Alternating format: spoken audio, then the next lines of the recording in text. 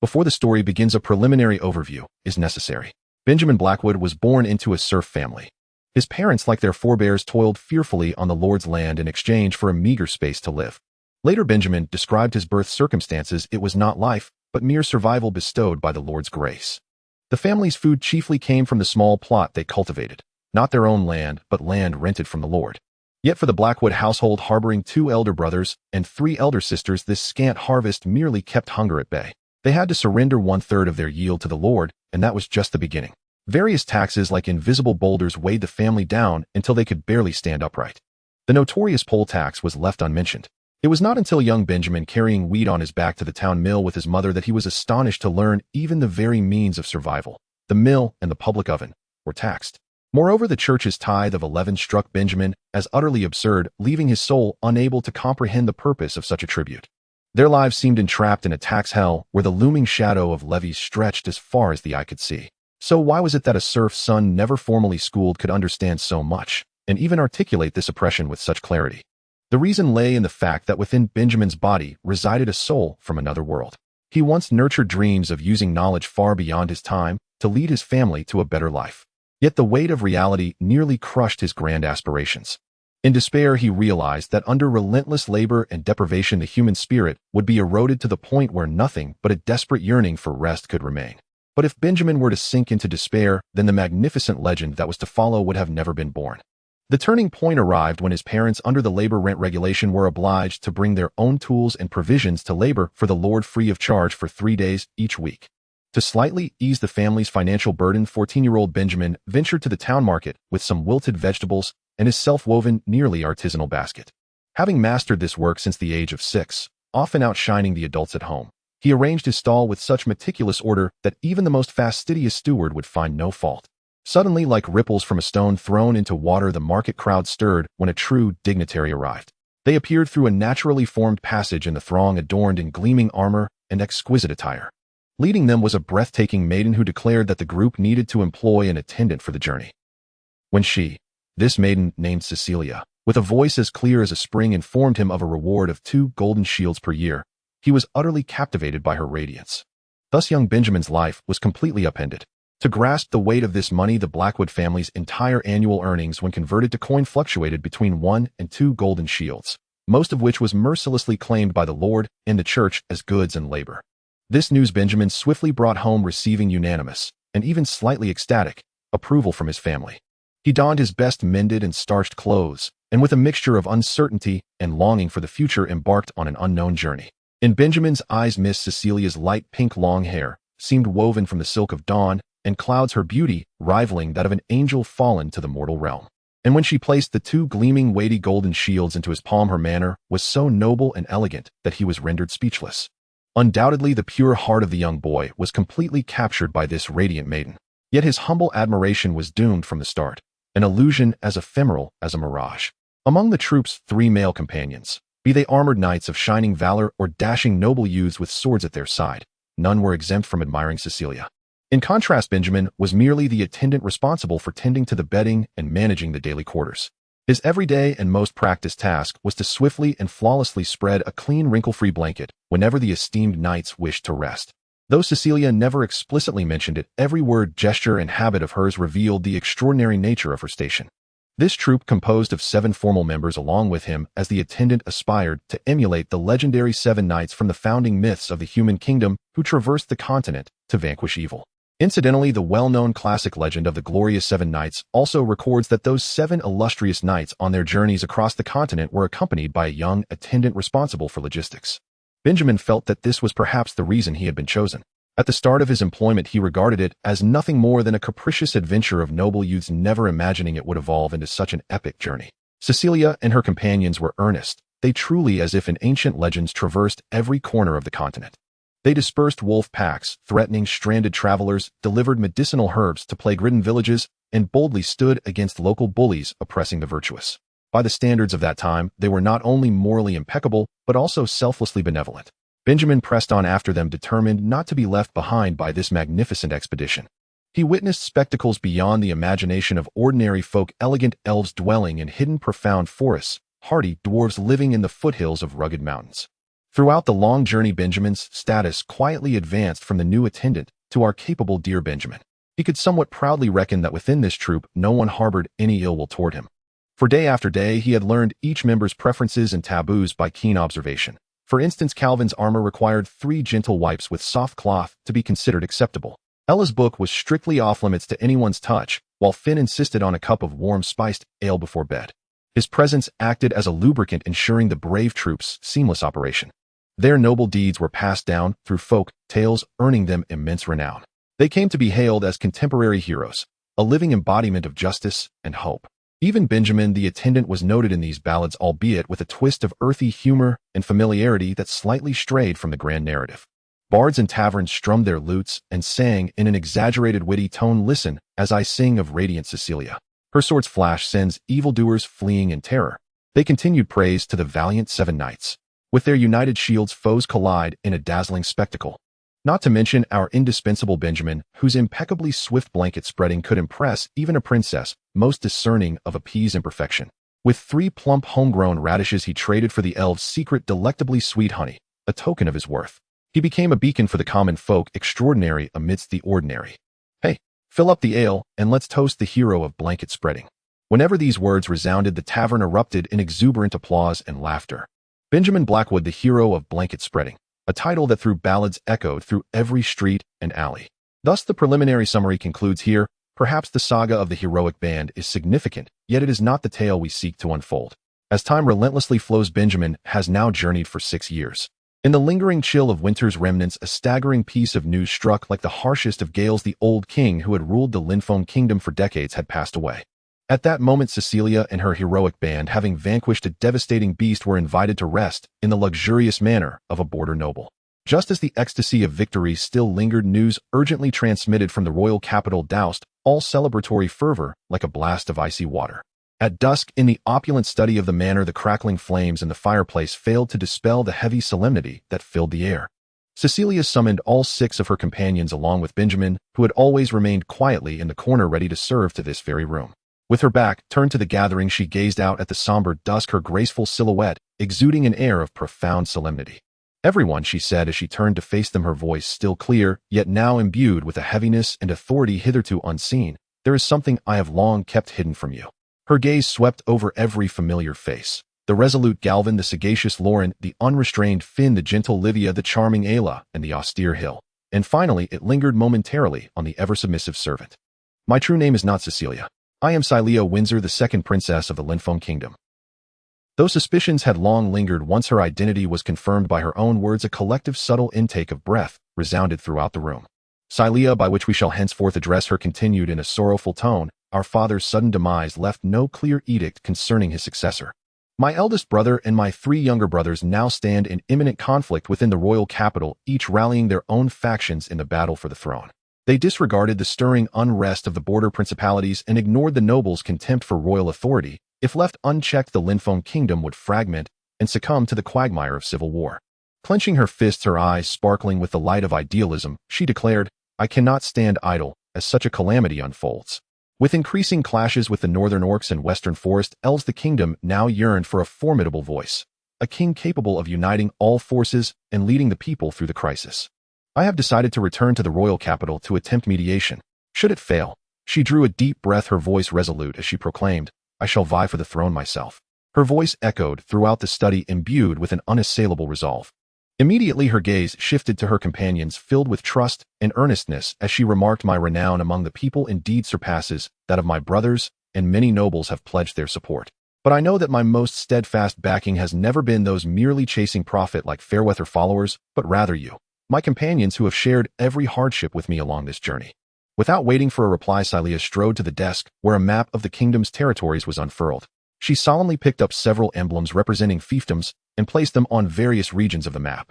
She allocated the lands within her domain to her 6 distinguished companions, a gesture both of reward and reliance, for she needed them to serve as the foundation beneath her throne. Finally, Celia picked up the last emblem and approached Benjamin, who in his shock appeared momentarily at a loss. A familiar teasing smile spread across her face, reminiscent of the countless times during their journey when she had sent him off to prepare their meals. "As for you, Benjamin," she said softly, steadying him before he could fall to his knees, "you have never been merely our servant. You are our dearest companion, the indispensable pillar that keeps our journey luminous. Without you, our legendary voyage would be considerably diminished. She gently placed the emblem symbolizing Hanshuang Town into Benjamin's slightly trembling hand. From this moment onwards, you shall be known as Baron Blackwood. Your fief lies at the fringe of the kingdom's western boundary, she remarked, delicately pointing to a small, seemingly barren corner on the map. Though remote, it shall be entirely yours. I hope that you will forge your own legend there, she added as the formal investiture unfolded in an atmosphere both solemn and slightly surreal. Silea, know now Her Highness Princess Silea, must under the escort of her personal guard set off immediately for the enigmatic royal capital. Before departing, she cast a deep, wordless glance at everyone after the princess left the atmosphere and the study subtly shifted. The remaining 6 members of the party congratulated and expressed concern for Benjamin, assuring him that should any troubles arise in his domain, they would be ready to assist. Though we shall not delve into their details, for their roles will be revisited in ensuing chapters. In the face of this sudden, sincere, and warm concern, Benjamin understood full well that it stemmed not only from past bonds of camaraderie, but also from the transformation of his status, from a servant who could be ordered about at will to a noble ally, ostensibly his equal. With solemnity, he thanked each of his former comrades, carefully etching their pledges into his heart. Subsequently, Benjamin Blackwood, the newly designated Baron of Hanshuang Town, set out on the long journey to his fief, accompanied by a guard knight entrusted by the princess and a sharp-faced young administrator. The carriage jolted westward as the scenery outside shifted from prosperous plains to desolate hills. A biting cold wind carrying fine flakes of snow began to tap against the windows. Benjamin caressed the Baron emblem in his pocket, warmed by his touch, yet still unyieldingly solid as his gaze pierced through the fogged window toward the distant horizon, where a range of mountains shrouded in a bleak, lifeless gray loomed faintly. There lies Hanshuang Town, his starting point, his opportunity, and his future. The radiant legend of the heroic band had for now been set aside, for the true chronicle of Benjamin Blackwood was only just beginning. Was the road ahead a barren, snow-covered wasteland, or a brand new world awaiting the imprint of his own making? He did not know. He only knew that the son of a serf once struggling under the yoke of feudal burdens, and the humble servant who once followed behind the heroes, had finally risen to prominence. The groaning sound of the carriage axle finally ceased on a relatively open piece of flat land. Benjamin lifted the heavy curtain of the carriage, and a biting fresh cold wind rushed in, dispelling the stuffiness within.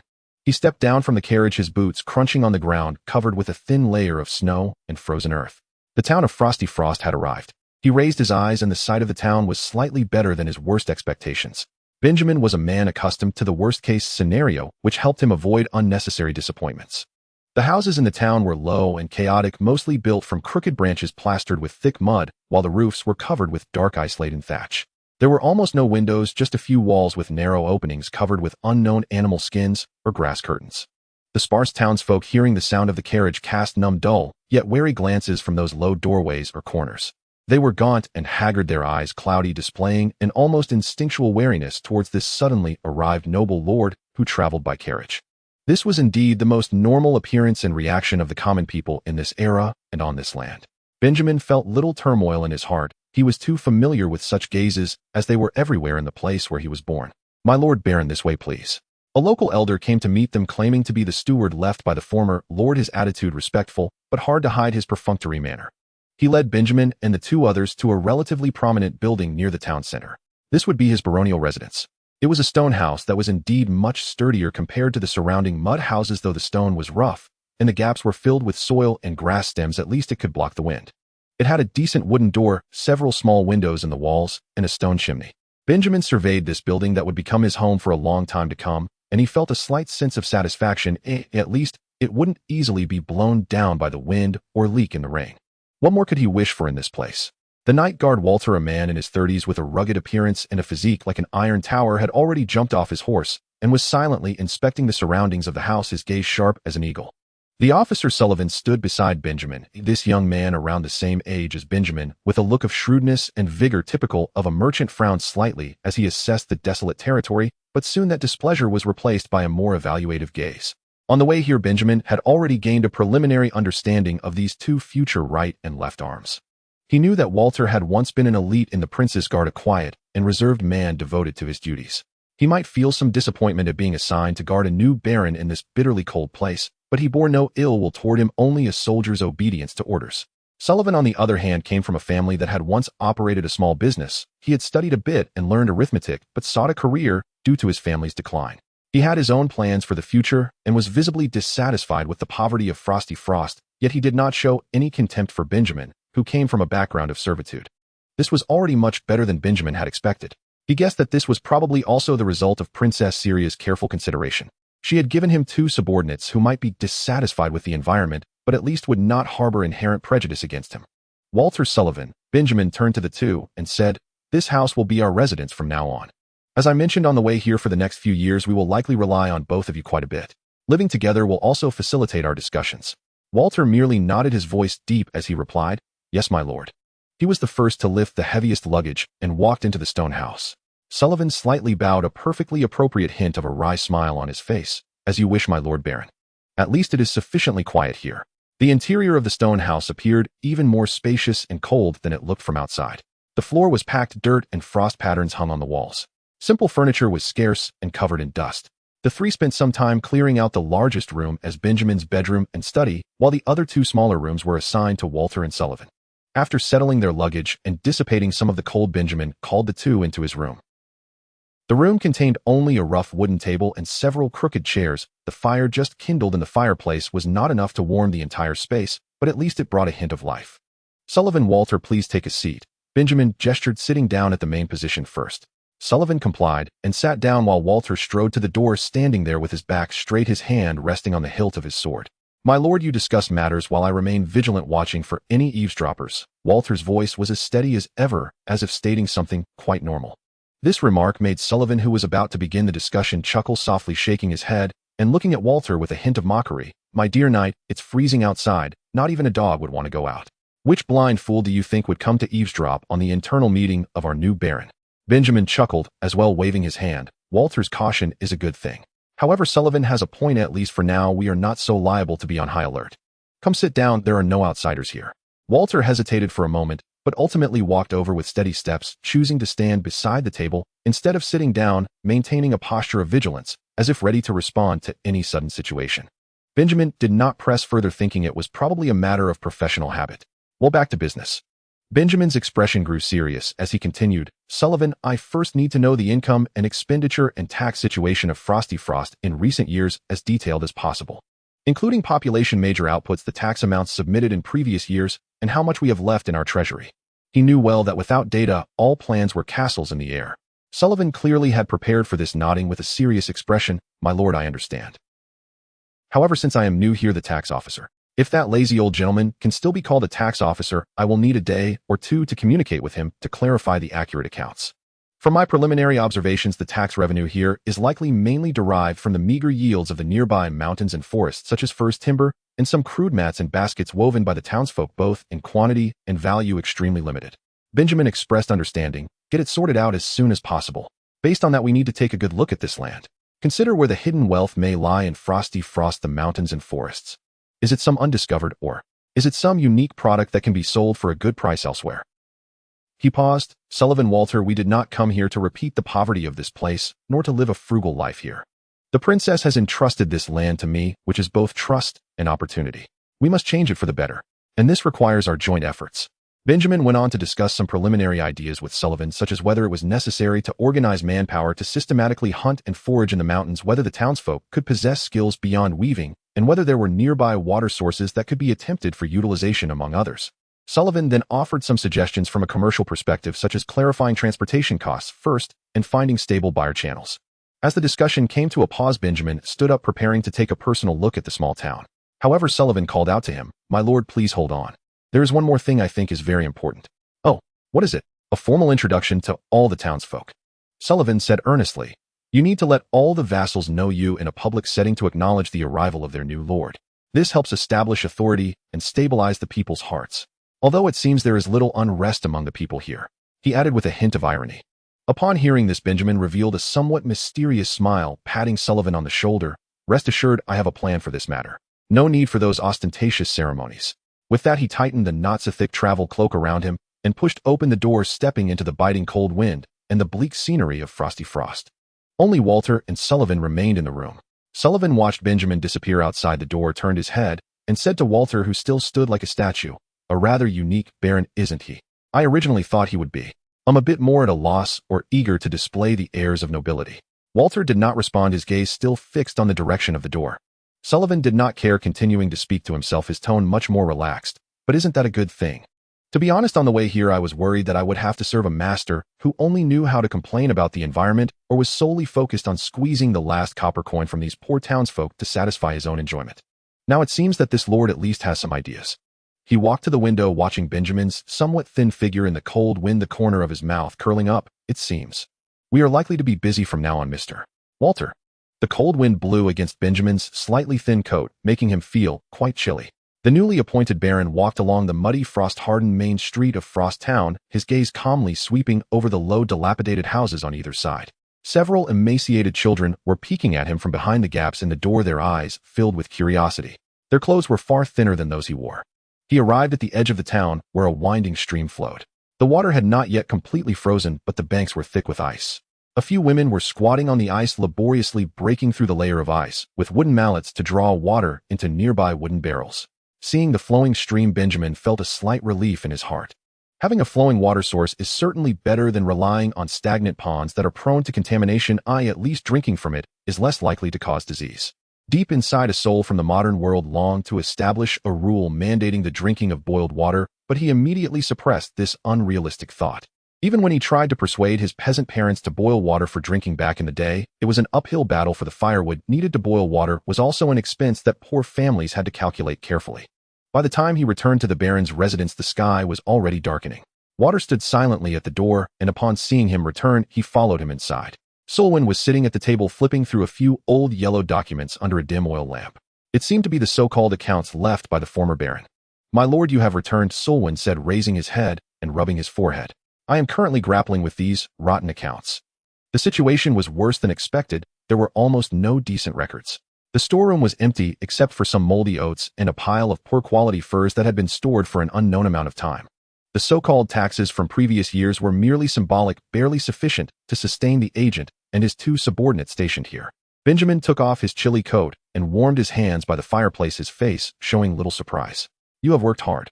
I have also made some observations." He briefly recounted what he had seen during his patrol in the afternoon.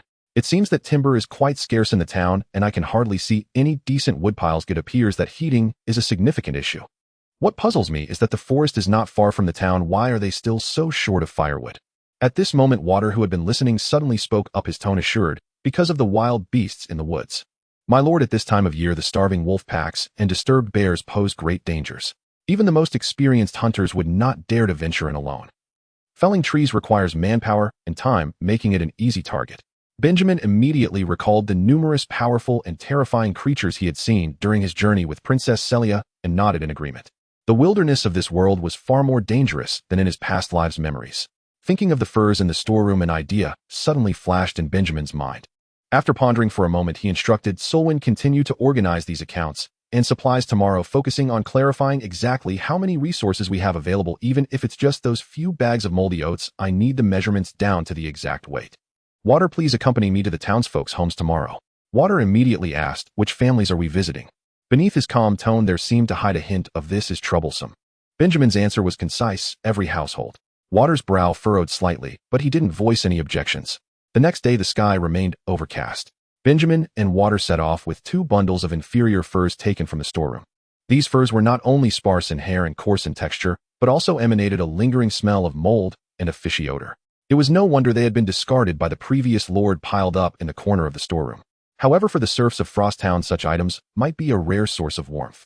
Carrying these odoriferous gifts, they knocked on the doors of the lowly houses, a behavior that inexplicably reminded Benjamin of the grassroots workers who traveled from village to village in his past life.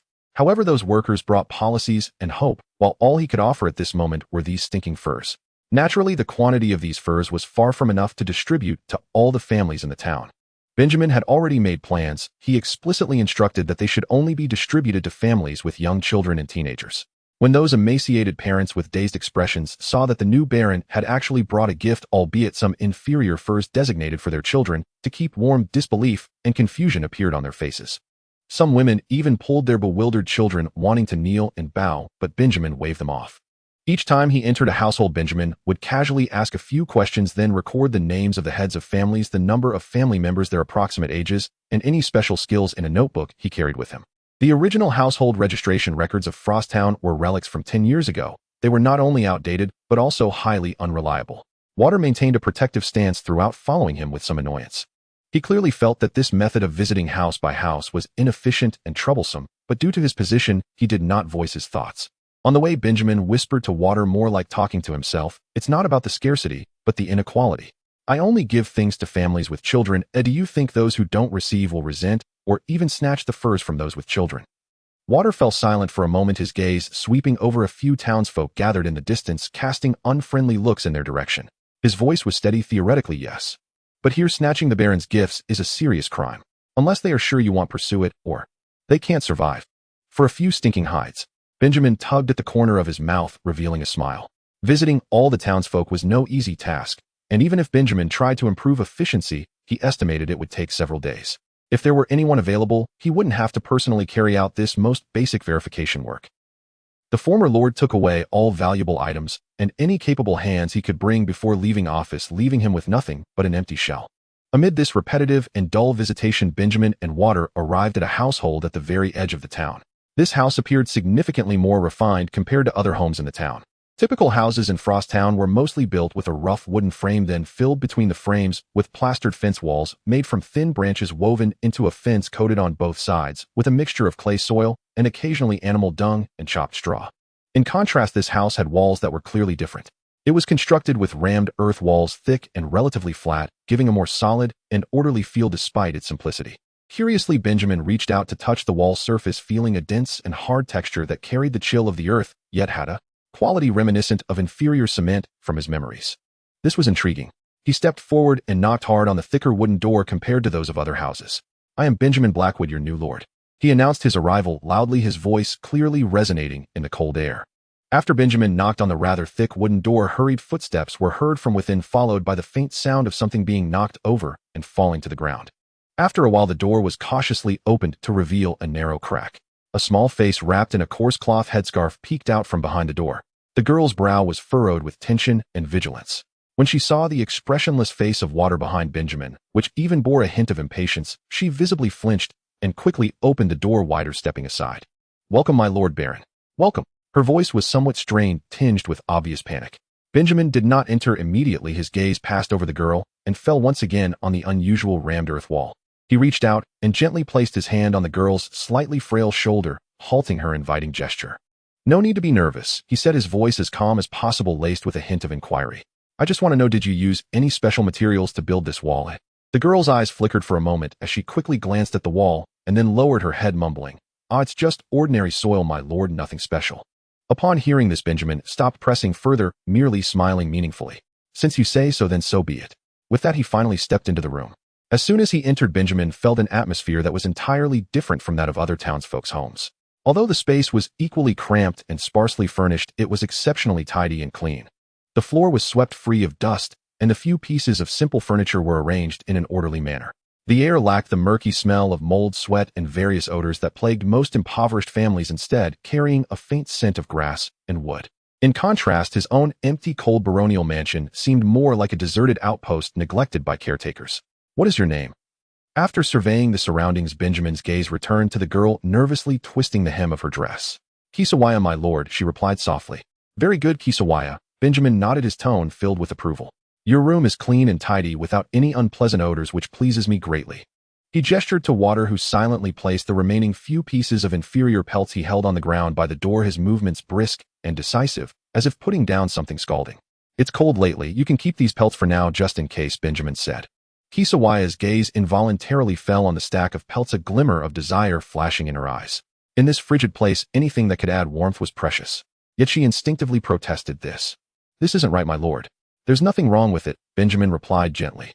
He paid no mind to the girl's discomfort, beginning to stroll around the small room as if on a tour, his eyes carefully scanning every corner despite Kisawaya's clear reluctance. His attention was quickly drawn to several details. In the corner of the room sat an unremarkable wooden bucket, seemingly filled with rotting leaves, weeds, and some kitchen scraps, emitting an indescribable compost-like foul odor. This smell made Water, who followed closely behind, furrow his brow and curse under his breath, instinctively raising a hand to cover his nose. "What is this?" Yet Benjamin approached with keen interest, pointing at the bucket and asking, It's just the garbage bucket, my lord." Kisawaya's answer still carried an air of concealment, her gaze wandering. Benjamin did not respond, his gaze shifting to a small wooden rack beside the stove where several fresh vegetables, strikingly out of place for this season in such a barren town, were prominently displayed. The vibrant green of the vegetables sharply contrasted with the gray, lifeless world outside. Where did these vegetables come from? Benjamin turned around, his gaze piercing as it landed on Kisawaya. I bought them. The girl's voice dropped even lower, nearly inaudible. No, absolutely not, Benjamin firmly denied, taking a step closer.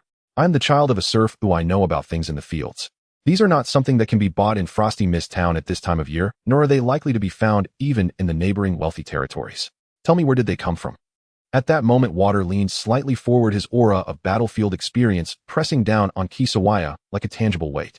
The girl's face turned pale in an instant, her lips trembling slightly, as if under immense pressure on the verge of breaking down.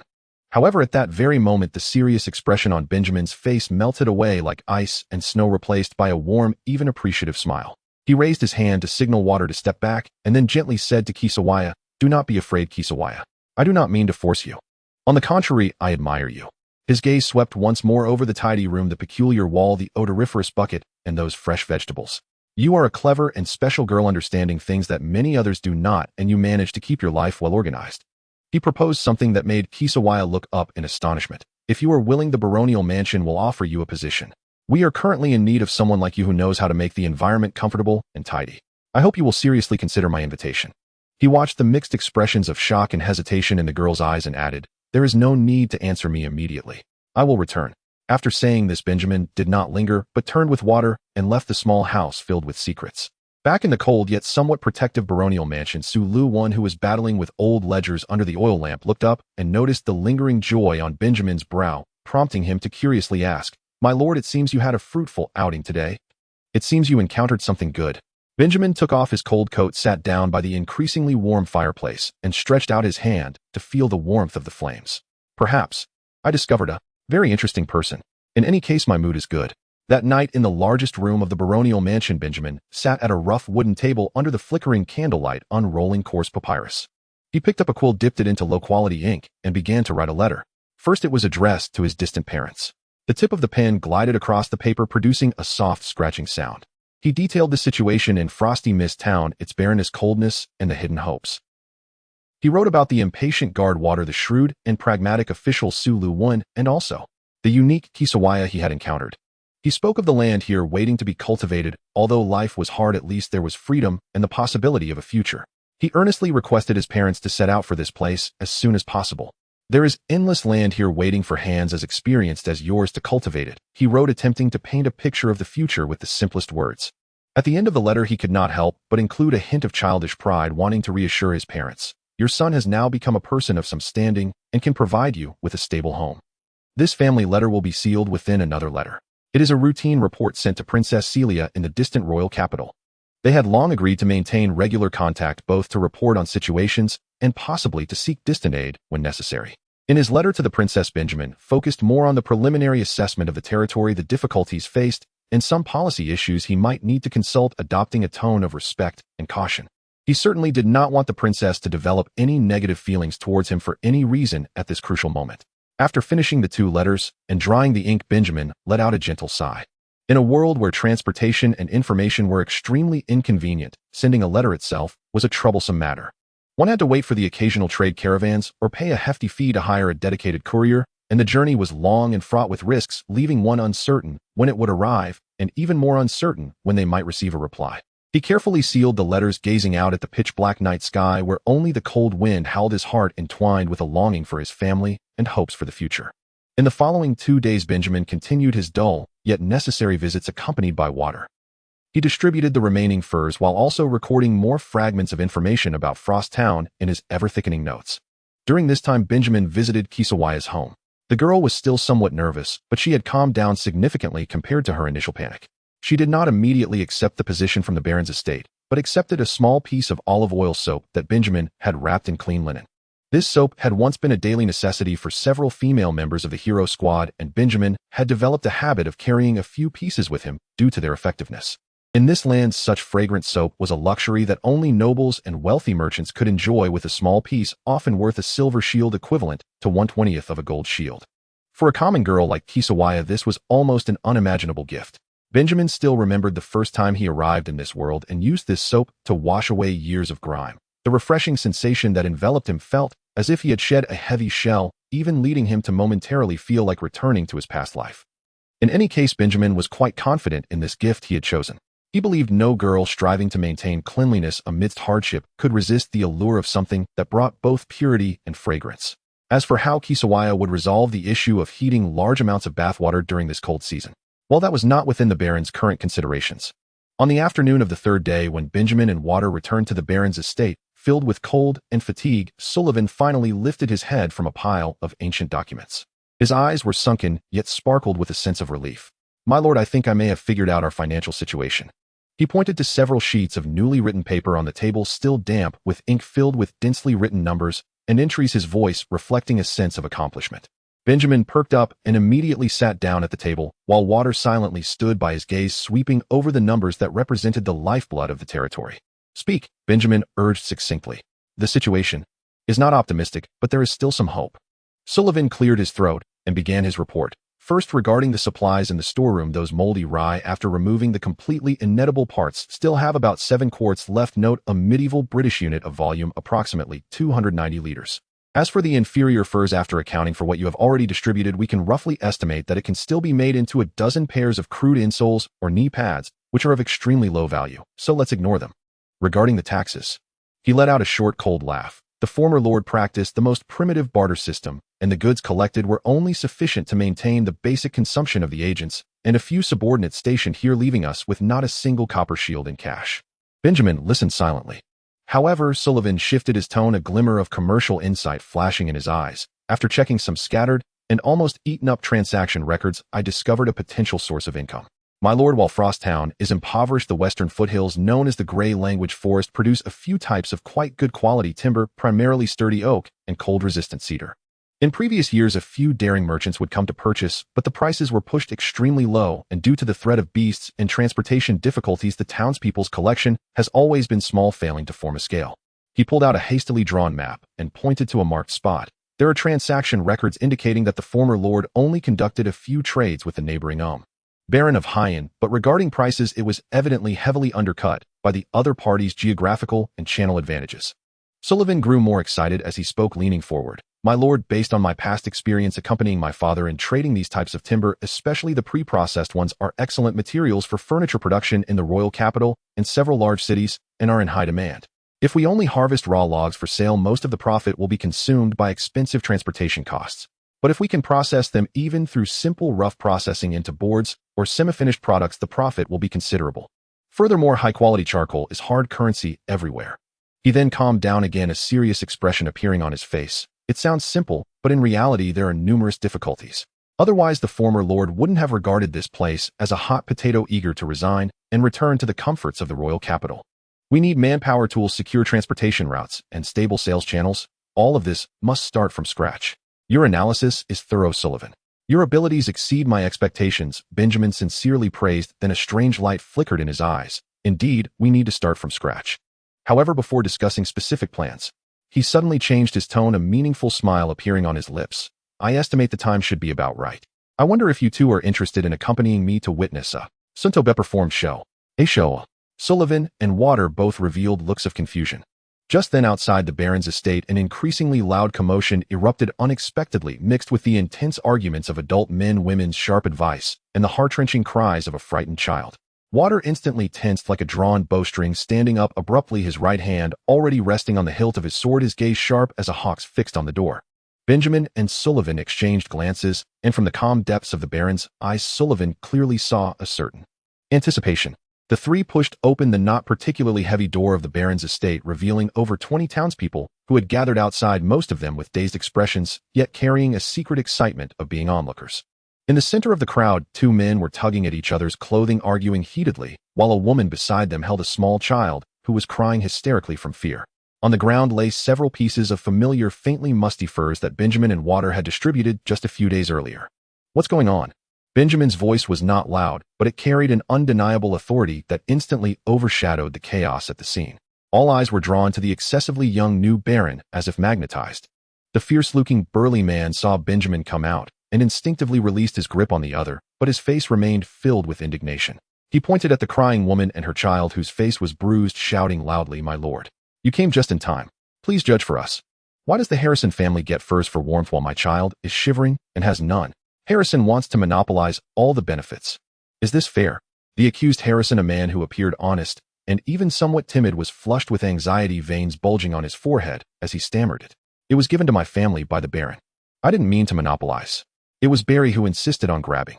Walter stepped forward, his cold gaze slicing through the troublemaker Barry. Upon meeting this gaze, Barry's arrogant demeanor instantly shrank, his eyes flickering. Sullivan stood calmly behind Benjamin, arms crossed, appearing to wait for the unfolding drama. Benjamin showed no expression on his face as he first walked to the crying woman, bent down to look at the child, who appeared pale from fright and cold, then bent down to personally pick up the scattered furs from the ground, gently shaking off the dirt and snowflakes, and solemnly returned them to the flustered Harrison. "I told you this is for your child to keep warm, take it." Benjamin turned to the unruly man, Barry, his gaze calm, as if he could see through all of Barry's inner scheming. "You are Barry, aren't you?" "Yes. Yes, my lord." Under the cold scrutiny of Walter and Benjamin's examination, Barry's voice involuntarily dropped. "Barry," Benjamin said slowly, his voice clearly reaching the ears of every onlooker in the town, "I remember you. You have 2 sons who are already adults, strong and healthy. When I distributed the furs, I explicitly stated that priority should be given to families with young children who cannot withstand the cold alone. This is not favoritism. It is a consideration based on the current situation, aimed at allowing the most vulnerable lives to survive. The difficulties your family faces, in my view, stem more from a lack of sufficient food to survive the winter than from these few furs that cannot fill your stomach." Barry opened his mouth as if to retort, but ultimately could not find the words, only lowering his head in frustration. Benjamin's gaze slowly swept over each of the onlooking, emaciated townsfolk. He raised his voice, allowing his words to resonate clearly in the cold air. I know that everyone's lives are difficult. Cold, hunger, and no sight of tomorrow. I come from among you, and I understand better than anyone what it feels like to go hungry." His voice carried a rare, heartfelt resonance, causing the dulled eyes of some townsfolk to flicker. "But," he shifted his tone, his voice becoming strong and powerful, "I, Benjamin Blackwood, have come here to be your lord, not to watch you fight over that meager little bit in poverty and cold, repeating these endless days of hardship. Not to admire you tearing at each other like beasts over a few furs, a handful of firewood." He pointed at Barry, then at Harrison, who was tightly clutching the furs as if guarding a treasure. "Today you can argue here over these few furs. Tomorrow will you pull out your knives and fight to the death over a few pieces of firewood to heat your stove?" The townsfolk fell into a dead silence, the only sound being the whimper of the cold wind passing over the thatched roof. Benjamin's words struck their hearts like a hammer. "Such days must end," Benjamin announced resolutely. "Starting tomorrow, the Baron's estate will organize a workforce to enter the edge of the gray language forest in batches to fell trees and gather firewood for the winter. All participants will receive bread and additional firewood as compensation based on their contributions and performance. The specific arrangements will be announced here tomorrow morning at sunrise." A wave of suppressed commotion and whispers arose among the crowd. "Enter the forest. That would be deadly." The threat of beasts loomed over everyone's hearts like a shadow. Barry seemed to seize the opportunity, quickly raising his head and asking with a hint of doubt and fear, "My lord, we appreciate your mercy, but the beasts of winter are so fierce. What can we use to protect ourselves? Isn't going in just sending ourselves to death?" "Good question." Benjamin had been waiting for this. He abruptly turned around, and before Walter could react, he seized his hand, clad in an iron gauntlet resting on the hilt of his sword, and raised it high. "Because I have my champion knight, Sir Walter."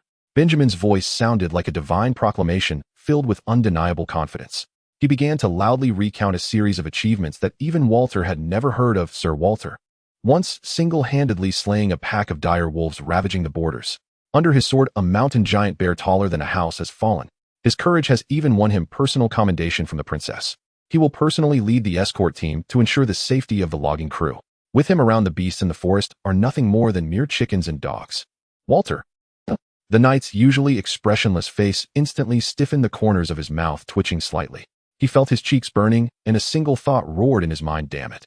The Baron's storytelling ability is far superior to his skill at laying carpets."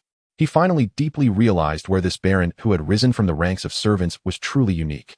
Yet seeing the sudden spark of hope and awe in the eyes of the hundreds of townsfolk who had gathered around, feeling their gazes upon him, as if he were a guardian deity, Walter knew he could not undermine this moment. He steeled himself, facing everyone's gaze, striving to make his voice sound steady and reliable, squeezing out a short, powerful statement through gritted teeth. "I guarantee on my honor as a knight that I will do my utmost to ensure everyone's safety." but all of you must strictly obey orders and not act without permission. Thus a storm was temporarily quelled by Benjamin's unexpected declaration and Walter's forced brave display. The townsfolk gradually dispersed, carrying a mixture of shock, anticipation, doubt, and various complex emotions. The Harrison family left clutching the furs they had regained, full of gratitude, while Barry had already quietly slipped back into the crowd when Walter made his shining appearance. Back at the Baron's estate, closing the door, Walter immediately turned to Benjamin, his bronze-colored face almost solidified with resentment, as if about to break the roof in the next second.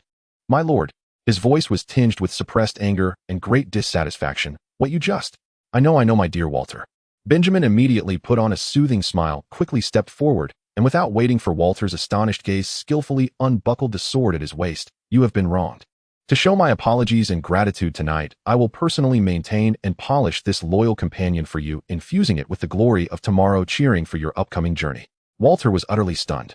A baron personally maintaining the weapons of a knight. This was simply unheard of.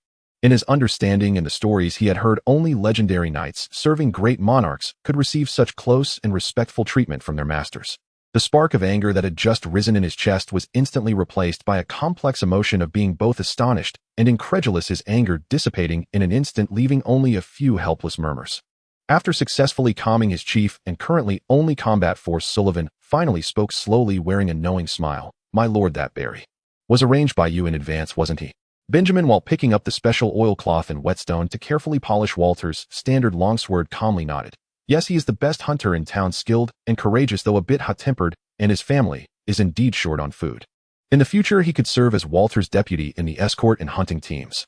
No wonder he chose to stir up trouble right at the moment you announced the show was about to start, gathering so many people." Sullivan suddenly realized, shaking his head lightly. "What?" Benjamin looked up, smiling at him. "You don't like this? Not very noble little trick." "No." Sullivan immediately shook his head. "On the contrary, this is fantastic. My lord, you truly don't take that rigid noble status and air seriously. Pragmatic, efficient, and the effects are astounding. I'm beginning to feel that coming here with you to this barren land may not be so bad after all." Under the candlelight, Benjamin continued to lower his head and polish the longsword, the sharp blade reflecting his calm and determined eyes. He wanted to make the sword in his hand shine brighter, become sharper, and grow powerful enough to cut through all obstacles and thorns in his path.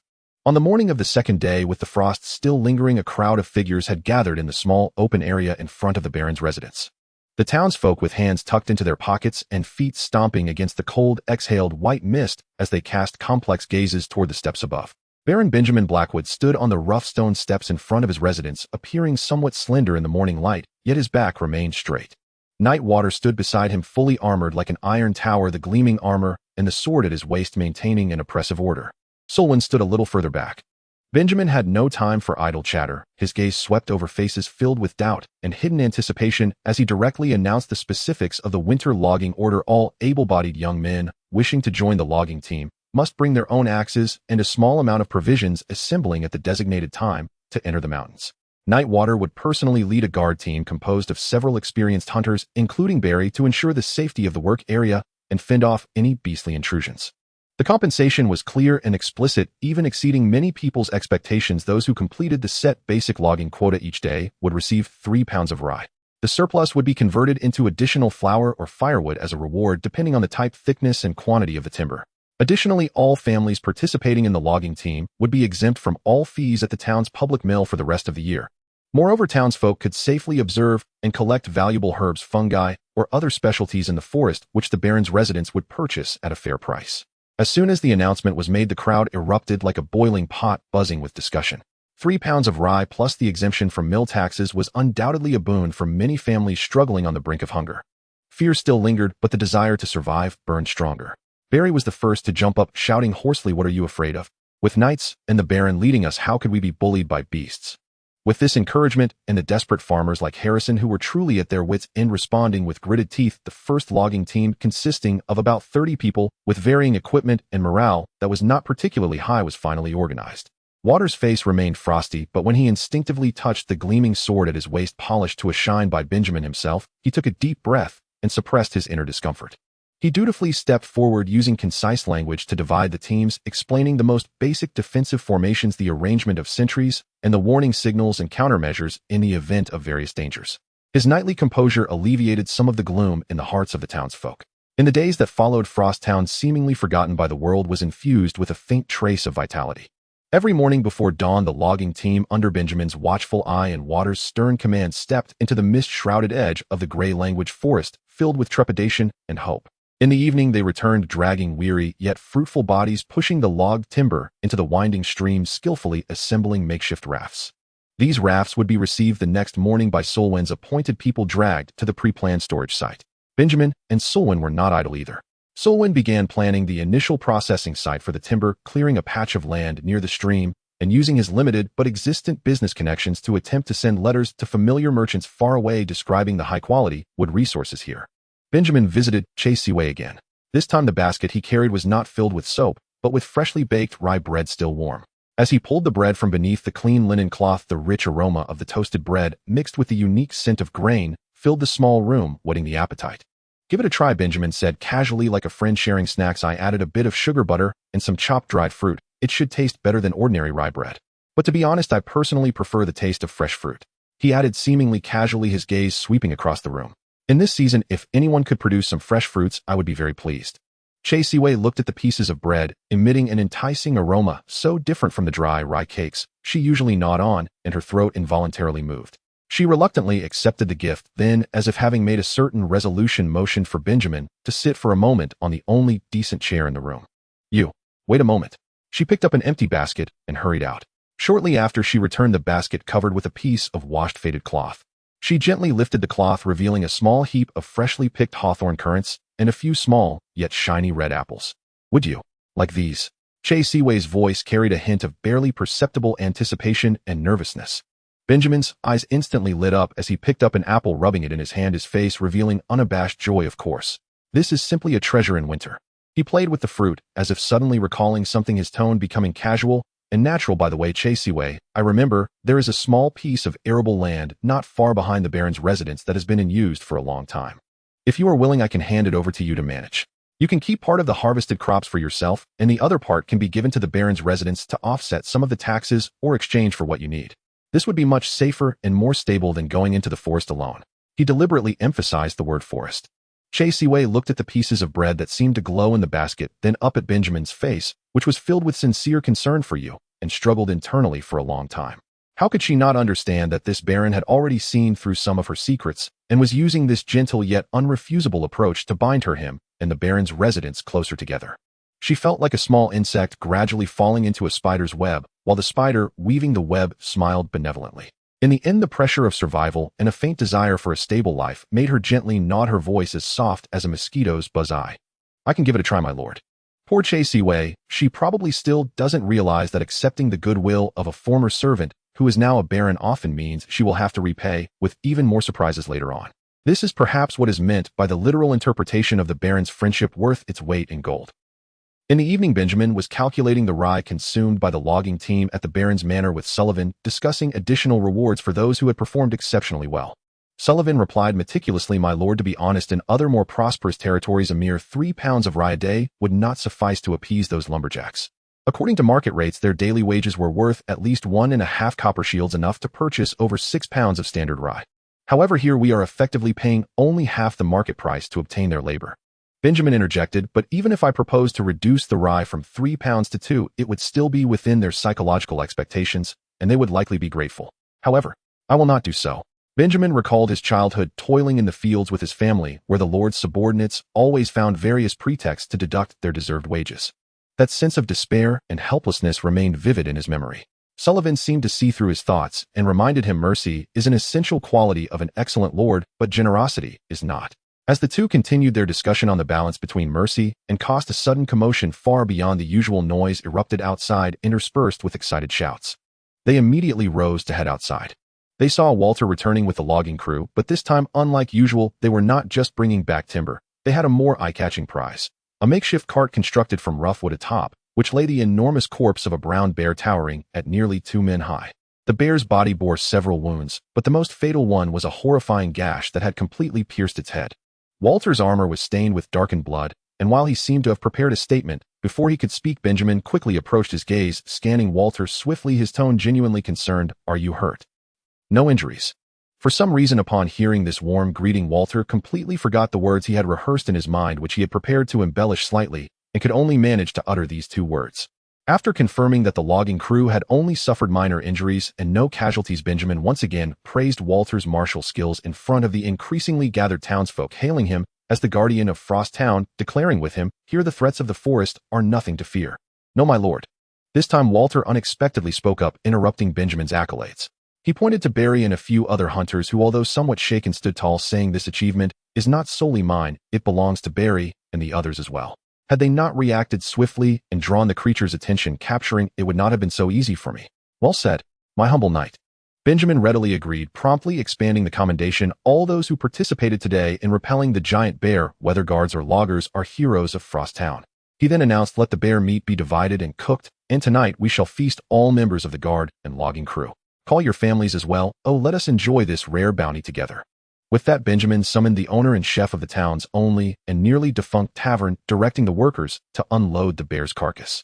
The chef was startled to see Benjamin rolling up his sleeves, preparing to take matters into his own hands, and hurriedly advised, "My lord, your status is noble. Such rough work should not be yours to do. Let me find someone else." "If there are suitable hands, have them come assist," Benjamin interrupted nonchalantly, already picking up a sharp skinning knife. "As for status, to me, being able to handle food properly and feed those working alongside me is more important than any status." Soon Benjamin's exquisite and swift, almost artistic dissection skills left the chef and all those assisting utterly astonished. Throughout the 6 years of his adventures with the brave squad, he had handled all sorts of peculiar and large magical beasts and wild animals countless times, making the task of processing a normal brown bear seem trivial in comparison. The bear meat was packed into several large pots, contributed by the families of the logging crew, who also brought their stored root vegetables and dried goods to toss into the pots for a stew.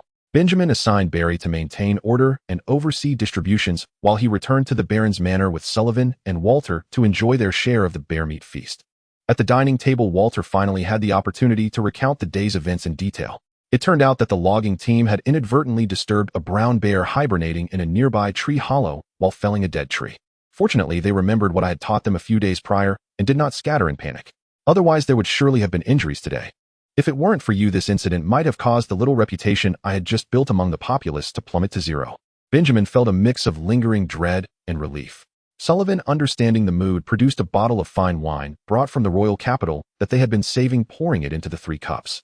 Benjamin raised his glass with a smile, and as the 3 conversed while eating, the atmosphere gradually became more relaxed. He spoke of Princess Celia, who had before their departure not only provided a shabby cart, but also stuffed a number of ostentatious and impractical noble items into it, much like this bottle of wine. Walter sipped the rich wine and remarked, "Indeed, it has been a long time since I have tasted such good wine." Sullivan meanwhile chewed on the tough bear meat, frowning, "But this meat is rather tough, hard to chew. Not only tough, but it also has a rather strong gamey flavor. But this has absolutely nothing to do with the Baron's culinary skills, it's purely a matter of the ingredients." This statement made all 3 of them chuckle, and the fatigue and tension of the past days seemed to dissipate somewhat in the laughter. Finally, Sullivan looked at the intact bear skin piled in the corner and asked, "My lord, what do you plan to do with this bear skin? Shall we make it into a shawl? Or a carpet?" Benjamin pondered for a moment, glancing at Walter, who, despite feigning indifference, kept sneaking glances at the bear skin, and an idea formed in his mind. "After it is cleaned and tanned, let's preserve the complete bear head and hang it on the main wall of our Baron's manor.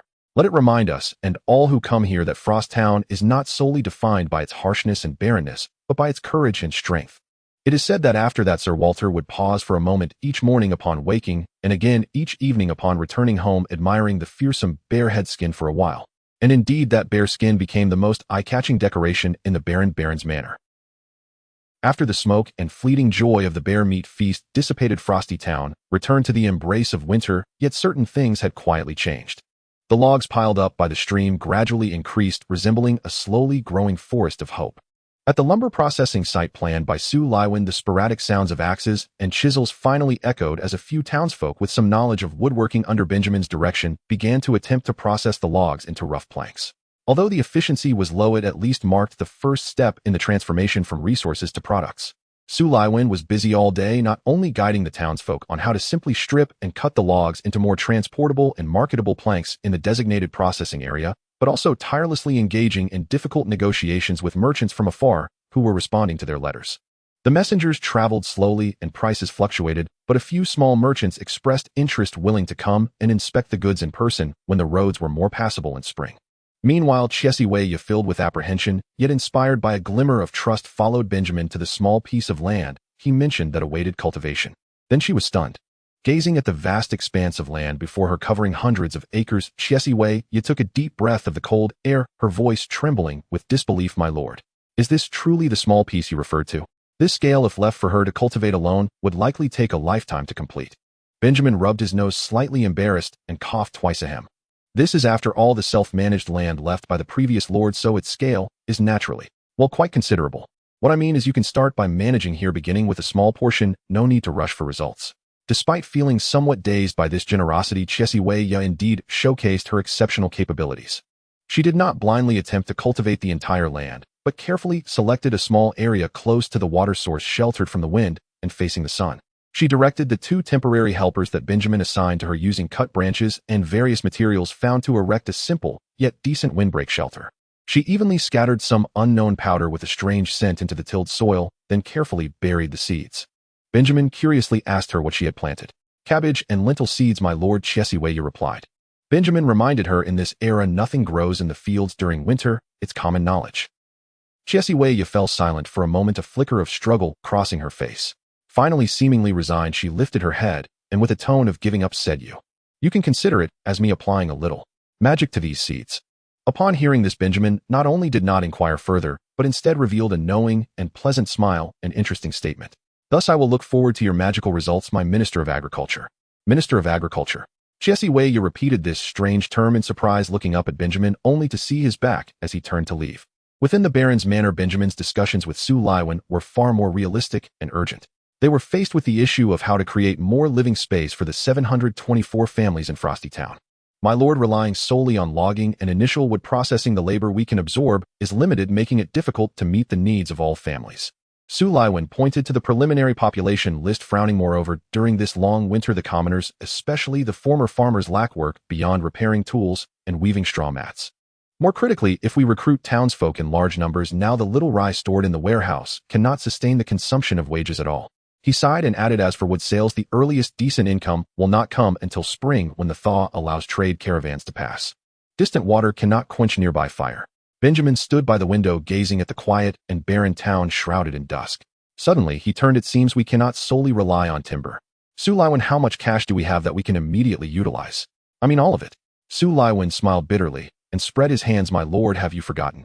When we took over, the warehouse had not a single copper shield, and the funding left to us by Her Highness the Second Princess before your departure totaled only 20 gold shields.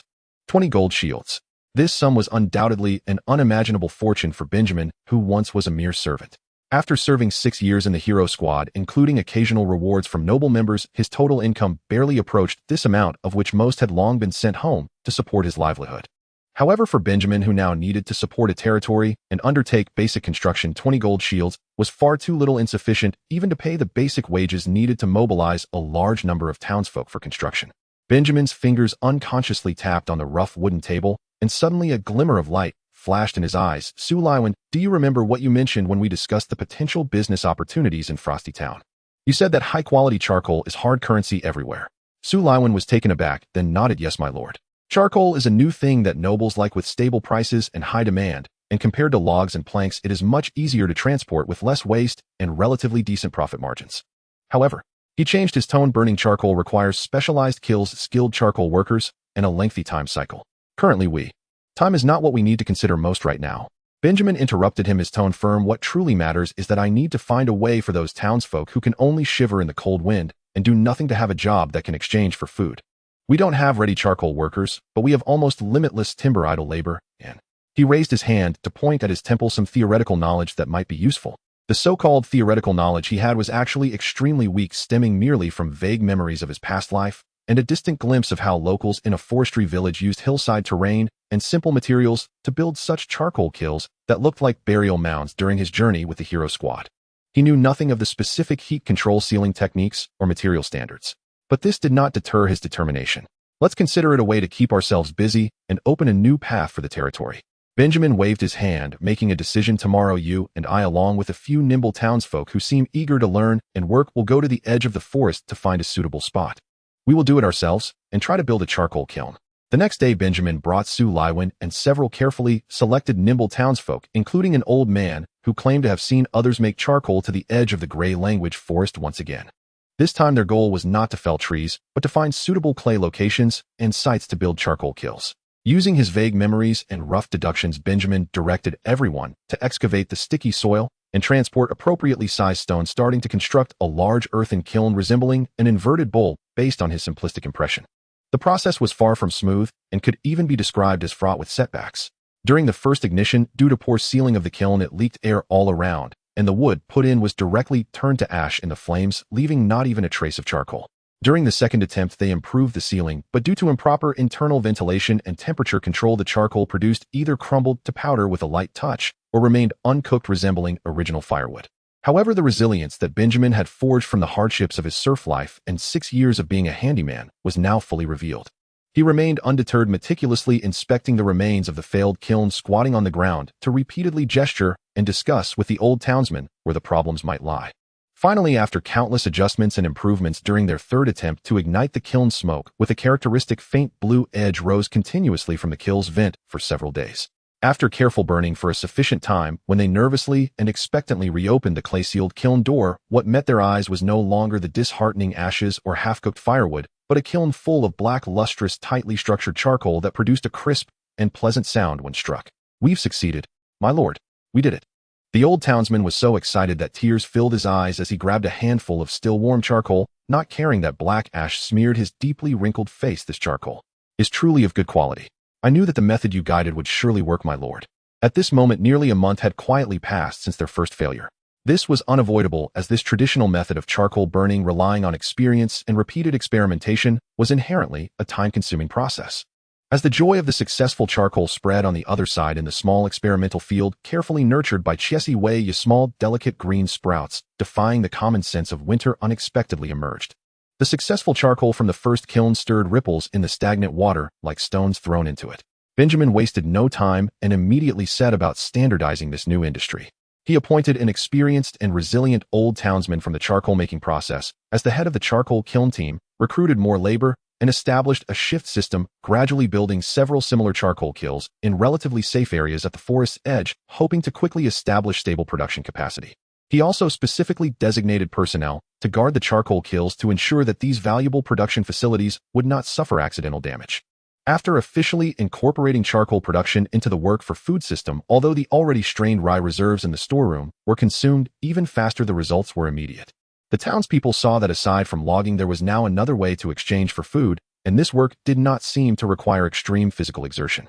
Their enthusiasm for labor was significantly heightened, and the despair that had once enveloped the town was replaced by a faint vitality driven by the need to make a living. Solwyn then began to meticulously plan the sales routes for charcoal. He spread out a map, carefully studying the roads leading to several nearby noble territories lacking forest resources and to the royal capital, calculating the balance between transportation costs and potential profits. Charcoal, a relatively lightweight, yet more valuable commodity, was clearly better suited than cumbersome logs as a stepping stone for opening up external markets for Frostfall Town. However, as activities at the forest's edge became more frequent, the pressure felt by Walter increased day by day. He approached Benjamin, his expression grave, and pointed out, "Sir, relying solely on Barry and the others, the strength of the guard team is already stretched thin. Frequent logging and charcoal-making activities were disturbing an increasing number of wild beasts whose range was encroaching closer to our operational area. We must quickly recruit more young adults to form a decent militia, establish more effective patrols and early warning mechanisms, and clearly delineate warning areas." He paused. "In this land, nothing is more important than military power." Benjamin wholeheartedly agreed. While affirming Walter's suggestion, a thought involuntarily flashed through his mind about firearms. Those powerful, relatively simple-to-operate weapons, if equipped to the militia, would undoubtedly greatly enhance their combat effectiveness, completely bridging the gap in training and physical prowess. But this thought was fleeting and quickly suppressed. It was impractical. Years ago, during his time in the Hero Squad, Benjamin had whimsically attempted to replicate such weapons from another world. He sketched rough blueprints from memory and even enlisted the help of a close companion in the team to gather various materials needed for things like gun barrels and firing mechanisms using their connections. However, everything ultimately stalled at the most critical aspect: gunpowder. It seemed that this land fundamentally rejected such a mixture. Sulfur, charcoal, saltpeter. He tried various available similar materials, repeatedly mixing them in the best proportions from memory, but no matter how he tried, he could not produce the necessary violent combustion and explosion effects, at most only yielding weak sounds reminiscent of damp firecrackers. The substance most similar to gunpowder was a natural crystal called dust crystal. This crystal could indeed produce astonishing explosions when subjected to violent impacts, even exceeding black powder in power. However, bizarrely, once the volume of the dust crystal was reduced, its explosive power would decline exponentially. If ground into powder, the meager explosive effect would completely vanish, leaving even stable combustion impossible. This completely illogical phenomenon left Benjamin with a deep sense of helplessness. He could not comprehend the underlying rules of this world. Electricity was similarly perplexing. He had witnessed violent thunder and even encountered powerful beings capable of harnessing lightning, yet when he attempted to create the simplest magnetic electricity device, it was as if it sank without a trace, yielding no reaction. The magnetic field seemed non-existent, and electric energy appeared to be firmly locked by some invisible force unable to be easily guided or utilized by mere mortals. Due to these repeated failures, he was often ridiculed by his companions in the team, accused of being obsessed with unrealistic fantasies. He wished to retort, but could not produce any substantial results. Only Celia would gently comfort him in his moments of frustration, encouraging him not to give up on thinking. Not true, it wasn't that there were no signs of success. A nearly forgotten non-explosive experiment suddenly flashed through Benjamin's mind. Just as he delved deep into thought, Kisawaya came to report her progress. When Solwyn and Walter followed Benjamin to the carefully protected experimental field, they were astonished to see cabbage and lentil sprouts thriving in the cold, growing against the seasonal norms, albeit slowly, but with vitality. Incredible. Solwyn crouched down, cautiously touching the greenery, defying seasonal laws. Although Walter remained silent, the tension in his frown and the astonishment in his sharp gaze conveyed his inner unrest. Benjamin smiled as he introduced Kisawaya to the two. This is Kisawaya, our field magician of Frostfall Town. From today onward, she will be our colleague responsible for the territory's agricultural cultivation and improvement. Walter might have simply felt surprised, but a hint of seriousness flashed in Solwyn's eyes. He carefully examined the vibrant plants thriving in the cold winter, and said solemnly, "Sir, crops forcibly induced to grow during winter cannot possibly possess such healthy colors and vitality. This is no ordinary skill, it's nothing short of a miracle." His gaze turned to Kisawaya, filled with inquiry and subtle vigilance. "Miss Kisawaya, I think you may need to explain this to us." Kisawaya's body stiffened slightly. She glanced at Benjamin, and then at Solwyn and Walter, realizing it was time to be honest about certain matters. She took a deep breath and said softly, "Please find a place where there are no outsiders." Benjamin nodded and led the three back to the Baron's residence. In Benjamin's room, which served as both a study and a bedroom, Kisawaya stood before the three, slowly unwrapping the headscarf that had always covered her head. In an instant, her pure white hair, shimmering with a faint luster, cascaded down like a waterfall, contrasting with her slightly pale, yet exceptionally delicate face. In Benjamin's room, which served as both a study and a bedroom, Kisawaya stood before three people, slowly unwrapping the headscarf that had always covered her head. In an instant, her long white hair, pure as snow and shimmering with a faint luster, cascaded down like a waterfall, contrasting with her slightly pale, yet exceptionally delicate face. Seeing this distinctive hair color, the three individuals in the room instantly understood. "A blessed one of the Pale Church," Walter exclaimed in a hushed voice, instinctively tightening his grip on the sword hilt, trembling slightly with shock. A look of, as expected, flashed in Sullivan's eyes, but more so was a sharp gaze that conveyed a sense of trouble. The blessed one.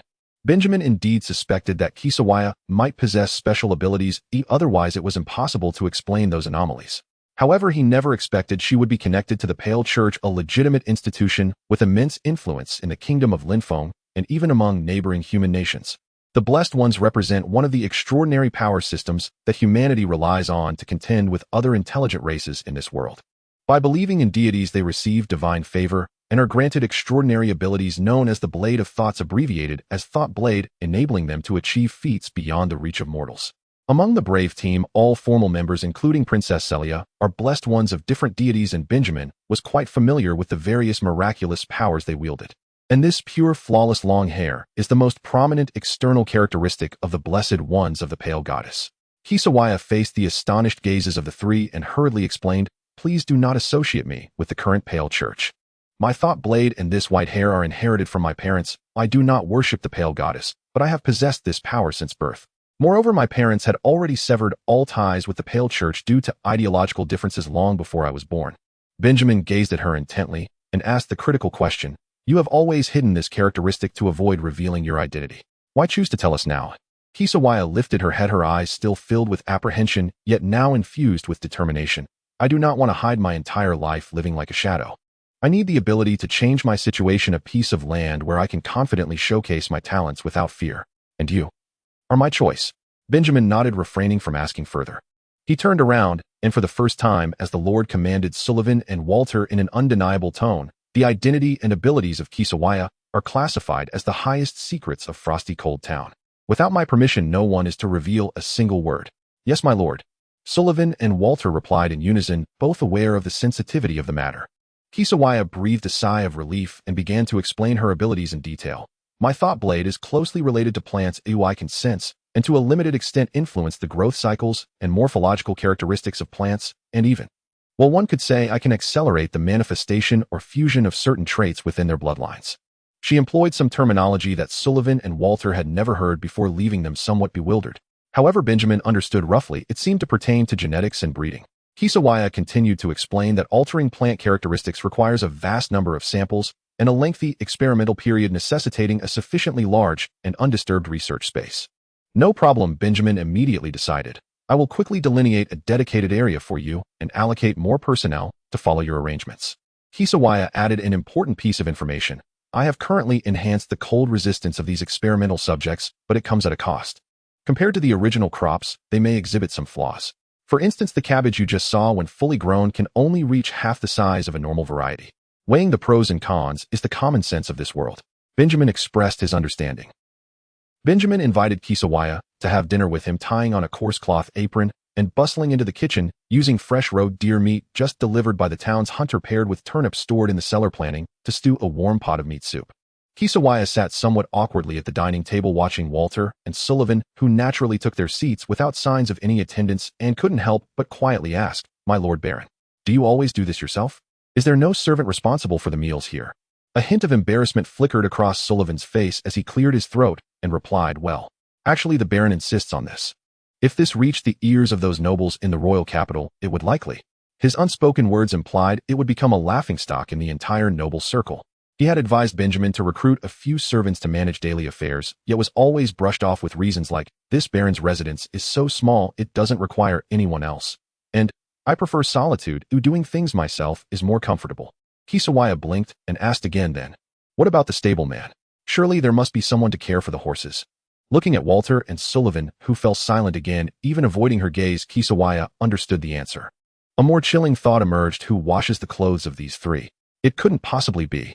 She shook her head vigorously, trying to dispel the overly disturbing thought. Impossible. Absolutely impossible. While the three were lost in their own thoughts, Benjamin emerged with a large pot of steaming fragrant stew. "What were you discussing just now?" "I thought I heard the word Baron." No, the three replied in unison, shaking their heads in synchrony. Benjamin took it at face value and casually handed out bowls and spoons to the three, cheerfully saying, "Don't be polite, help yourselves. Today's roe deer meat stew with turnips is definitely much better than that tough and gamey bear meat from last time." As they ate, the atmosphere gradually lightened. Benjamin recalled something and asked Kisawaya, "Since you want to hide your identity, why not simply dye your hair a different color? It would be more convenient than wrapping it in a headscarf all the time and less conspicuous." Kisawaya swallowed her food and replied helplessly, "I've tried. But the plant dyes available here fade in just a few days, and the effect looks very fake. More importantly, once I use the power of the thought blade, my hair will revert to white spontaneously, making dyeing pointless." She sighed. Perhaps this is just a small wickedness or some kind of rule from the pale goddess. Under Benjamin's easygoing guidance, the few of them chatted while eating. He seemed quite accustomed to discussing matters at the dinner table, whether it was a habit developed from his time with the brave team or he felt it brought them closer together. A few days later, a merchant named Raymond, braving the biting cold wind and the still partially melted snow, arduously arrived at Frost Town. Wrapped in a thick fur coat, his horse, exhaling mist, his face showed the weariness of travel and scrutiny of this unfamiliar land. He had come at the behest of a fellow townsman named Sullivan, who had written to persuade him, depicting Frost Town as a land teeming with business opportunities ripe for development. However, upon truly stepping onto this land and witnessing the low, dilapidated mud houses, the emaciated townsfolk, and the desolate surrounding mountains, he couldn't help but murmur to himself, "Is this cursed place really as good as the letter said?" He was here to evaluate the timber and charcoal resources for his newly established trade organization, the Grey Falcon Merchant Association, which urgently needed to secure stable supplies. Benjamin personally welcomed him, skipping the pleasantries and directly leading him to inspect the high-quality logs piled by the stream, the initially processed planks, and the latest samples of glossy black charcoal. Along the way, Raymond took out 2 well-preserved letters from his bag and handed them to Benjamin. "My Lord Baron, these were entrusted to me to deliver to you in person before my departure." Benjamin caught sight of the familiar emblem on the envelope, and understanding dawned upon him as he solemnly accepted it. The merchant carefully examined the wood grains and density knocked, and observed the quality and combustion of the charcoal, and a satisfied expression finally appeared on his face. "My Lord Baron, to be honest, I didn't have high hopes before coming. But these woods of yours, especially the sturdy oak, are indeed of excellent quality, and the color of this charcoal has exceeded my expectations. I will take some samples back for evaluation by the members of the association. If all goes well, once the spring thaw comes and the roads improve, our first batch of horse-drawn carts will come to procure. However," he paused, adding with a wry smile, "the road to your place is truly difficult to traverse. This trip nearly rattled my bones apart." After the merchant left, Benjamin immediately summoned Sullivan, discussing the matter of road construction with a serious expression. "Raymond's words have awakened me, Sullivan. To genuinely develop Frosttown, a road that allows smooth passage and connects to the outside world is not a mere decorative luxury, but a vital lifeline." Sullivan nodded in agreement, but then doused him with cold water. "My lord, I understand your thoughts.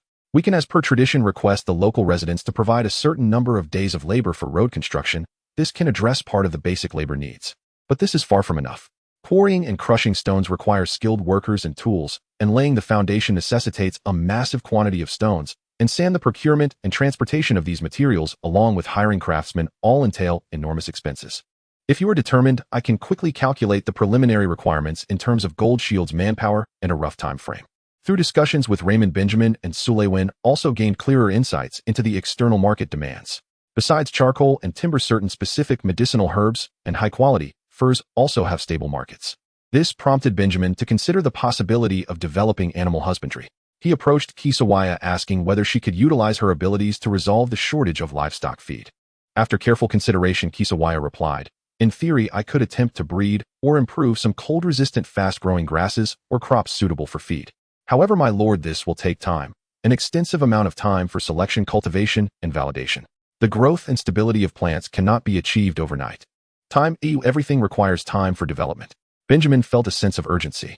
Although Frosttown was a royal territory, it lay at the edge of the western frontier, and its geographical disadvantages were apparent.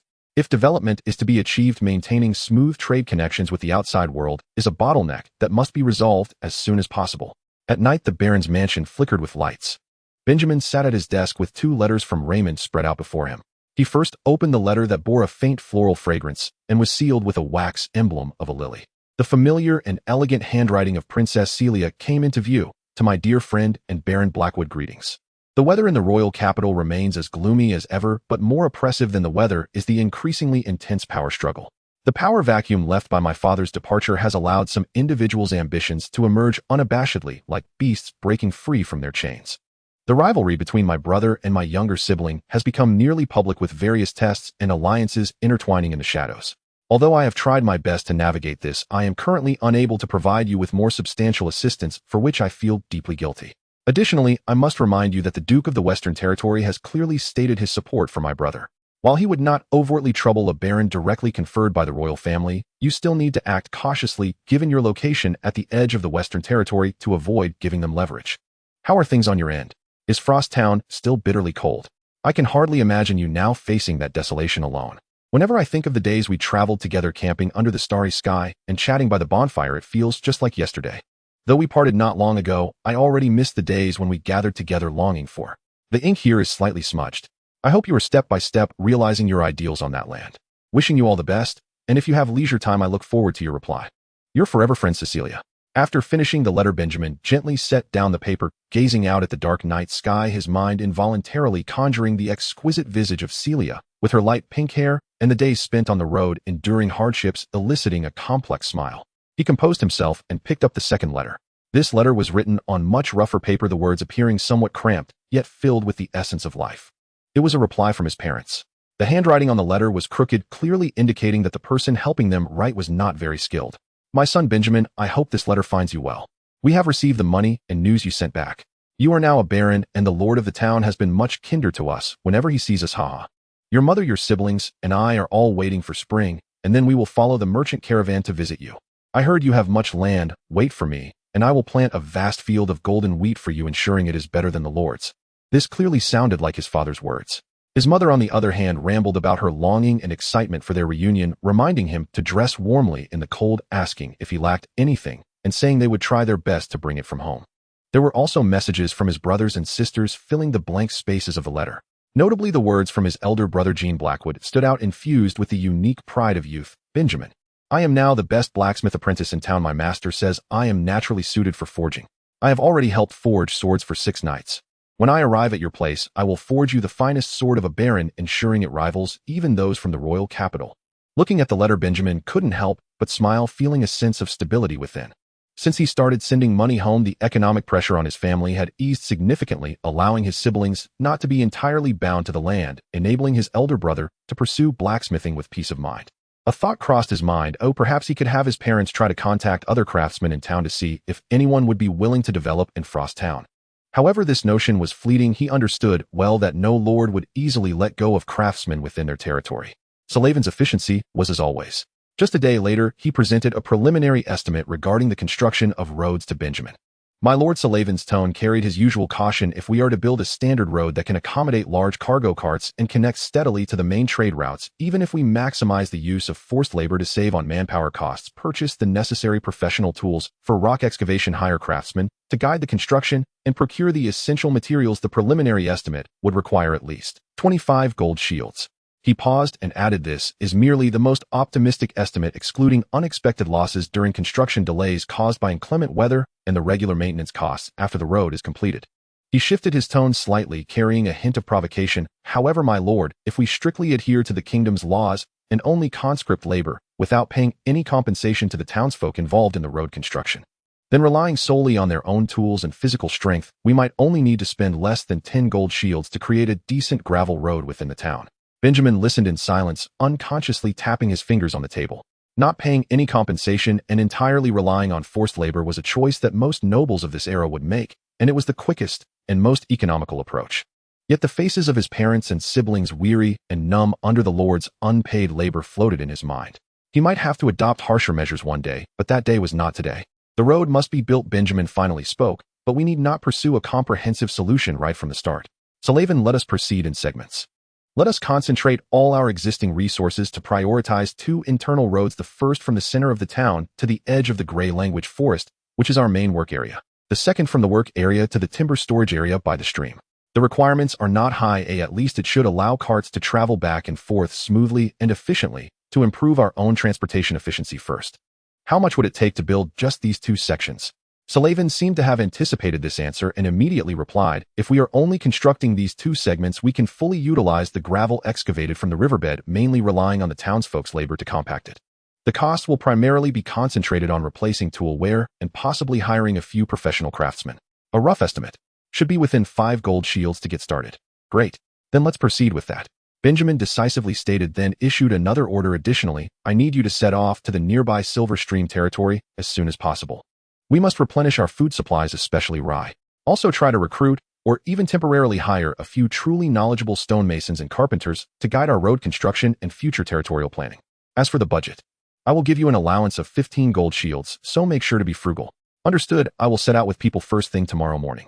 Salavan accepted the order, then once again raised an old matter earnestly. My lord, please allow me to advise once more. The operations of the baronial residence must be regulated. Even without considering the nobility's dignity from a practical perspective, coachmen and servants responsible for daily chores are essential. This would allow us to devote more energy to more important matters. Benjamin waved his hand dismissively, not directly responding, but his attitude was no longer as resolute as before. Salavan understood that this matter was settled, so he ceased further discussion and bowed to prepare for his journey. Though named a town, Frostfall Town had a rather sparse distribution of residents, with houses often far apart, far from the densely packed town scenery that Benjamin remembered. Such a dispersed living pattern not only hindered management, but also greatly increased the difficulties of communication and cooperation. A reasonable internal road network and more scientific planning of settlement areas are the foundation for future development. Having arranged the road construction and procurement matters, Benjamin strolled to the experimental field managed by Kisavia. The land, sheltered by simple windbreaks, was even more lush than a few days ago. Although the cabbage still appeared small and the vines of the lentils were far from vigorous, their healthy existence itself was a victorious declaration against the harsh cold. Kisavia was squatting at the edge of the field, carefully recording data with a few relatively clever townsfolk she selected helping beside her. "How is it going, my agricultural minister?" Benjamin smiled as he approached. Upon seeing him, Kisavia brushed the dirt off her hands and stood up. "As you can see, my lord, the frostfall cabbage and frostfall lentils are growing steadily and adapting better than expected." However, she quickly shifted her tone to a serious one. "But I must remind you once again that in exchange for their cold resistance, they sacrifice significantly in terms of yield and final quality. As it stands, they are more about solving the issue of having vegetables during winter rather than providing high-quality agricultural products. By the way, the names frostfall cabbage and frostfall lentils are temporary names I've given to distinguish them from ordinary varieties." She continued to explain the importance of crop rotation and maintaining soil fertility to Benjamin. "My lord, land is not a limitless resource. If we focus solely on planting one type of crop all year round, even the most fertile land will quickly become barren. We need to plan rotations. For example, after planting several depleting crops, we should plant crops like lentils that nourish the soil, harvesting only the beans while burying the plants back into the soil to enrich it. Only taking without giving back will ultimately lead to barren lands." Benjamin deeply agreed, as these concepts of sustainable agriculture resonated with what he knew. He expressed his hopes. "I hope that by the time winter gives way to spring, you can provide at least 1 or 2 varieties of seeds that the entire frostfall town can confidently. So even if the initial yield is not high, we must quickly reverse the situation of being completely unable to be self-sufficient in food. In this harsh winter, being able to address the issue of availability is the greatest advantage." Then he proposed a new research direction. "Additionally, aside from grains and vegetables, I hope you can start researching forage crops. They need not be perfect as long as they can relatively easily grow on this land and serve as feed for future livestock. Animal husbandry is our next target to conquer." Kisavia chuckled teasingly upon hearing this. "My lord, we haven't even fully established our current operations yet, and you're already eager to venture into animal husbandry. Are we moving too fast?" "Indeed," Benjamin sighed, "we cannot afford to slow down. It feels like something is chasing us from behind." He rubbed his forehead half-jokingly, complaining, "Moreover, our transportation capacity is severely lacking, relying solely on manpower and horse-drawn carts, which is inefficient. My agricultural minister is well informed. Do you have any, well, rather special solutions?" Kisavia laughed at his words and waved her hand. "My lord, you overestimate me. I'm just an ordinary farm girl who knows how to handle soil. I don't understand those things. But if it's merely a lack of transport tools, why not create more self-moving four-wheeled carts? I see that you can even get a charcoal kiln up and running. With your knowledge, coming up with an improved design for a self-moving cart shouldn't be too difficult, right?" She winked mischievously. Benjamin smiled wryly. "I'm 9 parts aware and 1 part clueless," referring to his almost zero knowledge of vehicle manufacturing from his past life. Seeing his somewhat dispirited expression, Kisavia retracted her jest and sincerely comforted him. "My lord, do not be too anxious. There are always more solutions than difficulties, right? With you here, everyone's lives will surely get better day by day. You may not have noticed, but the townsfolk are already talking, saying that a bad lord who only knew how to collect taxes has left, and a good baron who truly cares for everyone has arrived.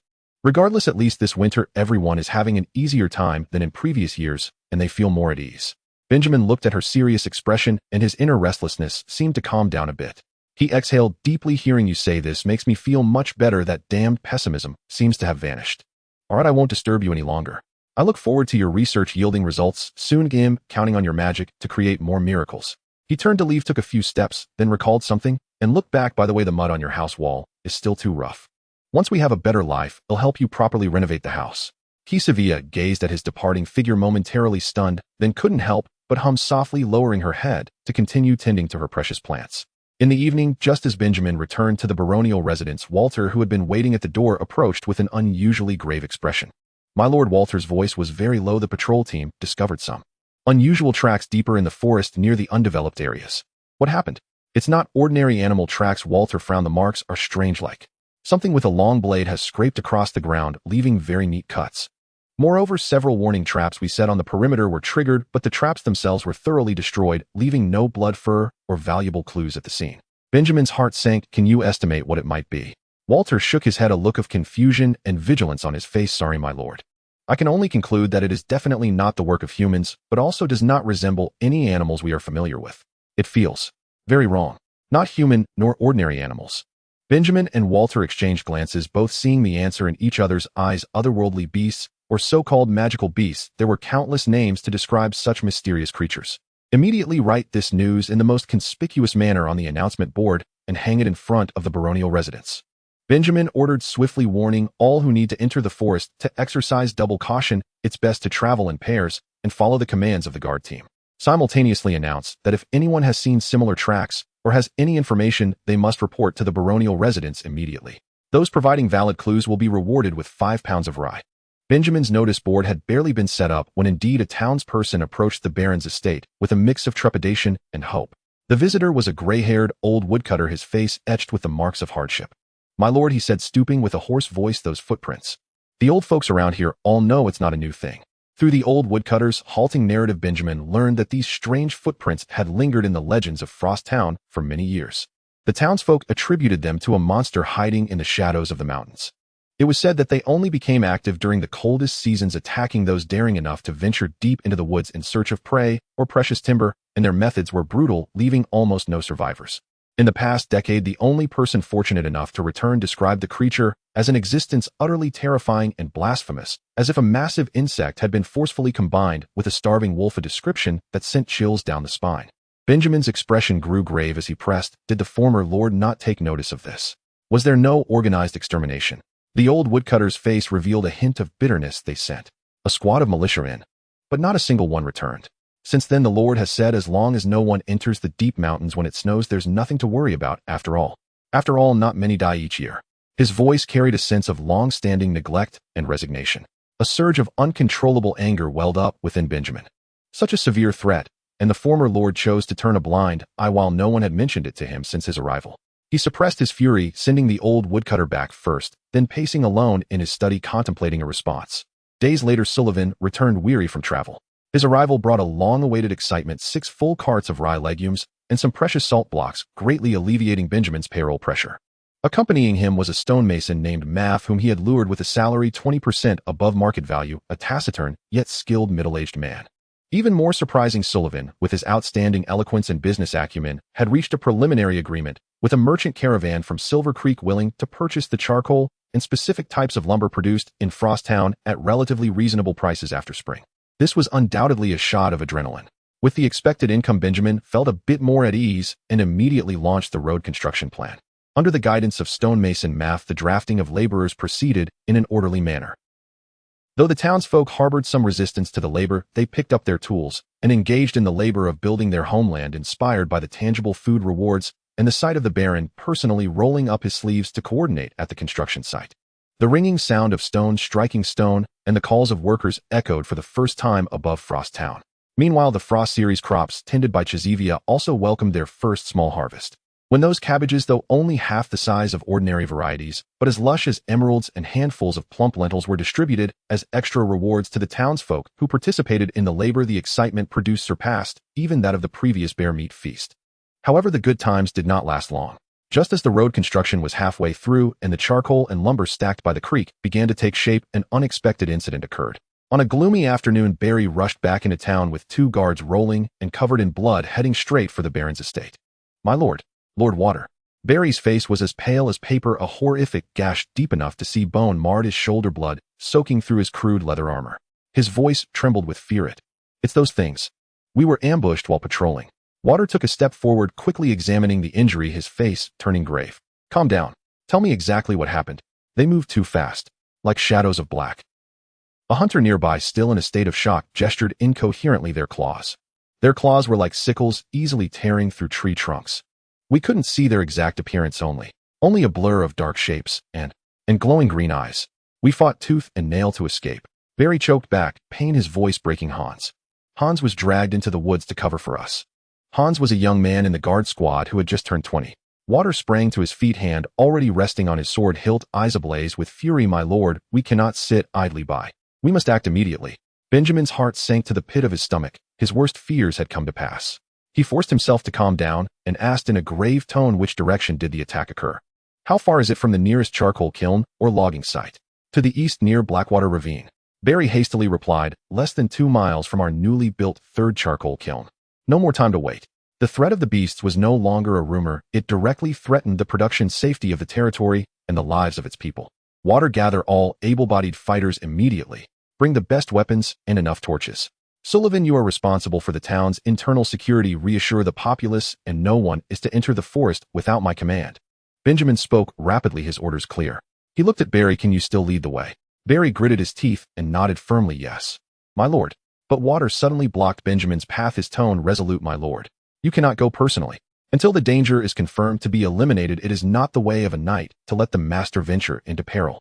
Benjamin fixed him with a sharp gaze, his voice low but unyielding. Only those inept and cowardly nobles would feel at ease hiding behind their guards.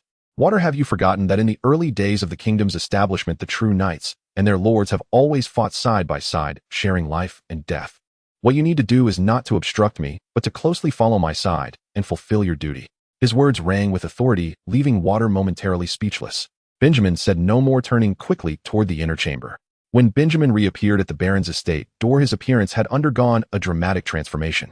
Having shed his usual practical attire, he donned a set of seemingly old, yet well-maintained high-quality leather armor, a tight belt outlining his lean figure. A nearly height-equivalent hardwood longbow was slung across his back, its quiver filled with feathered arrows. At his waist hung a simple, yet not substandard longsword. He stood there, his gaze steady, an aura of sharpness subtly emanating from him, a stark contrast to the easygoing Baron who usually engaged in charcoal burning and farming. Water, who was delivering the final instructions to the hastily assembled guards, turned to see Benjamin in this guise and instantly widened his eyes, disbelief etched on his face. He pointed at Benjamin, his lips trembling slightly, almost exclaiming, Is this what is sung in the blanket and the bough? A fragment of a ballad almost etched in memory and widely circulated immediately surfaced. When shadows descend and evil spreads, the hero laying the blanket sheds the disguise of the apron. He donned leather armor woven with starlight, though it was old, bearing a longbow capable of shooting down dragons. An exaggeration. The sword at his waist had once sliced bread for dinner truly, yet now pointed towards darkness, glimmering with cold light. Oh, look quickly! Our hero lays the blanket swiftly and evenly and does not hesitate to eradicate evil. Benjamin's attire, strikingly reminiscent of legendary depictions, and the sharp, uncharacteristic intensity now radiating from him infused the anxious guard squad with a sudden surge of resolve. Even what suppressed for the moment his shock and instinct to dissuade, he knew the Baron's mind was irrevocably set, and his sole duty now was to uphold his vow of protection. All personnel. What pivoted sharply, his voice regaining its customary icy command. Inspect weapons and torches. Maintain vigilant formation. Barry, you lead the way.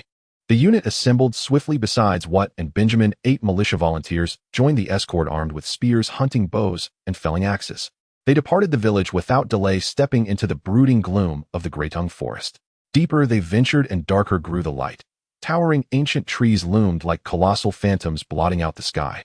A faint cloying scent, sweet yet unnerving, hung thick in the air.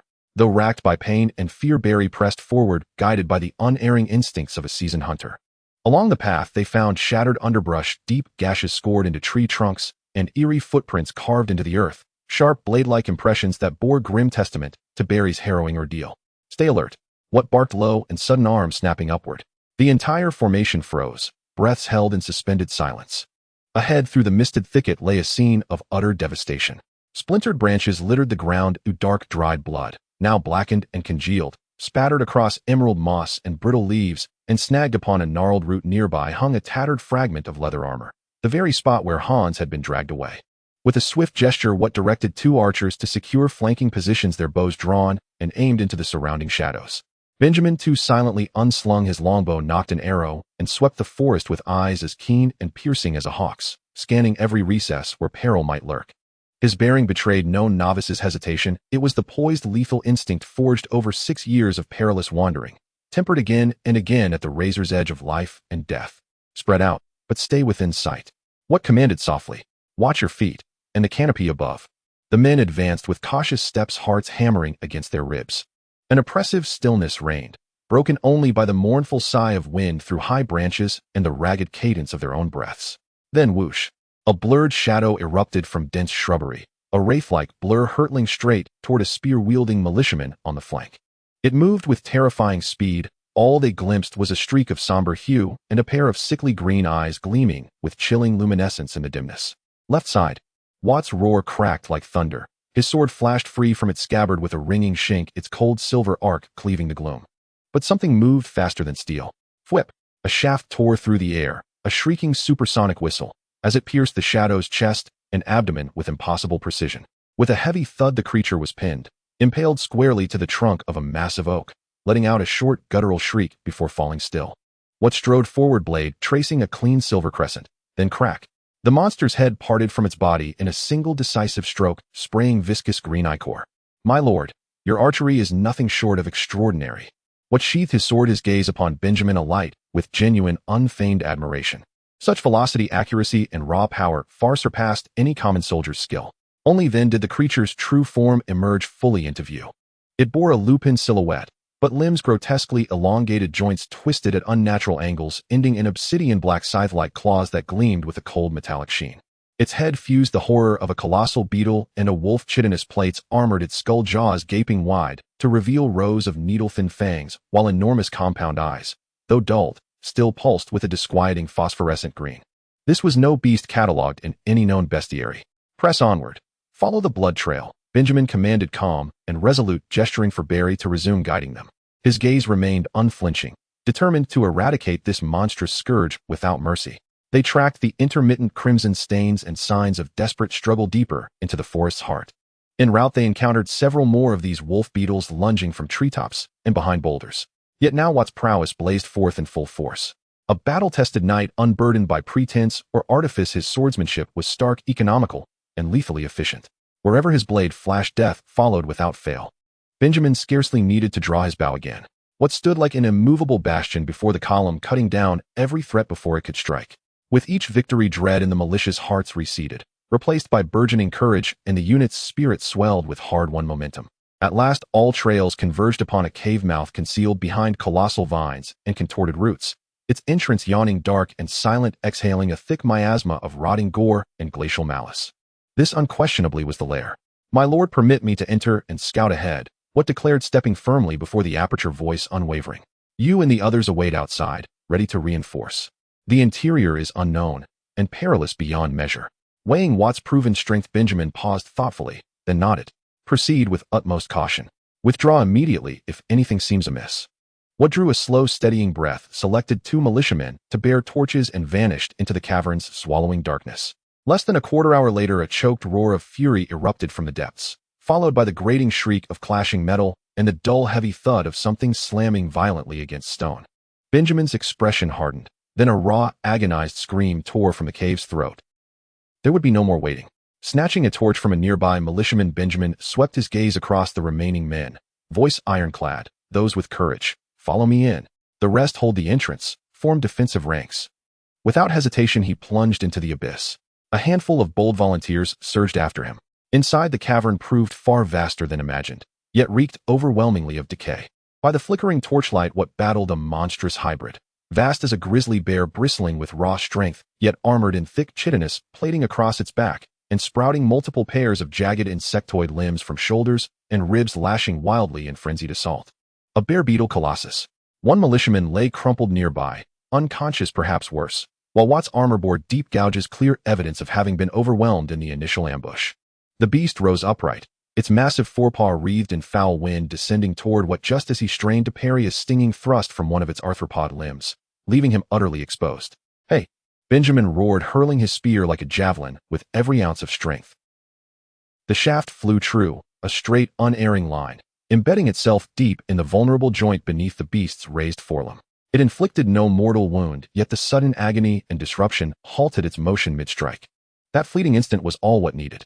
His eyes blazed, seizing the opening with divine timing, his blade erupting into a whirling tempest of silver light, surging upward like a cyclone. Crack! Crack!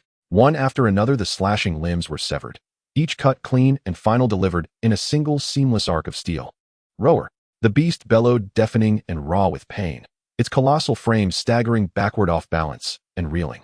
Lure it out of the cave, Benjamin bellowed. Watt understood instantly, retreating step by step, drawing the maddened leviathan toward the entrance. When the behemoth finally emerged into the marginally brighter light beyond the threshold, the waiting militiamen paled, but rallied at Benjamin's commanding shout, locking shields and lowering spears into a tight, bristling phalanx. Thrust! Simultaneously, multiple spears lunged, some deflected by the chitin, but others sinking deep into softer flesh, belly joints, vulnerable seams.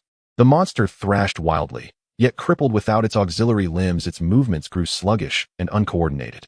Watt seized the moment, leaping high, channeling his entire being into the descent, his sword blazing like a falling star driving downward with devastating force, straight through the beast's gaping maw, exiting cleanly through the base of its skull. The titan convulsed violently, then collapsed with a shuddering crash, lifeless at last. What leaned heavily on his blade, breathing raggedly, drenched in both monster's ichor and his own blood. He looked to Benjamin, not with triumph, but with profound shame. "My lord, I have failed your trust.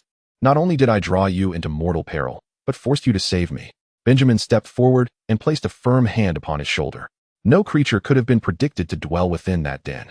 "If fault must be assigned, then I share it. For permitting your solo reconnaissance, clouded as I was by fury and haste. We are both accountable. Now, tend the wounded. Secure the battlefield." Upon returning to the town, the severed heads of those grotesque hybrid creatures were cast onto the open ground before the baron's manor, sparking inevitable panic and commotion. The townsfolk had never beheld such abominations, beings that defied natural law as though clawed forth from the darkest recesses of nightmare. Shrieks and children's wails rose in waves. Many dared not even glance directly at the horrors. Yet word spread just as swiftly, like wildfire, that Baron Benjamin himself had led the expedition into perilous depths and slain the monstrous denizens who had plagued the region for years.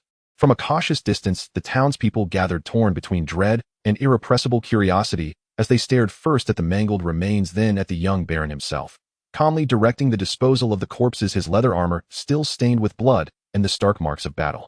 Their gazes held layered emotions, primal fear of the creatures, yes, but more profoundly a dawning, ineffable sense of safety and quiet reverence. This baron was unlike any lord who had ruled before. He did not merely lay carpets, or till fields, or burn charcoal, and pave roads. He truly drew steel to shield these common folk from the most terrible threats. Creatures long abandoned by past lords to terrorize the weak, forcing people to cower and hide, had now been eradicated by his hand. Force indeed was the most direct and indispensable foundation of survival and order upon this fractured, lawless land. Benjamin grasped this truth once more, deeply, irrevocably. Yet the cost of victory lay starkly before him.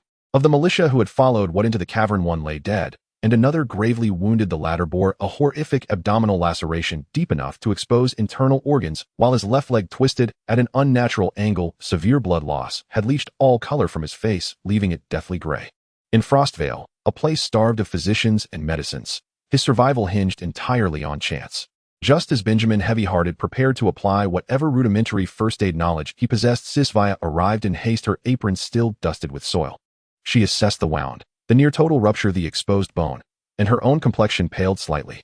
Still she drew a slow, steady breath, and said, "My lord, allow me to tend to him. Perhaps I can save him." Benjamin, surprised, yet hopeful, asked, "Is it your mind blade, or some form of magic?" Sisvaya shook her head, her gaze focused and calm, as she swiftly unrolled a coarse cloth bundle revealing an array of gleaming, meticulously arranged instruments, small scalpels, hooked needles, bone saws, and sutures soaked in herbal tincture. She replied, "Neither. It is medicine." What followed stunned, even unsettled, every onlooker, including Benjamin himself. Her hands moved with astonishing speed, yet each motion possessed uncanny precision and unwavering stability. With practiced deftness, she cleansed the wound using a specialized scalpel, excising necrotic tissue and foreign debris. She smoothed jagged bone fragments with the delicate bone saw, then with sutures steeped in medicinal herbs, she stitched muscle and skin back together layer by layer, as if mending the finest silk. Fine beads of sweat glistened on her brow, yet her hands, supporting instruments and guiding the needle, remained rock-steady, utterly free of tremor. Not a single trace of supernatural power was invoked, only surgical mastery, so advanced it seemed miraculous within this world. After completing the initial suturing, Sisvaya penned clear, authoritative medical instructions for the wounded man's terrified family, detailing dressing changes, timing and dosage of her herbal decoction, and critical physiological signs to monitor. Benjamin stepped forward and announced firmly, "All subsequent medical expenses for the injured man shall be borne entirely by the baron's manor.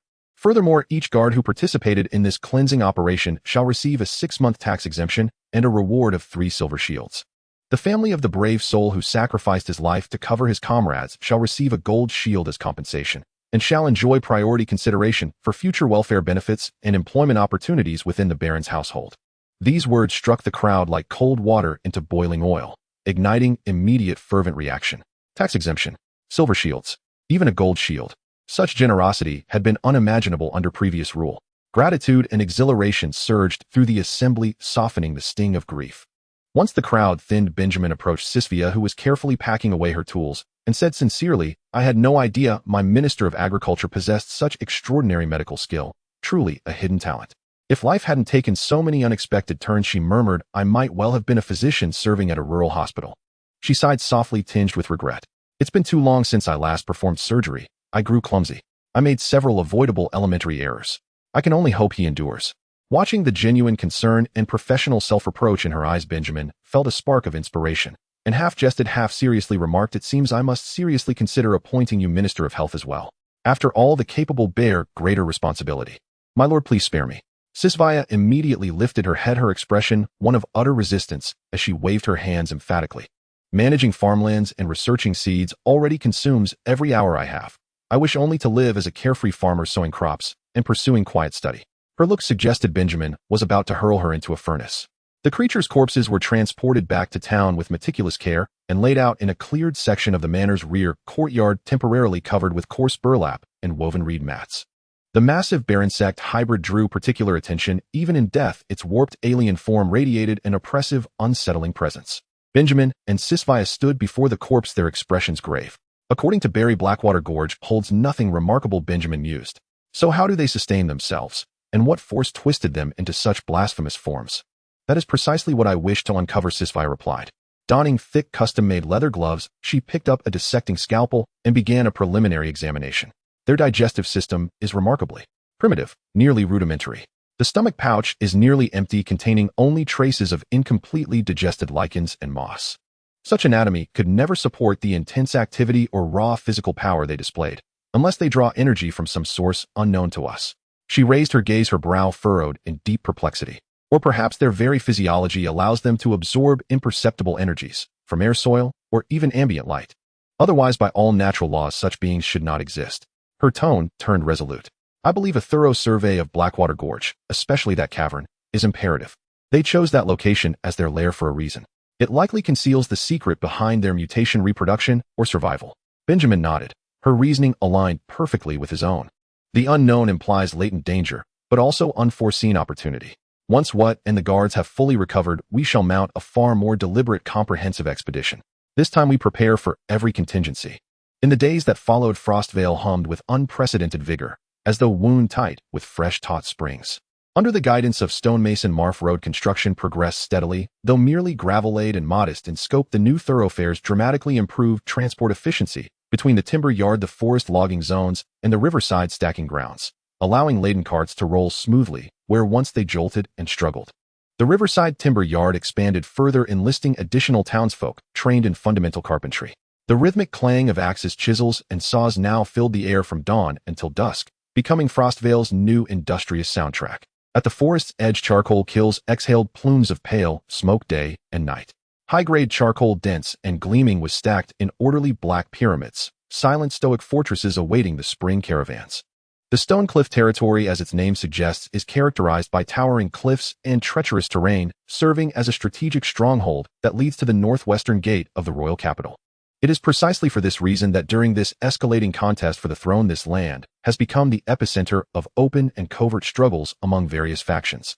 Princess Celia dispatched Galvin to this place, recognizing his rock-solid will and fearless valor, hoping he could restore order and tranquility to this chaotic land like the stabilizing needle of the sea. Galvin, the second son of the Earl of Ironrock, is also a renowned young knight. His initial joining of Celia's band of heroes stemmed from an almost devout admiration for the dazzling second princess. Upon receiving his appointment, he was filled with a sense of mission and confidence, firmly believing that as he had vanquished demons on his adventures, he could clear all obstacles in the Stone Cliff territory and solidify this vital domain for the princess. However, reality proved far more complex than he had imagined. The inhabitants of the Stone Cliff territory, much like the rough rocks of their home, held an innate wariness toward outsiders. They revered the identity of the Earl's son and the elite soldiers he brought, yet deep within their gazes lay a sense of alienation and distrust. The power dynamics here are intricate, with many local nobles accustomed to autonomous rule and gray interests under the old order displaying strong resistance to a young lord parachuted in, clearly representing the interests of the second princess. Galvin's approach was as direct and forceful as his swordsmanship. He regarded all who disobeyed orders, practiced double-faced behavior, or merely showed sympathy towards the first or third princes as enemies, viewing them as stumbling blocks to the prince's grand endeavors. Those who do not support Lady Celia are rebels. This became his simple creed for handling territorial affairs. Within just 3 months, the Stone Cliff territory was engulfed in flames of conflict. Galvin, relying on the private soldiers brought from his family and loyal knights, who followed him, unleashed a series of cleanup and punitive actions with thunderous force spanning dozens of varying scales. In every battle, he led from the front his shining knight's armor, serving as a flag that guided his troops in tearing through the enemy lines. He achieved one decisive victory after another, instilling fear in his adversaries with sword and fire while using their blood to nourish the second prince's authority in this land. The continuous reports of victory returned to the royal capital, adding a martial footnote to Celia's prestige. Yet after each triumph, Galvin found himself beset by an indescribable weariness. This fatigue did not stem solely from the physical battles, it was more deeply rooted within his heart. Walking through the streets of the territory, he could see the hurried figures of the inhabitants avoiding him and their bowed heads, yet he heard no genuine cheers. He could suppress open rebellion, but he could not halt the underground discontent and rumors that sprouted like wild grass. He did not understand. He had brought a brighter future and stricter order to this land. Why did it not yield loyalty? Why did those commoners for whom he fought look at him with such indifference, even harboring resentment? Dust on his armor and memories of brightness. Today he would set out again to confront a neighboring baron who openly declared support for the first prince. This would be another battle showcasing power and determination. In the cold stone hall of the castle, the servants carefully dressed him in the finely crafted knight's armor. As the last piece of armor was fastened, Galvin instinctively moved his shoulders but furrowed his brow slightly. Something felt off. The armor still shone seemingly well maintained, but the sensation of wearing it felt somewhat sluggish. The rotational movement at the joints not as smooth as before, and the metallic contact against his body felt cold and stiff. The attendant responsible for maintaining the armor clearly lacked the skills. This thought made him unaccountably irritable. This slight discomfort acted like a key, instantly unlocking the gates of his memories. His thoughts drifted back several years to that time, when he followed Princess Celia traveling across the continent with his companions. Back then, no matter how arduous the journey or fierce the battle, whenever he set up camp to rest, there was always someone who silently took his armor caked with dust and blood. It was Benjamin, the quiet young servant, who always stayed in the corner of the group, wearing a gentle smile. Galvin clearly remembered how Benjamin would use the softest deerskin cloth dipped in a special armor oil to meticulously clean his armor again and again without complaint. Those hands seemed to possess a magical touch, able to wipe away every stain and shallow scar from the armor, while also carefully examining every rivet and chain link, ensuring they were in optimal condition. When the armor was returned, it was always spotless, exuding a faint scent of oil, fitting comfortably and flexibly, as if it were a second skin. This maintenance skill was truly rough. The joints felt sluggish, the fit was not smooth enough, and wearing it was quite uncomfortable. These servants were ultimately not comparable to him. Galvin's thoughts uncontrollably drifted back to the past, to the days spent wandering and fighting alongside Lady Celia and his companions. At that time, regardless of how grueling the battles were, his old companion was always cared for down to the last detail. I wonder how Benjamin is doing now, Galvin muttered to himself unconsciously. That boy who always managed to keep everything in order was now likely struggling in some barren territory. It seemed Lady Celia had given him a domain. What was the name again? Frost Town, a place that sounded as unremarkable as he was. Thinking of this, Galvin's heart stirred slightly. Right, the informant he had placed beside Benjamin should have news by now. It wasn't that he didn't trust Benjamin, but as a noble, the necessary caution and means of information control were indispensable. What he hoped to hear was news of that former servant fumbling and being of no use in the territory, which might provide a subtle balance to his current irritation. The warmth of memories and the coldness of reality intertwined in his heart, ultimately transforming into a barely audible sigh.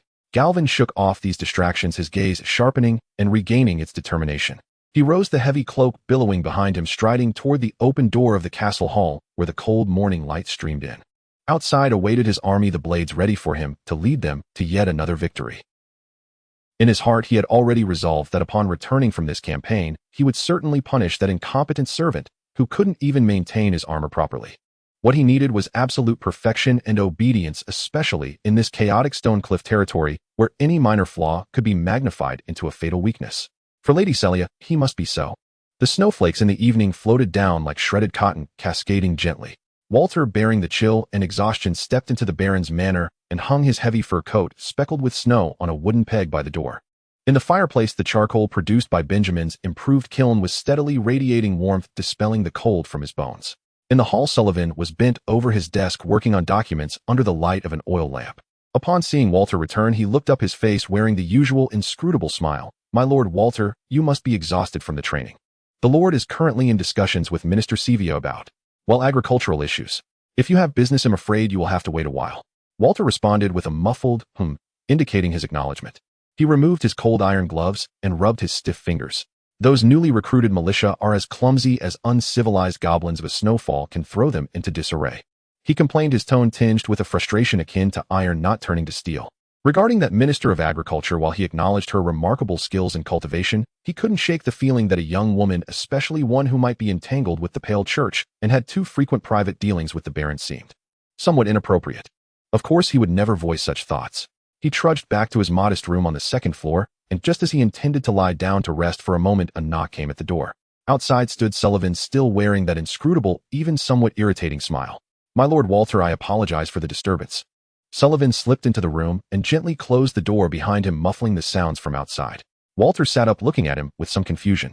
Sullivan did not beat around the bush. He softened his smile, his gaze sharp, and his voice lowered to a whisper. "My Lord Walter, have you reported everything that has happened here to your true master?" Walter's pupils suddenly constricted, and he sprang up from the edge of the bed. Almost instantaneously, his muscles tensed, his right hand instinctively reaching for his waist, where his sword was not currently sheathed. His gaze became akin to that of a hawk spotting its prey, fixating on Sullivan, his voice squeezed out through clenched teeth. "Sullivan, what are you saying?" Sullivan seemed unsurprised by his reaction. He shrugged, adopting a relaxed posture, but his tone held an air of understanding. "Relax, knight. Like you, I am here with, well, a certain special mission in this icy expanse." He did not directly answer Walter's question, but posed another. "My Lord Walter," setting aside the task for a moment, "what do you think of Frosttown now?" Walter's body remained tense as he silently scrutinized Sullivan. After a moment, he slowly spoke, his tone firm, yet carrying a barely perceptible hint of sincerity. "Chaotic, but vibrant. People are working, their eyes glimmering with light, unlike before when they merely awaited death. Vibrant, isn't it?" Sullivan nodded, his tone approving, though it was unclear whether he praised Walter's observation or the changes in the land. "And this vitality is precisely what our incredible Baron Benjamin Blackwood has brought." He took a step closer to the window, watching the snowflakes still falling outside.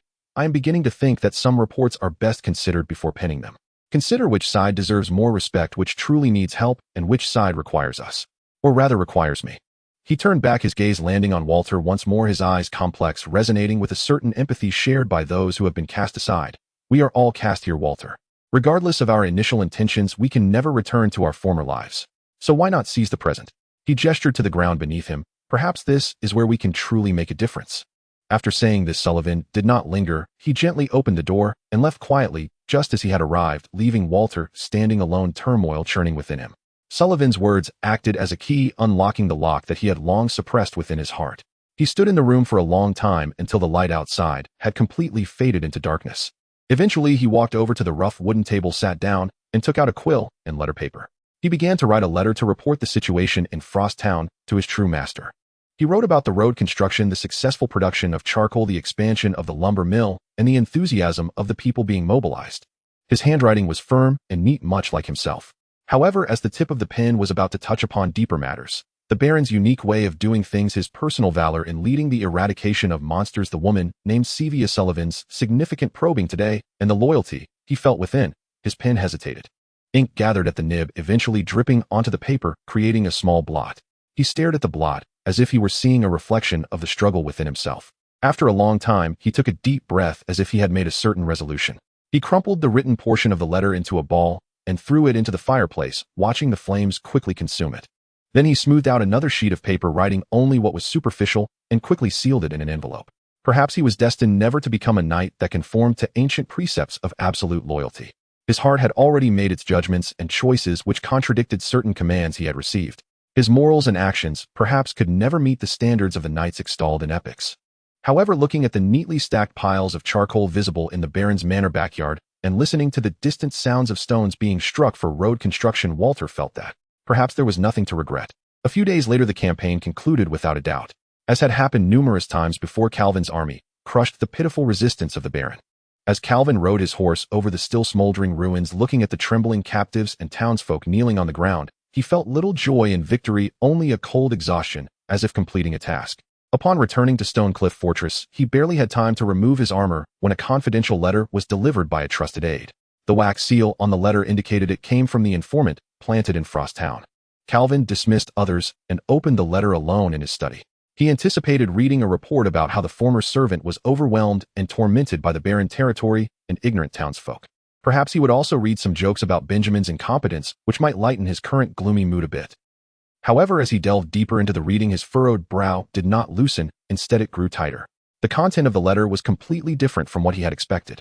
The informant reported that after arriving in Frosttown, the Baron did not act like a typical noble, but personally visited almost all the townsfolk. He distributed inferior furs from stockpiles to families with young children, organized logging teams in exchange for food, and even successfully produced decent quality charcoal. Recently, this Baron even led a team deep into the forest to eliminate a pack of beasts that had plagued the area for years. The wording of the letter was objective, even carrying a hint of subtle admiration, detailing the changes occurring in Frosttown. Roads were beginning to be built, labor was being organized, and a spark of something called hope seemed to be rekindled in the people's eyes. Calvin set down the letter, his fingers unconsciously tapping on the hard oak table. The flames in the study's fireplace danced, reflecting off his still-polished armor, casting cold and distorted glints of light. A complex array of emotions surged within him. Was it surprise, confusion, or even a tinge of small defeat that he was reluctant to admit?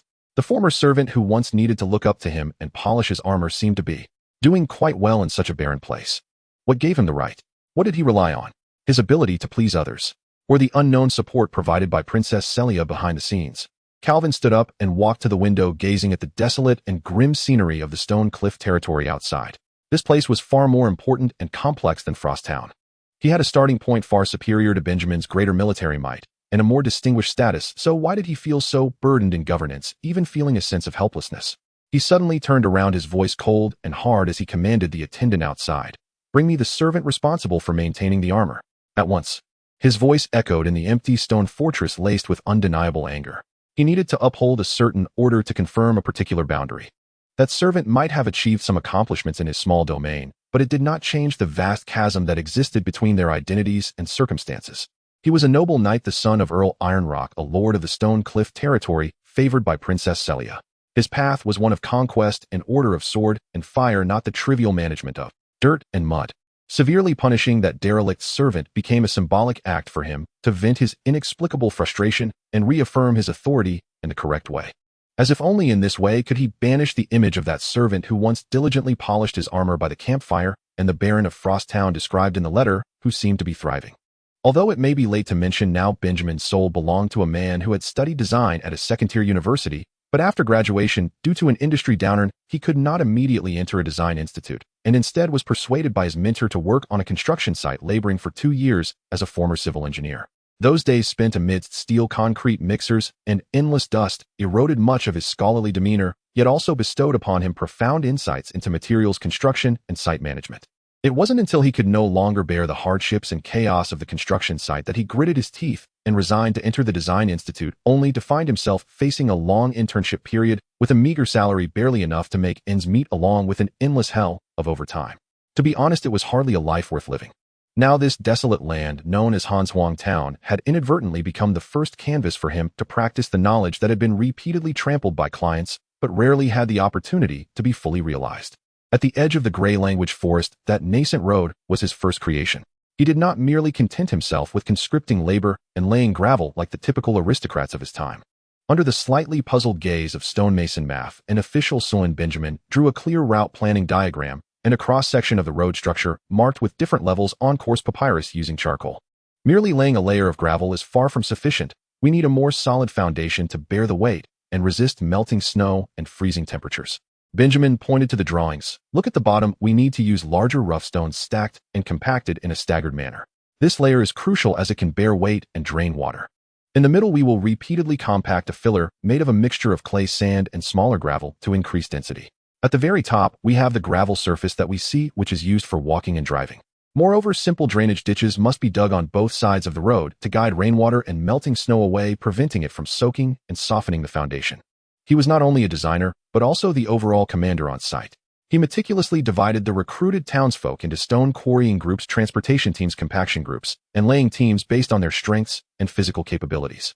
He abandoned the inefficient methods of relying solely on manual labor to pound and compact, guiding the carpenters and townsfolk to create simple suspended tamping tools, suspending large square stone hammers with sturdy ropes under triangular wooden frames, allowing 4 to 6 people to pull the ropes together, utilizing the weight of the hammers to repeatedly strike the ground, the dull thud-thud echoes ringing out at the forest's edge, with efficiency far exceeding manual labor, visibly improving the density of the foundation.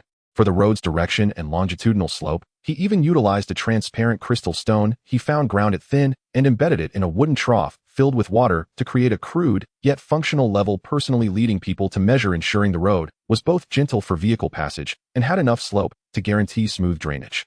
Suleyman looked at the road that was gradually extending, noticeably broader, smoother, and sturdier than traditional rural dirt roads, his surprise gradually turning into unabashed admiration. My lord, this method and philosophy of road construction. I've never seen anything like it in my travels, but the results are indeed remarkable. Is this some kind of lost technique you learned during your adventures? Benjamin merely smiled and did not answer directly, his gaze drifting beyond the road to the dilapidated houses that appeared to be on the verge of collapse in the cold wind. The road was merely the first step in infrastructure. In his mind, he had already sketched out a grander blueprint to rebuild Hanshuang Town, fundamentally changing the living conditions of the inhabitants. Suleyman, next we will not only repair the roads, but also build new houses, many new houses. Benjamin's tone was exceptionally serious. The current mud-walled fences and thatched roofs neither effectively resist the cold, nor are they resistant to fire, let alone provide any comfort or safety. He picked up the charcoal pencil again and quickly sketched on a new piece of papyrus. It was a blueprint for a house with a more rational and stable structure, focusing on wall materials. We need a completely new and superior material that is much stronger than soil, easier to shape, and lower in cost than mined and sculpted stone, and must have better thermal insulation properties. He paused, uttering a term completely foreign to Suleyman. We can try to make concrete. Concrete. Suleyman repeated this strange and awkward term with difficulty, looking utterly puzzled. Simply put, Benjamin tried to explain in the simplest terms, it involves placing stones in a kiln and firing them at high temperatures to obtain lime. Then mix it with specific clays. Or if we are lucky, find natural volcanic ash materials nearby, which would yield even better results. These main ingredients, combined with ordinary sand and small gravel, when mixed with water in a specific ratio, will resemble thick porridge, but after some time, it will slowly harden and ultimately become as solid as stone. He knew that fully replicating the complex process of modern Portland cement was unrealistic under current conditions, but using available materials to create a rudimentary hydraulic concrete similar to ancient Roman cement was very feasible. And the continuous gray language mountains could definitely provide the necessary raw materials. Let's get to work. Benjamin immediately organized people to select a site at the edge of the forest, building a vertical kiln larger and more complex than a charcoal kiln. Finding limestone was not difficult, as there were exposed mineral layers in the foothills of the Gray Language Mountains. They quarried, crushed, and screened the limestone, alternating layers with wood for fuel in the kiln. The method of burning lime was something Benjamin didn't even need to teach. The stonemasons of this land already possessed this skill, albeit not applied on a large scale. The experiments began.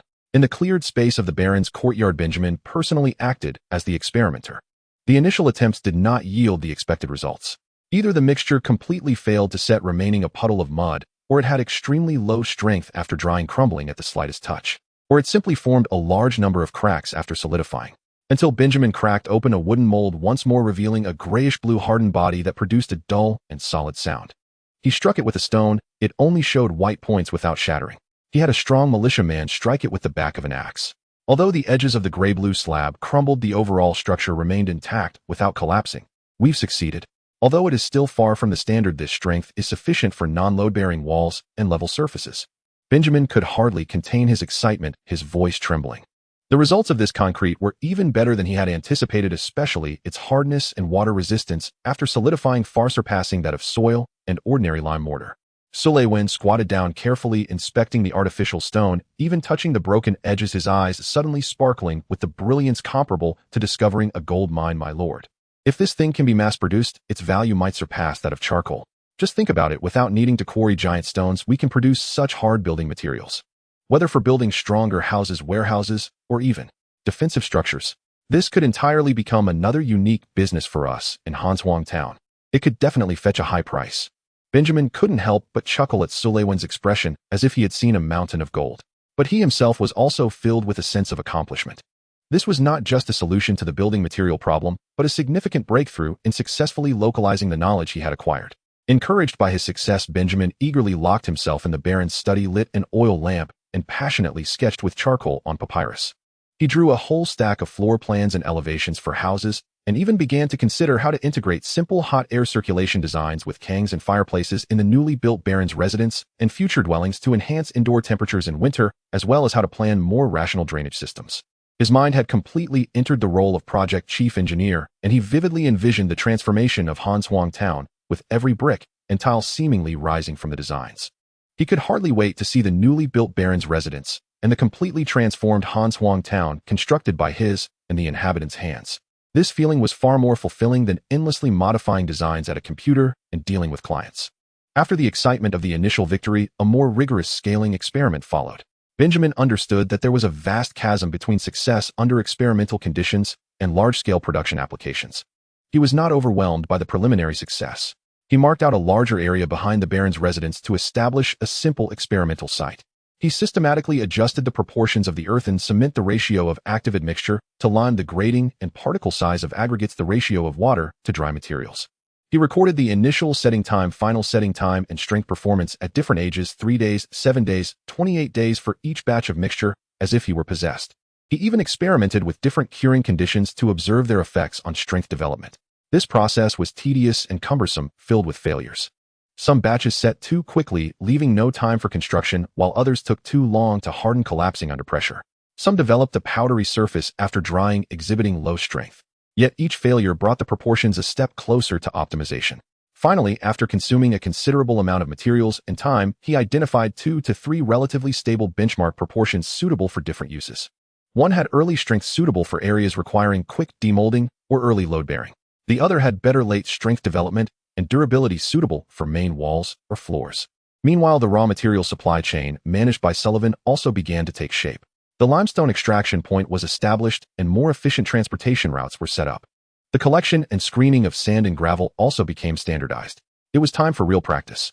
The first practical project chosen by Benjamin was not the Baron's residence, but a planned new public warehouse. He intended to use this project as a training ground to cultivate a group of craftsmen who had a preliminary grasp of the new materials while showcasing the superiority of concrete to all the townsfolk.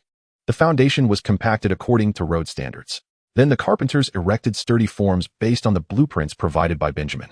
The mixing area was set up next to the construction site, where Benjamin personally designed a simple mixing platform, a slightly sloped stone slab surrounded by low embankments, allowing workers to mix by hand using iron shovels. The production scene was bustling yet orderly, the crushing team responsible for breaking the calcined lime blocks and larger slag pieces into powder or fine particles. The measuring team used specially designed wooden scoops to measure lime powder, ash, sand, and gravel according to the proportions specified by Benjamin. The mixing team, comprising strong laborers, initially mixed the dry materials evenly on the mixing platform, then piled them into a ring, pouring clean water into the center and vigorously mixing with iron shovels until a uniformly colored, appropriately thick concrete mixture was formed. The transporting and pouring team quickly transported the mixed concrete to the forms using wooden tubs or hand carts, pouring it in while the workers responsible for vibrating ensured its density and eliminated air bubbles. The finishing team smoothed the surface of the concrete with wooden boards or iron trowels before it set. The entire process resembled a rough yet vigorous symphony, with Benjamin as the conductor constantly inspecting various stages, correcting erroneous operations, and emphasizing key points: mix evenly, pour continuously, vibrate thoroughly. When the forms were removed days later, revealing the gray-blue seamless and smooth surface of the wall, all the townsfolk involved in the construction gasped in awe. This wall was a solid unity, producing a dull solid sound when struck, starkly contrasting with the past walls made of mud and branches. The successful completion of the public warehouse became the most powerful advertisement for the performance of concrete. The townspeople witnessed the miracle of stone soup turning into real stone, dispelling their doubts about the new materials, replaced by intense curiosity. Sullivan astutely seized this opportunity, beginning to casually hint at the presence of this new building material, unique to Frosttown, comparable to rock, whenever foreign merchants inquired, skillfully veiling it in an aura of mystery and high value, laying the groundwork for future commercialization.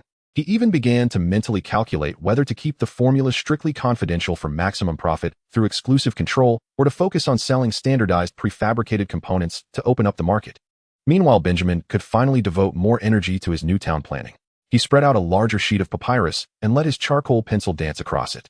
Residential planning, he designed the prototype of a row of houses with centralized heating, sharing walls to reduce heat loss, with each unit incorporating heat from cooking waste and a simple chimney system. Drainage system, he mapped out a preliminary open drainage network leading to low-lying areas outside the town and began to conceive how to utilize fired ceramic pipes to establish a more concealed and effective sewage system in the future. Reconstruction of the Baron's residence, this was his key project, pouring all his imagination of comfortable living into it. He drew detailed floor plans, elevation drawings, and structural details of critical nodes. The new baron's residence would adopt a hybrid structure of stone, wood, and concrete, with the main load-bearing pillars and foundation using quarried stone, while non-load-bearing walls would be extensively filled with concrete balancing strength and insulation. He even whimsically designed a prototype of a gravity water supply system utilizing the height difference of the backyard slope and buried ceramic pipes, as well as a more complex firewall heating system with flues laid under the indoor floor, striving to enjoy true warmth when the next winter arrived. If it weren't for the despairing difficulty and cost of mass-producing qualified building steel in this era, he would have truly wanted to step directly into the modern architectural age of reinforced concrete. However, not to mention iron-making, he hadn't even found a decent iron or vein in his territory. Yet behind the grand blueprint lay a harsh reality. The biggest problem with the baron's residence was not the technology, but the nearly broken funding chain. Initiating large-scale construction projects and continuously employing a significant number of subjects for labor, while paying for food or meager monetary compensation, made the baron's warehouse resemble a funnel that only took in and did not release. Sullivan had reminded him several times that the remaining gold shields and liquid assets in the warehouse, if consumed at the current rate, would likely not last until the next harvest season. Fortunately, the last traces of winter's chill were gradually retreating. The ice and snow began to melt, and the roads became muddy, but hinted at the possibility of passage. The caravan that had long been booked and contacted by Raymond was theoretically about to arrive through the mud. Meanwhile, Benjamin was determined to seize this opportunity to meet with the surrounding neighbors, not just to sell products, but to discuss future joint development, or rather, to seek a sustainable lifeline for the fragile economy of Frost Town. Following Benjamin's instructions, Sue Lywan gracefully sent letters to several neighboring lords announcing the upcoming friendly visit from the Baron of Frost Town. The letter primarily conveyed greetings from the newly appointed neighbor and subtly mentioned the possibility of discussing border trade, presenting a very humble posture.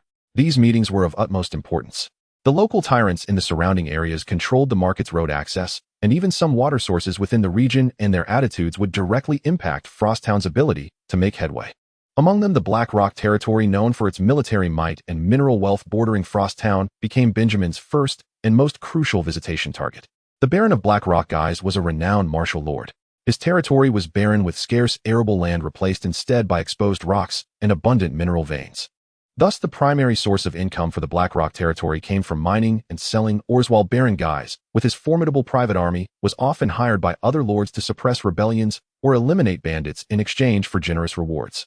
Benjamin carefully prepared gifts, mainly a cart full of high-quality charcoal. He set out with water and 4 capable guards in a somewhat shabby cart towards the Black Rock territory.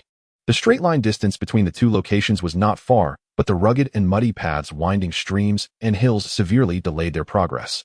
What was originally a journey of half a day turned into nearly a full day due to their bumpy ride and numerous detours, and it wasn't until evening that they finally caught sight of the core of Black Rock territory.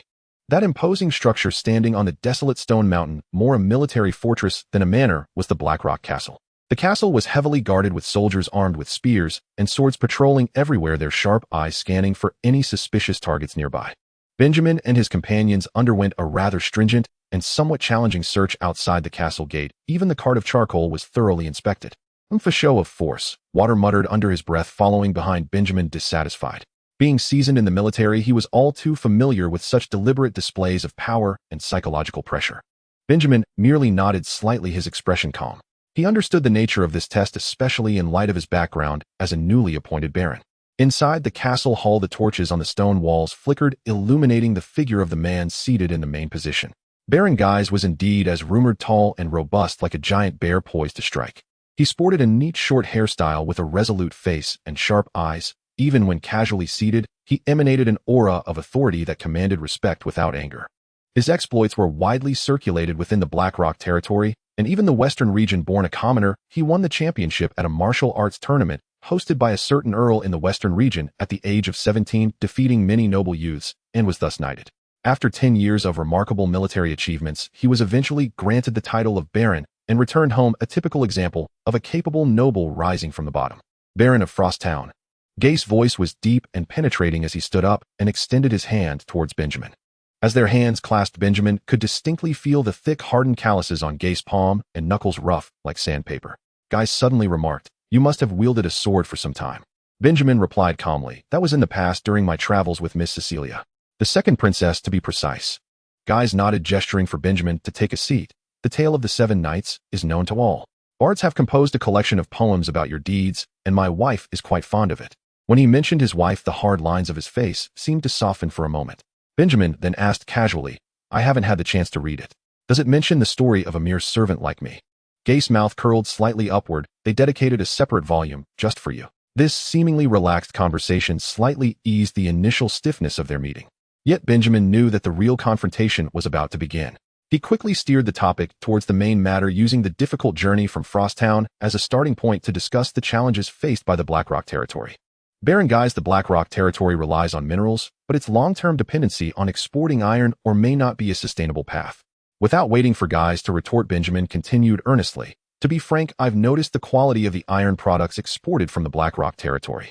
Truth be told, the quality is rather mediocre, making it difficult to compete with those time-honored and technically skilled iron-producing regions. The reason is likely clear to you. Your territory lacks forests, and the timber and charcoal needed for forging are almost entirely reliant on imports. Thus, the costs are consequently high. The imported timber and charcoal consume a significant amount of gold shields, while the poor road conditions make merchants demand higher prices to come. Ultimately, the iron products produced aside from meeting the local needs lack external competitiveness in both price and quality." Benjamin paused, meeting Gace's increasingly serious gaze. "You must be wondering how I know such intricate details. Because these issues are also being experienced by Frosttown, or rather we have just found some hints of solutions." He continued, "I did not come here to irritate you, but rather to seek a path to resolution together." Guys leaned slightly forward, his fingers tapping on the armrest of his chair. "I understand what Frosttown is like. You speak of solutions. How do we resolve it?" Benjamin gestured towards the door. "I brought a cart of high-quality charcoal as a gift for our meeting. This is our latest product from Frosttown, high in caloric value and stable in combustion, making it an excellent fuel for iron refining, and it will be our main product in the future. I believe this marks the beginning of a win-win transaction." He then shifted his tone. "However, the greatest obstacle hindering both of us, and even the entire region's development, is the lack of a passable road. We need a road that allows caravans to travel safely and efficiently." Upon hearing this, Baron Guys displayed evident confusion and a hint of impatience. He raised his hand, making a gesture to pause. "Wait, Baron of Frosttown. You have said a lot about roads, about charcoal, about iron products. But I must admit I'm having a hard time following. These numbers and plans have always been handled by my wife. If you don't mind, could she continue the conversation with you?" Although surprised by this turn, Benjamin readily agreed. Moments later, a petite woman who appeared quite young walked in. She wore a simple dark long dress and moved gracefully, seeming somewhat out of place in the rugged castle hall. However, when she spoke, her clear logic and steady demeanor immediately made Benjamin set aside any preconceived notions based on appearances. Her eloquence was even more refined than Benjamin's. "I am Elena." She slightly nodded, looking calmly at Benjamin. "Baron, please continue to elaborate on your thoughts." Benjamin organized his thoughts and recounted what he had previously told Guys, but in a more concise and organized manner, emphasizing the tremendous benefits of repairing the road for the Blackrock territory, in breaking resource bottlenecks, reducing production costs, and enhancing the competitiveness of iron products. He painted a blueprint. A smooth road would attract more caravans, and the Blackrock territory would no longer merely be a remote output area but could potentially become a regional center for iron processing and trade. "Madam, you see, in the case of the Blackrock territory, not lacking in materials and labor, building roads is practically a highly profitable investment," Benjamin concluded. Guys and his wife Elena, both having come from commoner backgrounds, were not as familiar with the intricacies of governance and commerce as traditional nobility, and they were somewhat stunned by the attractive future Benjamin was painting, their eyes revealing a glimmer of excitement. However, Elena quickly grasped the key points and calmly asked, "Baron Blackwood, the prospects you described are indeed captivating. But please forgive my directness, what are the specific benefits of this to Frosttown? You invest charcoal and technical guidance, is it merely for the sake of gaining a partner?" Benjamin knew it was time to present the core concept. He sat up straight, his tone becoming more formal. Elena raised a critical question. "What I propose is not just a simple barter between our two parties or a connection of roads. I envision establishing a regional development cooperative." "Regional development cooperative?" Elena repeated the unfamiliar term, and Baron Guys cast a puzzled glance. "Yes," Benjamin explained, "this is an organization that involves neighboring lords who are interested in participating. Each participant contributes funds, labor, or their own specialty resources according to an agreed proportion. For example, Frosttown can provide charcoal and road construction technical guidance, while the Blackrock territory can provide materials and a portion of protective forces. We will pool these resources together to construct and maintain a network of main roads connecting various territories." He continued to elaborate. "Once the roads are built, checkpoints can be established to charge reasonable tolls from the caravans using these roads. The income generated after deducting necessary maintenance costs will be distributed according to the initial contributions of each party.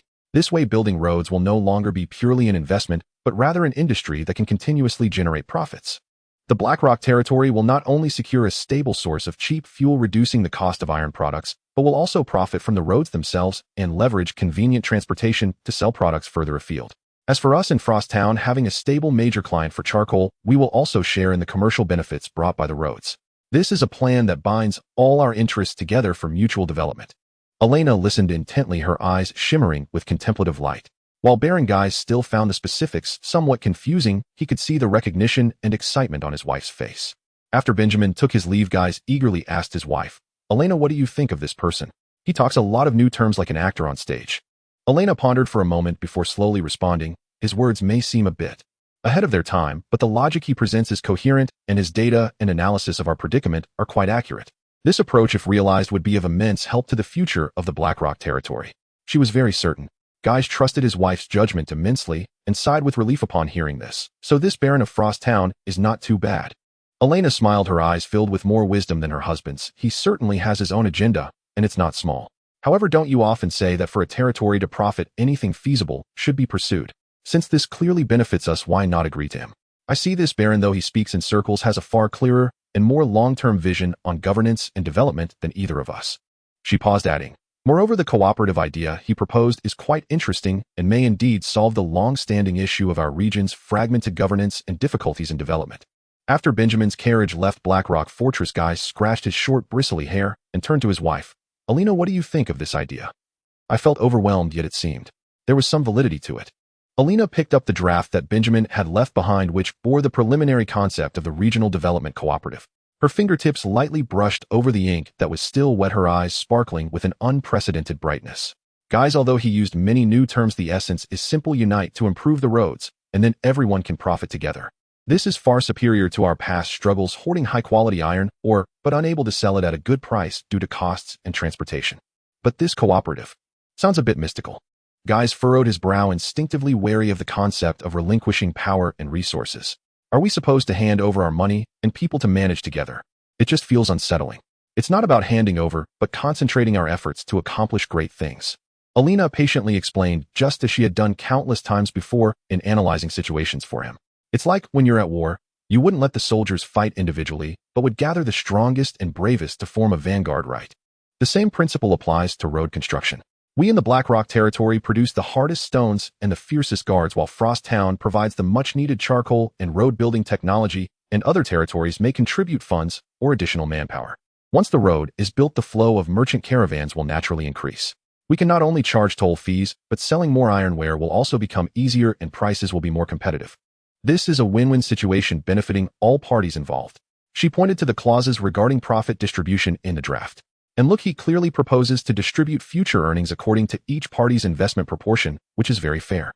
In the Blackrock territory, we may not have much, but we do have plenty of stones and soldiers capable of fighting. This is our greatest advantage and bargaining chip in this cooperative. Guy still only partially understood the contents of the clauses, but he chose to trust his wife's judgment and was able to grasp terms like advantage, bargaining chip, and fighting. He was well aware that barren lands like Frost Town could hardly muster a decent armed force. Seeing her husband's expression soften, Elena smiled slightly and further explained, "The reason I am inclined to agree so quickly is another reason. Baron Benjamin was the first to proactively seek us out. This indicates that in his plan, he needs the Blackrock territory as a partner more than other territories.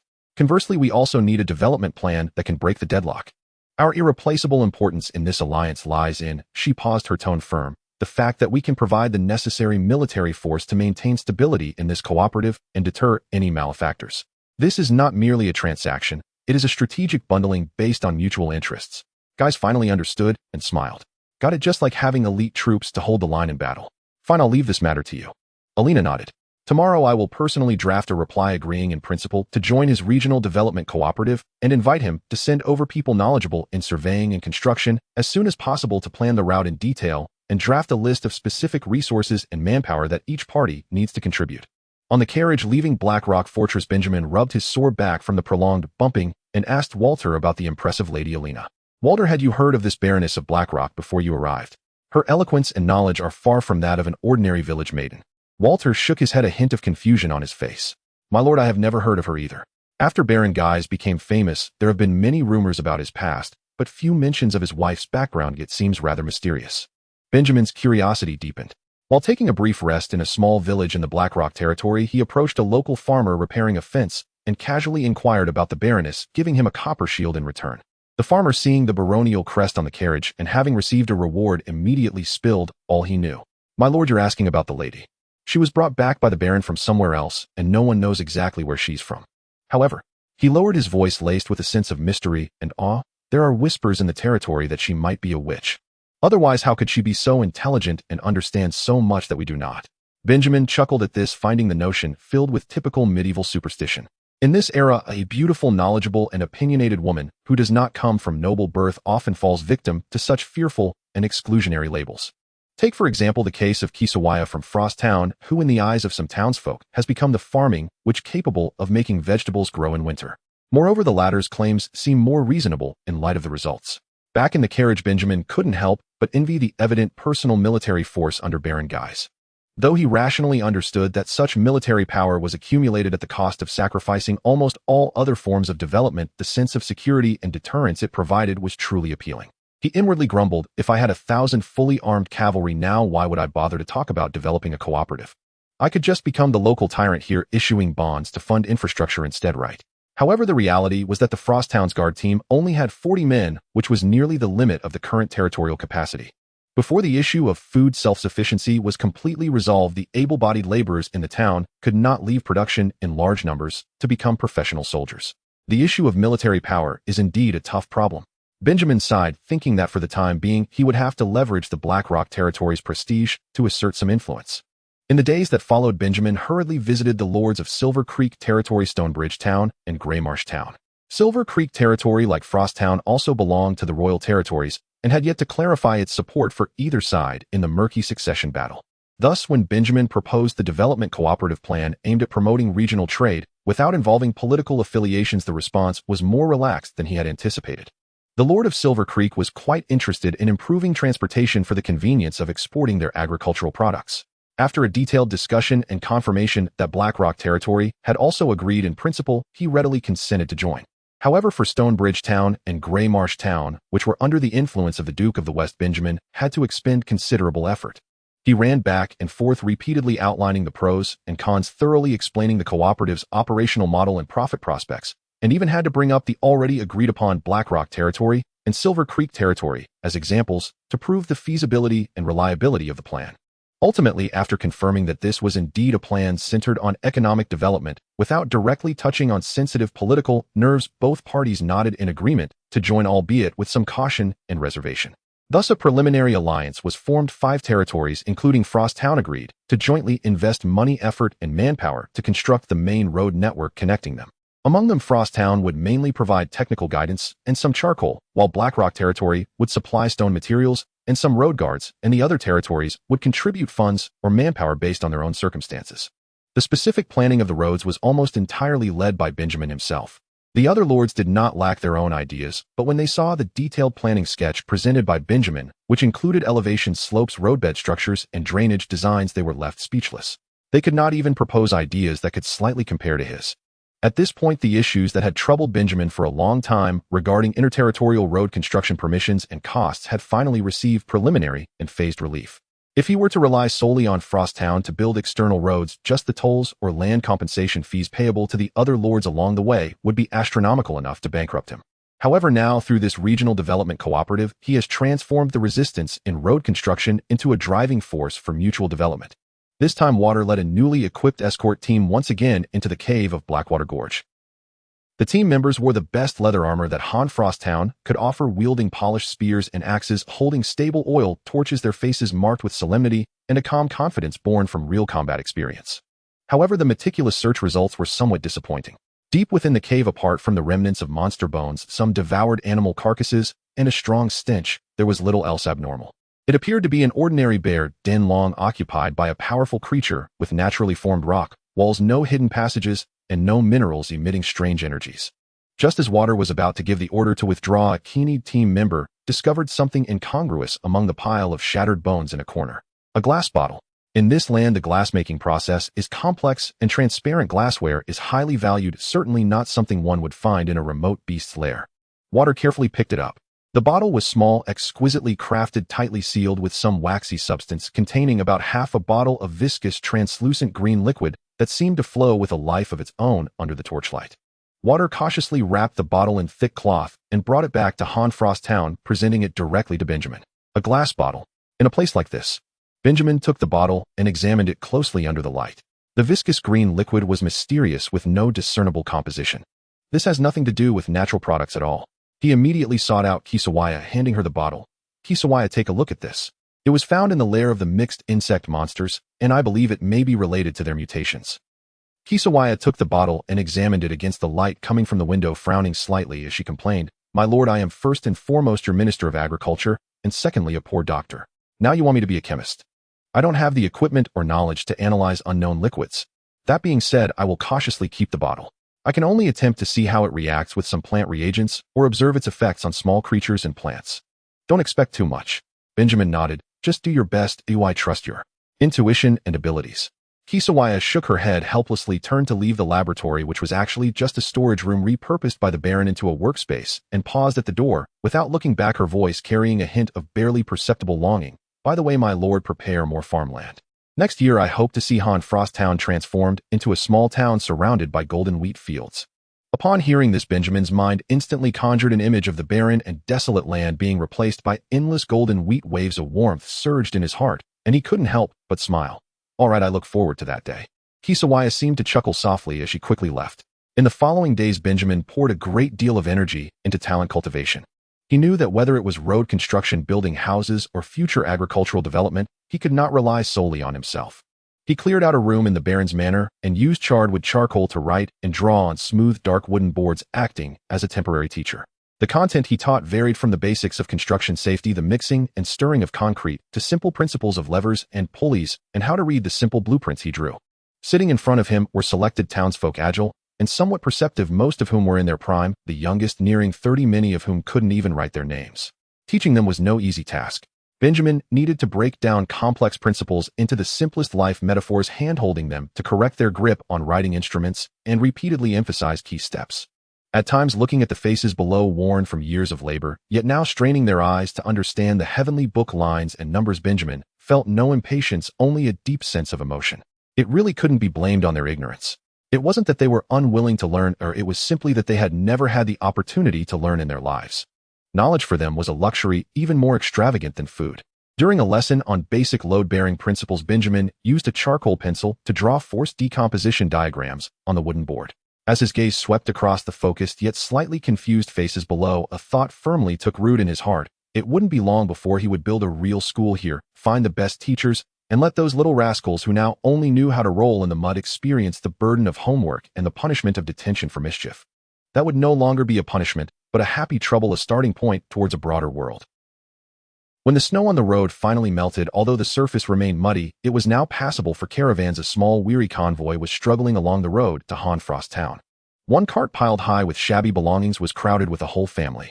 At the forefront, a middle-aged man, weathered yet with eyes full of hope and a hint of anxiety, tirelessly reminded the children beside him, "Listen up. When you see Benjamin later, be sharp. He is now the Lord Baron, a true noble.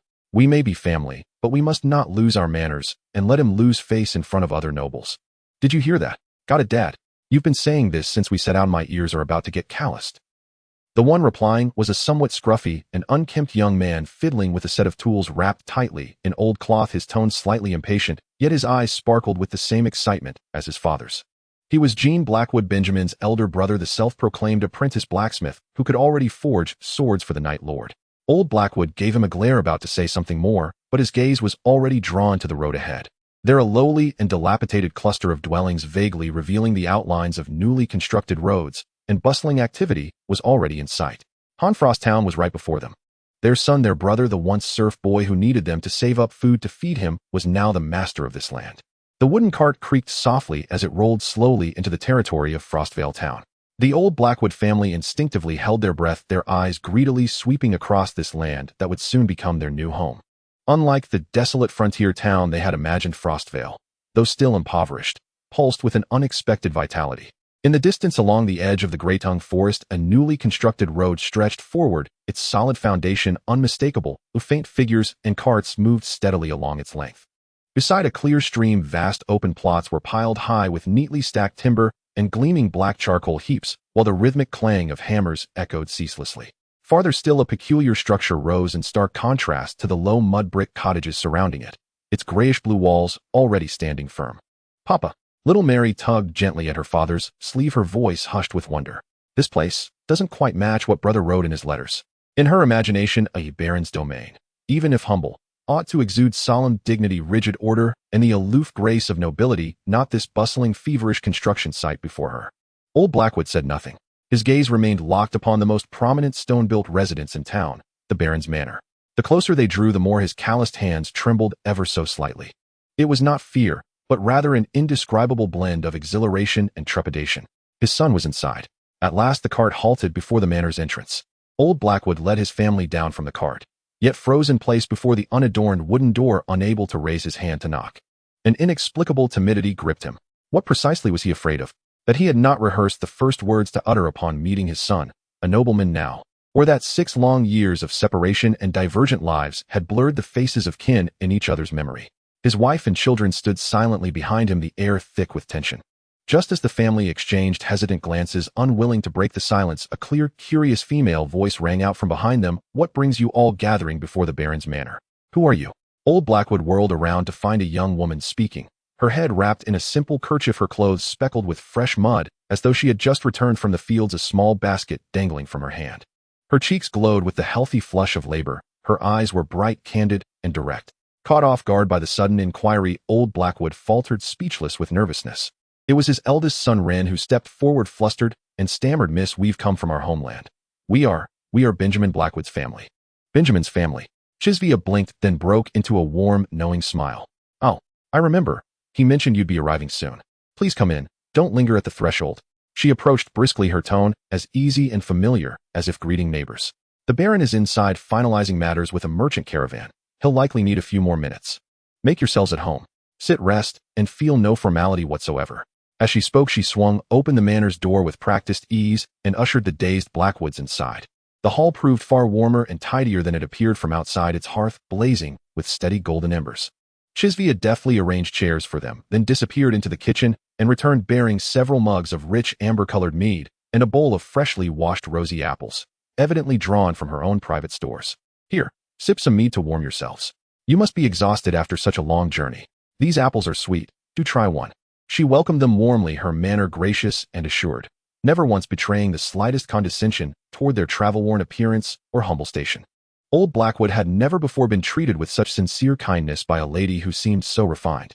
Flustered, he accepted the wooden cup, its gentle warmth seeping into his fingertips, and ventured hesitantly, "Madam, might I ask, what is your name?" Chisvia handed an apple to little Mary, who watched with wide-eyed longing, then straightened up and replied cheerfully, "Me. I'm Chisvia, appointed agricultural minister by Baron Benjamin, and well, his partner, you might say." She paused, her expression softening. "Though I'd also call us friends. Both of us do." Old Blackwood cradled the warm mead, his fingers tracing the rough grain of the wooden mug. Agricultural minister, partner, friend. To him these titles sounded more alien than dragondom. He stole a glance at Chisvia's mud-streaked apron and casually tied kerchief. She looked every bit a field worker. Yet her poise and the easy familiarity with which she spoke of Benjamin struck a dissonant chord. "So you farm too?" Old Blackwood finally managed. "More than just farm." Chisvia's eyes lit up as if asked about her greatest pride. Lifting the coarse cloth covering her basket, she revealed several vibrant green seedlings. "Look, cabbage that matures before the snow melts. And come spring I'll trial new strains of wheat." She cut herself short. The familiar tread of footsteps echoed down the corridor. Chisvia winked at the Blackwoods. "Sounds like the negotiations have concluded." The moment the curtain parted, Old Blackwood shot upright, as if sprung from a coil. There, framed in the doorway, stood a young man. His tailored coat bore ink stains at the cuffs, his face retained only faint echoes of childhood contours, yet all traces of boyish softness had vanished. Old Blackwood's throat tightened, 1,000 words churned fiercely within his chest, yet none would emerge. Benjamin paused on the threshold. His gaze swept swiftly over his father's silvering temples and deeper-set wrinkles, over the familiar yet jarring patch on his mother's apron, over the fresh burned scar newly etched across his elder brother's hand, over his sister's weary countenance after the long journey, and finally settled upon his youngest sister Mary, who shrank timidly behind their mother, her skirt spattered with mud, a child he had never met. A merchant delegate continued chattering behind him about tariffs and transport logistics, but Benjamin heard not a single word. Long time no see, he thought quietly. To his surprise, he felt calmer than expected. No overwhelming surge of tears, no cathartic flood of emotion. Had 6 years of adventure worn down his sentiment? Or had the weight of responsibility hardened his heart, making vulnerability seem like a luxury he could no longer afford? Even he wondered whether this composure bordered on coldness. Ren Blackwood drew a deep breath, steeling himself to step forward, to say something, anything, to dissolve the suspended silence. Benjamin instantly perceived it beneath his brother's joyous excitement, shimmered unmistakable awe, and a lingering subtle barrier of distance born of the title Baron. Perhaps time and shifting status truly had erected a sorrowful wall between them. No, Benjamin dismissed the thought at once. Such a wall might exist, but if even one side reached out, it would prove thinner than gossamer. Without hesitation, he strode forward, and to his family's astonishment, opened his arms and embraced his stiff-backed elder brother tightly. "You've had a long journey," he murmured, clapping Ren firmly on the back, his voice resonant with unmistakable sincerity. Then he turned to Chisvia, speaking quickly but clearly. "Chisvia, would you mind watching over everyone for a few more minutes while I finalize the caravan matters?" He gestured toward the anxious merchant delegate waiting behind him. Chisvia nodded knowingly, her tone light. "Go ahead. I've just finished my work in the fields today." Benjamin gave her a grateful glance, then paused before turning away, bending down before his youngest sister Mary. Gently he pinched her plump, cool cheek and smiled. "Mary, is that right? Mother's letters mentioned you often. I'd resolved to do exactly this when we met." After this small, tender gesture, he offered his family a quiet nod, then hurried toward the waiting delegate. Once Benjamin vanished beyond the porch, Chisvia turned back to the still awkward Blackwoods, her voice gentle yet earnest. "Please, when he returns, don't greet him again as though he were some distant, intimidating nobleman. He truly dislikes that, and I'd rather he not bear unnecessary burdens on account of such trivialities." Her gaze met the complex emotions flickering in old Blackwood's and his wife's eyes. "In his heart, he remains your son, Ren's younger brother, his sister's little brother, unchanged in essence from who he always was." Those were his very words. "He's counting on you, on all of you, to help him till the fields forge the iron and shoulder every duty, great or small, across this manor and throughout the entire barony." After Benjamin left, the hall fell into a subtle silence, with only the occasional crackling of charcoal burning in the fireplace. The Blackwood family seemed still lost in the brief reunion they had just experienced. Old Blackwood held the warm goblet of honey wine, his gaze blankly fixed on the door where his son had disappeared. Cecilia observed the family's lingering awkwardness and understood. With a smile, she said to old Blackwood's wife, "Anna, madam, don't just stand there, please take a seat. The Baron's estate doesn't have so many rules. Benjamin despises formalities." Anna finally snapped back to reality, carefully sitting on the edge of the chair, her hands nervously twisting the worn corners of her apron. "Thank you, Miss Minister." Her voice was frail, tinged with the habitual humility formed by a long time spent at the bottom. "Just call me Cecilia." Cecilia waved her hand, pulling over a chair for herself and relaxing her posture. "Titles like minister are nothing but a name, Benjamin. The Baron forcefully gave me to allow me to manage the affairs of the fields with legitimacy." She attempted to ease the family's tension with a light tone, her gaze sweeping over Jean Blackwood, who stood aside, robust, yet appearing somewhat out of place.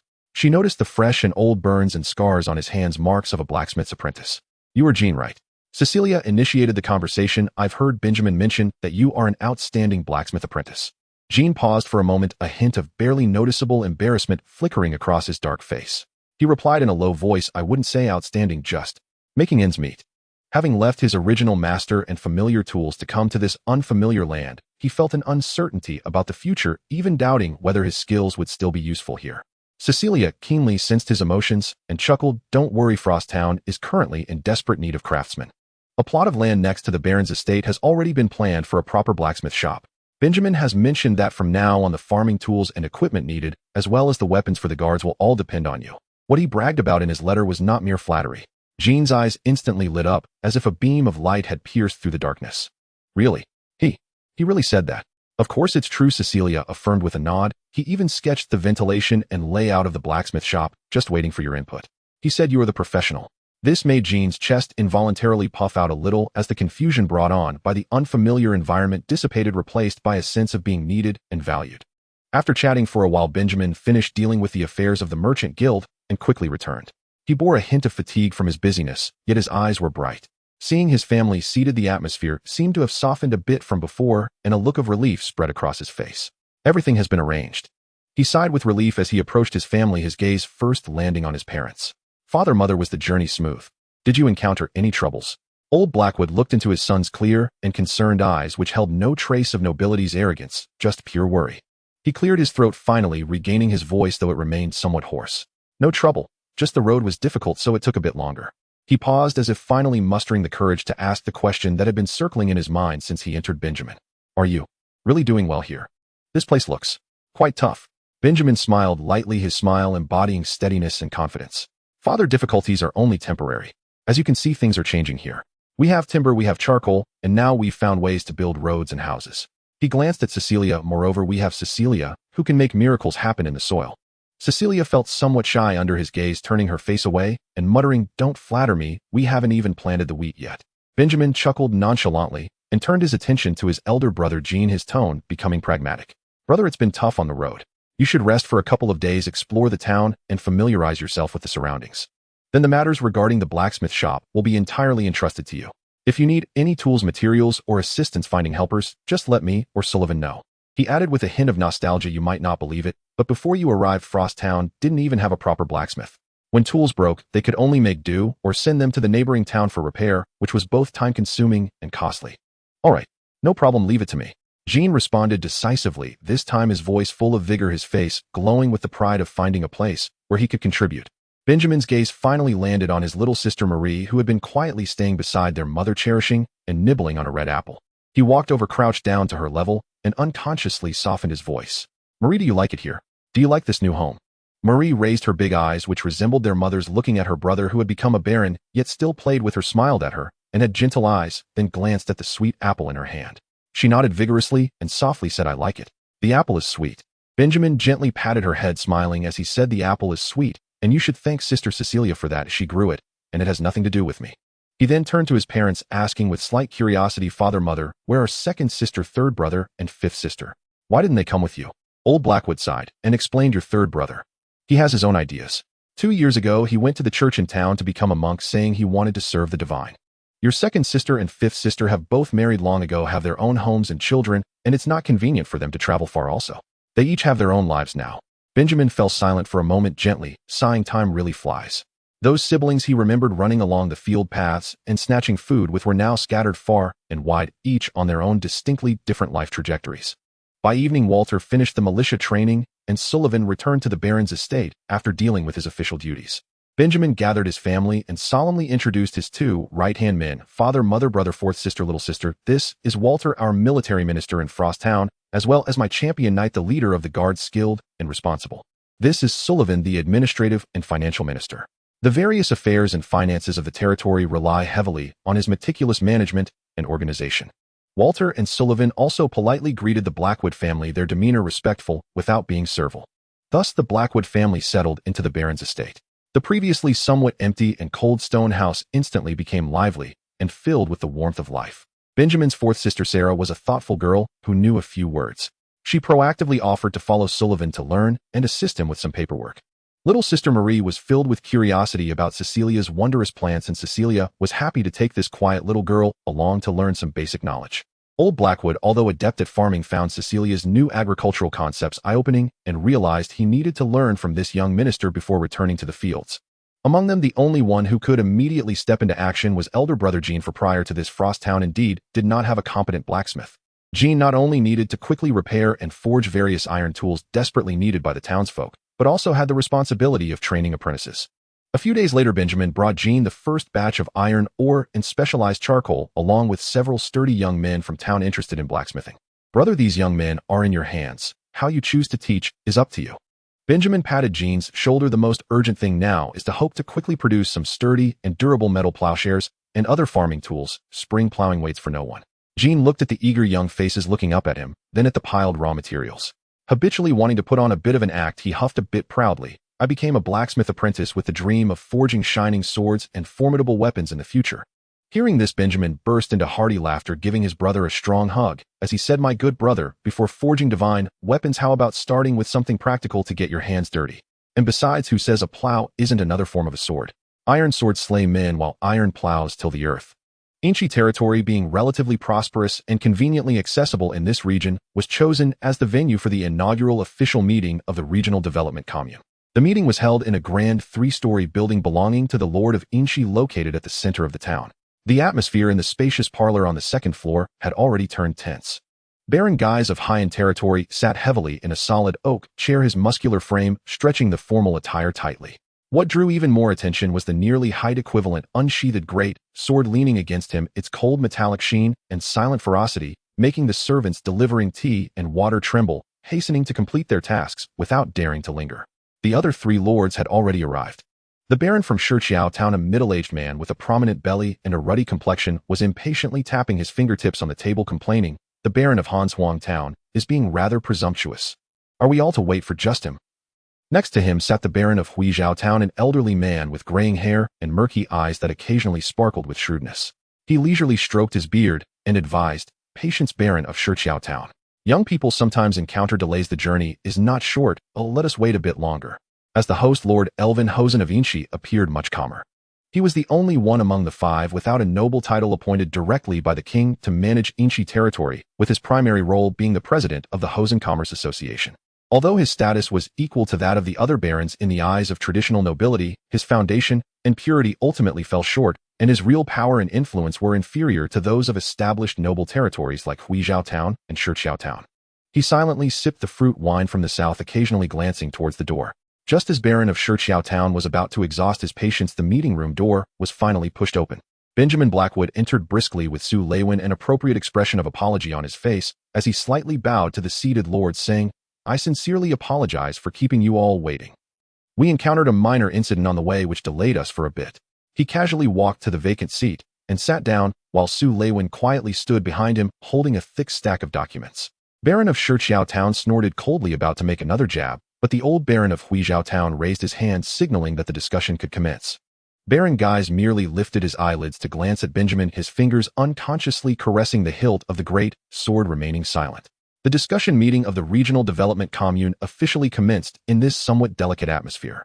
As the meeting entered a substantive phase, the Baron of Shichiao Town took the lead, pointing a plump finger at Benjamin. "Baron Blackwood, regarding the investments in this commune, we several parties need to contribute real money or resources. And you from Hanshuang Town only provide so-called technology and guidance. Isn't that a bit too opportunistic? Everyone knows that technology is intangible. Its value is determined solely by your word." The old Baron of Huizhao Town lazily echoed, his tone questioning. "Indeed, young man. Road construction relies on tangible materials and labor. Your technology sounds fanciful. Whether it can truly be effective remains to be seen. Is it really wise to entrust such important infrastructure to an ethereal concept of technology?" In the face of this skepticism, Benjamin had yet to respond when the host Elvin Hosen set down his teacup and spoke in a calm voice. "Baron of Shichiao Town, Baron of Huizhao Town, please hold your impatience. You may be unaware, but the road construction techniques and planning proposals offered by Baron Blackwood are by no means ethereal. Based on my estimates, if we adopt his methods, just the durability and maintenance cost reduction of the road alone could save each of our families hundreds of gold shields in the long run. Moreover, the trade benefits brought by a well-constructed road network are immeasurable. Furthermore," he paused, his gaze sweeping across everyone before settling on Benjamin, "let us not forget that the initiator of this regional development commune concept, which can bring great benefits to us all, is Baron Blackwood. Without his proposal and preliminary planning, we wouldn't even be sitting here today." Elvin's remarks were not coincidental. He had already discussed matters privately with Benjamin before the meeting began. They understood that among the five factions, Inchi Territory and Hanshuang Town had relatively weaker real power, making them easy targets for pressure in negotiations. Thus they reached a tacit agreement. Elvin, familiar with business rules and adept at mediation, would primarily handle the difficulties posed by Shichiao Town and Huizhao Town, while Benjamin would focus on the most critical and unpredictable Baron Guise of High Territory. Indeed, just as Baron of Shichiao Town was momentarily at a loss for words due to Elvin's remarks, Gai's deep voice sounded directly addressing Benjamin with a core question. "Baron of Hanshuang Town, even if the technology has value, once the road is completed, how will the tolls be divided? Who will provide the guards? If we encounter some clueless fellows robbing the road, or if another territory envies us and causes trouble, who will handle that? Surely you wouldn't expect the people of High Territory to exert effort without compensation while everyone shares the profits equally." This question was extremely sharp, directly relating to the core issues of profit distribution and security. However, Benjamin was well prepared for this. He had also conducted in-depth preliminary discussions with Guise. He understood that within the commune, High Territory, due to its powerful private military and geographical position, would inevitably bear significant responsibilities for security and major troop deployments. Elena had privately advised Guise to maintain a sense of pressure with the establishment of the commune as the primary goal. When necessary, he could appear firm and at critical moments do Benjamin a favor to solidify their cooperative relationship. Benjamin responded calmly, "Baron Guys, your concerns are valid. Regarding profit distribution, my preliminary concept is based on each family's actual contributions and responsibilities. High End Territory not only needs to provide the main security forces to ensure road safety, but the territory's stone materials are also key resources for road construction. Moreover, in the event of potential external threats, High End Territory's military force is an indispensable guarantee. Therefore, in the distribution of toll revenues, High End Territory should rightfully occupy a significantly higher than average share, which respects the contributions and strength of your territory and is essential for securing the commune's military foundation." He glanced at Guys and continued, "The specific ratios can be detailed later, but the principle is clear and fair. The more one invests and bears risks, the higher the returns should be." This statement not only acknowledged High End Territory's status, but also offered practical promises of benefits, significantly easing Gaist's tense expression. He grunted, temporarily accepting this direction. Benjamin then turned his gaze towards the lords of Shichiao Town and Huijiao Town, speaking in a calm tone, yet with undeniable confidence. "As for the doubts raised by the barons of Shichiao Town and Huijiao Town regarding the contributions from Hanshuang Town, I believe Lord Elvin has already explained it quite clearly. Technology and management are also indispensable contributions, and their value will be reflected in the quality, lifespan, and operational efficiency of the roads. Moreover," he slightly changed his tone, "the success of this commune relies on the sincere cooperation of our 5 families.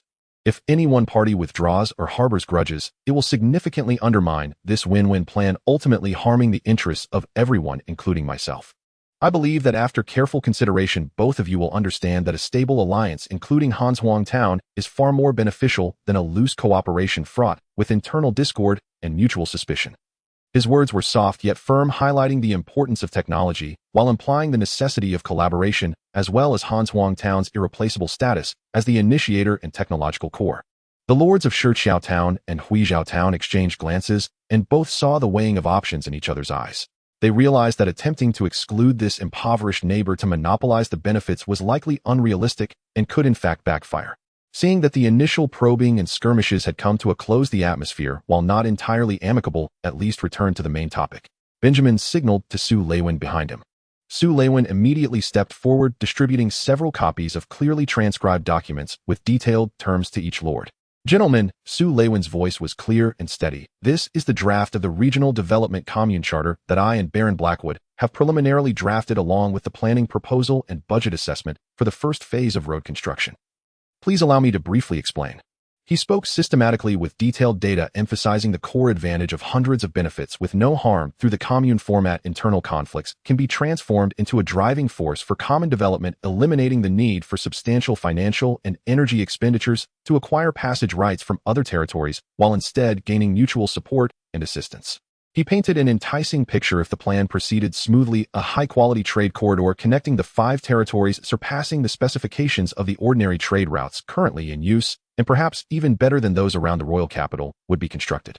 At that time, the convenient and safe transportation would attract merchant caravans from all directions, and the resulting tax revenues, trade surpluses, and regional prosperity would far exceed the initial investments.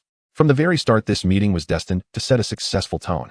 With the support of the influential High End Territory and the key hub of Inchi Territory, Benjamin, armed with a feasible technical plan and a blueprint for mutual benefit, needed only to patiently soothe the slightly uneasy emotions of the other 2 barons and clearly present this detailed and enticing plan to everyone.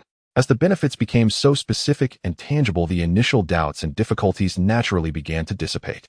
Solwyn's explanation lasted nearly an hour. He not only detailed the operational model of the commune, but also the initial goals. He discussed the construction of a main road network connecting the 5 regions with Inchi Ling as the hub, and presented a meticulously drawn blueprint of the road plan by Benjamin himself. The map clearly indicated the route direction, the locations of preset checkpoints, geological estimates for different sections, and the approximate materials and labor distribution required. When Solwyn mentioned, of course, Solwyn changed the subject. "This all hinges on the road's quality being top-notch, capable of withstanding years of traffic and the erosion of wind and rain. This is precisely where the core value of Baron Blackwood's technology lies, ensuring that every gold shield and every ounce of labor we invest can be transformed into truly durable assets rather than a bottomless pit requiring repeated repairs after a few years."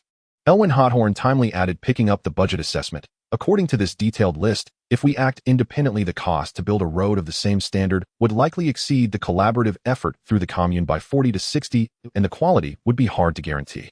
Collaboration is not just about sharing profits, but also about distributing risks and lowering costs. The subsequent discussion entered a more specific phase of negotiation. There was a heated debate over the proportion of investments. Benjamin timely proposed a compromise. Gentlemen, I understand everyone's concerns. Chanchuang Town indeed cannot compete with you all in terms of funding and materials. How about this?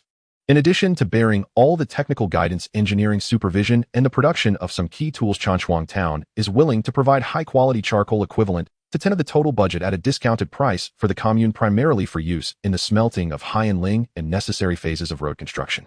The value of this charcoal can be counted as our material contribution. Additionally, in the first 3 years after the road's completion, Chanchuang Town voluntarily agrees to relinquish half a share of the toll revenue to be distributed among the other 4 based on their investment proportions. This demonstrates our sincerity in cooperating and compensates for our initial material investment shortfall. This proposal significantly improved the expressions of the barons from Shiqiao Town and Huizhou Town.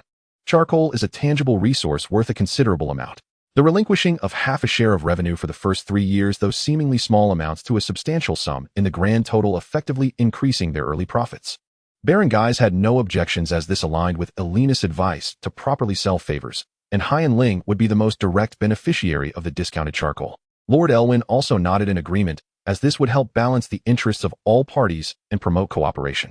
After further bargaining, the parties preliminarily reached an agreement. Contributions from each side would be assessed based on funding stone materials, timber labor, and specialized materials.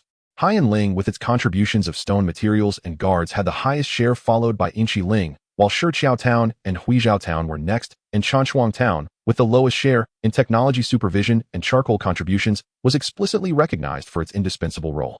They established a 5-member council where major decisions would require the agreement of at least 4 parties to execute. Daily management and accounting would primarily be overseen by Lord Elwyn of Inchi Ling, subject to supervision by all parties. The technical standards and engineering progress would be the responsibility of Baron Benjamin from Chanchuang Town. The income from road tolls, after deducting maintenance costs and necessary reserves, would be distributed annually based on investment proportions. Chanchuang Town would relinquish half a share of revenue for the first 3 years, with the remaining 4 parties enjoying it proportionately. The priority would be to construct 2 main roads connecting Inchi Ling, Haiyan Ling, Chanchuang Town, and Inchi Ling, Shiqiao Town, Huizhou Town. Detailed route surveying and material preparation would commence immediately. When all the terms were thoroughly discussed and ultimately recorded on parchment signed in order by the 5 lords, the sun outside was already setting. Although there were disputes and calculations throughout the process, a cooperative relationship based on common interests was finally established. The Baron from Shiqiao Town wiped the sweat from his forehead, feeling exhausted yet excited. I hope this road will be filled with the gold coins of merchant caravans in the future. The old Baron from Huizhou Town trembled as he put away his seal and murmured, I hope to see the benefits of this road before I close my eyes. Baron Guy stood up, stretched his muscles, and said to Benjamin, Please notify me in advance when it comes time for detailed surveying and construction so I can arrange personnel for clearing and guarding. Elwyn Hothorn smiled at everyone and said, Well then, happy cooperation. I will quickly set up a temporary accounting office to begin calculating the specific material dispatch and fund flow. The early spring sunlight spilled over the newly planned road construction site outside Chanchuang Town, dispelling the last remnants of cold.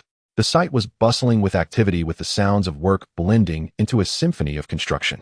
Benjamin, wearing a somewhat odd but evidently designed for cushioning and protection helmet made of tough vines and hard skin, stood next to a freshly compacted roadbed, gesturing towards several townspeople responsible for laying gravel, emphasizing the requirements for smoothness and density. Kisivya approached with a basket from the field. Seeing Benjamin so focused and gesturing animatedly from a distance, she couldn't help but smile. She got a bit closer and teased, Oh, Chief Engineer Benjamin, overseeing the work in person. The unfamiliar term, Chief Engineer, caught Benjamin off guard. He instinctively turned around, his face showing that habitual smile of humility and embarrassment one wears when teased by seniors or leaders on a construction site, repeatedly waving his hands. Oh no, please don't tease me, just call me Little Ben. As soon as the words left his mouth, he froze. Kisivya's smile instantly froze too, but then it seemed as if a taut string had suddenly snapped, and she couldn't hold back any longer, bursting into a clear laugh that nearly brought tears to her eyes. Benjamin looked at Kisivya, who was shaking with laughter, and after reflecting on his earlier slip of the tongue, which had an unmistakable sense of workplace déjà vu from his past life, his face turned a mix of red and white as he awkwardly rubbed his nose. After a few seconds, as if coming back to his senses, he begrudgingly and somewhat self-deprecatingly corrected himself. That was a mistake, purely a mistake. Forget what I just said. From now on, don't call me Chief Engineer Benjamin, just call me Ben. Yes, just Ben, that fits my status better. He tried to salvage some dignity with an exaggerated tone. Kisivya finally managed to stop laughing and teased. Yes, yes, yes, Chief Ben. Your reaction is truly well trained.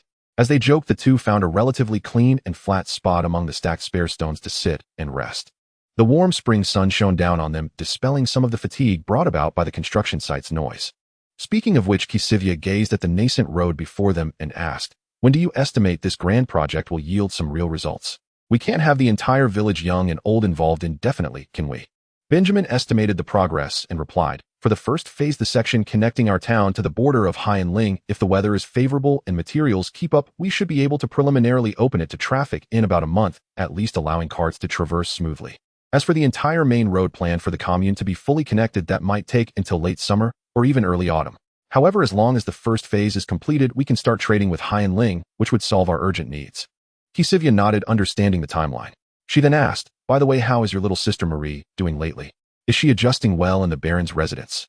She's doing quite well, though a bit shy, but she has our mother and fourth sister Sarah looking after her. Benjamin smiled, then became concerned about Maria's studies. Is she causing you any trouble while learning with you? Is the girl interested in research? Kisivya shook her head. No trouble at all.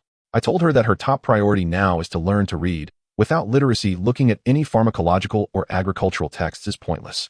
However, she is quite nimble with her hands and helps me sort and dry herbs as well as sifting seeds, all with great care. She's a child who can settle down and focus. That's good to hear, Benjamin said, feeling relieved. He hesitated for a moment, looking at Kisivya's profile. Hey, I mean, in our private conversations, you can just call me by my name, or like earlier, jokingly call me Chief Ben. I really can't get used to this formal address that feels itchy all over. I find it easier to listen to people call me Old Lord in the tavern. Kisivya glanced at him without immediately agreeing or refusing, gently moving past the topic. She then became serious and said, all right, let's not talk about that. I have something important to discuss with you. I figured out a bit about the green liquid you brought back from that cave. Upon hearing this, Benjamin immediately stood up, the relaxed expression on his face instantly replaced by focus. Let's go. He spoke concisely while gesturing to Sullivan, who was coordinating the transportation of materials nearby, indicating that he would be leaving for a while. The two left the noisy construction site, passing through the increasingly lively town, and arrived at the newly built house in a relatively secluded area behind the Baron's manor. This was the laboratory personally designed and overseen by Benjamin for Kisawaya, a sturdy new-style house that not only excelled in insulation, but also featured a spacious layout, unusually consisting of 2 levels. Kisawaya had brought almost all her research equipment, specimens, notes, and personal belongings here. It was both her workplace and had evidently become her new home. As he pushed open the heavy wooden door, the faint scent of herbs, soil, and some indescribable chemical reagents filled the air. The first floor was filled with various shelves, workbenches, planting troughs, and peculiar distillation apparatus, while the second floor had been designated by Kisawaya as a more private experimental area and storage for materials. Without much conversation, Kisawaya led Benjamin to the innermost area of the first floor, which was separated by a heavy curtain. She lit the fixed oil lamp on the wall, and the dim yellow light illuminated several specially designed cages and planting pots in the corner. The preliminary tests I can perform are quite limited. All I can do is check its acidity, whether it is corrosive or has any obvious toxicity. Kisawaya's voice sounded particularly clear in the quiet laboratory. At first, the results were ordinary, resembling some kind of inert viscous liquid. Until I tried applying it to plants and animals. She pointed towards a planting pot firmly covered with sturdy wire mesh. The contents of the pot made Benjamin's pupils constrict sharply. He could still vaguely recognize the outline of a cabbage, but its size had swollen several times, its leaves grotesquely thick, displaying an unhealthy, eerily fluorescent deep green color, with veins as large as writhing blue tendons. The entire plant exuding an unsettling sense of bloatedness, completely unrecognizable as a normal cabbage. Next, Kisawaya pointed to a nearby, more robust, almost airtight metal cage. At the bottom of the cage, a mass of indescribably pulsing pink flesh curled up. It had no obvious facial features or limbs, its surface covered with twisted blood vessels and suspected organ formations. One could only roughly deduce from its general shape and the remaining fur that it might have once been a mouse. It seemed to still be alive, but that state of being alive was nothing short of chilling. As you can see, a very low concentration of the diluted solution was dripped onto the roots of the frost cabbage, and it grew to the size that would normally take a month to achieve, within 2 days, transforming into this form. And injecting a healthy mouse with an even smaller amount. She paused, pointing at the mass of flesh. It became this. Growth was wildly accelerated, accompanied by completely uncontrollable and distorted mutations. Kisawaya took a deep breath, her tone turning serious. In summary, the effects of this substance on living organisms are extremely severe and dangerous, especially for animals. I plan to crush this mutated cabbage and mix it with regular feed to observe the reactions of the few chickens and ducks being raised. But in any case, it is absolutely out of the question for human consumption. The two silently stared at the deformed creation, the laboratory only echoing with the faint sound of the mass of flesh rubbing against the bottom of the cage, sending chills down their spines. After a while, Kisawaya broke the silence, looking at Benjamin with a grave expression. It is now almost certain that this liquid is artificial. In other words, the mixed bug monsters you took care of before were likely products of this technology. I don't know what the purpose is of the person who created these things, or whether they are failed experimental products that leaked or intentionally released into the mountains. But Benjamin, you need to be careful. She emphasized, there must be dangers hidden in these mountains that we do not know about, and this danger originates from some malicious intelligence. Benjamin stared intently at the writhing mass in the cage, and the bloated strange cabbage remaining silent. His expression appeared murky under the flickering light of the oil lamp. At this moment, only one thought was crazily growing in his heart, as if nurtured by that green liquid power. I need power. Not the small skirmishes of maintaining security and dealing with beasts like the current guard team, but a true force belonging to Frosttown, one that answers only to me, capable of addressing threats and crushing enemies. Benjamin's gaze was as solid as a nail, fixed on the pulsing mass of flesh, the eerie atmosphere in the laboratory almost solidifying. He slowly raised his head to look at Kisawaya. Your assessment is correct. This is not a natural disaster, it is man-made. Kisawaya hesitated for a moment and added, do you need me to continue the research? Perhaps we can find a way to suppress this mutation or reverse engineer its components. As long as safety is ensured, it can be attempted. Benjamin did not hesitate. But your primary task is to ensure your own safety and the agricultural projects of the territory. This thing, he glanced at the bottle shimmering with an alluring yet dangerous green light under the lamp, should be placed as a lower priority. What we need is food and stability, not uncontrollable power. I understand the priorities, Kisawaya replied. Benjamin took one last deep look at the bottle as if to imprint its danger in his mind, then turned and strode out of the laboratory. The cool air outside rushed into his lungs, but could not dispel the heaviness in his heart. He did not return to the construction site, but walked straight to the newly built blacksmith shop next to the Baron's manor, still exuding the fragrance of pine wood. The clanging sound of hammering now resonated in his ears, no longer just simple production noise, but the prelude to forging sharp blades and crafting sturdy shields. Inside the shop, Gene Blackwood was shirtless, sweat glistening on his bronze skin, his muscular arms steadily gripping the tongs as he placed a red-hot piece of metal on the anvil, while his apprentice swung a heavy hammer with rhythm, sending sparks flying. Seeing Benjamin enter, Gene paused, wiping his face with a towel draped around his neck. Benjamin, what brings you here? Isn't the road busy? Gene asked, noting the unusual seriousness on his brother's face. Brother, Benjamin skipped the pleasantries and went straight to the workbench, running his fingers over several freshly forged gleaming axes and hoes. The quality of these tools is excellent. The villagers have all praised them. Gene's face revealed a hint of pride, but he then muttered, somewhat dissatisfied. They are good, but I still want to forge some real weapons. Like long swords or cavalry spears. Opportunities will come soon. Benjamin interrupted him, his gaze sharp. I need you to start preparing immediately. Gene was taken aback. Preparing for what? To scale up. Recruit more apprentices, not just to forge farming tools and implements. Benjamin's tone was resolute. I want you to begin attempting to forge standard military weapons. Long swords, spears, spearheads, arrowheads, and key components of armor.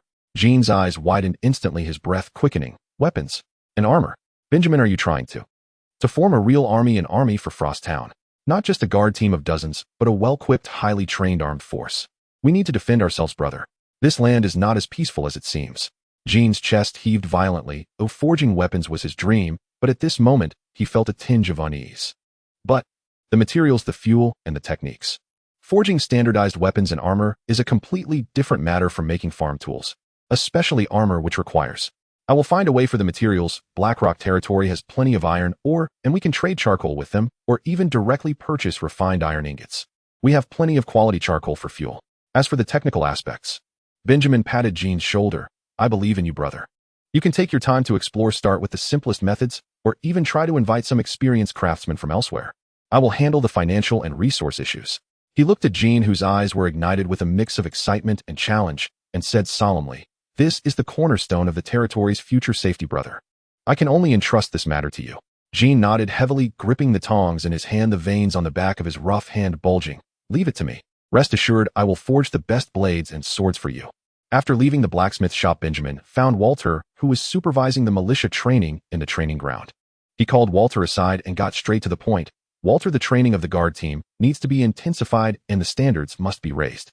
Starting tomorrow, it will no longer be just simple formations and chopping. I want you to begin training them in team coordination, tactical formations, wilderness survival, and reconnaissance and counter-reconnaissance. Walter's eyes flashed with understanding. He had already felt that the current guard team was too lax. My lord, do you mean? The potential threats we face may far exceed beasts and bandits. Benjamin did not disclose the specific findings from the laboratory, but the gravity in his tone made Walter immediately understand the seriousness of the situation. I need a team that can be deployed at critical moments and can fight tough battles. The scale also needs to gradually expand, prioritizing the recruitment of reliable young adults with families. Understood, my lord. Walter straightened his back. I will draft a new training outline. But we are currently lacking in equipment. I am already preparing for the equipment issue. It will be gradually improved in the future. Benjamin's gaze swept over the training ground where the effort was evident, but the figures still appeared inexperienced. Remember, Walter, what I want is not a group of brutes who can only fight, but a disciplined team. Loyalty and courage are both essential. I swear by the honor of a knight, I will train them into the solid shield and sharp blade you need. Walter replied solemnly. Night fell, and the study of the Baron's manor was brightly lit. Benjamin spread out a large sheet of papyrus, the charcoal pencil moving slowly across it. He was no longer just drafting blueprints for houses and roads, but began outlining the defensive structure of a simple fortress, planning the positions of barracks, calculating the food equipment and funds needed to maintain a standing armed force of hundreds. In the days that followed, Ben Jiaming spent every spare moment at Chiesi Wei Ya's laboratory. Conversing with this companion, who shared a worldview far ahead of their era, became for him an indispensable way to clarify his thoughts and soothe his anxieties. They debated agricultural planning applications for new materials and even basic public health ideas. Yet when it came to the pivotal issue of enhancing martial power, Chiesi Wei proved somewhat at a loss. I truly did my best. Chiesi Wei spread her hands and offered a rueful smile, pointing to several drafts on the table depicting strange devices. But with both gunpowder and electricity prohibited, my proposals can only go so far. We can either refine existing bow and crossbow mechanisms or attempt to build large trebuchets or siege crossbows. Yet you have surely already considered such notions, and they either offer only marginal improvement or carry prohibitive manufacturing and maintenance costs unsuited to our present circumstances. She sighed and admitted candidly, my thinking remains bounded. I cannot entirely transcend the confines of this era's framework. She went on, I can bring breakthroughs in agriculture and medicine, but when it comes to pure military enhancement, my assistance will likely be limited. Ben Jiaming nodded in understanding. He had not expected Chiesi Wei to conjure blueprints for some miraculous Maxim gun. I know it is not your fault. He added, it is the fundamental rules of this land that constrain us.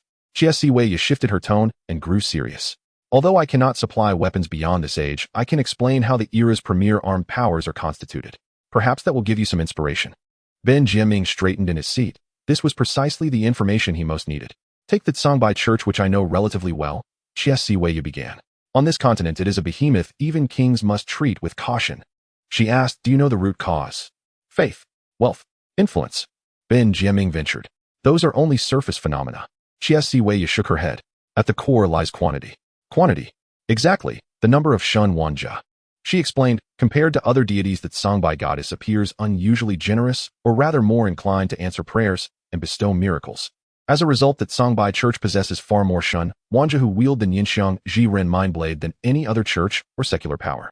They even organized a knightly order composed entirely of Shun Wanja, the Shun Wan Knights, which forms their most central and terrifying force.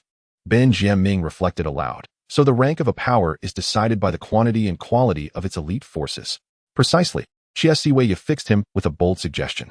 Therefore, if you are open to it, you might try introducing an appropriate, relatively moderate faith to Shuanghan Town. She continued, if you can elicit even a faint response from a deity, that response might give birth to practitioners of your own Nianren. Even if at first you could cultivate only one or two, that would still constitute a credible deterrent and lay a foundation for assembling greater forces in the future. She paused and adopted a cautious tone. Of course, this is only an immature idea. Matters of faith are inscrutable. One does not ensure success simply by erecting a church and calling people to prayer.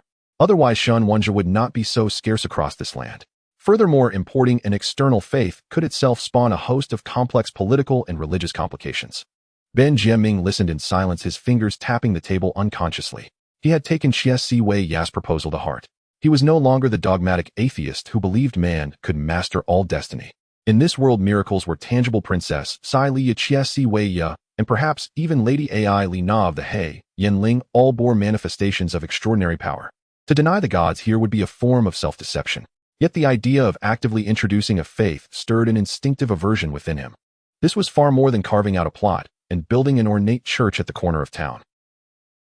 It meant guiding the populace's convictions toward an unknown presence. It meant that future governance might be swayed by doctrine. It meant diverting precious resources and energy to sustain a religious structure that might become a fetter. Deeper still, there was a recoil from the soul at the prospect of entrusting one's fate to something intangible. It is a path, he conceded, but it carries both risks and opportunities. At last, Ben Jiaming spoke slowly, making no immediate decision.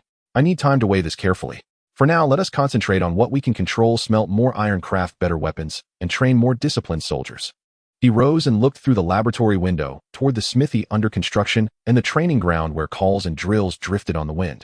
Faith may bring miracles, but the power accumulated by steady pragmatic effort is no less formidable. In the days that followed, Ben Jiaming devoted his primary energies to the tangible strengthening of his domain's armed capacity. Whether or not he later ventured into matters of faith, a well-equipped, well-trained force loyal to him would remain the most fundamental safeguard. Under Rang's stewardship, the smithy quickly expanded. Ben Jiaming secured a new trade agreement with Sulai I and the He Yin, exchanging premium charcoal and a share of future road tolls for a steady iron supply. Amid the ringing of hammer on anvil, the shop's output ceased to be only farm implements and tools. It gradually produced spearheads for mass-issue rough blades for one-handed swords and even experimented with simple mail shirts. Rang, though exhausted to the point of collapse, burned with an unprecedented fervor. For him, forging weapons expressed a smith's worth far more than crafting hoes. On the training ground, Wate abandoned the previous lax routines. He reorganized the guard, instituting strict schedules and martial codes. Training broadened from mere chopping drills to squad cover maneuvers, shield formations, long-distance raids, and field camouflage. Wate even led the men into the Huayu forest for live exercises, contending with beasts. As they did so, sharpened the troops' survival and combat abilities in complex terrain. Though harsh and occasionally injurious, the guards' morale and bearing transformed visibly. In their eyes there grew the keen discipline of true warriors. Yet resources nagged at Ben Jiaming like a parasite. The cost of equipping and training a force exceeded expectations. Sulai I arrived almost daily with the ledgers. The alarming deficits furrowed Ben Jiaming's brow. My lord, the stocks of gold shields in our granary are nearly exhausted. After paying this month's extra training stipends and the smith's charcoal bills, only copper shields remain. For the next consignment of iron from He Yin, we will likely have to offer double the charcoal as payment. Moreover, at the current consumption rate of the guard and the engineering crews, our provisions will struggle to last until the summer harvest, let alone support the expansion of the guard as you envision. Sulai I's voice bore deep concern. He understood the domain's fragile finances better than anyone.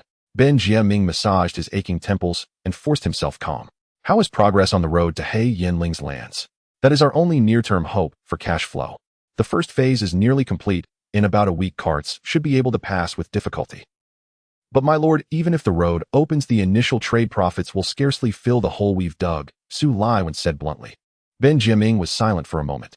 It seems we cannot rely on a single road. Sulai I, what other resources can we quickly convert to cash? Sulai I flipped through the ledger. Aside from charcoal and future timber, there are the off-season vegetables Minister Chia Si Wei Ya cultivated and the Sundo Harvest Han Shuang series crops. He continued, but their quantities are limited, and they are mainly intended to improve the populace's livelihood or serve as rewards. A large-scale sale might damage public morale. Also, we have just begun small-scale production of precast concrete components. Lord Ai Erwin has sent inquiries several times. He seems quite interested. Concrete. Ben Jiaming's fingers drummed the table in a steady tack-tack. It is indeed valuable, durable, and strong, but our output is limited and the core technique must remain in our hands. We cannot let it spread carelessly. He instructed, tell Lord Ai when we can prioritize a shipment of high-quality prefabricated panels for his new warehouses or to reinforce estate walls, but price them at a premium, emphasizing their rarity, superior strength to stone, and ease of construction. Package them as a high-end building material. Understood. Scarcity confers value, Sulai I noted and recorded it. Ben Jiaming then gazed toward the rolling Huayu Mountains outside the window. We must live off the mountain, he said. Beyond timber, the Huayu forest must hide other treasures, precious medicinal herbs, rare furs from strange beasts, and perhaps minerals we have not yet discovered. He proposed organizing a lean expedition led by the most seasoned hunter Ba Li, accompanied by a few of Wate's nimblest, hard-footed men provisioned with ample supplies and arms to conduct deeper targeted prospecting. He told them to seek resources of high value and relative transportability. Then he paused, lowered his voice, and uttered a term unfamiliar to Su Lai Wen. Coal. Coal. Su Lai Wen sounded puzzled. My lord, do you mean that black stuff that gives much smoke and a strange odor, the so-called poor man's stone?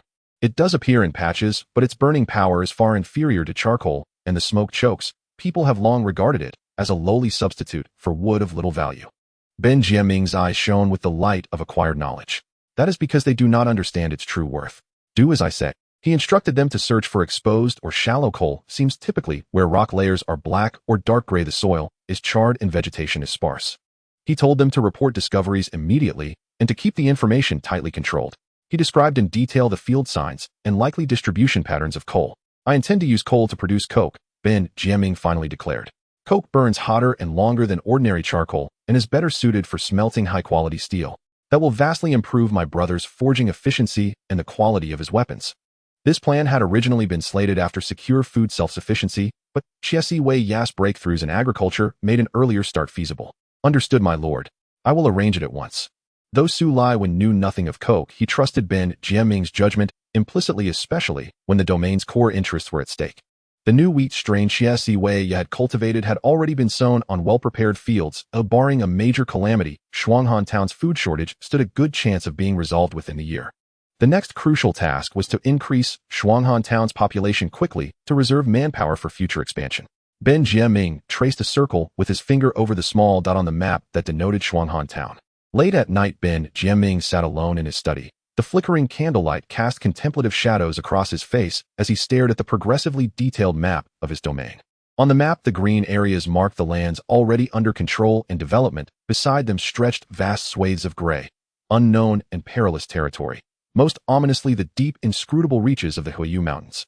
His gaze drifted again to the corner of the desk, where several rough dossiers Su Lai Wen had compiled on several mainstream churches lay stacked.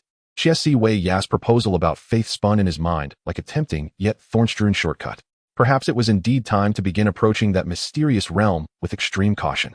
If only to gather information and comprehend the other operating rules of this world, he might prepare himself for future choices. Far away in the capital, at the center of the vortex of power, Celia Windsor returned to her relatively secluded residence, dragging her weary body. Waving away her maid, she shed the grace and determination she had to maintain as the second princess in front of others, with only deep fatigue and worry remaining between her brows. The daytime court meetings were akin to a war without gunpowder. Her elder brother, the crown prince, backed by the traditionalist nobility with an iron fist, had nearly torn his face apart with their third brother, who was increasingly arrogant due to their father's favoritism. Both sides engaged in verbal duels, attacking one another as the air was thick with the scent of gunpowder, as if a single spark could ignite a full-blown conflict. The sudden passing of their father without leaving a word to designate a successor had left a significant power vacuum in the kingdom, providing all opportunists a chance to exploit. From Celia's understanding of her father, this king, who had become somewhat senile in his later years, was likely to pass the throne to his most favored third son. For this reason, in the past, although she held the reputation of a brave warrior, she had never genuinely aspired to contend for the throne, only wishing to protect the peace of this kingdom to the best of her abilities. However, the actions of the two brothers now compelled her to prevent the kingdom from plunging into the flames of civil war. Indeed, she had the opportunity to attempt to compete for that highest position, leveraging her accumulated popularity among the people and the support of some enlightened nobles. Yet how slim was that chance? She had been away from the political core of the capital for too long, to the extent that those grand nobles accustomed to the power games at the table now largely regarded her as a foreigner with a decent reputation but lacking a foundation. Only a handful of prominent families were willing to offer her substantial political support. Her greatest advantage might truly only remain with the bards who sang her adventure tales and the commoners who had benefited from her kindness. Her gaze fell upon the pile of letters on her desk. Besides various governmental reports from different regions, there were letters from former companions. She picked up a few to skim through, her mood growing heavier. The letter from Galvin was filled with urgency and battle reports. He was suppressing dissent in his territory with an iron fist, and though he had achieved numerous victories, the confusion of the other side was evident from his words. Lauren was struggling in the wealthy yet politically intricate Golden Grain Valley, where local nobles were undermining him. The hero lord parachuted in, and he urgently needed her influence in the capital to facilitate matters. In the Iron Forge territory where Ella was located, a place known for its mining and forging yet plagued by harsh conditions and fierce local customs, problems were incessant, and the local mining guild had nearly usurped her authority. Recent minor riots had erupted, and her letter was filled with suppressed anger and urgent pleas for help. Only Finn and Livia had relatively better situations. Finn in the Greenshade River enjoyed a simple and honest way of life with acceptable resources. Meanwhile, Livia, leveraging her identity as a priestess and her gentle disposition, quickly gained the trust of the people in the Holy Spring territory, and the situation was steadily improving. At last, her fingers lingered over a letter from the western border. Benjamin Blackwood, the guy who always brought surprises and laughter. His frosty town was the most barren, remote, and theoretically the most challenging among all the fiefs. Yet unlike the pleas or laments from others, this letter was of moderate thickness with a good seal of wax. With a hint of curiosity and inexplicable anticipation, Celia opened the letter. Familiar handwriting, casually yet neatly written, greeted her eyes, as though he were right before her, bearing his mixed smile of humility and cunning. To our esteemed Captain Cecilia, who is deeply mired in the quagmire of nobility, I hope you haven't forgotten this title. I write as if I were face to face with you. I hope the intrigues of the capital have not dulled the image of you, who could once cleave a fearsome wolf in two with a single sword strike. Of course, I know that most of the time you are so graceful that you need not do this yourself. It is mainly we who take action. Everything is fine in Frosty Town, so please do put your heart back at ease, even if it may have become a bit hard from the cold winds. Thanks to you, I am now the bona fide Baron of Frosty Town. My main tasks include, but are not limited to, personally teaching a group of students older than my father how to deal with mud, supervising a former blacksmith apprentice attempting to forge the legendary divine weapon from a fire stick, and discussing with a field mage who has considerable knowledge of farming how to make wheat grow wilder than the wild grass. We are enthusiastically repairing roads here, aiming to keep my rickety cart from falling apart.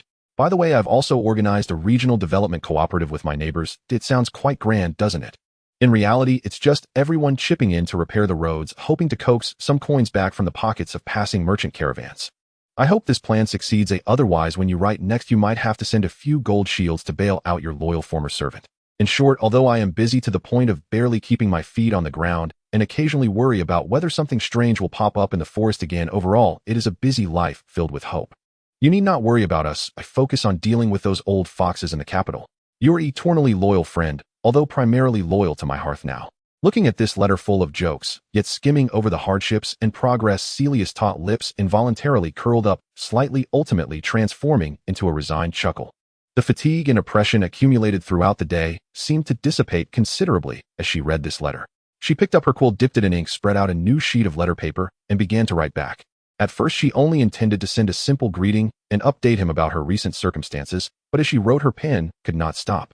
The oppression of the capital, the rivalry of her brothers, the hypocrisy of the nobility, the concern for her companions' situations, and the deep-seated loneliness and pressure that she had no one to confide in. It was as if she had found a safe outlet flowing onto the paper through the tip of her pen. She wrote of her worries for Lauren and Ella, the absurdity of court meetings, and even her vague nostalgia for her father and confusion about the future. When she finally paused her pen, she realized both sides of the letter paper were densely filled. She was slightly taken aback, a hint of an imperceptible blush rising to her face.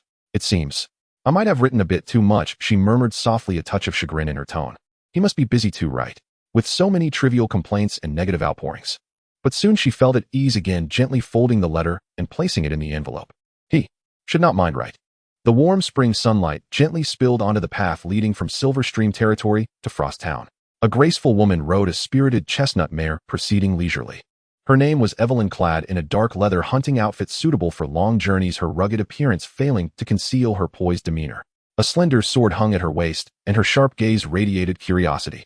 As she approached the outskirts of Frost Town, the sight before her instinctively tightened her reins and slowed her pace. A bustling construction site unfolded before her. It was not chaotic labor, but rather a methodical collaboration. Many people were laying down a road, its initial form already visible, far more orderly than any rural dirt path she had ever seen. What caught her particular attention was the structure of the road. She could clearly see the layers at the bottom. Large crushed stones were compacted as a base. In the middle, a filling layer mixed with clay and gravel was being tamped repeatedly by a strange multi-person operated winch, producing a dull yet rhythmic thud-thud sound. Only the top layer had begun to be paved with relatively finer stones. Neatly dug drainage ditches lined both sides of the road. This systematic method of road construction was unheard of to her. Out of professional habit, Evelyn stayed mounted and observed for quite some time, her eyes intent as she tried to decipher every detail. Her focus quickly attracted the attention of a foreman supervising the site. He was a dark-skinned man with a loud voice, frowning as he strode over, waving his rough hand and calling out in a somewhat impolite tone, "Hey, construction is underway here. It's dangerous. Don't linger here and don't think of stealing our skills. Move along." Evelyn was not offended by the dismissal. She raised an eyebrow slightly, and calmly responded, "Sir, I mean no harm, I am merely curious. Where does this road lead?" The foreman, noticing her pleasant demeanor, softened his tone a bit, pride evident in his voice. "It leads to Blackrock territory. Once completed, it will greatly facilitate our carts going there." Blackrock territory. Evelyn was somewhat surprised that these two territories would collaborate on road construction. Who is overseeing the project? Such ingenuity. The foreman puffed out his chest, speaking with pride. "That would be our Baron of Frosttown, Lord Benjamin Blackwood. He personally drew the plans and taught us how to do this." His tone was filled with respect for the Lord. Blackwood. Evelyn silently repeated the name in her mind, nodding thank you for the information. She no longer lingered, gently squeezing the Mara's belly and riding toward the interior of Frosttown. The process of entering the town was not without obstacles. At the town entrance, she was stopped by two guards clad in simple leather armor, yet with vigilant eyes, who conducted a brief questioning and registration, inquiring about her name, origin, and purpose. This orderly entrance management gave her a new perspective on this barren land. Once inside the town, Evelyn led her horse, slowing her pace to observe more closely. Her first impression was one of busyness. There seemed to be no idle people. Men and women were either working at the construction site processing timber by the stream or bustling about in the fields. Yet unlike the numbness seen on the faces of people in many impoverished areas crushed by life, the individuals here toiled hard but appeared unburdened by suffering. What astonished her most were the clearly newly built houses in the town center. They were not traditional mud-walled thatched roof structures, but rather a new style of housing with walls displaying a peculiar bluish-gray color, looking exceptionally solid overall. The arrangement of these houses was also not haphazard. It seemed to consider light and ventilation, with sloped roofs aiding drainage, and even simple drainage ditches were planned around the front and back. These houses formed a stark contrast to the low, dilapidated mud houses at the town's edge, as if products of two different eras. She also noticed a reasonably sized blacksmith shop, where the flames roared and the clanging sounds were incessant, a wave of heat and the scent of metal wafting from afar. On the other side, in a carefully tended plot of land, stood several peculiar racks, lush with greenery, contrasting sharply with the surrounding land that had yet to fully regain its verdancy. Could this really be just a frontier baron's territory? Evelyn's curiosity intensified. Following the directions given, she arrived at the baron's residence, a stone building that seemed somewhat modest compared to the newly constructed homes. She expressed her intent to the guards, hoping to meet Baron Blackwood.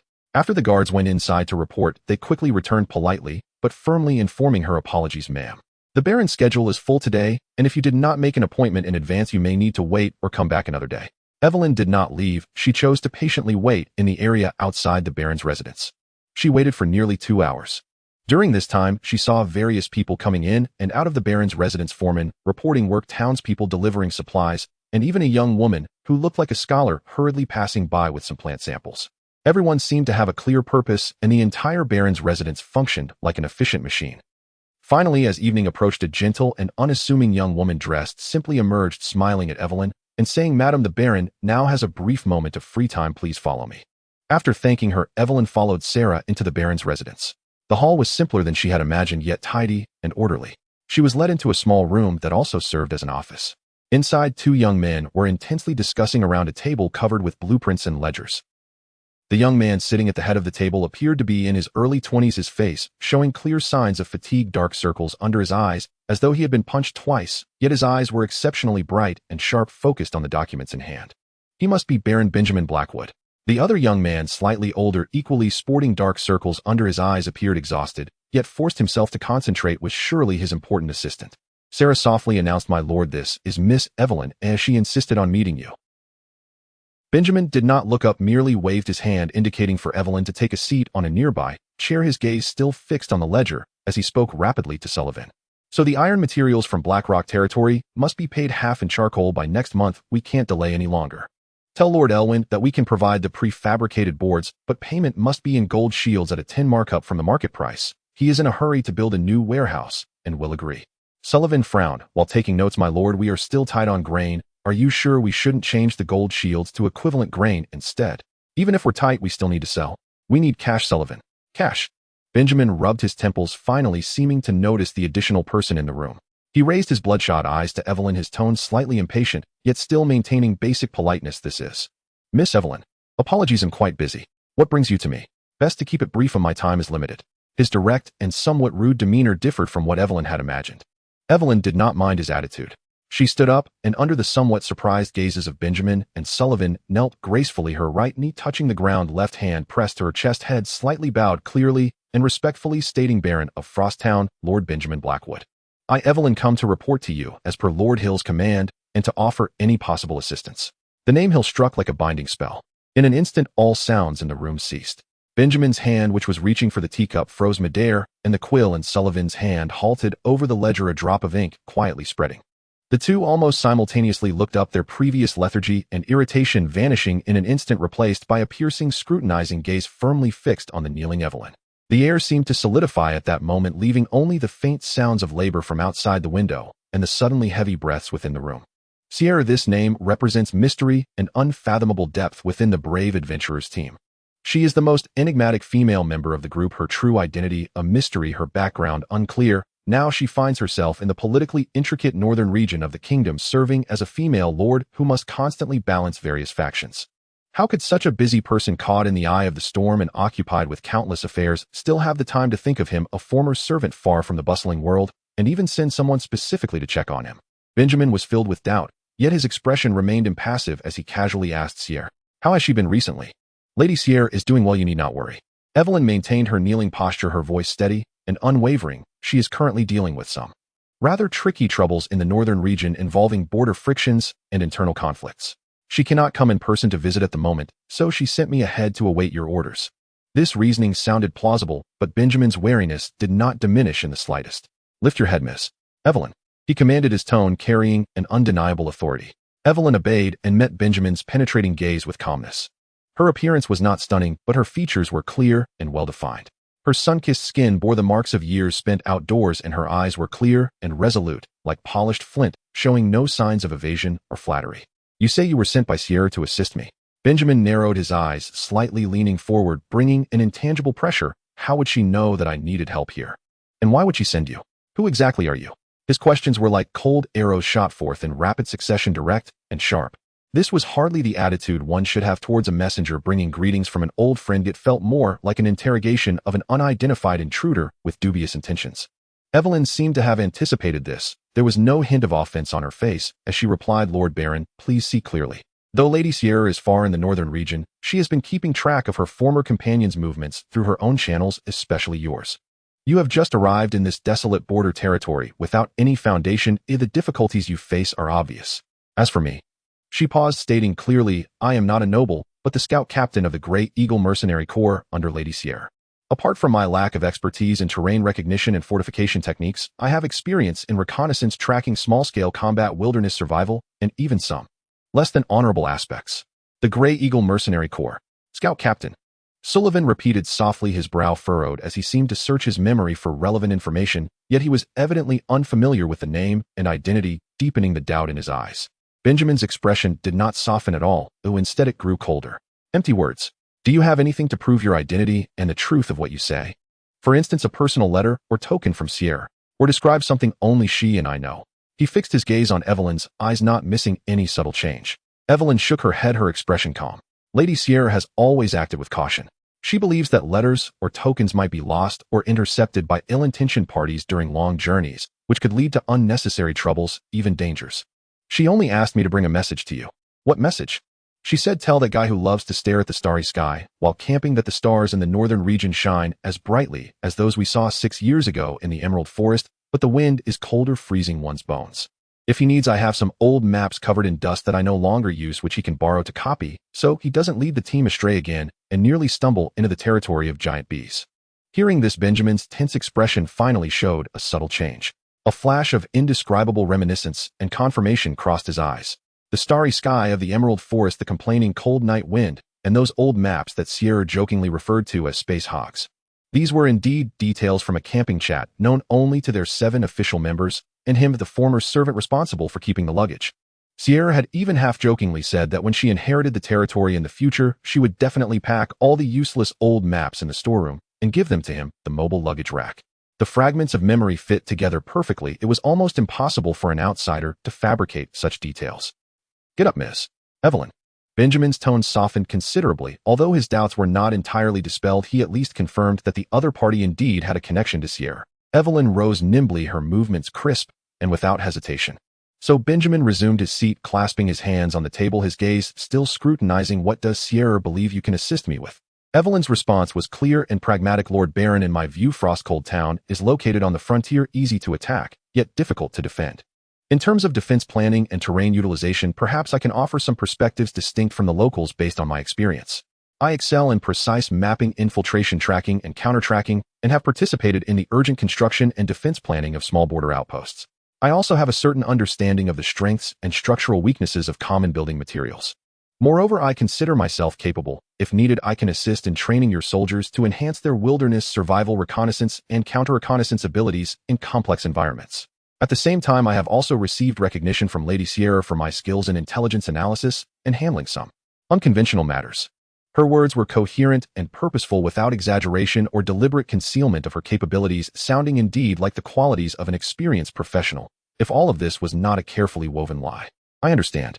Benjamin nodded noncommittally, signaling to Sarah beside him, please take Miss Evelyn to a guest room to rest. It's been a long journey, and she has worked hard.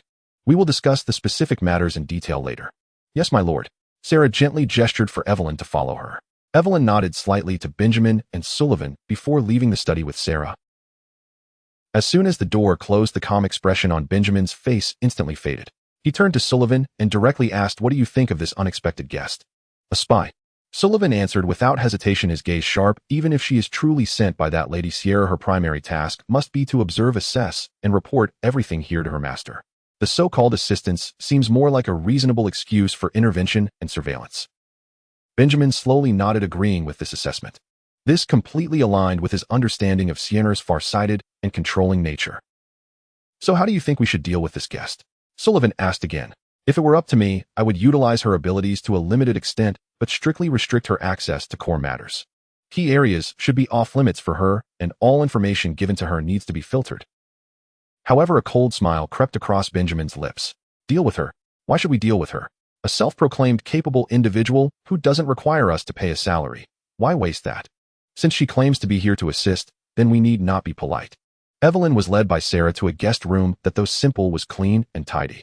She set down her modest luggage and looked around, taking in the stone walls and wooden furniture, all exuding the rustic simplicity characteristic of this borderland, perhaps even verging on the impoverished.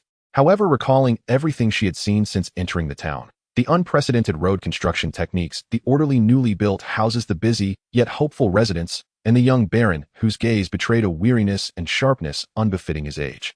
This baron was far from being as simple as it appeared. The Baroness was merely a shell beneath which surged an indescribable vitality and ambition. After a moment, there was a gentle knock at the door. Standing outside was the administrator Sullivan, his face adorned with a formulaic and impeccable smile honed by the bureaucratic system, holding a stack of dauntingly thick documents. Lady Evelyn, I hope you are resting well. Sullivan's tone was polite, infused with just the right amount of concern. The Baron is considerate of your long journey and fatigue, and intended for you to rest a few more days to recuperate your spirit. But alas, with the territory just beginning to take shape, countless matters await attention, and we are rather short-handed indeed. Sigh. He sighed appropriately, appearing both helpless and sincere. The Baron believes that allowing you to familiarize yourself with the environment and integrate with us is the best way to respect and utilize your talents.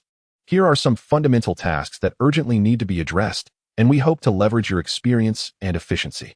He handed over the heavy stack of documents. Evelyn received it calmly, feeling its weight immediately. She quickly flipped through the pages, the sound of paper rustling filling the air. The contents were nothing short of colorful. Dozens of pages of blurred handwriting from an old village household registration record that required recopying and verification to identify contradictions and omissions. A lengthy list of accumulated items in the warehouse, ranging from rusty farming tools to moldy leather, requiring classification, evaluation, and suggestions for handling. Several reports of neighborhood disputes submitted tremulously by respected elders in the town regarding vague boundaries of homesteads and disputes over public water usage rights, filled with rambling arguments and conflicting claims, needed preliminary sorting and clarification. There was also a newly issued temporary public health regulations of Frost Town, which required someone to oversee its implementation in the town, record violations, and provide guidance. All these tasks were tedious, time-consuming, and patience-seeding, and nearly entirely peripheral to any core matters regarding the territory's development, military, or finances. The intent was quite evidently clear. Evelyn's expression remained calm and unwavering as she raised her head to look at Sullivan. Lord Sullivan, is this the assistance that the Baron requires from me? Sullivan's smile did not waver, and his tone became even more sincere, adopting a posture of heartfelt sincerity. Lady Evelyn, please understand. Managing a territory, especially one like Frosttown at its inception, often hinges on handling these seemingly trivial matters well. Household registrations form the basis for taxation and labor obligations. Warehouse supplies determine the efficient use of resources. Neighborhood harmony is fundamental to territorial stability, and public health concerns everyone's well-being. The Baron often says, if one cannot sweep their own house, how can they sweep the world? He believes that through these tasks you can quickly grasp Frosttown's past, present, and the true needs of the residents. This is seen as your internship period to determine whether you can truly integrate and play a greater role. He emphasized the words, internship period, slightly more. Evelyn paused for a moment, holding the documents to her chest, and nodded slightly. I understand. Please convey to the Baron that I will do my best to complete this. Then I shall trouble you. Should you need any assistance, feel free to find me at any time. Sullivan politely took his leave, and as he turned to leave, the formulaic smile on his face transformed into a hint of genuine amusement. He was eager to see how much patience and energy this lady who claimed to be a scout captain could expend on these endless grassroots tasks. In the following days, Evelyn's figure frequently appeared in the Baron's document room, the cluttered old warehouse, and among the residents of the town who argued over trivial matters. Her efficiency in handling matters was remarkably high, her handwriting neat and clear, her evaluations and classifications of supplies accurate and pragmatic, and her tone during dispute mediation calm, yet imbued with a persuasive strength. She seemed like an indefatigable machine, meticulously completing all assigned tasks with not a trace of complaint or grievance showing on her face. This unusual compliance and efficiency made Sullivan even more vigilant. She is too perfect, Sullivan remarked while reporting to Benjamin. Faced with clearly difficult and marginalizing tasks, she exhibits no emotion, only absolute execution. This either indicates she is deeply calculating and can endure what others cannot, or she has other motives, and these trivial matters just happen to allow her to engage with the grassroots and understand the true workings of the territory. Sullivan noted that he understood the intricacies of the spy's work. Regardless of whether she performed well or poorly, whether she appeared compliant or resistant, her actions in this context could be interpreted as conveying differing intentions. It was currently impossible to judge her true purpose. Meanwhile, the first phase of the road leading to the Blackrock territory was finally officially completed. Though it was merely a rudimentary gravel road, it was already passable for heavy carts. The first batch of carts laden with high-quality charcoal slowly made their way toward Blackrock territory under the protection of the escort sent by Benjamin. The first batch of iron materials promised by Blackrock territory would also arrive in a few days. This road's significance extended far beyond mere resource exchange. It was like a newly formed vein beginning to supply the nutrients necessary for the survival of Frosttown. Sullivan quickly established a preliminary toll collection scheme with Blackrock territory and Silverstream territory. Although the amount was not large, it represented Frosttown's first stable non-physical form of financial income, symbolizing the commencement of economic circulation. In Gene Blackwood's blacksmith shop, the first batch of standard spearheads and rough blades forged from materials from Blackrock territory and charcoal from Frosttown had already been completed. Though the craftsmanship was still rough, the weapons had taken shape. Gene and his apprentices worked day and night, their sweat soaking their garments, forging the cornerstone of Frosttown's military strength. The exploration team, led by Barry, also returned with news. They had discovered a bare, seemingly high-quality coal vein in a remote branch of the Grey Speech Mountains. The news was tightly sealed, known only to a few core individuals, including Benjamin, Sullivan, and Walter. Benjamin immediately ordered the dispatch of absolutely reliable personnel to establish a temporary camp at the location discovered by the exploration team for small-scale concealed mining and to attempt to construct a makeshift coking kiln based on the rudimentary drawings he provided. Coke is a crucial step in enhancing the quality of steel and weaponry. Meanwhile, hope was also sprouting in the vast fields, taking root in the soil. The new wheat variety, carefully cultivated by Kisawaya, had already been sown by the experienced old Blackwood, personally leading the townsfolk in accordance with Kisawaya's guidance. Golden sunlight bathed the freshly turned vibrant land, illuminating the faces of the residents, filled with anticipation. Days quietly passed amid busyness and hope. One evening, as the Benjamin family gathered around the somewhat rough long table at the Baron's estate for dinner, their mother Anna gazed at the faces of her children, tired, yet no longer numb under the glow of the lamp, feeling a surge of warmth that she had not experienced in a long time.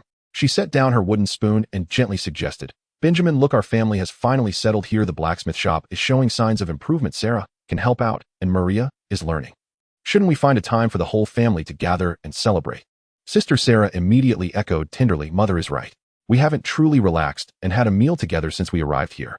Younger sister Maria's eyes brightened even more as she tugged at Benjamin's sleeve, whispering, "Brother, a banquet. I want to eat sweet pastries." Her concept of a banquet was entirely derived from fairy tales, and her mother's occasional descriptions filled with imaginations of food and joy. Banquet was a term as common as daily meals for traditional nobility, a routine activity to maintain social connections and demonstrate power. But for Benjamin, who had come from humble beginnings and had always struggled to survive, it felt foreign and distant. He paused, looking at the genuine anticipation in his family's eyes, especially the sparkling gaze of Maria, which stirred something within him.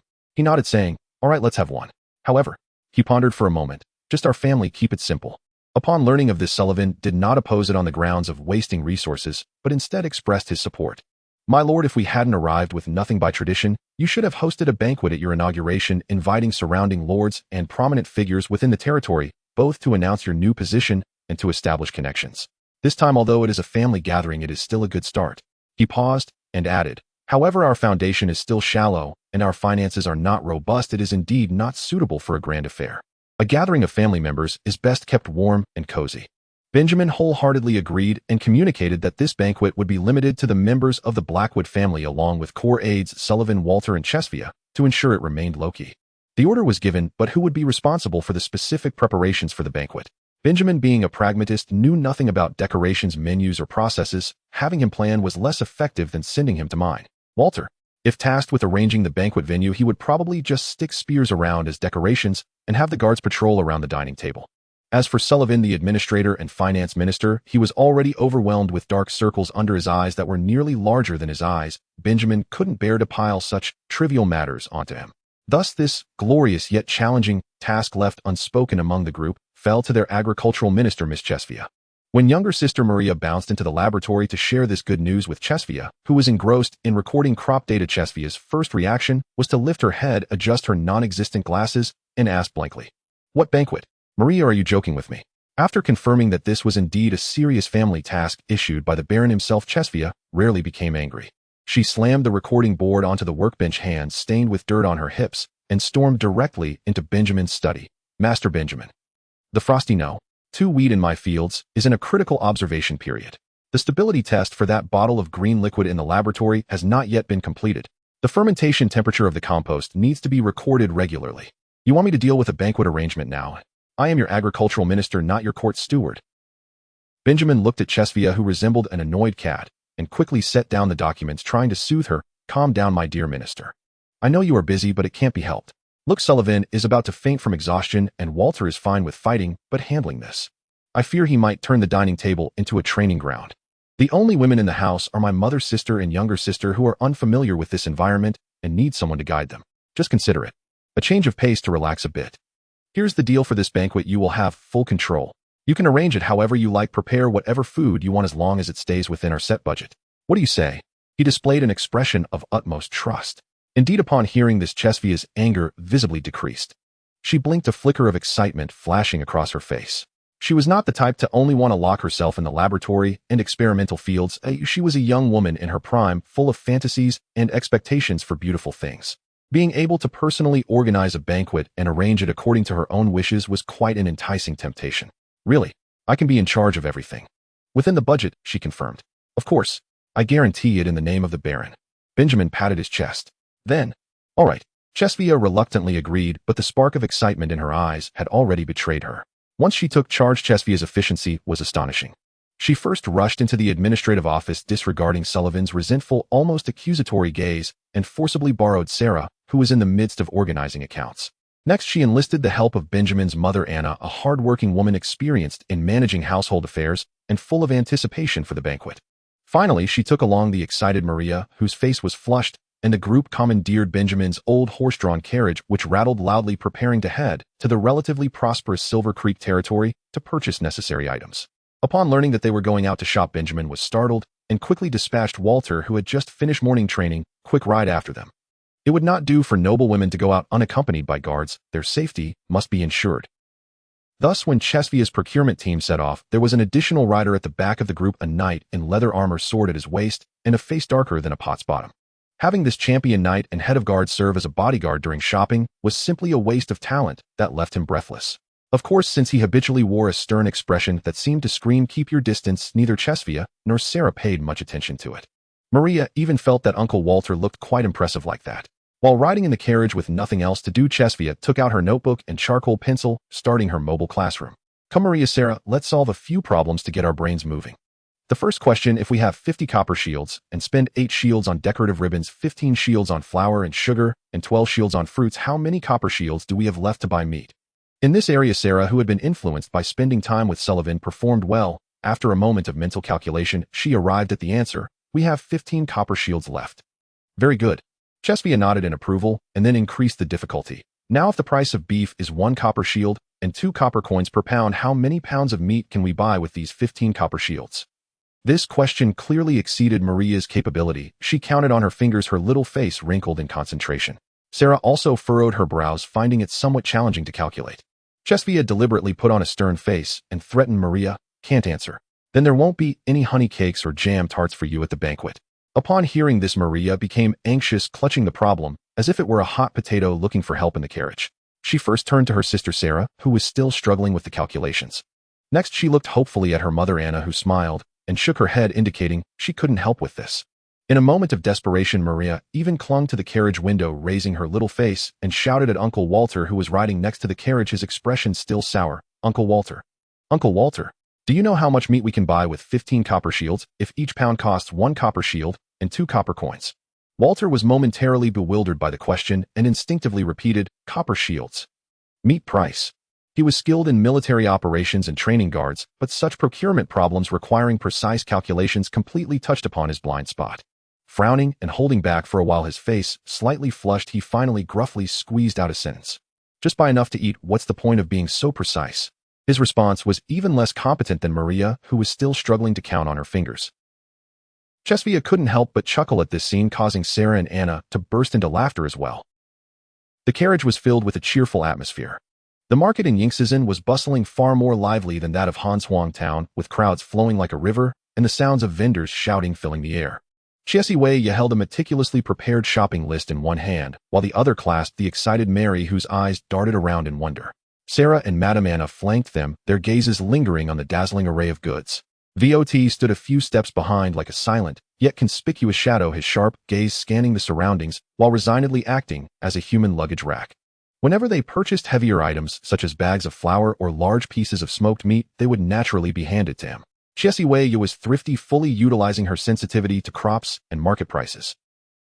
She chose only the freshest seasonal vegetables and fruits at the best prices, even trading some unique dried herbs cultivated in her lab for several packets of vibrantly colored plant dyes from a dye merchant, planning to create decorations herself after returning. However, a small incident occurred during their joyful shopping. Mary, being a child, was distracted by the colorful items at the market, and in her excitement, she accidentally bumped into a passerby's leg. The figure was a tall man clad in leather armor, a curved sword hanging at his waist with a cold and hard expression. He was followed by several others dressed similarly, their eyes vigilant. I'm sorry. Mary's face turned pale with fright as she quickly apologized. Madame Anna and Sarah hurried forward to shield her, repeatedly expressing their apologies. The man frowned, but said nothing, merely gestured dismissively before disappearing into the crowd with his companions. However, this scene did not escape Vot's keen observation. His brow immediately furrowed. The equipment of those individuals was not uniform, the styles of their leather armor were mixed, and their weapons varied, resembling not the standard soldiers of Yingshizhen, but rather a mercenary group. Moreover, he keenly noticed that in different corners of the market there seemed to be several individuals with a similar appearance and demeanor. A considerable number of mercenaries appeared in the relatively peaceful Yingshizhen. This was somewhat unusual. Vot instinctively wanted to follow and inquire, but upon seeing Chessie Wei and the others had already moved far ahead, he suppressed his concerns for their safety and silently noted the features of those individuals. This small incident did not overly dampen the mood for shopping. Chessie Wei bought a small bag of honey candy for the eagerly waiting Mary, instantly brightening the little girl's face. Noticing Sarah lingering a bit longer in front of a simple linen dress, she secretly purchased it, as a gift, much to Sarah's surprise and shyness. Additionally, as they passed a stall selling trinkets, she chose a small, intricately carved eagle whistle made from animal bones for the perpetually stoic Vot. It could be useful for hanging on the saddle or signaling, she remarked casually. Vot was taken aback for a moment before stiffly accepting it and tucking it into his pocket. Upon returning from shopping, Chessie Wei immediately immersed herself in the preparations for the banquet. Together with Sarah, they thoroughly cleaned out the somewhat cold and rarely used hall of the Baron's estate. They dyed some plain coarse cloth into vibrant stripes and checks with the purchased dyes, then skillfully crafted them into wildflower garlands to embellish the stone walls and window sills. They also gathered and cleaned pine branches and dewy wildflowers from the nearby area, bundling them into a centerpiece brimming with natural charm to place in the center of the long table. The dinnerware was a mix of the few slightly old silver pieces from the Baron's estate and a considerable amount of newly fired pottery from Hanswangtown, smooth and with a primitive texture, giving it a unique flavor. The kitchen became another laboratory for Chessie Weya. She tied on an apron and took charge. She sliced the purchased smoked meat into thin, delicate pieces and combined them with fresh wild vegetables collected from the forest's edge and her homegrown lentils, tossing them into a large pottery pot with spices, slowly simmering into a fragrant, mouth-watering stew. The flour was mixed with her own cultivated sweet-tasting tuber puree, baked into bread with a crispy crust and a soft, sweet interior. She also brewed a pot of fruit tea with wild fruits and her homegrown herbs, which had a bright color and unique flavor. Yet what captivated her most was making desserts. A pastry resembling a cake. Without ready-made baking soda, she opted for a more time-consuming and labor-intensive fermentation method. Without milk, she mixed thick honey with whipped egg whites to replace the cream spread on the cake base, and finally sprinkled chopped dried fruits and nuts inside. The entire kitchen was filled with a sweet fragrance. When Benjamin pushed open the Baron's estate's grand door after a long day, he was instantly taken aback by the scene before him. The originally plain and somewhat empty hall was now transformed, adorned with softly colored garlands and vibrant green pine branches. The long table was covered with a clean linen cloth, the central bouquet emitting a faint fragrance, and the candlesticks flickered with warm light. The air was filled with the enticing aroma of food, creating a lively atmosphere reminiscent of a birthday party, pure and warm. "Brother." Mary fluttered over like a joyful little bird, grabbing his hand and pressing him into a seat near the main position, her small face beaming with pride. "Sit down quickly. The banquet is about to begin." It was then that Benjamin noticed that Sullivan had returned before him, sitting opposite him with an absent expression, clearly still pondering the details of some business proposal from earlier that day. What made him chuckle was Vioti, seated at a slightly distant position, who had unknowingly been adorned with a slightly crooked flower crown made of small flowers and grass leaves by Mary during her playful antics. Vot's expression was incredibly stiff, his ears slightly reddening in evident embarrassment. However, under Mary's hopeful gaze and Benjamin's amused watch, he felt reluctant to simply take it off. "Very nice, Vioti. It suits you well," Benjamin said, stifling a laugh. Once everyone had gathered, the kitchen curtain was lifted. Chessie Weya and Sarah carefully emerged, holding a giant three-tiered cake, and placed it steadily in the center of the long table. Although the cake looked less exquisite than those from pastry shops in his past life, its golden hue, the glistening cream covering it, and the fruits and nuts adorning it made it particularly enticing under the candlelight. Sullivan finally snapped out of his reverie, picking up the shopping list and accounts that Chessie Weya had handed him earlier, examining them closely with an incredulous expression. "Minister Chessie Weya, you managed to procure all of this for just 5 silver shields." This efficiency and cost controllability amazed even him as a professional. Chessie Weya untied her apron, a flush of accomplishment coloring her cheeks, and smiled. "It's all about being frugal. Though we might have skimped a bit on meat, my bread and this cake are more than enough. Everyone dig in." At Benjamin's signal, the banquet officially commenced. He picked up a clean long knife, and under the watchful eyes of everyone, carefully sliced the giant cake in half, the sweet aroma instantly wafting through the air. The first and largest piece, adorned with the most decorations, was respectfully given to their parents. The second piece was handed to Chessie Weya, the greatest contributor of the night. Benjamin took his portion and leaned closer to Chessie Weya, whispering in a tone only they could hear, "To be honest, I quite miss this soft and sweet taste. Thank you, Chessie Weya." Chessie Weya glanced up at him, a barely perceptible smile curling at the corners of her mouth as she responded in the same low tone. "Then enjoy it well, Benjamin. Today you have no official duties to worry about." The atmosphere of the banquet reached its climax after the cake was shared. The soft, sweet taste with hints of honey and egg yolk was undoubtedly a novel and luxurious experience for the guests who were accustomed to hard rye bread and simple stews. Mary was the most absorbed, her little face smeared with glistening cream and crumbs resembling a happy little kitten. Sullivan temporarily set aside the intricate numbers, negotiation plans, and fiscal deficits swirling in his mind, holding a ceramic cup and savoring the unique flavor of the fruit tea, a blend of wild berry tartness and herbal fragrance, occasionally engaging in quiet conversation with Sarah, his expression reflecting a rare sense of relaxation and peace. Although Water remained seated as straight as a fir tree, his every movement meticulous, the slightly humorous floral crown that Mary had forcibly placed on his head seemed to soften the overly rigid lines of his face under the candlelight. He sat in silence, yet with great seriousness enjoyed the food before him, especially the hearty, flavorful steaming stew. Benjamin watched the lively, warm scene filled with the essence of life, his heart brimming with mixed emotions. From the trembling son of a serf who shivered before the Lord's tax collector barely able to fill his stomach to a humble attendant traveling with a heroic party across the continent witnessing both wonders and dangers, and now becoming the lord of this barren land responsible for the livelihoods and futures of thousands. His life's trajectory was as twisted as the tributaries of the Gray Language Mountains. And this moment of family reunion with dear friends by his side, warm and harmonious, was a sight he had only ever dreamed of in the past. May Frosttown continue to prosper. May the people of this land experience the simple and genuine joy of this moment. He silently wished within. Laughter and chatter mingled with the soft clinking of utensils echoed in the not-so-spacious hall. At this moment, the boundaries between nobility and commoners seemed to blur, eliminating the divide between lord and subject, leaving only partners and family supporting each other in shared struggle. As the banquet progressed, perhaps due to the fireplace burning too fiercely or the lively atmosphere of many guests, Benjamin felt a bit overheated. He quietly stood up and made his way to a small door connecting the Baron's estate to the backyard, pushing it open just enough to let the fragrant night breeze brush against his face, dispelling some of the alcohol's warmth and discomfort. Just as he took a deep breath of the cool air, a teasing voice from behind him spoke. "Why is the Baron hiding here alone to enjoy the peace? Is it the noise inside that gives you a headache, or do you find my banquet arrangements unworthy of your eyes?" Benjamin turned around to see Kisawaya had followed him out holding a small, neatly wrapped item in a clean, soft cloth. She approached him and handed him the small package, saying, "Here, this is for you. A gift." Benjamin accepted it with some surprise, opening it to find a finely crafted feather pen.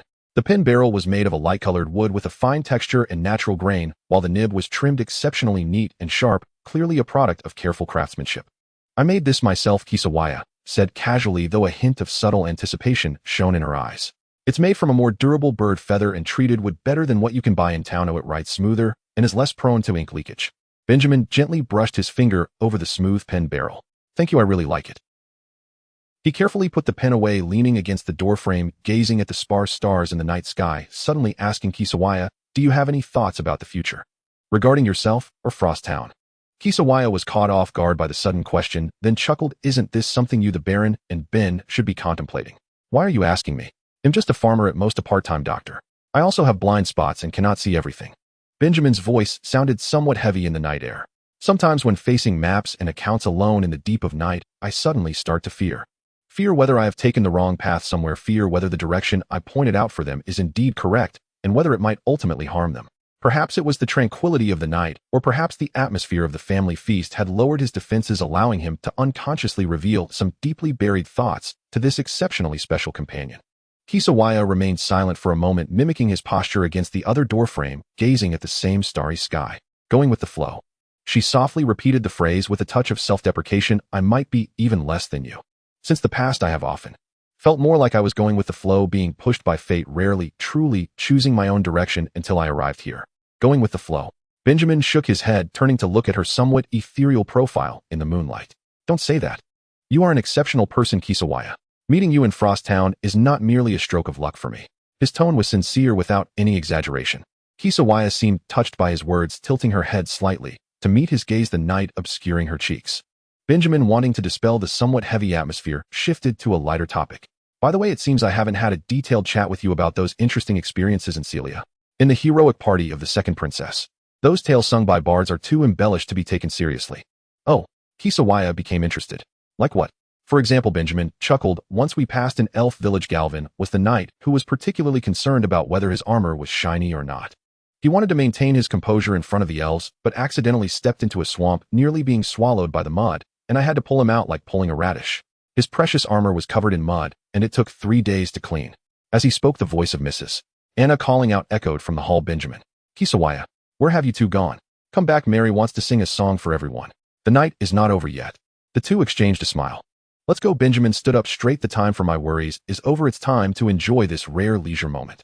Kisawaya nodded, following him closely, softly adding, "As long as we keep moving forward, the road will continue to extend, and its end will surely be the most perfect conclusion." The two returned to the hall, which still resonated with laughter and joy as if they had only been away for a brief moment.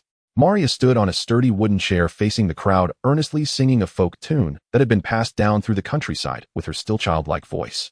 Although she occasionally went off-key and struggled to keep the rhythm, her innocent expression and determined demeanor won the audience's kind smiles and encouraging glances.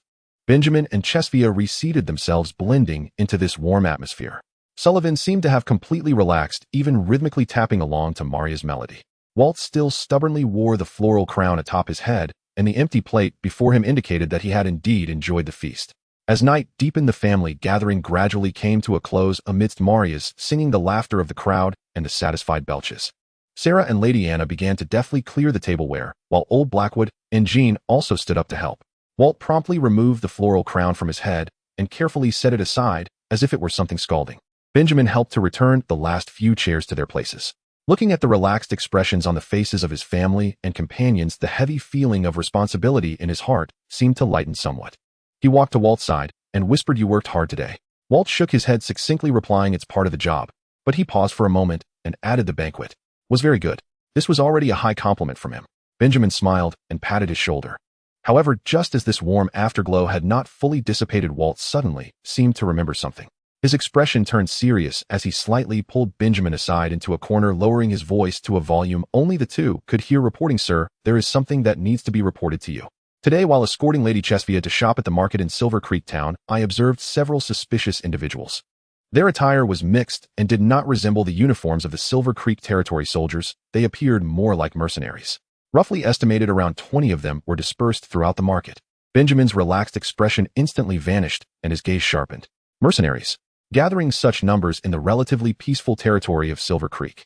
Can you discern which faction they belong to? Or do they bear any distinctive marks? I could not get close enough to investigate further. They exchanged glances with one another, acted cautiously, and were dispersed, yet not scattered, which is unlike the usual passing or scattered mercenaries. Do you need me to secretly send someone to Silver Creek to further investigate their background and intentions? Benjamin pondered for a moment and shook his head. Not for now. Silver Creek is currently our important partner. Recklessly probing may lead to misunderstandings. We need to strengthen the patrols and vigilance in our territory, especially at night and towards Silver Creek. Additionally, have Barley's hunting team pay more attention to any unfamiliar traces in the mountains and forests. This sudden news fell like a stone cast upon the serene surface of a lake. Though the ripples were small, they reminded Benjamin that the risks and turmoil from the outside world had never truly receded. After a brief moment of warmth and relaxation, the pressures and responsibilities of reality surged back. It seems that Mr. Benjamin's rest time has come to an early end. The night was as dark as ink, gently enveloping Silver Creek Town. In the center of the town, the Lord's Manor was still lit with several lamps, like a lighthouse steadfast in the darkness. In the study, Elwyn Hawthorne rubbed his weary brow, and before him lay not merchant accounts, but rather the implicitly threatening defensive proposal from the Mountain Dog Mercenary Corps. "Only obey royal commands." He repeated his earlier response in a low voice, his lips curling into a bitter smile. These words were spoken with conviction, yet could not conceal the emptiness within. The royal family was struggling to survive with the three heirs at odds who would still care about the fate of a border town. He stood up and walked to the window, gazing at the sleeping town. Every brick and tile here represented half a lifetime of his efforts, developing from a small merchant association way station into the current hub of merchant traffic. He was familiar with the different accents that echoed through every street and remembered the names of every shopkeeper. But now a pack of bloodthirsty wild dogs, smelling the scent of royal power transition, had set their sights on this piece of land he had painstakingly cultivated. "Father." The gentle call made him turn around. His daughter Lena stood at the door with a cup of calming tea, her face filled with worry. "Are you troubled by those people again?" Elwyn took the teacup, feeling warmth seep through the porcelain walls, offering him a hint of comfort. "Lena," he sighed, "am I being too stubborn? Perhaps accepting their proposal would be the wise course of action, and then watch Silver Creek turn into a den for those bandits." Lena's tone was resolute. As the father and daughter conversed, a conspiracy was brewing at the edge of the town. The oil lamp flickered in the draft, casting twisted shadows on the mottled wall. Morgus sat on a rusty anvil, his rough fingers slowly stroking the hilt of a curved dagger. This blade, named Thirst, had followed him through many battles, and every scratch on its surface told a bloody tale. "Boss, the scouts report that there are fewer than 50 guards in the town, and..." A scarred mercenary grinned. "Half of them are fresh recruits who have never seen blood." Morgus did not respond, his gaze shifting to a figure in the corner who remained silent. The person was wrapped in a cloak with only a pair of eyes gleaming in the shadow. "My lord," Morgus said with rare respect, "you've heard it as well. Silver Creek is like a ripe fruit, just a light touch, and it will fall." A deep, low laugh came from beneath the cloak. "Captain Morgus, you are too eager. Silver Creek may indeed be weak, but what we seek is not a scorched earth." A gloved hand extended slowly, clenching into a fist in the air. "To take over the trade routes here completely, we need a legitimate reason." "A reason?" Morgus frowned. "When has a mercenary ever needed a reason to act? Now it does." The envoy's voice turned cold. The Duke is currently negotiating with other lords in the Western Territories. Openly attacking a royal territory would put him in a passive position. We need to wait for an opportunity such as a terrible attack by external invaders leading to the untimely demise of Lord Hossern. At that time the Duke would be able to take over Silver Creek in the name of protecting the neighboring regions. Morgas' eyes flashed with ferocity. I understand. Then let Hossern's death be the token of our submission to the Duke. Be patient, Captain.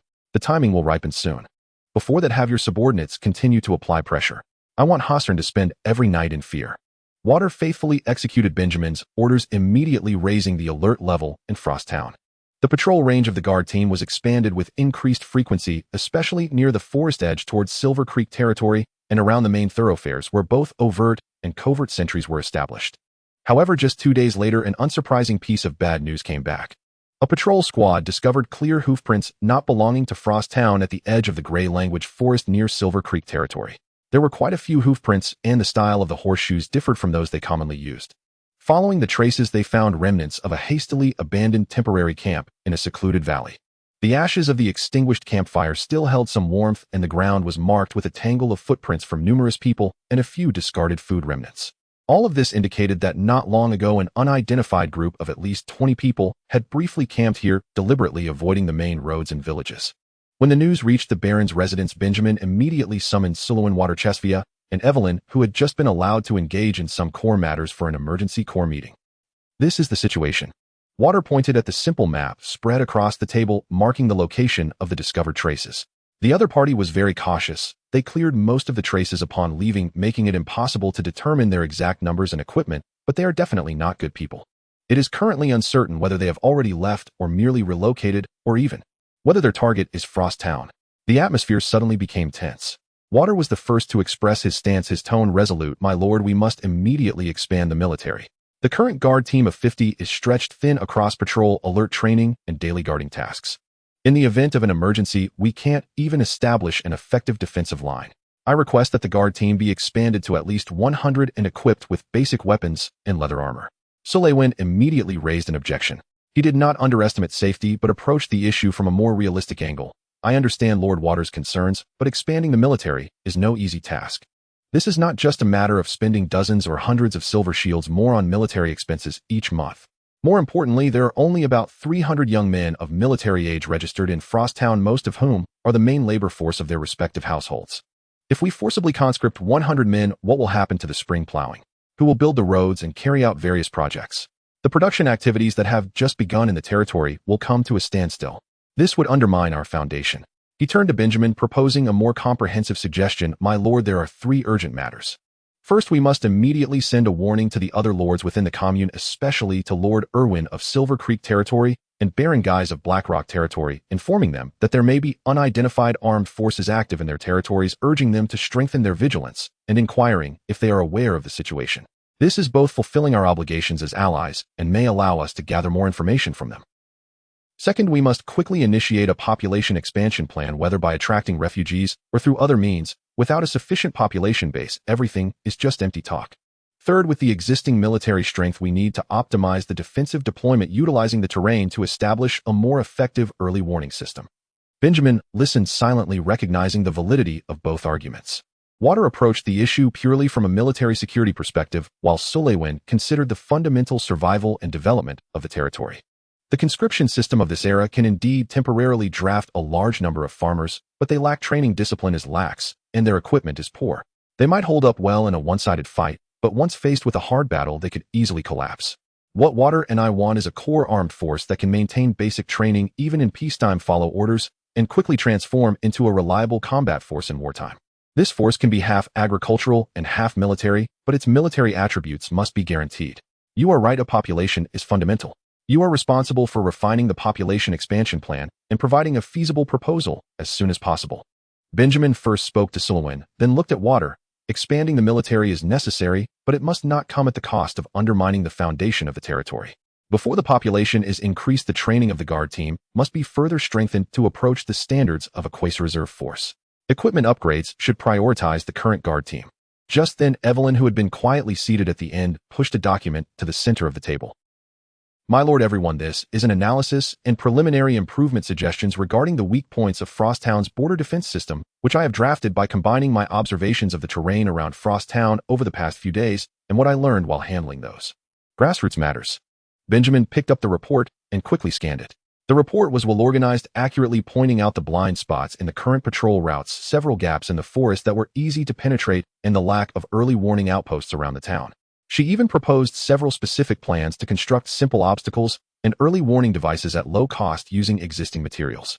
A glimmer of surprise and appreciation flashed in Benjamin's eyes. The professionalism and relevance of this report exceeded his expectations. He closed the report and looked at Evelyn. The analysis is very thorough and the suggestions are feasible. Ms. Evelyn, since you have identified these issues, then the work of improving them will be your responsibility. You will lead with the assistance of Sir Water to plan and construct the first batch of forward outposts and defensive facilities at key locations on the outskirts of the town. If you need manpower and materials, apply directly to Sullivan. Yes, my lord. Evelyn calmly accepted the order, her face showing no sign of joy or anger. After the meeting, Benjamin, filled with some anticipation, arrived at the heavily guarded coke workshop located in a valley outside the town. This place is far from the main road, obscured by dense woods. Several simple, yet uniquely structured earth kilns were emitting faint blue smoke. The air was filled with the distinctive smell of coal burning. Upon seeing Benjamin, the workshop manager immediately reported excitedly, "My lord, we did it. We can now consistently produce this coke using the method you suggested." Look, he picked up a piece of shiny, porous, and hard coke. Benjamin took it, weighed it, knocked on it, listening to the crisp sound, and finally revealed a genuine smile. He then walked into the adjacent larger blacksmith workshop. Inside, waves of heat surged as Jean Blackwood was directing the apprentices to throw the freshly produced coke into the modified furnace. "Brother, how's it going?" Benjamin shouted over the clanging sounds of hammering. Jean wiped the sweat off his brow, his face full of focus and excitement. "Benjamin, this coke you brought has indeed amazing firepower. The temperature is significantly higher than ordinary charcoal. I have already started trying to adjust the ratio of iron materials and the forging techniques according to your suggestions. Although it's still not very stable, the quality of the iron water from several furnaces is noticeably better than before. Give me a little more time, and I will definitely produce good steel that can create truly fine weapons for you." Watching the burning passion in his brother's eyes and the flourishing vitality in the workshop, Benjamin felt much of the gloom in his heart dissipate. While external threats certainly existed, the strength of Frosttown was also gradually accumulating and growing. He patted Jean's shoulder. "Thank you for your hard work, brother. The blade of Frosttown relies on you to forge it." In the Silver Stream territory within the Hossern Manor, Elwyn Hossern held a letter from Frosttown, his knuckles slightly pale from exertion. The letter succinctly informed him of the discovery of unidentified armed personnel activities along the border of Frosttown, urging him to strengthen his vigilance. Benjamin Blackwood's words were cautious and restrained, yet the information conveyed between the lines sent a chill down Elwyn's spine. "So even traces have appeared near Frosttown," he murmured, his brow furrowed. He had originally thought this was merely a bold and roaming mercenary group aiming to extort Silver Stream territory due to its wealth. In his past dealings, he might have chosen to pay a hefty sum to hire the nearby Blackrock territory, known for its military prowess, to intimidate or eliminate the threat. But now it seemed the situation was far more complicated. The enemy's reach had extended even to the relatively barren and remote vicinity of Frosttown, which clearly could not be explained by a small-scale, singular extortion operation. It felt more like a premeditated and organized infiltration, or perhaps a harbinger of a greater storm. A sense of foreboding loomed in Elwyn's heart. As a new noble, who had gained his territory through business acumen and the king's favor, he felt a profound sense of helplessness in the face of true military threats and the intricate web of political turmoil. At that moment, a flustered steward rushed into the study, his face pale and voice trembling. "My lord, it's bad. The merchant convoy we sent towards the royal capital has encountered a bandit attack less than 10 miles from the territory. All the goods have been stolen. 7 members of the escort have been injured or killed." "What?" Elwyn sprang to his feet, darkness flashing before his eyes as the massive shock nearly caused him to lose his balance, barely managing to hold onto the table. The convoy being robbed, and the casualties were no longer a potential threat, but a blatant, bloody provocation and attack. Almost simultaneously within Blackrock Fortress, Baron Guise had finished reading the letter, sealed with the splendid crest of the Earl of the Western Region, veins bulging on his forehead, as he slammed his fist onto the heavy oak table, producing a resounding thud that even made the goblets on the table jump. "Damn it," he roared, his voice echoing in the hall of the stone fortress. "The Earl of Eagle Nest City. What does he think he is? How dare he command me? For him to expect me to stand idly by while things happen in the royal territory. Who does he think he is?" Lady Alina silently picked up the letter that had fallen to the ground, reading it carefully. Her expression grew grave as she read, but surprisingly, she did not react with rage like Guy's. Instead, she remained unusually calm. Guys, calm down. Alina's voice was clear and steady, quenching part of her husband's fury like cold water. The Earl of Eagle Nest City is one of the most loyal followers of the Duke of the Western Region, and his will largely reflects that of the Duke. This letter seemingly from the Earl actually represents the attitude of the Duke of the Western Region. She moved beside Guys, spreading the letter on the table and pointing at the wording, "Look here, do not interfere with any matters in the royal territory." What does this mean? The royal territory is under direct control of the king. What authority does a duke have to interfere in royal affairs? This is blatant overreach, or to put it more seriously, it is a grievous crime of treason. Alina raised her head and looked at Guys. The Duke of the Western Region is not a reckless person. If he dares to do this, it is either because he has made up his mind to take a gamble, or he has some backing believing that even if he oversteps, no one can do anything to him. She paused and spoke more bluntly. Don't forget the Duke of the Western Region openly supports the first Prince Alkaya. This may not only be the Duke's intention, but it is very likely that he has received the tacit approval of the first prince, or even directives from him. Prince Alkaya likely aims to use the military power of his supporters to gradually encroach upon control and even reclaim the regions of the royal territory that have yet to explicitly pledge their support to him. And here we are likely just a trivial beginning in their grand plan. Her analysis peeled back the layers, revealing the hidden information behind the letter. War. Alina softly uttered the word, her tone carrying a barely perceptible tremor. Perhaps it will really start from within this country. However, upon hearing the word war, the anger on Gay's face gradually subsided, replaced by a glimmer of wild excitement. He grinned, revealing a set of white teeth. War. He repeated, clenching his fists, the joints cracking loudly. For others it may be a disaster, but for me, for Blackrock territory, this is a bloody opportunity. A tremendous opportunity. At almost the same time, Benjamin received urgent letters from both Silverstream territory and Blackrock territory. Elwyn Hossern's letter detailed the attack on the convoy, his tone filled with alarm and a plea for help, subtly, yet urgently suggesting the possibility of discussing a joint response to this threat under the framework of developing the commune. And the assailants were likely a mercenary group known as the Mountain Dogs. Guy's Blackrock's letter, on the other hand, was much more blunt, stating directly, the bastards of the Western Region can't sit still anymore. A war is about to begin. The royal territory belongs to the royal territory, and the Western Region belongs to the Western Region. Mind your own business. Benjamin spread the two letters on the rough wooden table, summoning Sullivan, Walter, and Chesvia. He pointed at the two letters, a cold curve forming at the corner of his mouth as he spoke with mockery. Look, our Lord Guys truly is a benevolent man, rushing to inform us that the beast of war has already been unleashed from its cage. Sullivan quickly scanned the letters and calmly analyzed. My Lord Baron Gay's letter is a statement. He is clearly telling us that he will not intervene in the troubles within the royal territory following the orders from the Western Region. But he also implies that he will not take action against us, and may even welcome our conflict with the forces of the Western Region so he can profit from it. This is a way of drawing the line and observing. Walter was even more direct, hand resting on the hilt of his sword, his voice steady, yet infused with undeniable strength. The fellows from the Western Region are ultimately not on our side. Right now, the most critical issue is the safety of Silverstream territory. Lord Elwyn is our ally. If Silverstream territory is destroyed or controlled by these bandits, we may very well be next on their list. When the lips are gone, the teeth are cold. Oh, we cannot stand idly by. Benjamin's gaze swept over everyone present, finally settling on the map on the table where the locations of Silverstream territory and Frosttown were clearly marked. His expression gradually grew sharp and resolute. Walter is right. Benjamin's voice was low but carried the weight of determination. Unstable elements must be eliminated. I do not care whether they are called mountain dogs or dirt wolves, mercenaries or bandits. When they point their blades at our allies, threatening the order and future trade routes we have built together, they are nothing but enemies in my eyes. He lifted his head and commanded. Sullivan immediately replied to Lord Elwyn in the name of the commune, agreeing to urgent consultations for joint defense regarding Frosttown. Walter put the escort into the highest state of readiness, inspect all weapons and equipment, and dispatch reconnaissance teams for armed reconnaissance towards Silverstream territory to ascertain the general activity range and troop deployment of the Mountain Dogs. In the royal capital, within the resplendent council hall, the atmosphere was as tense as a drawn bowstring. Princess Cyria Windsor, renowned for her kindness and valor among the people, now bore a frostbitten expression. She straightened her back, her gaze sharp as a torch sweeping across her arrogant elder brother Alkaya, seated beside the throne, and her younger brother Conrad, who wore a barely concealed smirk.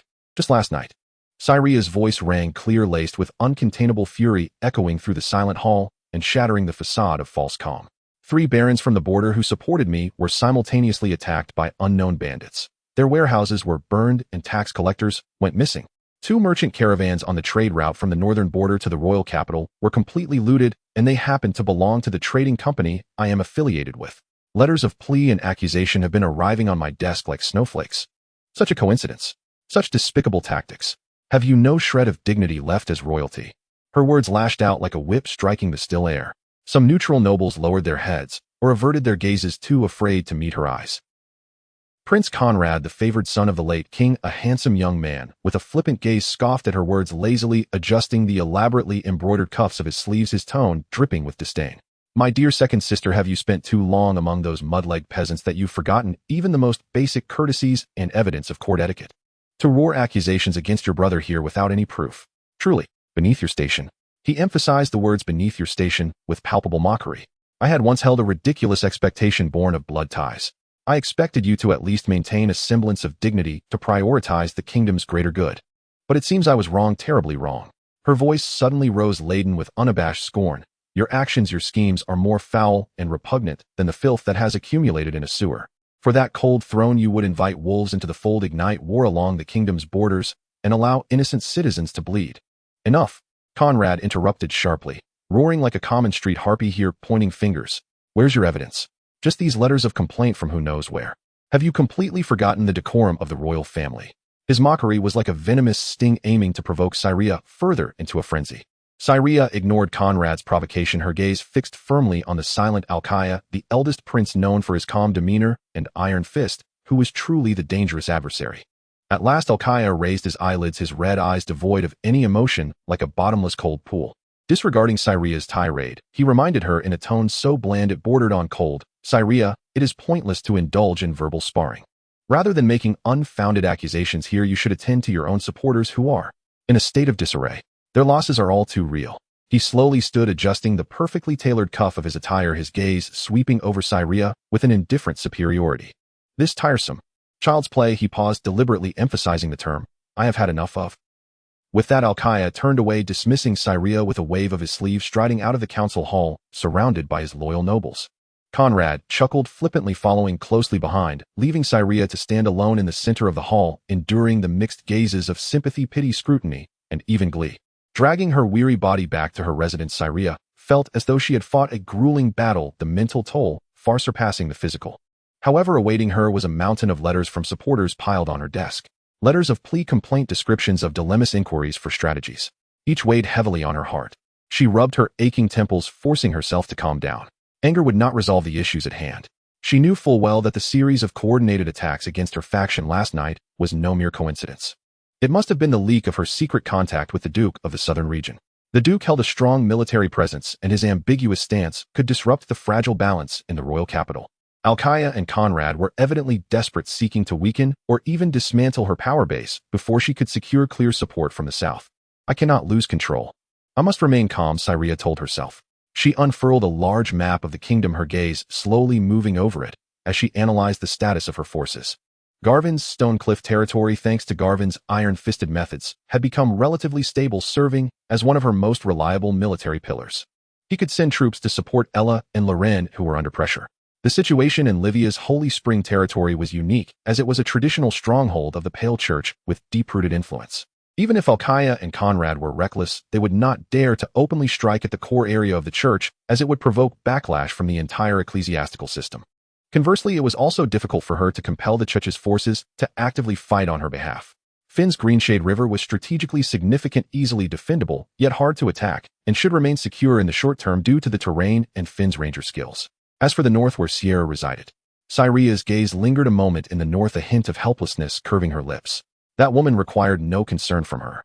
Sierra had long since consolidated the unruly noble factions in the north through her inscrutable prowess, becoming a crucial pillar within Syria's faction. It was a blessing that she did not have to scheme against others. Finally, her gaze fell upon a small, inconspicuous, in the southwest corner of the map, the town of Frostcold. Benjamin.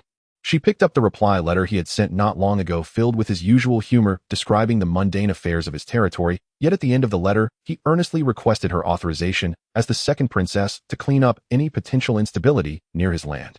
This seemingly casual request actually indicated that he too was facing troubles and needed a banner under which to legitimize his actions. I hope you can weather this, Benjamin. Cyria murmured to herself, her fingertips brushing over the familiar handwriting on the letter. That desolate borderland had now also been swept into this storm. She picked up her pen and began to reply one by one to the letters of plea. The orders to Garvin needed to be firm and clear. The responses to Ella and Loren needed to offer both comfort and instructions on how to coordinate with Garvin's support. To the other lords under pressure, she needed to provide both moral support and strategic advice. Outside the window, the sky darkened gradually, and the candlelight flickered, casting reflections on Cyria's resolute yet weary profile. The true storm was only just beginning. She could not afford to falter for those who trusted and followed her, and for her dream of a more just and prosperous kingdom. Suppressing the rebellion and stabilizing the situation was the only path she could take now, and it was one she must pursue. In the deep of night in the Baron's study, "I feel like I'm burning out." Benjamin let out a long sigh, his entire body feeling as if the bones had been drawn out, leaning back heavily against the hard chair, his eyes blankly staring at the rough wood grain of the ceiling. The desk was cluttered with various sketches depicting crooked, seemingly complex, yet primitively simple mechanical devices such as boilers, cylinders, pistons, and gears. Chiesiweya had been forcibly brought in by him to brainstorm, and at this moment she sat across from him, helplessly looking at the pile of masterpieces on the table. She picked up a sketch resembling the principles of a steam engine, studied it for a moment, and shook her head. The crown of the industrial system, the steam engine. Benjamin weakly pointed at the drawings. "It seems I have overestimated myself and underestimated the barriers of this era. Even if I know the basic principles and remember some rudimentary structures with our current resources and technical level, we can't even produce a decent sealing gasket. It's simply a dreamer's fantasy." Chiesiweya unceremoniously burst his bubble, her tone laced with teasing. "This might just be a case of your lofty ambitions, Baron." She picked up a charcoal pencil and casually drew a circle on a blank sheet beside her. "But to be honest, even if you miraculously manage to concoct a usable boiler and cylinder, what about the subsequent issues? How will you ensure the machining accuracy? How do you plan to solve the issues with the boring machine, milling machine, and lathe? Are you going to have your brother at the blacksmith's forge hammering them out with his iron hammer? Don't put him in a difficult position." Her words felt like a cold splash of water, leaving Benjamin even more dejected. "You're right. I am too impatient." He sighed, sat up straight. "The road must be taken step by step. Meals should be eaten bite by bite, and that's the spirit." Chiesiweya interrupted him, pushing a drawing in front of herself towards him. "Here, this is a slight modification plan I just thought of for the old water wheel by the creek. Adding a few gear sets might slightly improve the efficiency of the transmission to the mill." Benjamin took the drawing, glanced at it, and couldn't help but chuckle, his previous dejection swept away. "I must say, Minister, your drawing skills are rather abstract, aren't they? This gear looks like a squashed pumpkin, and this axle is so crooked it might tie itself in knots. The principle is sound, but the illustration..." "Huh?" Chiesiweya's face turned red as she angrily tried to snatch the drawing back. "If you think it's ugly, don't look at it. If you're so capable, draw it yourself." No, I was just joking."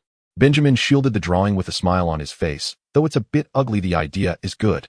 The two shared a few jests, and the atmosphere lightened considerably. Soon after, they both composed themselves and returned to their work. This time they pulled out an improved design plan for a heavy crossbow that they had previously discussed.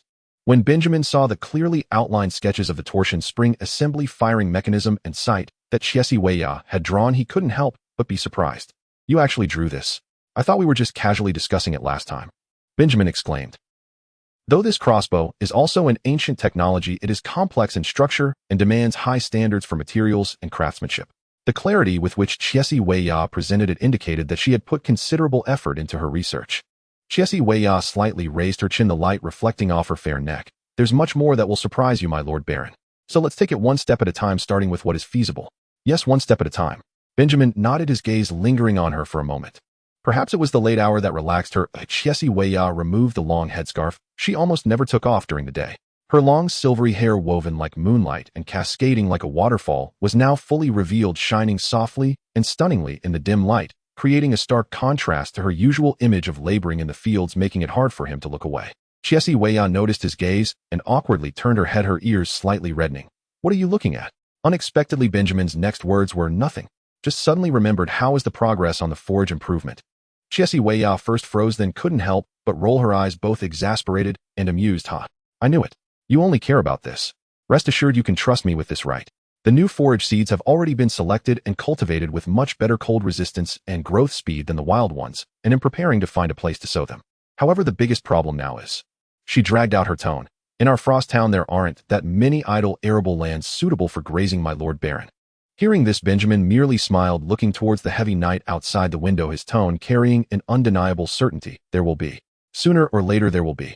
Jesse Weiyao blinked playfully and replied, so that means, not by noon. Benjamin was amused by her words, bursting into laughter, dispelling much of the previously oppressive atmosphere in the study. At noon outside Frost Town's training ground, under the blazing sun, dust swirled in the training ground with the sounds of battle cries and clashing weapons echoing endlessly. Accompanied by Walter, Benjamin inspected the drills of the guard team. The ones training in the field were not all the guards, but about 100 carefully selected individuals. They were the most loyal, physically robust, and hardest-working elite in the territory, and they had now been formally organized into Frost Town's standing army. They were completely dedicated to their training, enjoying the best food and allowances, undergoing highly specialized and intense military training under Walter, and were prioritized for the most excellent weapons and chainmail that could be forged by the blacksmith shop. This 100-man team would serve as the cornerstone for ensuring the territory's safety in the future and as the core seed for military expansion. Walter stood beside Benjamin, watching the soldiers in neat formations, swift movements, and fierce gazes, his face displaying a rare, barely contained excitement. As a knight, participating in the creation of an elite unit brought a sense of achievement far beyond personal valor. He imparted all the combat skills, formations, and command experiences he had honed under Galvin in countless battles unreservedly to these soldiers. What he desired was to forge a force that would not be inferior to any elite knight retinue he had ever served with. Walter took a deep breath, forcing himself to calm down. His gaze swept past Benjamin, who was focusing on observing the training, casting a look of complete trust. His ambitions extended far beyond this. He wanted to create the best army in the country for this extraordinary baron before him. He had a strong premonition that this baron's future could never be confined to this border town. A larger stage and a more glorious journey lay ahead. And on this road, there would surely be his mark, Walter, and his sword. That guy Sullivan always subtly instilled such concepts into him. Walter had to admit that despite the administrator's mind being filled with schemes, the future he depicted was indeed enough to ignite the passion of a warrior like him. My lord, Walter collected his thoughts and reported to Benjamin, Lady Evelyn, as my deputy, has indeed shown exceptional talent in planning and constructing defensive facilities. Many of her suggestions and design plans are more professional and efficient than I had anticipated. Benjamin nodded, his gaze still fixed on the sweat-drenched soldiers on the training ground, his tone calm, yet heavy with weight. That may be true, Walter. She may be talented, but you are my champion knight, my first and most trusted friend. The one standing beside me is you, and in the future, I hope it will be you who leads this army into battle and guards this land. Walter did not respond, simply clenching his right fist and striking it heavily against the armor on his left chest, producing a dull sound. Everything was understood without words. The soldiers on the training ground noticed the baron's arrival and began to exert themselves even more. The battle cries soared to the sky. Continue training. Walter's booming voice rang out. Let the Lord Baron see who is the sharpest spear and the strongest shield of Frost Town. Roar. The 100 voices responded in unison, creating an impressive momentum. The saying population is the most valuable resource resonates throughout countless historical records and legendary tales, a belief firmly held by Benjamin. In the undeveloped land of Frosty Town, without people, all grand ambitions are mere castles in the air. How to attract immigrants and increase the population has always been one of the core topics in his strategic planning, and the only one able to discuss this matter in depth with him was his calculating and action-oriented administrator Su Liwen. In the study, Su Liwen respectfully presented a freshly inked document filled with densely written clauses to Benjamin. My lord, this is a preliminary concept and implementation plan on increasing the population of Frosty Town, drafted based on our previous discussions. Benjamin took it and carefully flipped through it. The core idea of the document was clear: to leverage Frosty Town's current advantage of having a vast amount of uncultivated land and offer enticing conditions. Cultivate your own land, 3 years of tax exemption, and initial farming tools and selected seeds provided by the baronial estate to attract the vagrants struggling on the poverty line within the kingdom, as well as the free citizens with certain liberties but lacking land. My lord, Su Liwen added, currently within the kingdom, especially in some remote areas and regions with weak royal control, the situation is unstable. Many villages' administrative systems have long ceased functioning, taxes are heavy, and the people are suffering. If we can accurately convey this message to those places for the free citizens yearning for land and a stable life, as well as the displaced vagrants, the conditions of Frosty Town would undoubtedly be a beacon of hope in the darkness. If we can successfully attract them, it will be a significant replenishment of our territory's population. Benjamin listened while pondering. The subsequent issues attracting them is merely the first step. How to settle them is the key. We must establish a systematic process. All new immigrants must be registered in detail and included in our household registration management system. Based on their abilities and willingness, they should either be allocated a quota of land or arranged to work in workshops, construction teams, or guard squads. We need to help them integrate, quickly becoming an organic part of the territory's operation rather than a burden lingering outside. He paused, emphasizing a crucial point. Moreover, we must soothe the existing residents of Frosty Town. A large influx of new immigrants will inevitably cause anxiety and panic among the longtime residents as they worry about their jobs being taken, resources that are already strained being diluted, and even the disruption of their original neighborly relationships and social structure. We need to prepare in advance, providing the original residents with certain clear privileges and promises, especially on a spiritual level, to ensure they feel respected and prioritized, thereby ensuring internal stability within the territory. Su Laiwen admired Benjamin's foresight, as these details were exactly what he had been concerned about. My lord, your considerations are thorough. I will include provisions to reassure the original residents in the regulations, such as granting them more say in public affairs and community management, or declaring them as having some honorary status as founding residents. Then Su Laiwen produced several more documents. In addition to attracting outside population, internal cultivation is equally important. I have issued a new decree to implement a mandatory apprenticeship system in all skilled trades, such as blacksmithing, carpentry, and construction teams. Every master craftsman is required to train qualified apprentices within a certain time frame, passing on the new techniques and standards brought by you and Miss Kisawaya to reserve enough skilled craftsmen for our future development. After reporting these established matters, Su Laiwen paused slightly, his tone becoming somewhat cautious. Moreover, my lord, there is one thing that I took the liberty to decide and have already implemented without your explicit authorization. Benjamin raised his head to look at him. Oh, what is it? I sent people to secretly spread some news in several neighboring territories, especially in those areas where the situation is unstable and may have a larger population of vagrants. Su Laiwen considered his wording carefully. The news states that our Baron of Frosty Town, Lord Benjamin Blackwood, is acting under the secret orders of Her Highness the Second Princess Celia Windsor to maintain the stability of the royal territory, to eliminate the rebels and bandits taking advantage of the chaos, and to provide shelter for the displaced civilians. Upon hearing this, Benjamin's brows furrowed slightly and a hint of displeasure crossed his face. Su Laiwen. He understood Su Laiwen's intention. Using the princess' noble name could significantly enhance their legitimacy and appeal in recruiting vagrants, and even in potential military actions in the future. However, this was equivalent to dragging her into the situation in the Western Territory without Celia's permission, which could bring her unnecessary trouble. Su Laiwen immediately bowed, his tone sincere and apologetic. My lord, I understand this act overstepped boundaries and am fully aware of the risks it may entail. I willingly accept any punishment. It's just, I was worried that you might be overly concerned about your relationship with Her Highness and unwilling to act under her name, thus missing out on development opportunities. Once we raise this flag to many unaware individuals, everything we do will carry the name of royal sanction, making it much easier to operate.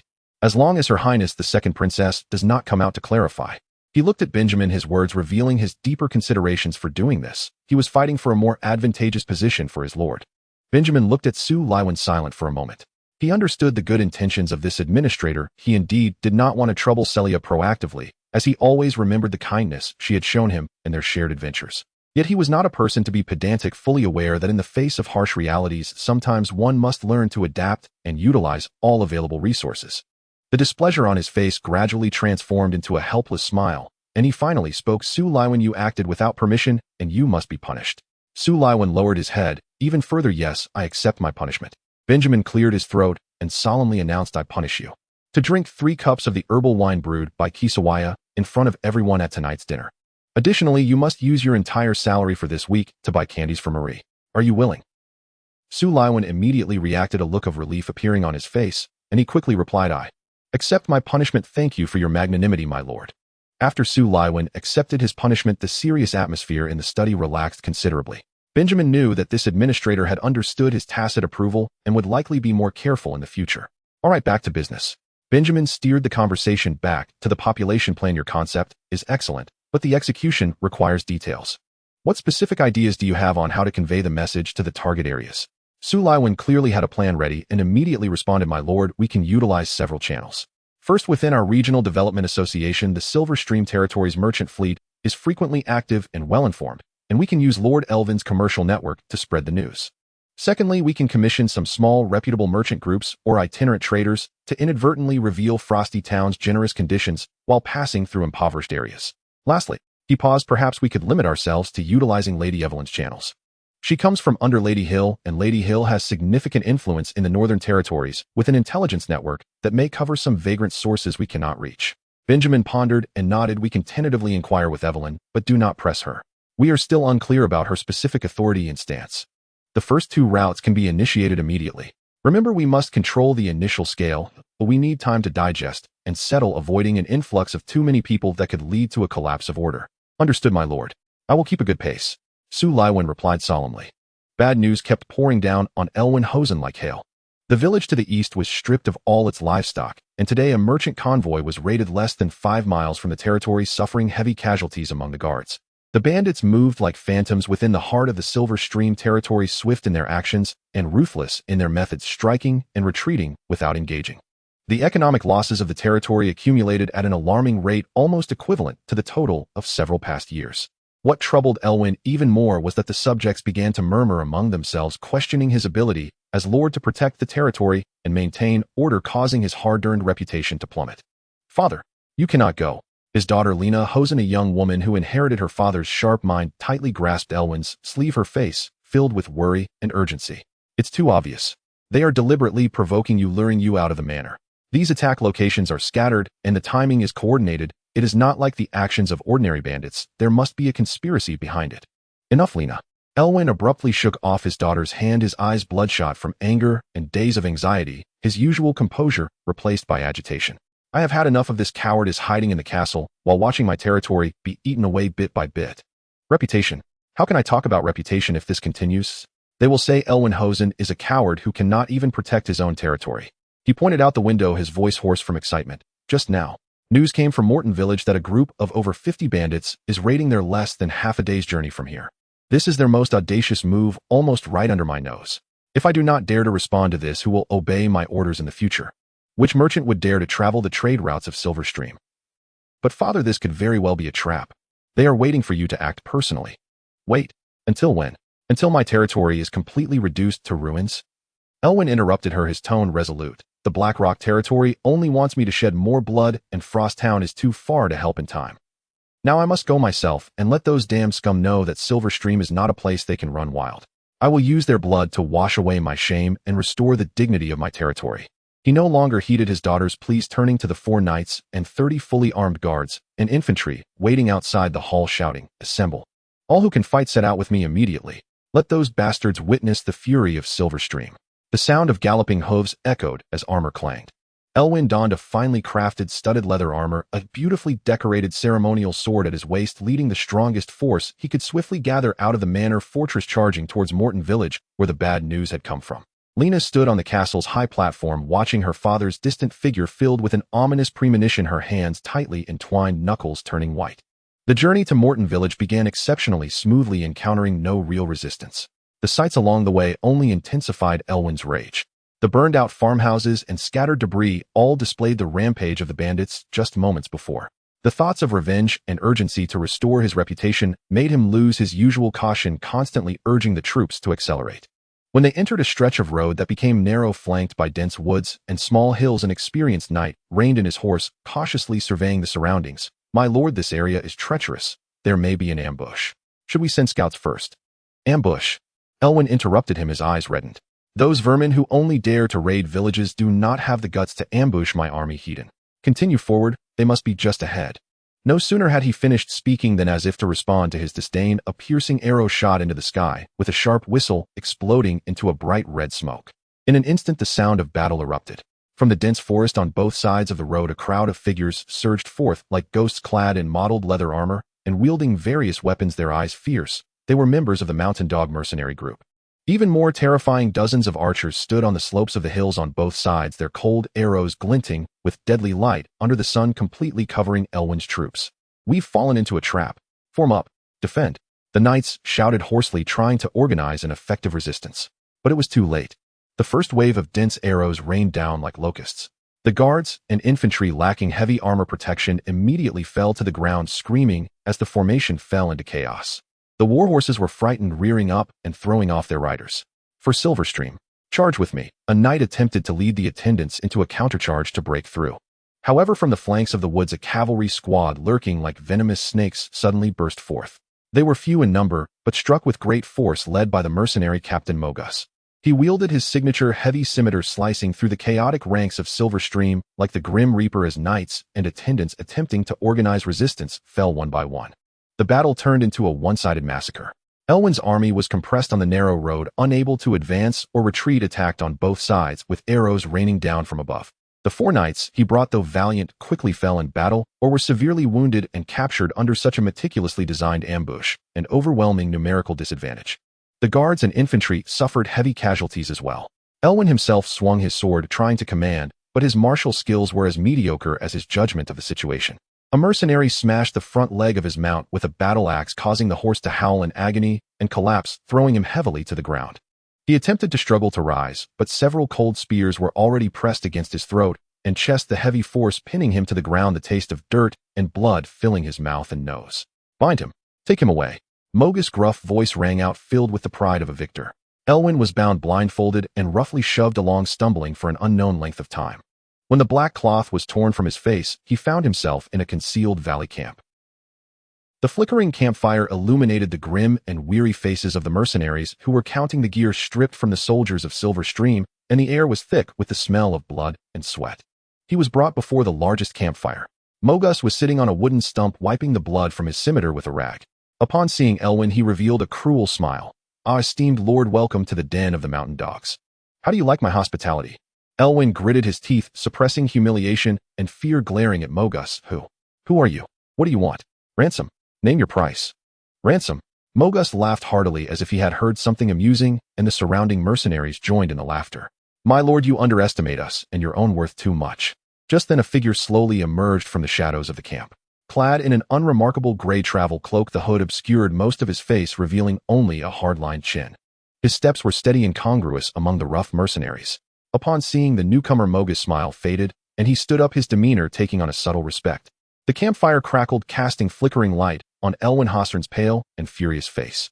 The gray-cloaked figure emerging from the shadows slowly lifted his hood, revealing a youthful, yet sinister and arrogant visage that belied his years.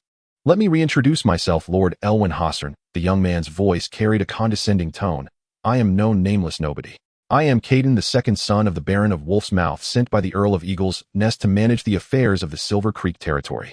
He stepped closer to Elwyn, leaning slightly forward, as if appraising a commodity. "Your foolishness and impulsiveness have saved us a considerable amount of time. Now 2 paths lie before your Hossern family." He extended a finger. "The first option is for you to publicly swear loyalty to His Highness Prince Alkaya and temporarily transfer the governance of the Silver Creek territory to me, the second son of the Baron of Wolf's Mouth. In return, I can guarantee the safety of your life and that of your beautiful daughter Lena, as well as the preservation of part of your family's assets. You can retire with dignity." He raised a second finger, his gaze suddenly turning icy. "The second option is to refuse. Then I will officially take over the Silver Creek territory in the name of quelling the rebellion and restoring order. As for you and your daughter, unfortunately, in the chaos of war, anything can happen. The Hossern name will be completely erased from the nobility roster. The Earl of Eagle's Nest. Wolf's Mouth." Elwyn trembled with anger and fear. "How dare you? This is an outright violation of the kingdom's laws. The royal family will not stand idly by. Kingdom laws. The royal family." Caden laughed coldly, as if he had heard the biggest joke. "Lord Elwyn, are you still dreaming of the past? Look around you. The old king of the capital has already lain in his grave, and his sons are busy tearing each other apart. The royal power has long waned, and the majesty of the law exists only in the fantasies of the weak. Now is the age where power dictates everything. The Grand Duke of the Western Territory and His Highness Alkaya possess sufficient power, and we are merely an extension of that power. Do you expect those in the royal family who are struggling to survive to save you? Don't be naive. In the Silver Creek territory, the Hossern Manor, Lena Hossern had not slept a wink in the fortress of the manor. When dawn broke, what awaited her was not news of her father's triumphant return, but the grim tidings brought back by the defeated soldiers. The lord had been captured, and the army had almost been entirely wiped out. Just as Lena was in a state of frantic despair, a man claiming to be a messenger from the Baron of Wolf's Mouth arrived outside the manor. With feigned sympathy, he expressed that the Baron of Wolf's Mouth was deeply pained by the plight of the neighboring Silver Creek territory, and out of nobility and the spirit of mutual assistance between neighboring states, was willing to generously send troops to help eradicate the bandits and rescue Lord Elwyn. Lena's heart sank to the depths. She was not a naive girl. Her father's teachings and her own wisdom made her immediately realize the underlying implications. This was nothing but a self-scripted play, and the so-called bandits were likely the Baron of Wolf's Mouth, or rather the mountain dog mercenaries manipulated by the forces of the Western Territory. Now they aimed to take over the Silver Creek territory without shedding a drop of blood under the guise of assistance. Once they entered under the banner of legitimacy, the Silver Creek territory would no longer belong to the Hostern family. She could not sit idly by. Suppressing her panic and anger, Lena feigned gratitude for the good intentions of the Baron of Wolf's Mouth and temporarily pacified the messenger by stating she needed time to consider the details. Then she immediately summoned her most loyal and reliable steward and issued urgent orders. Immediately send our fastest horses and most trusted riders. Act separately and send a rescue letter to the other 4 lords of the regional development community. Black Rock Territory, Frost Town, Stonebridge Town, Grey Marsh Town, not one can be missed. Her voice trembled slightly with urgency. In the letter state that I, Lena Hostern, in my capacity as the heir of the Silver Creek territory, earnestly request them to fulfill their promise of mutual assistance. As long as they can help the Silver Creek territory through this crisis and rescue my father, we are willing to offer corresponding compensation, whether it be commercial concessions, future profit sharing, or political commitments and support. The surrounding areas are vast and sparsely populated. The nearest other lords can't muster decent military strength to provide support. Hurry, time is running out. She had no idea whether those neighbors whom she had only met once and were more united by interests would extend a helping hand, but she had no other choice. Frost Town, the Baron's Manor. Benjamin held the hastily delivered, poorly penned, but earnest rescue letter from the messenger of Silver Creek territory, his brow furrowed. He scoffed, slamming the letter down on the table. Elwyn, that fool. Is his astute mind only useful when haggling with me over every single copper? He fell headlong into such an obvious trap. Truly, foolishness is opening my eyes. Yet his smile quickly faded and his expression turned serious. He surveyed the urgently assembled Salavan, Walter, and Chesvia and said solemnly, laughing aside, the situation is very serious. If the Silver Creek territory is indeed so easily undermined and swallowed by the Baron of Wolf's Mouth or the forces of the Western Territory, the next to feel the chill will likely be us. The tentacles of the Western Territory will reach directly to our doorstep, and the so-called regional development community will become a mere facade. Personally, he favored aiding Elwyn, for it was not only a matter of morality, but also related to the strategic safety of Frost Town. However, he needed to hear the opinions of the core team. Salavan spoke first, his eyes glinting with a dangerous light. My lord, your concerns are entirely valid. But assistance, especially military assistance, is costly and fraught with risks. Should we consider taking a gamble? He paused, throwing out a shocking idea. Rather than straining to save an ally who has proven to be somewhat reckless, why not take this opportunity to attempt to replace that brat of the Baron of Wolf's Mouth and become the actual controllers of the Silver Creek territory?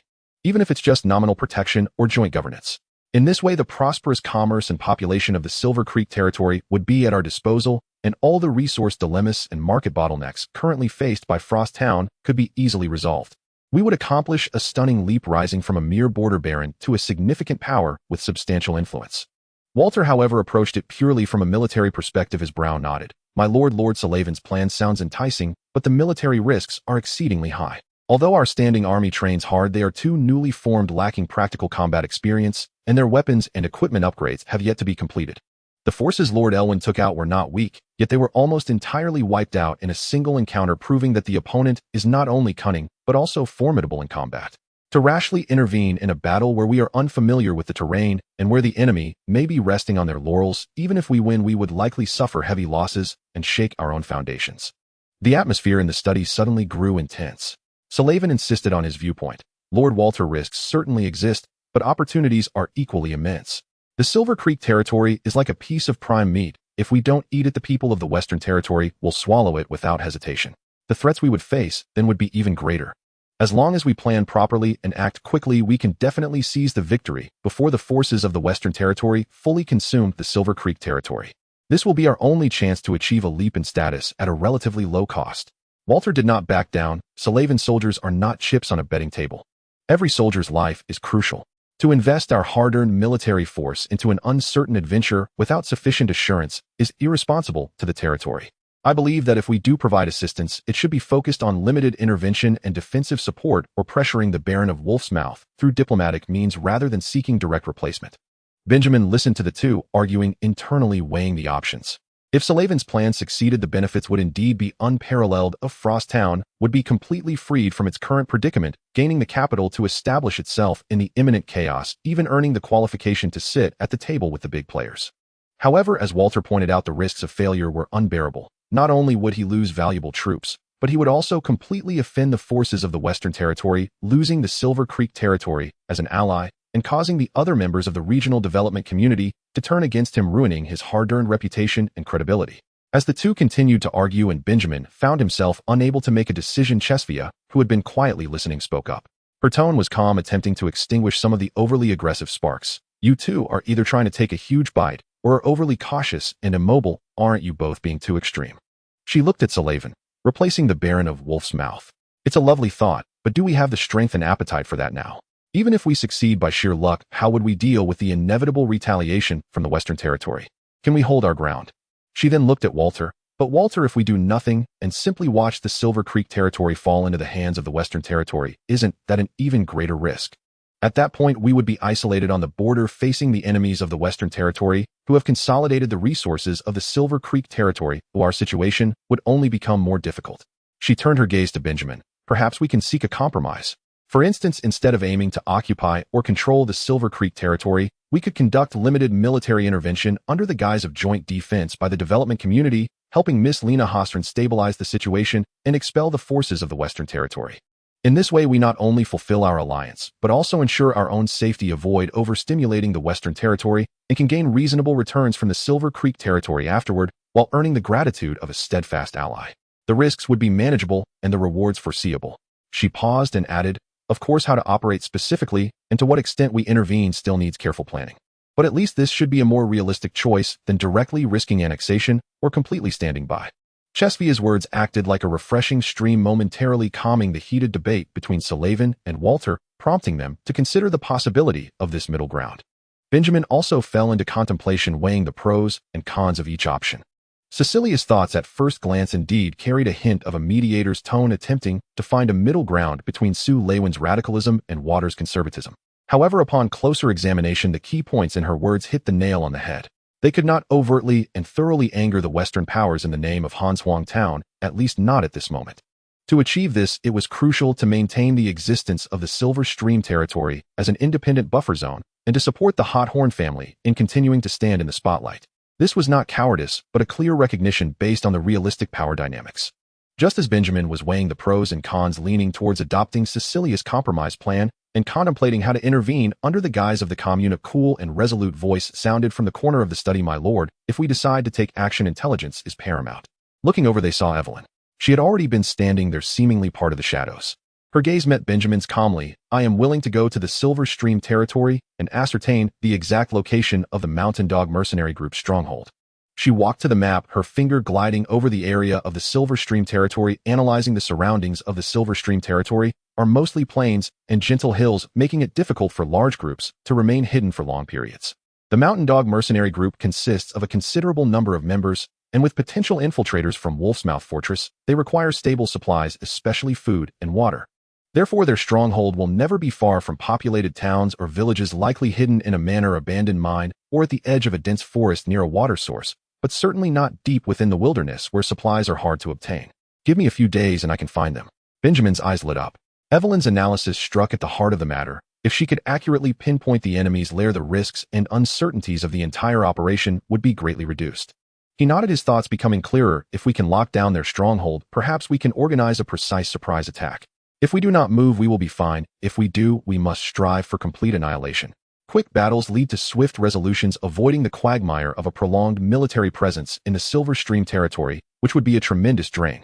If we can succeed in one stroke, not only will we break the siege of the Silver Stream territory, but we will also instill maximum deterrence in potential enemies, making it a great feat.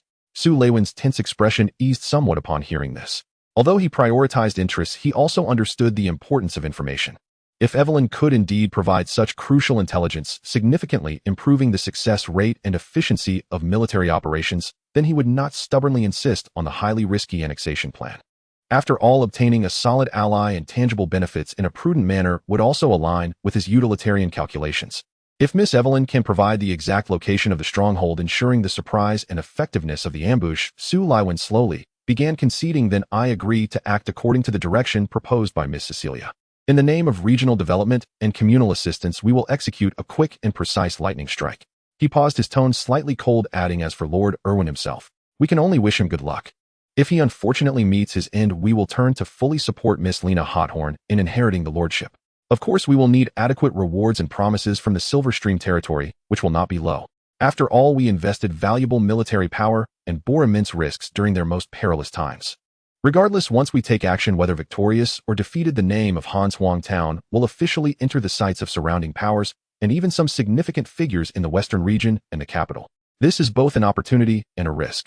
We can no longer hide silently in the corners as we did in the past. Benjamin took a deep breath, his resolve firm.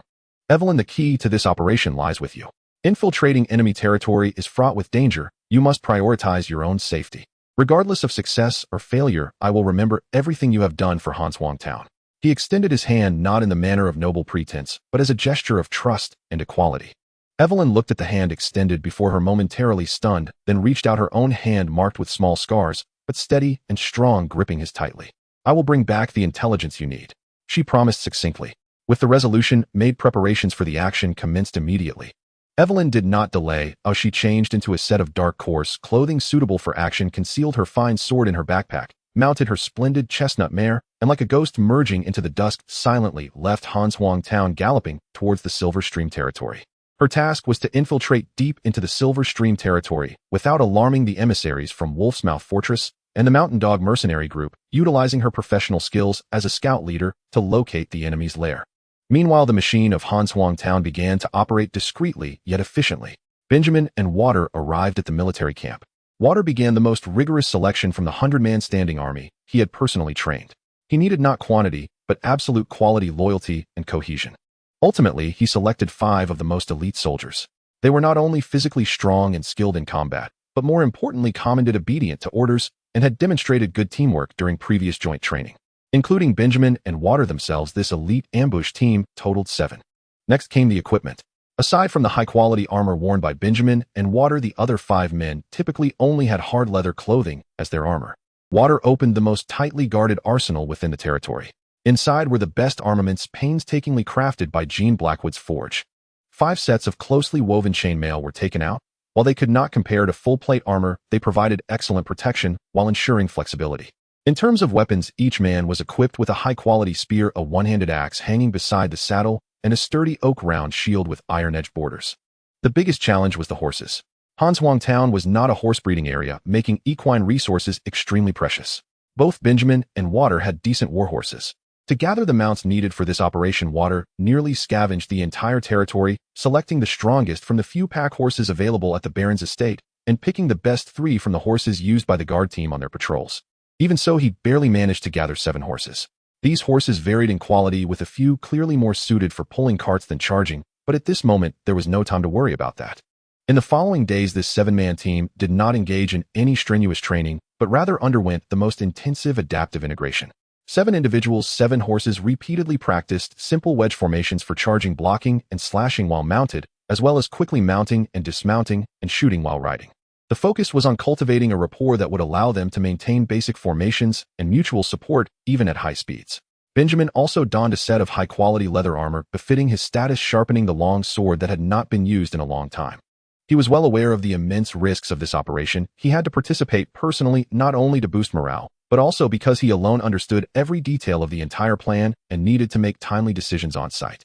On the night before departure, Benjamin once again checked all the equipment and horses. Under the moonlight, the 7 cavalrymen stood quietly, bearing the hopes of Han Huang Town's first proactive strike, as well as the hope of changing the surrounding landscape.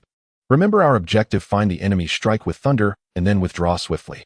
Benjamin's voice rang clearly in the quiet night. The future of the Silver Stream territory and the safety of Han Huang Town depend on this one move.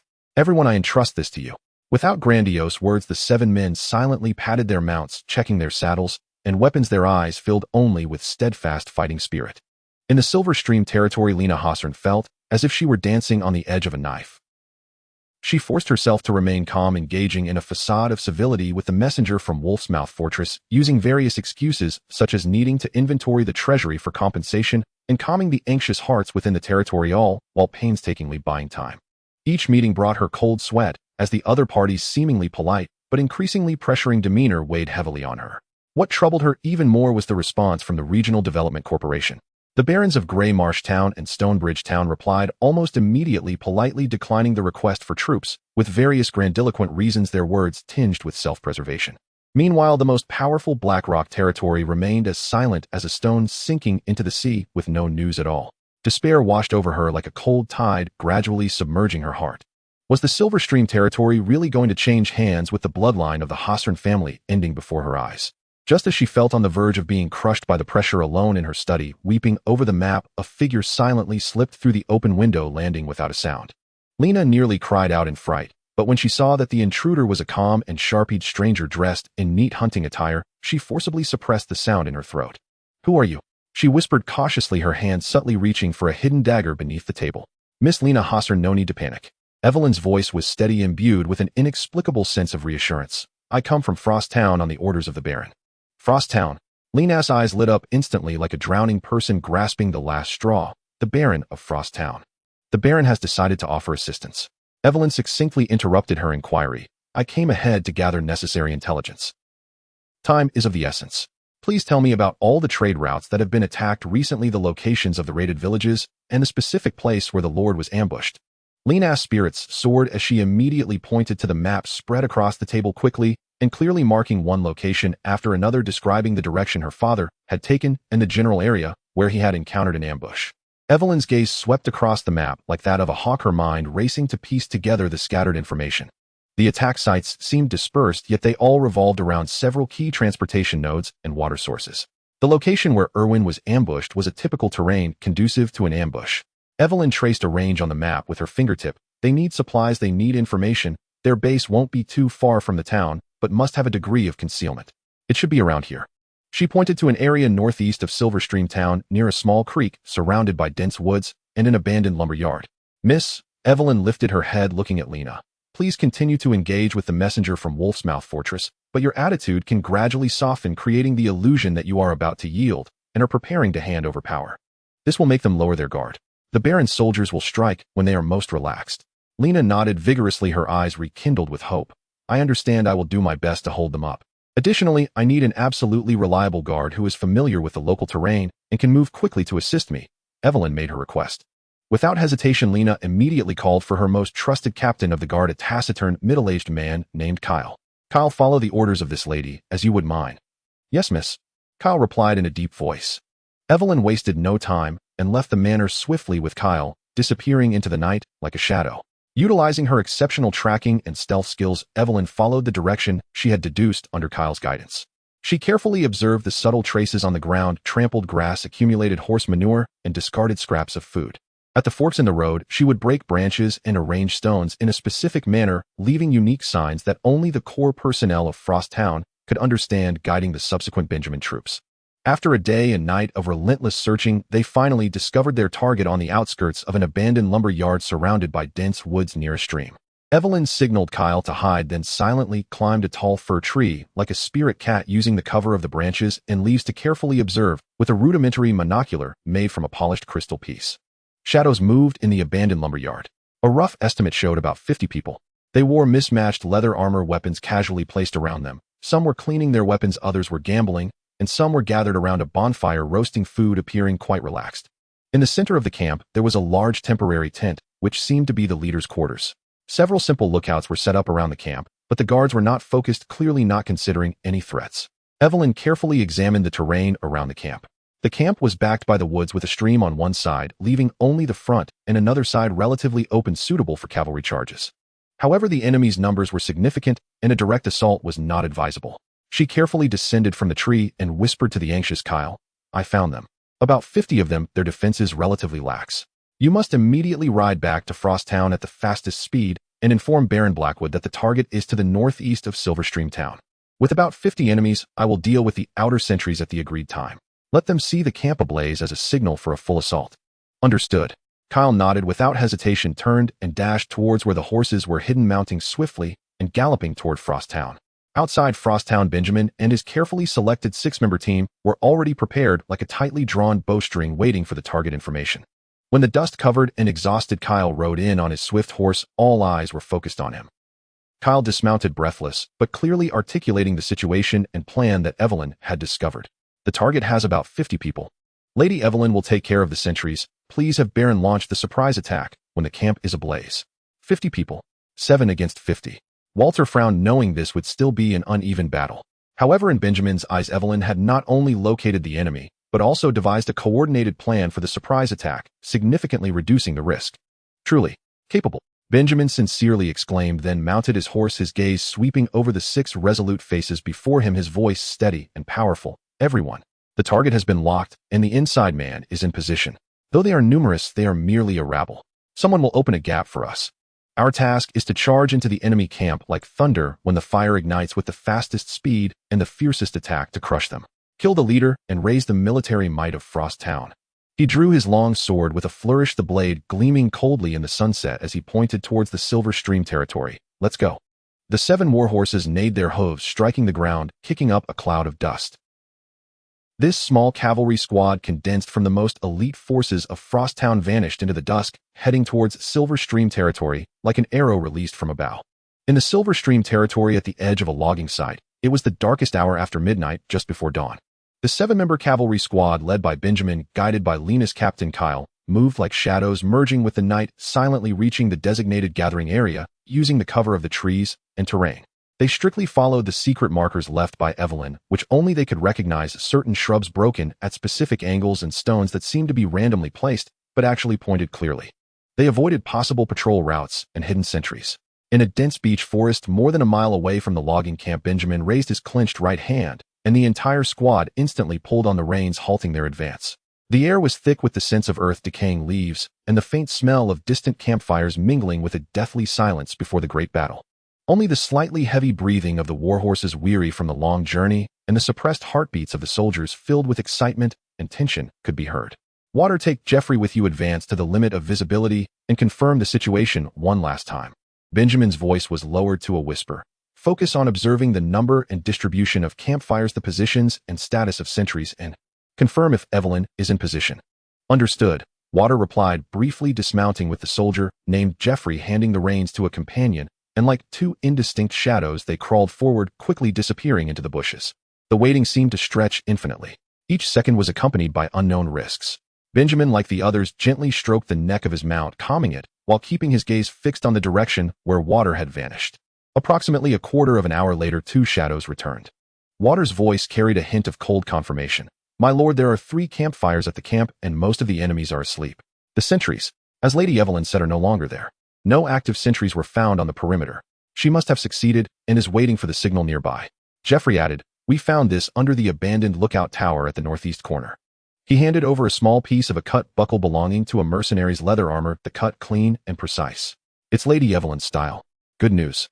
Evelyn has successfully completed her most dangerous part, and Benjamin felt assured, all remaining concerns dissipated. Well done, Benjamin praised, and then quickly drew a simple sketch of the camp and surrounding terrain on the ground, aided by the faint starlight. The battlefield is right here. Benjamin pointed to the sketch. The main attack direction will be from the left front of the camp in the open area near the stream. This position allows the horses to reach their maximum speed and is close to the water source, likely the point where they feel the most relaxed psychologically. Water stared at the map, pondered for a moment, then suddenly turned to Benjamin, his tone unusually earnest. My lord, I have a request. I will lead the charge. Please take the higher earthen slope on the flank. He pointed to a position on the sketch that overlooked most of the camp. Your archery skills are the best among us. Once the charge begins, the camp will undoubtedly fall into chaos, but there will inevitably be leaders trying to organize a resistance or archers retaliating. Please use your bow to accurately eliminate these targets from the slope. This will create greater chaos than if you charged in personally, ensuring the success of the entire operation and the safety of our brothers. This is the optimal tactical choice. He paused and added, let Kyle stay by your side for protection. Benjamin looked at Water, understanding that this loyal knight wished to prevent his lord from taking personal risks. He could have refused, but Water's proposal indeed aligned with tactical logic. His archery skills had been honed to perfection during his time in the Brave Squad, far exceeding those of ordinary soldiers, and resolving key targets from a distance amidst chaos would indeed yield greater results. All right, Benjamin did not reject this time, accepting the considerate optimal solution. I agree to this arrangement. However, he shifted his tone, his gaze sharp. After the first wave of the charge, regardless of the outcome, I will immediately descend and join the second wave to sweep away the remaining enemies. This is not a discussion, it is an order. Yes. Water's spirit lifted upon hearing Benjamin's agreement. With the decision made, Benjamin summoned the other 5 team members and Kyle to gather closely in a tight circle. He picked up a branch and clearly marked each person's position and action route on the map he had just drawn. Our core tactic is to form a wedge-shaped assault, allowing them to be disrupted from the center. Benjamin's voice was low and powerful, ensuring everyone heard every word clearly. I will repeat the formation layout. Water. He first looked at his knight. You will be the tip of the spear in the front during the charge, using your lance to fiercely tear open the enemy's formation, aiming directly for the largest tent in the camp center. I trust your bravery will penetrate their ranks. He pointed at Jeffrey, and you, pointing at another sturdy and composed soldier, will form a charging spearhead with water closely following him to consolidate and expand the gap he creates. The remaining three, he looked at the other three soldiers, will follow closely behind the spearhead in a wedge formation, guarding the flanks, using your spears and axes to slay those attempting to approach from the sides, ensuring the integrity of the charging formation and the smoothness of the path. And I, Benjamin, pointed at the earthen slope, will occupy the left high ground, using my bow to prioritize eliminating any commanders, standard bearers, and archers attempting to organize a resistance. I will clear the greatest threats for you. Kyle, you stay by my side for protection. He scanned each slightly blurred face in the darkness, issuing the final directive. Everyone, remember, our goal is to create maximum chaos, shatter their will to resist, not to engage the enemy in a drawn-out battle. The charge route will cut through the camp, exiting from the edge of the woods on the other side. Then immediately regroup and decide whether to initiate a second charge based on the situation. Finally, he took a deep breath and spoke decisively. Evelyn will light the signal. When the fire ignites, we charge. The seven silently nodded, gripping their weapons tightly, checking the security of their saddles. They resembled wolves ready to pounce on their prey, suppressing their furious power in the deepest darkness before dawn, waiting for that signal to ignite the flames of battle. Benjamin patted his pure black warhorse mounted, removed the longbow from his back, adjusting the quiver to the most convenient position, and proceeded to his designated post. Time flowed slowly in the oppressive silence, each second tugging at taut nerves. Benjamin lay hidden in the grass on the slope, his fingertips unconsciously brushing against the arrow feathers, his gaze sharp as a hawk locked onto the sleeping camp below. In the air mingled the scent of smoldering campfire, seemingly interspersed with the heavy breaths of drowsy guards. Just at this darkest moment before dawn, when the guards were most lax, boom. From the rear center of the camp, a fiery orange tongue suddenly shot up, greedily licking at the dry wood and canvas. Almost simultaneously, a pile of debris and fodder erupted in a blazing inferno, the flames swiftly merging with the wind, illuminating half the camp as if it were broad daylight. Enemy attack. The shouts, curses, and the crackling of burning wood exploded, shattering the stillness. Now is the time. Almost in the same moment, the flames lit up what roared lowly from his throat. For Frost Town. Charge.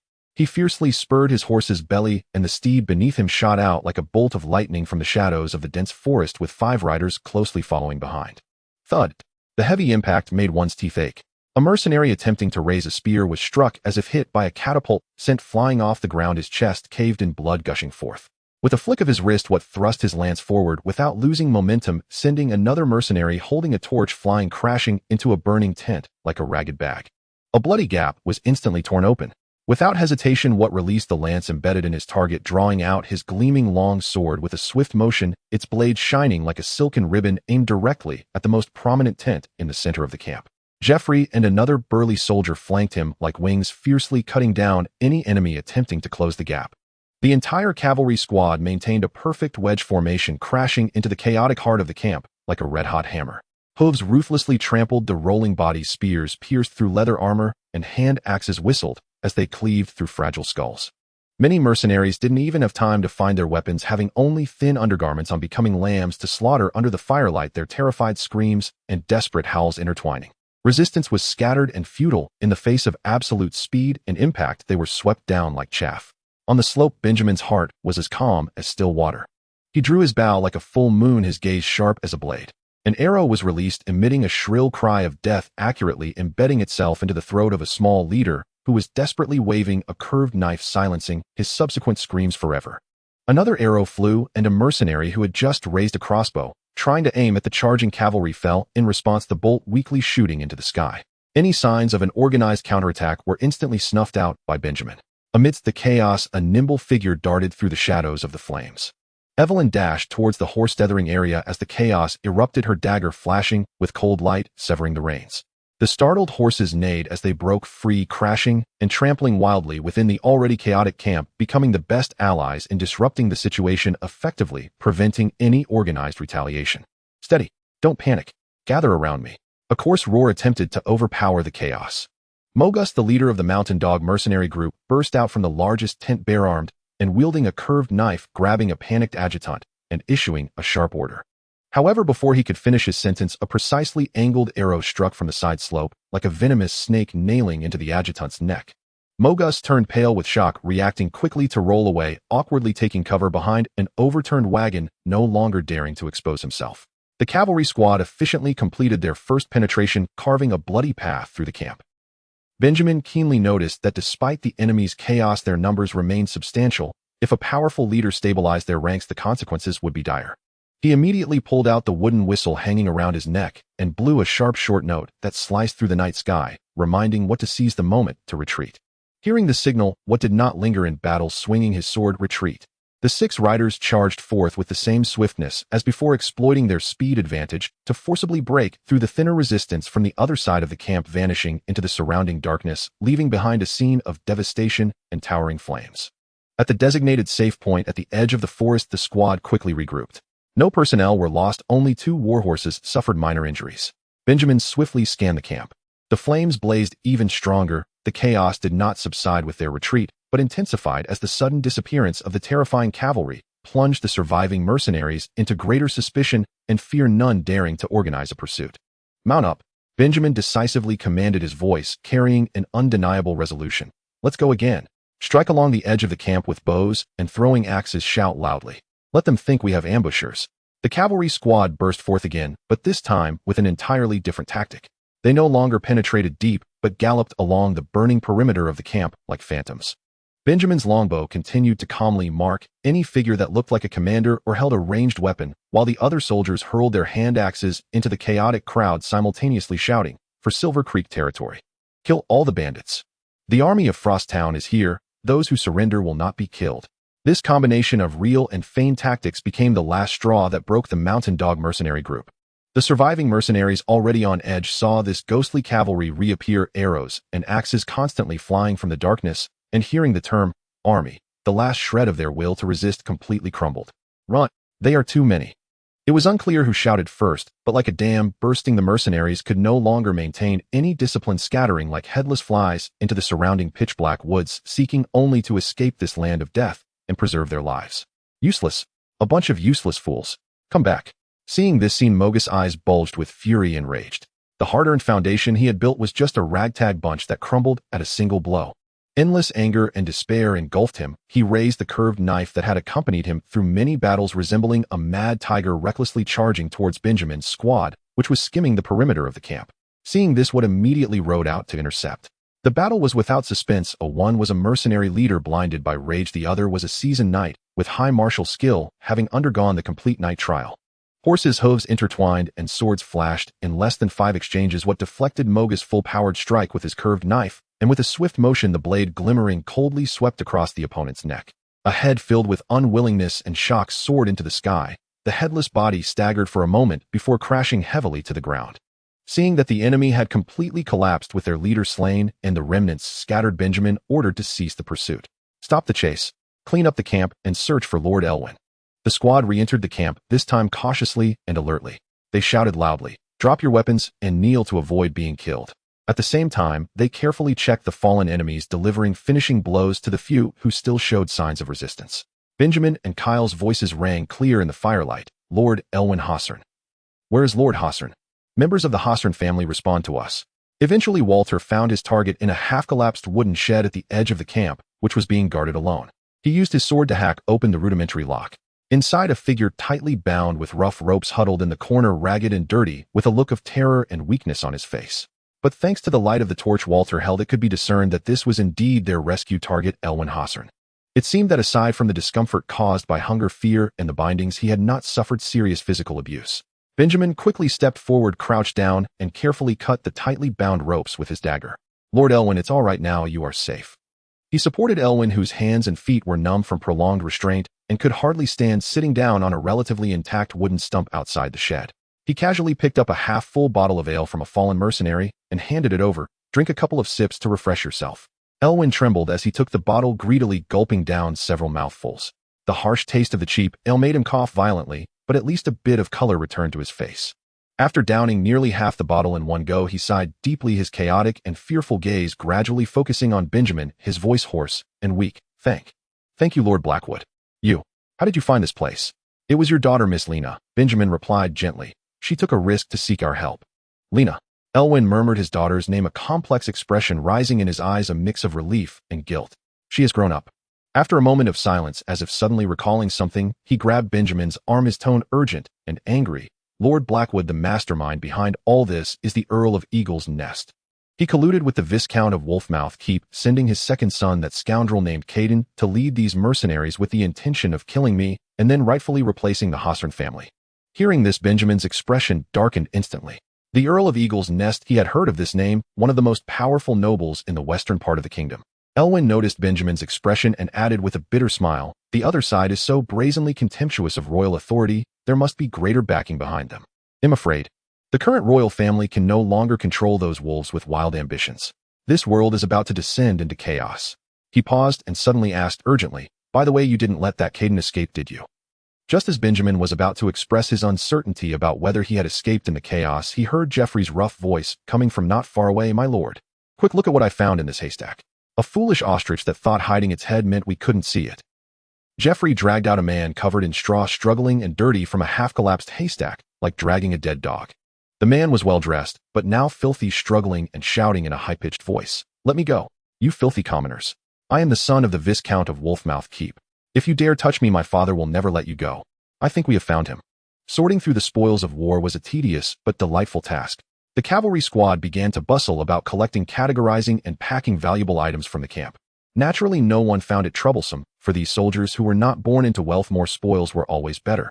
The mercenaries had left behind more than 10 pack horses and war horses, those relatively intact weapons, usable leather armor, and some valuables accumulated from their past plundering. Mainly there were silver shields, silverware, and what appeared to be valuable collectibles. The ownership of these was undoubtedly attributed to the Frost Town's expedition for rescue. Lord Elwyn still cared about his dignity, and since he was in no position to claim these spoils, he naturally had no face to fight for them. As a reward for their brave battle, Benjamin announced on the spot that all 6 cavalrymen who had participated in this raid under his command would be promoted and officially become officers in the Frosttown garrison. More importantly, they gained priority in the distribution of spoils, which was what the soldiers most looked forward to, and in this chaotic land, it was one of the few opportunities for lower-ranking soldiers to earn a substantial fortune through hard work. Benjamin would not confiscate all these hard-earned rewards. Publicly, it was a necessary means to maintain the morale and loyalty of the troops. Privately, these soldiers who fought alongside him deserved this reward. He watched as those 6 soldiers, with excitement and exhaustion on their faces, eagerly stripped off decent leather armor from the dead or captured mercenaries and picked up sharp-looking weapons. If someone had their eye on a particular item, they would run over to Benjamin to ask if it could be kept for personal use. "My lord, this curved sword is quite good. Can I keep it? This leather armor has a hole, but it can still be patched up and used." Benjamin nodded in approval. These spoils would belong to them personally, whether to sell for money or keep for themselves. He would not stop them. By the way, most people chose to sell their items for money, especially the straightforward Geoffrey, who was holding a slightly decorated long sword he had seized from some minor leader, approached Benjamin with a silly grin and asked, "My lord, how much do you think this sword is worth? Can you buy it for me? I can sell it at a lower price." Benjamin was a bit caught off guard by his sudden pitch. "Geoffrey, I don't know the market for weapons. If you want to sell it, go back to the blacksmith or a merchant in town for an appraisal." Walter, unable to stand by, laughed and scolded as he lightly kicked Geoffrey in the backside. "Get lost. You just got promoted and already dared to do business with the Lord. Hurry up and pack your things." Geoffrey scratched his head, chuckling as he ran away. At this moment, another major contributor to the battle, Evelyn, quietly approached Benjamin. She still had that silent and calm demeanor, though her eyes slightly reflected a hint of relaxation after completing a dangerous task. Her infiltration, arson, and chaos creation were the keys to the success of this raid. Benjamin looked at this capable scout captain with admiration. "Evelyn," he said solemnly, "your talents and contributions are evident to all. From today onward, your probation period ends, and your identity and position will be addressed upon returning to Frosttown." Evelyn nodded slightly, saying no more. However, although it is a bit late to say this now, Benjamin had not granted Walter and Sullivan such support a proper salary that matched their status and abilities. Especially Walter, a man with a formal knight title. According to tradition, the reward for loyalty should include a fief. But Frosttown was newly established, with many things still needing attention. With such limited territory and population, if more were distributed, Benjamin would truly become a commander without troops. So in a sense, Walter and the others were indeed working for Benjamin for free.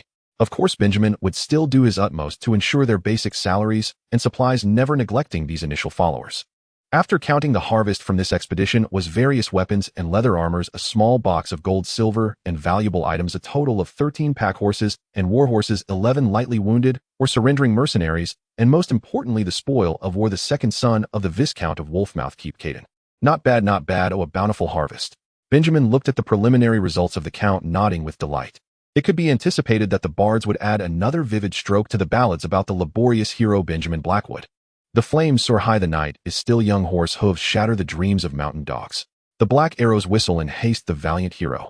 No blankets this time, but the fame spreads far and wide. Hey, my treasury seems to be able to grow again. As Benjamin hummed a little tune, he improvised, he stepped onto the road back. As Benjamin led his cavalry squad escorting the weary, yet visibly relaxed Erwin Hossern, the once dull Hossern manor seemed to come alive in an instant. Lena Hossern, who had been anxiously waiting, was the first to rush out. She didn't even care about the decorum of a noble lady, lifting her skirt and darting straight into the arms of Erwin, who had just dismounted like a frightened fawn that had finally found its home. Father, you really have returned. This is wonderful.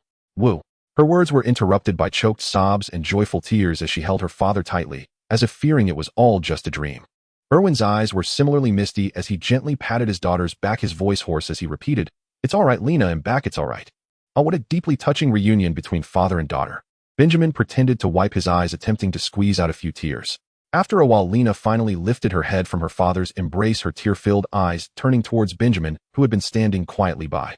She lifted her skirt and solemnly performed a flawless and formal noble curtsy, saying, "My Lord Blackwood, the Hossern family of Silverstream territory will forever remember your kindness. Thank you for your courage in rescuing my father from the hands of bandits. Your bravery and loyalty will surely be known far and wide." Her usually gentle azure eyes were now filled with sincere gratitude, almost overflowing. Benjamin could feel that her gratitude went far beyond mere etiquette, it was heartfelt. In the manor's hall, Erwin, having tidied himself and changed into clean robes, swiftly regained his decisiveness as a lord. The first thing he did was to express his gratitude in the most direct and generous manner. Heavy chests of coins were brought in and opened in front of Benjamin and Walter, revealing dazzling gold. "My Lord Blackwood," Erwin's voice, though still a bit weak, held an undeniable tone. "Here are 1,000 gold shields, and some humble jewelry, the value of which should exceed 1,500 gold shields. Please accept this. It is far from sufficient to repay your life-saving grace, but at least it can compensate for the expenses incurred during your expedition." Benjamin quickly retracted his somewhat dazed gaze. This amount exceeded his expectations. Erwin's gesture undoubtedly declared that the life of a lord was worth an immense fortune. He was not only expressing gratitude, but also showcasing the financial strength of Silverstream territory and the importance he placed on this kindness. But this was merely the beginning. Erwin then produced a prepared draft of terms written on exquisite parchment. Money is just a token of appreciation. True gratitude should be reflected in long-term mutual assistance. Erwin signaled for a servant to hand the draft to Benjamin, saying, "Please take a look. I hope to establish a closer relationship between Silverstream territory and Frosttown." Benjamin took the draft, quickly skimmed through it. And the more he read, the clearer Erwin's deeper intentions became. These terms were practically paving a golden avenue for Frosttown's commercial rise, permanent tax-exempt passage rights, granting Frosttown's merchant caravans the right to permanently be exempt from all passage taxes, market taxes, and stall taxes within Silverstream territory. This meant that the costs of Frosttown's goods in Silverstream territory would be highly competitive, easily capturing market share. Priority procurement rights: when Silverstream territory officially procures timber, weapons, armor, minerals, and other strategic and bulk goods, it will prioritize purchases from Frosttown under equivalent quality and price conditions. This provided a stable and high-standard export market for Frosttown's nascent military and timber industries. Facilitated access for technology and talent, allowing craftsmen from Frosttown to freely enter Silverstream territory for exchanges and work, simplifying the procedures for both side citizens. Information sharing, establishing a mechanism for intelligence sharing, especially concerning common threats. The degree of inclination in these terms was surprising even to Benjamin. It was almost a unilateral delivery of benefits to Frosttown, especially in commerce.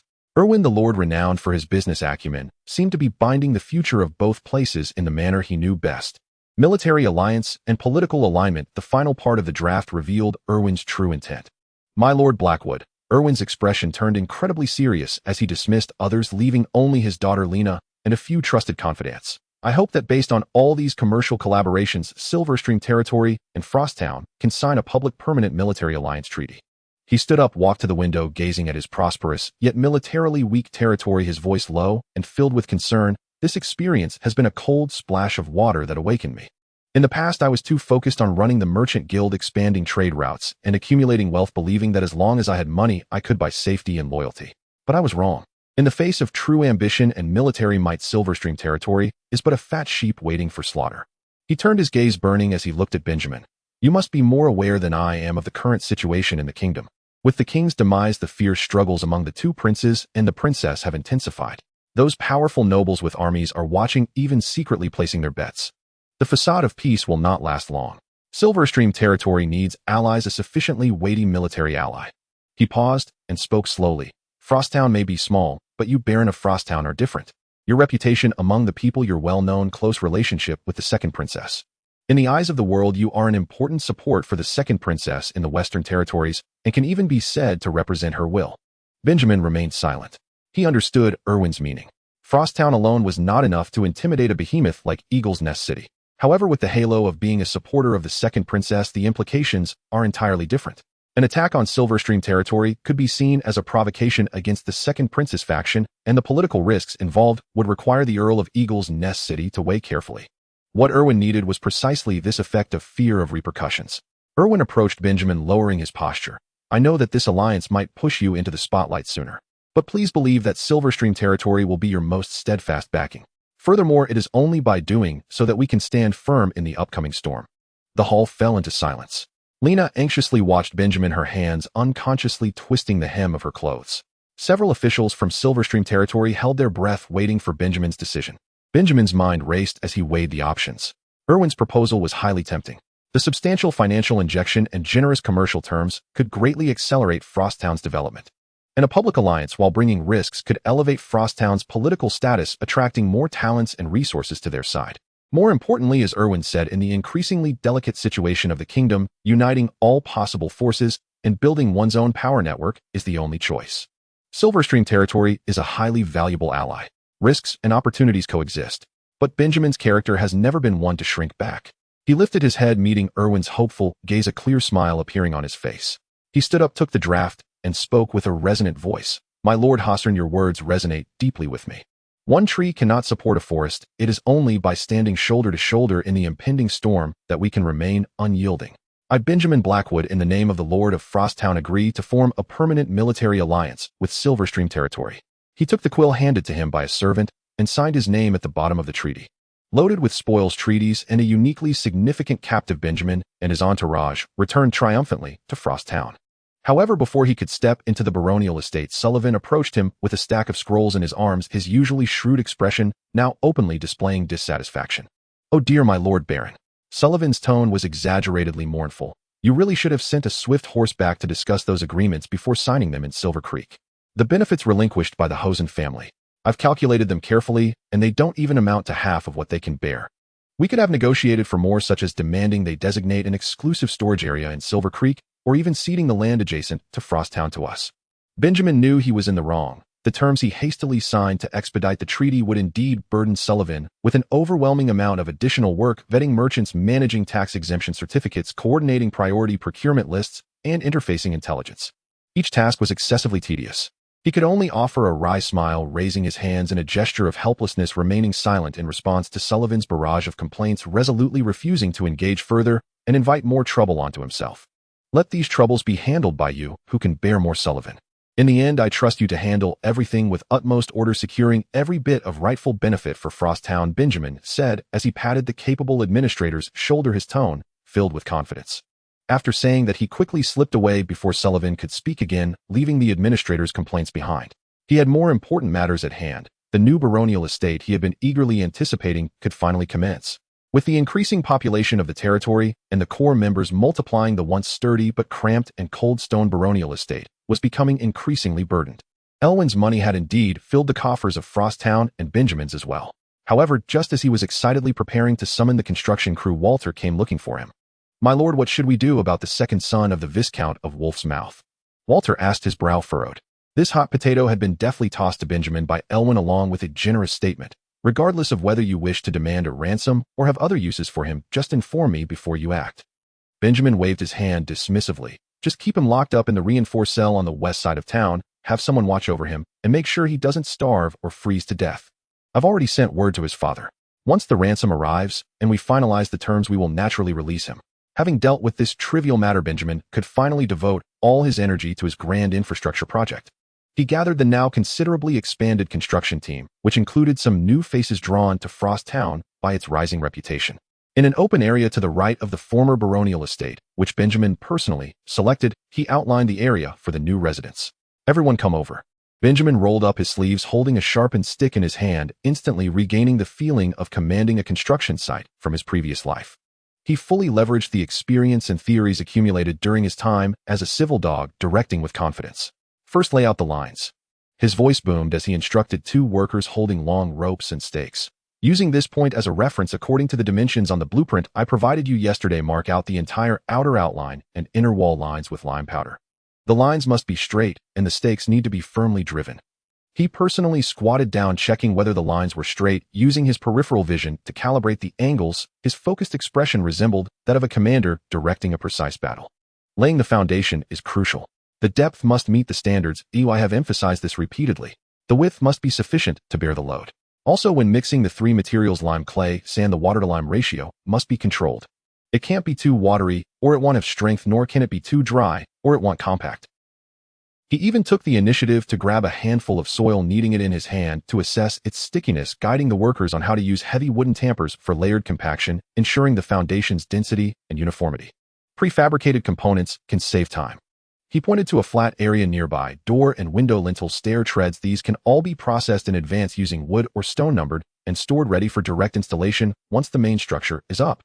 Don't wait until it's time to use them to chisel them out. It's both slow and prone to problems. His instructions were systematic, covering everything from foundation work to material preparation, from simple principles of mechanics to flowing construction processes.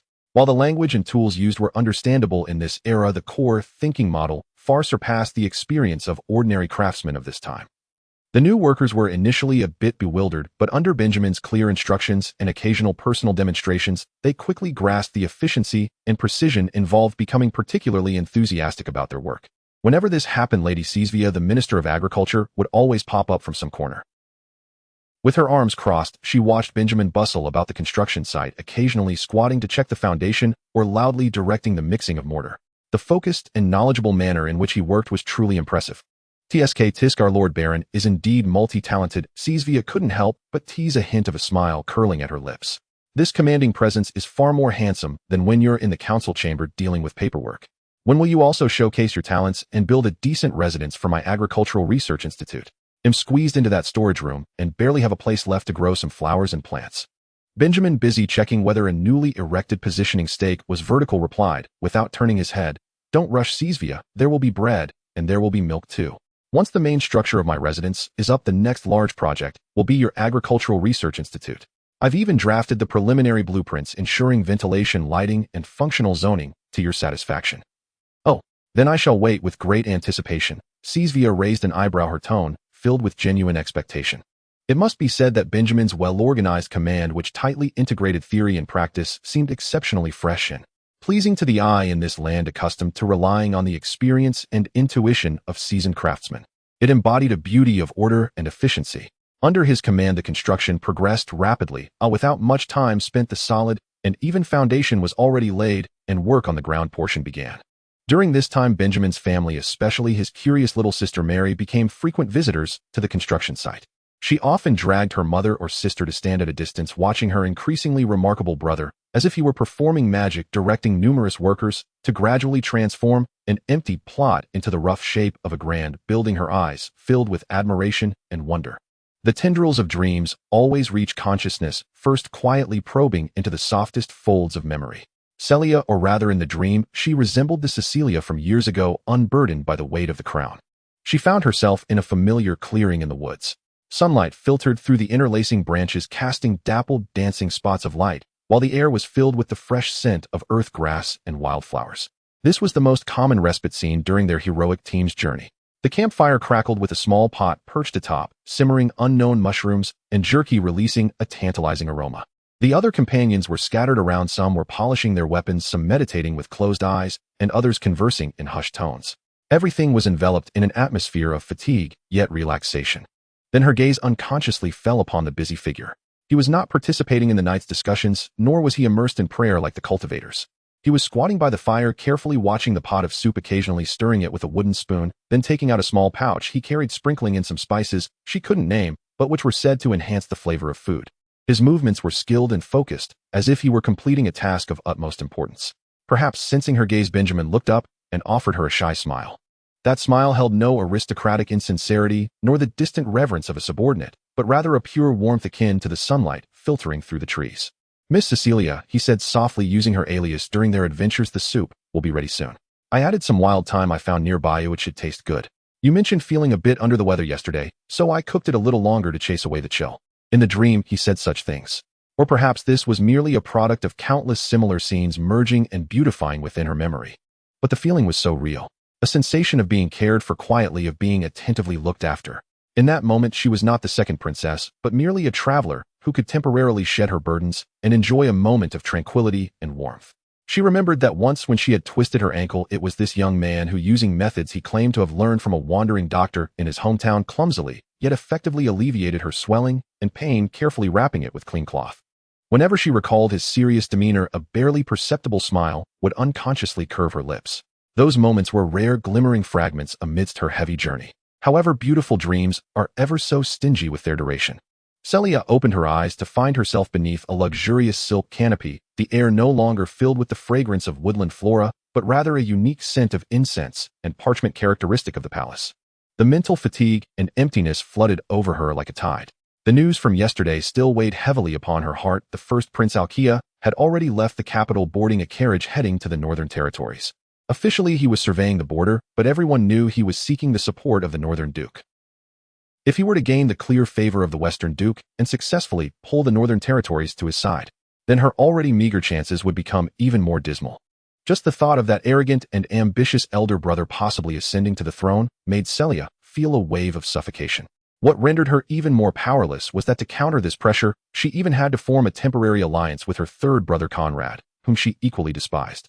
That treacherous, greedy brother, akin to a venomous snake, made her feel genuine revulsion each time she had to feign civility with him, yet she had no choice. The bonds of kinship within the royal family were as fragile as an aged piece of parchment before the power of authority, easily torn apart. She propped herself up and rubbed her aching temples. The maids entered silently, helping her with her grooming and changing her clothes, then gently placing a thick stack of letters and documents on the writing desk by the window. These were matters of state from various regions of the kingdom belonging to her faction or requiring her attention. Celia forced herself to gather her spirits and began to peruse. An ironclad domain where Ella resided, a rebellion instigated by disheartened local nobles, was spreading. Though small in scale, the timing was sensitive. Fortunately, the loyal Lord Galvin had already led his knights to provide support expected to arrive within 3 days. Celia hoped Ella could hold on. In Lauren's territory, Jeansway Valley, though not directly infiltrated by the First Prince's forces, due to its remote location, there were constant troubles mentioned in the reports. Border friction, small bands of marauders, and provocations from local factions suspected to be covertly supported by Conrad were enough to cause distress. Other messages from various territories reported either requests for tax relief due to poor harvests or conflicts among nobles requiring arbitration or sightings of unidentified military movements at border outposts. Each letter seemed to carry the scent of bad news, piling like straws upon her already burdened shoulders. Finally, her gaze landed on the plain-looking letter from Frost Town. For some reason, she instinctively saved it for last, as if to cleanse her palate after tasting all the bitterness. She picked up the small silver letter opener, carefully breaking the wax seal. Unfolding the letter, she recognized the familiar, slightly hasty handwriting characteristic of Benjamin's touch. Reading those words, she could almost imagine him leaning over his desk, writing under the oil lamp. To the esteemed Princess Celia, as if seeing you through the letter. I hope this letter arrives when the weather in the capital has warmed. I wish to report some recent happenings. The Lord of Silver Creek, Earl Elvin Hozorn, has fallen victim to a vile kidnapping. The mastermind behind this is the Viscount of Wolf's Mouth, and behind him one seems to see the shadow of the Count of Eagle's Nest. They hired a mercenary group called Mountain Dogs to launch an attack on Lord Elvin. Fortunately, Miss Hozorn sought help in time, and I led a small squad of cavalry to launch a night raid on the logging camp where the mercenaries were holed up. The process went fairly smoothly, without going into details that would trouble you. In short, we successfully rescued Lord Elvin and defeated the mercenary group, capturing the younger son of the Viscount of Wolf's Mouth. After this incident, Lord Elvin voluntarily proposed and signed a public mutual defense treaty with Frost Town. Additionally, he granted us significant commercial privileges, including tax-free passage and priority procurement rights. I believe that from an outsider's perspective, Silver Creek now stands firmly on your side. I hope this can slightly alleviate the pressure you face in the capital. Having discussed so much serious business, let me add a few more words. Please take care of your health, as you have many matters to attend to in the capital. Though the western lands are remote, they do possess some unique local products, such as a ham smoked with cedar wood which has a distinctive flavor, or some herbs said to calm the mind. If you need, I can entrust a reliable merchant caravan to bring some over to you. Wishing you all the best. Your loyal friend, Benjamin Blackwood. This is written too formally. Though she complained verbally, Celia's tightly furrowed brows had unknowingly relaxed, and the corners of her mouth even curled up slightly. The faint sorrow and heavy pressure that had enveloped her heart were unexpectedly alleviated by this letter from afar. Was it because he had successfully resolved the crisis? Was it because the alignment of Silver Creek had strengthened their side's power? Yes, that was undoubtedly significant. But what delighted her even more seemed to be the vitality and reliability conveyed between the lines. Amidst the many letters of plea, complaint, and lament, this letter from the frontier carried a spirit of pioneering and progress. He did not lament to her, nor did he make demands. Instead, he told her, "I resolved a trouble here and gained an ally, hoping it can assist you." And those seemingly casual words of concern, like that pot of spiced hot soup in her dream, were warm and genuine. He remembered to care for her health, and even thought of bringing her local specialties. This feeling of being remembered was so precious amidst the cold whirlpool of power. Without any hesitation, Celia picked up a feather quill, dipped it in ink, and began to write a reply. This time she wrote longer and more meticulously than ever before. She first praised his decisiveness and bravery in this operation, affirming the importance of the alliance with Silver Creek. Then she detailed reminders for him to be wary of potential retaliatory actions from the Western Territories as a result of this incident, noting that the Count of Eagle's Nest was no benign adversary and the Viscount of Wolf's Mouth would not let it rest easily. She suggested that he enhance border vigilance and could use the captured Viscount's younger son as a bargaining chip. As she wrote, her tone shifted, no longer merely a superior addressing a subordinate. She mentioned the oppressive atmosphere in the capital, the pressure brought by her brother's journey north, and the helplessness of allying with her third brother. These sentiments, which she would hardly express to anyone else, flowed naturally onto the page. She even inquired about his living conditions, whether they were comfortable, and if he found the weather in the Western Territories difficult to adapt to, urging him to take care of himself as well. She wrote extensively, pausing occasionally to reflect, then continuing. This time she was entirely untroubled by the concern that he might find her writing too lengthy or trivial. She simply wanted to share her feelings, that joy brought by his message, as well as the fatigue and persistence of being at the center of the storm. Furthermore, in the subsequent replies to Ella Galvin Loren and other companions, she unconsciously mentioned Benjamin's achievements in Frosttown multiple times. It was as if sharing this good news from Benjamin could thin out the clouds that loomed over their group and allow everyone to feel the excitement and hope she had just experienced. When she finally set down her quill and handed all the replies to her attendant, it was already dusk outside. The lingering rays of the setting sun cast a warm golden hue over the cold palace architecture. Among the members of the brave team, Aira is a unique presence. She hails from an ancient noble family with a long history where generations have worshipped the god of the forge who governs the daylight. Unlike most believers, Aira does not feel divine grace through prayer and sweat, but is a natural recipient of divine favor. She can invoke the power of the god of the forge through her highly concentrated mental, while causing metals within a specific range to heat up rapidly, even reaching the melting point. This is not traditional forging skill, but rather a manifestation of a highly aggressive form of faith. Due to this unique blade of thought and her family background, she was appointed by Celia's to serve as the lord of the iron casting territory, known for its mining and forging. In Celia's strategic plan, it was hoped that Aira could leverage her abilities and faith to stabilize and control this important military-industrial base. However, between ideals and reality lies a vast chasm. Aira has no interest in forging itself, nor in anything related to it. In fact, she could be said to loathe it. In her deeply ingrained noble perspective, associating with dirty ores, dust-covered miners, and the clanging of blacksmith shops is extremely unbecoming of her status. Her blade of thought is divine grace power, and a symbol of nobility, not something to be used for overseeing mine outputs or appreciating blacksmiths hammering horseshoes. She believes that managing a territory should be like how her family manages their estate, issuing orders while naturally having others carry them out. This lofty attitude was evident from the moment she assumed her position. When the local mining guild nominated several respected elder miners to meet the new lord with reverence and anticipation, subtly proposing requests to improve miners' treatment and working conditions, Aira was troubled by her assignment to this rusty place.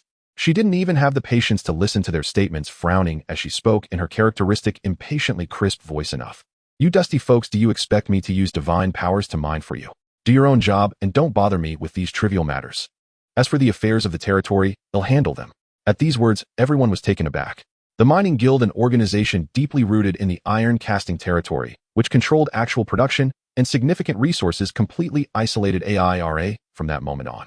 Although AIRA was later enlightened by a letter from Leah realizing her mistakes, the rift had already formed, making reconciliation difficult.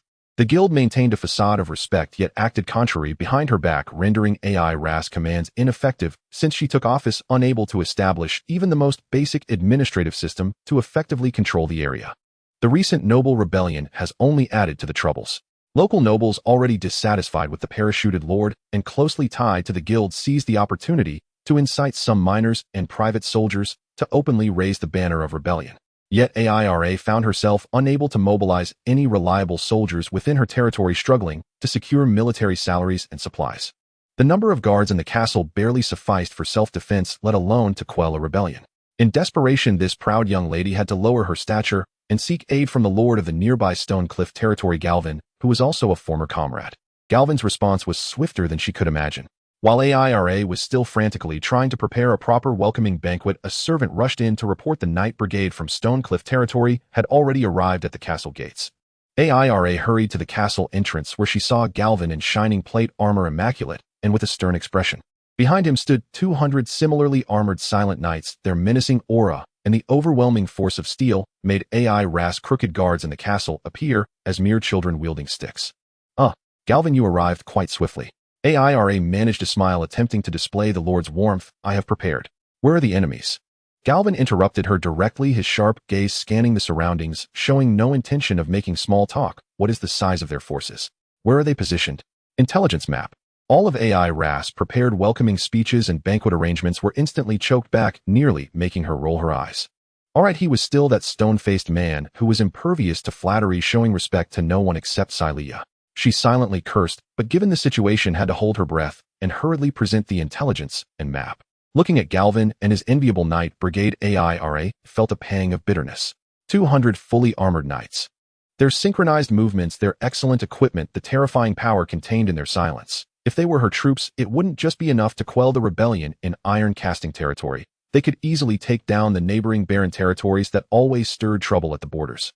Truly, comparing people makes one feel inferior. Galvin's process of suppressing the rebellion was efficient to the point of being ruthless. The ragtag rebels were no match for the true elite knights. Within just 2 days, several rebel strongholds were uprooted, the leading nobles either killed on the spot or captured, and the remaining forces surrendered at the sight of their prowess. Only after the dust had settled did Galvin finally accept AIRA's belated invitation to a banquet, which had an atmosphere that was still somewhat awkward. In the banquet hall, candlelight flickered. AIRA tried to find some topics to discuss past adventures or express gratitude for the timely assistance. However, Galvin remained terse, his responses concise and direct, leading to a rather awkward atmosphere. Just as AIRA contemplated directly asking, "When are you leaving?" a servant delivered Leah's reply. 2 letters, one for AIRA and one for Galvin. AIRA carefully opened her own. Leah's words were as graceful and caring as ever, not only expressing understanding of her predicament, but also offering many practical suggestions, such as how to gradually mend relations with the guild and how to establish grassroots taxation and mobilization systems. AIRA nodded repeatedly, feeling greatly benefited, as if she had seen a glimmer of light in the mist.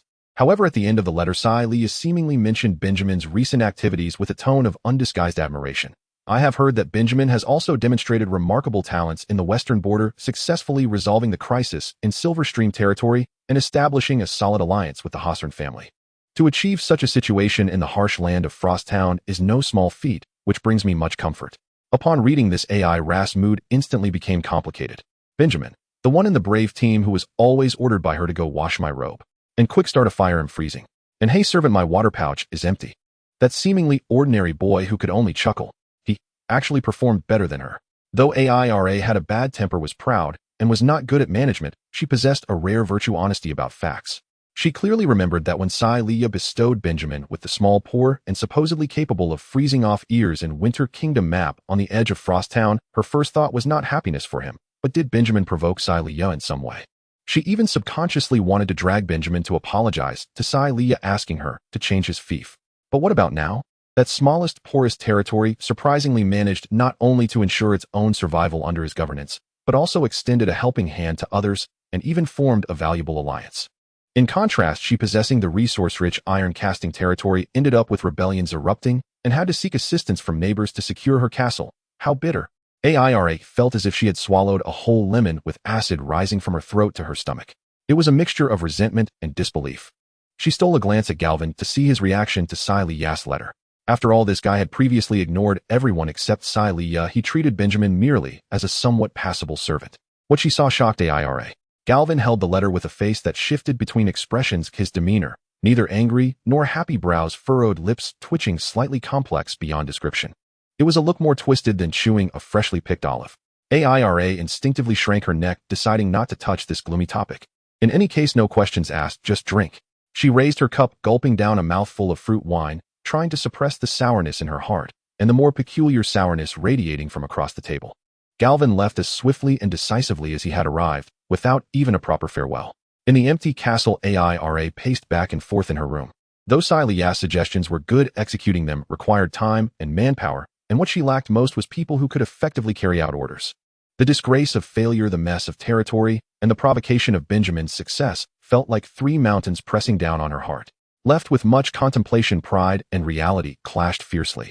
Ultimately, her sense of responsibility towards the territory and her unwillingness to yield triumphed over her precious pride. With immense shame that nearly made her cheeks flush, she sat down at her desk, unfolded the letter, and picked up the feather pen that felt as heavy as 1,000 pounds. It was time to seek advice from that former servant. She chewed on the pen tip, racking her brain to make her request sound as tactful and as casual as possible. 2. Benjamin, I hope this letter finds you well. I hear you are doing well in the Western Territory, and have achieved some success. Well done. It seems that Princess Sai Liya entrusted Frosttown to you for good reason. Over here in iron-casting territory, everything is still relatively normal. Crossed out, well, I encountered a little trouble. Some unknown characters stirred up a bit of commotion, but it has already been resolved with Galvin and myself working together. However, the post-war affairs are quite complicated. Managing the territory, indeed, seems to be more complex than I imagined. Thinking of how you managed to organize such a, challenging place like Frosttown, you must have some unique methods. If you don't mind, perhaps you could, share some of your experiences? For example, how do you ensure the common folk follow your commands? How do you ensure that taxes are collected smoothly? Of course, I am merely asking casually, not urgently. If you are busy, there's no need to reply immediately. I hope the cold of the Western region hasn't frozen your mind. Your former teammate, Aira. After finishing, Aira read it 3 times, feeling both ashamed and worried that she had written too ambiguously. Would that previously somewhat dull guy even realize she was asking for his guidance? If he dares to mock me, once I resolve the issues in the territory, I'll make him pay. Aira thought angrily. Her face flushed, but still carefully sealed the letter and affixed the wax seal representing iron-casting territory. This letter, filled with awkwardness, shame, and a glimmer of weak hope for help, set out on its journey to Frosttown. Hill's fingertips tapped lightly upon the crimson oak desk where a finely crafted map of the northern reaches, painted on northern lambskin, lay spread. Beyond the window lay the distinctive frost-laced bustle of Pearl City, the jewel of the north, while within her study remained steeped in an almost absolute stillness and meticulous order. Compared to the poised, ever-smiling deputy who once effortlessly coordinated alliances within the heroic party, she now carried the deeper, more inscrutable gravity of one who commanded from above. She had just finished reading Princess Syria's letter.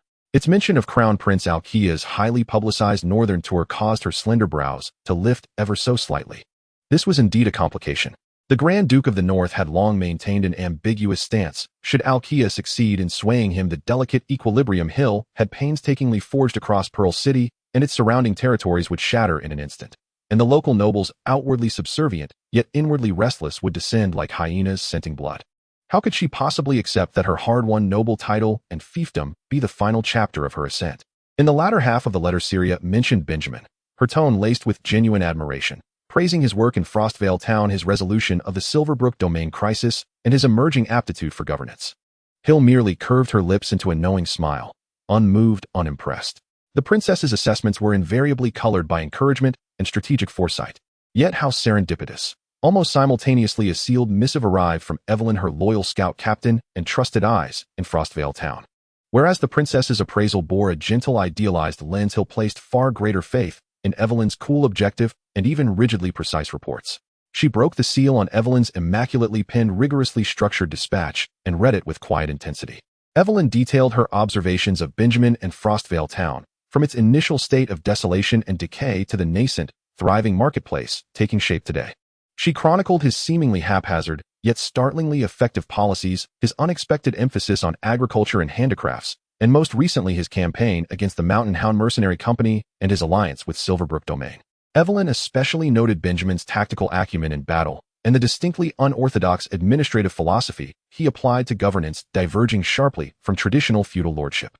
To Hill, the alliance between Silverbrook Domain and Frostvale Town was little more than a minor peripheral maneuver, born of frontier self-preservation unworthy of serious attention.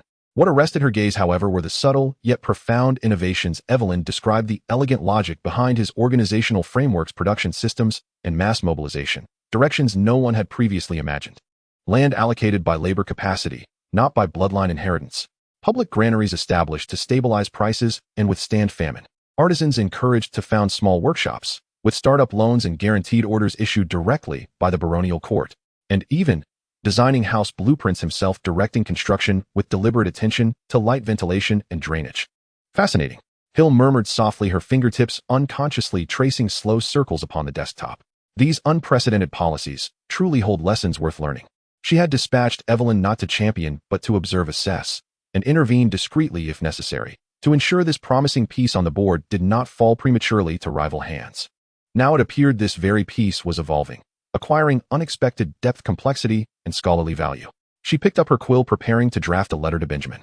Its contents would be perfunctory formal greetings, congratulations on the Silverbrook affair, and a few carefully curated observations on Northern Reach's politics. Nothing revealing, nothing binding. It was her hallmark, maintaining connection without compromise, proximity without vulnerability. As her pen hovered over the parchment, she recalled a recent subtly veiled communique from a certain individual down south. A faint knowing smile deepened at the corners of her mouth. Sofun sighed, appears ready to send its own support delegation to our industrious young baron. She could easily envision the roguish wanderer, always smiling warmly, eyes unfathomably deep, calculating his next move. Things are about to get considerably livelier for him. With the detached amusement of a spectator watching distant flames, she sealed the letter. Meanwhile, Frostvale Town thrummed with the vibrant, chaotic energy of sudden capital infusion. Benjamin stood atop the freshly laid foundations of his new baronial residence, still only a skeletal outline, his body humming with restless purpose. The magic of gold was boundless. Plans once stalled indefinitely on parchment, constrained by scarcity, now surged toward reality. He directed laborers in marking wall alignments with lime lines, repeating, again and again, the paramount importance of vertical precision, his focus as intense as that of a master sculptor refining marble. Yet this hopeful tableau shattered abruptly beneath an urgent cry. Benjamin, my dear brother, my lord. There burst in Jean Blackwood, his eldest brother, hair singed and curling at the tips from flying sparks, rushing forward with the harried urgency of a man whose production capacity had reached its breaking point. It's impossible, truly impossible. The smithy is far too small. We're drowning in orders. Agricultural tools for the domain, weapons maintenance for the militia, and those standardized arrowhead prototypes you commissioned. There's simply no room to breathe. Jean seized Benjamin's arm, spittle flying as he lamented, do you know how many plowshares await repair? Piled higher than the walls themselves. And Lord, what's requisitioned for spearheads, still unpaid. At this rate, we won't meet demand. We'll breach existing contracts. Benjamin's brow furrowed. Military readiness and agricultural productivity formed the twin pillars of the domain. The smithy's bottleneck was critical and could not wait. Without hesitation, he swept his hand decisively. Brother, no need to fret. This cannot be delayed. Come, we inspect the site now and begin expansion immediately. He instantly summoned a contingent of workers from the baronial residence site, tools and materials in tow, and led a determined procession toward the tiny, smoke-belching, hammer-clanging smithy at the town's edge. Benjamin circled the structure, twice his mind, already sketching blueprints. Here, raise this wall, and extend backward 10 meters. No, 15 meters. And install larger windows here. Ventilation and natural light are non-negotiable. The interior must be zoned smelting, forging, quenching, storage, and yes, a dedicated finishing and quality control station. The furnace itself requires redesign. I'll draft a new airflow system for faster, more efficient heating. His enthusiasm blazed, not as though expanding a humble smithy, but as though architecting a modern industrial complex. Under his direction, workers sprang into action, tearing down walls, digging fresh foundations. Just as Benjamin immersed himself in his blueprint for industrial revolution, a quiet, deeply aggrieved gaze fell upon him from the periphery. Instinctively turning, he met the pale gray eyes of Sisvaya, now brimming with unspoken accusation. You decide. She stood leaning against a tree, arms crossed, silent. yet her stare held all the wounded dignity of a betrayed confidant. A jolt of dread shot through Benjamin. He remembered. Only days ago he'd sworn solemnly to Sisvia that once the baronial residence's foundation was complete, her agricultural research institute would be the next grand undertaking. He'd painted vivid details: sun-drenched laboratories, optimal airflow, dedicated seed vaults, experimental fields, data analysis chambers. "Ah, my esteemed Minister of Agriculture," Benjamin stammered, rubbing his nose awkwardly. "You see, this smithy, it impacts both military readiness and agricultural output. It's critically urgent." Sisvia remained silent, tilting her head slightly, her gaze darkening with fresh layers of reproach. "Oh, urgent? Then what of my institute? What of seed breeding, soil remediation, and field testing, new farming tools? Matters that determine whether everyone eats tomorrow." Jean Blackwood, sensing the strange tension, instinctively shrank back toward the clanging confines of the old smithy, pretending frantic busyness, desperate to avoid being caught in the crossfire. Under Sisvia's unwavering gaze, Benjamin felt like a faithless cad, shame prickling his scalp. Clearing his throat, he approached her and offered his most earnest tone. I'll look at this mess. How forgetful I am. I offer my deepest regrets, and solemnly vow next time definitely." Sisvia let out a short, incredulous laugh. "Oh, our illustrious baron, perpetually besieged by affairs of state, yet still remembers my modest Ministry of Agriculture. How profoundly moving. Truly touching." She paused, then added, "I do hope that the next time I seek your audience, I won't find you personally directing the construction of, say, a new tavern. Our bond is sacred. I'd never forget," Benjamin declared, raising a hand skyward. "Agriculture is priority one." Only then did Sisvia emit a soft, skeptical humph. A temporary truce granted. As she turned to leave, her parting glance held a single, unmistakable message: "I'm watching you." The morning in Hanswang Town is always accompanied by a refreshing and vigorous atmosphere. Benjamin had just finished his morning training with Walter and was about to inspect the renovation progress of the blacksmith shop when his fourth sister Sarah walked in holding a thick stack of letters, her face showing some surprise. "My lord, there are an unusually large number of letters today, and they seem to be from different places. The courier said they arrived almost simultaneously."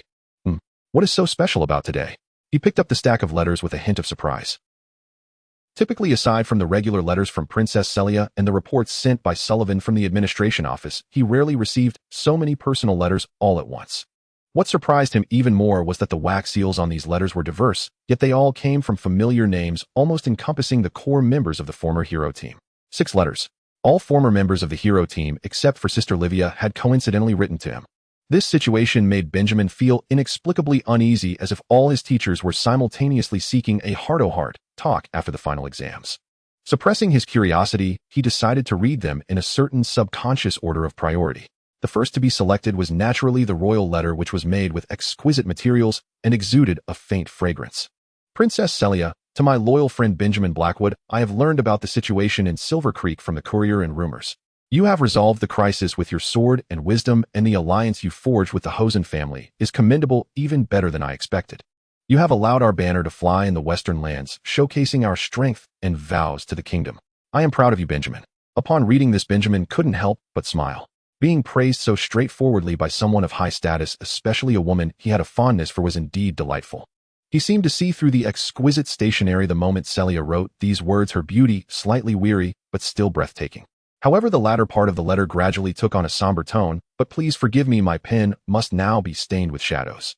An unsettling atmosphere is enveloping the corridors of the capital. My brother Alkia has set out for the northern border, and everyone understands his intentions. How the Duke of the Northern Border will respond may change the future of the kingdom.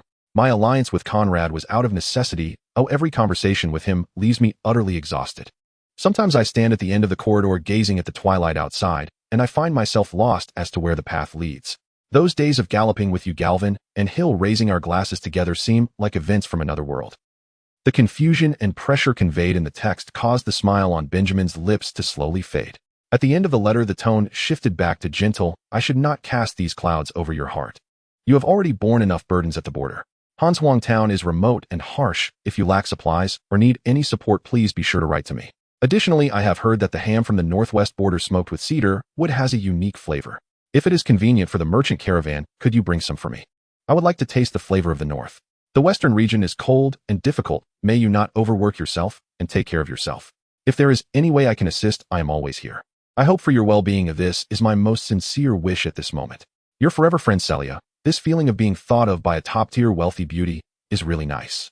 Benjamin carefully folded the letter, murmuring to himself with a delighted heart, Although the situation with the princess seems dire, his own power is limited. Aside from working hard to develop his territory to provide her with more support, it seems there's nothing else he can do for now, so he decided not to worry unnecessarily.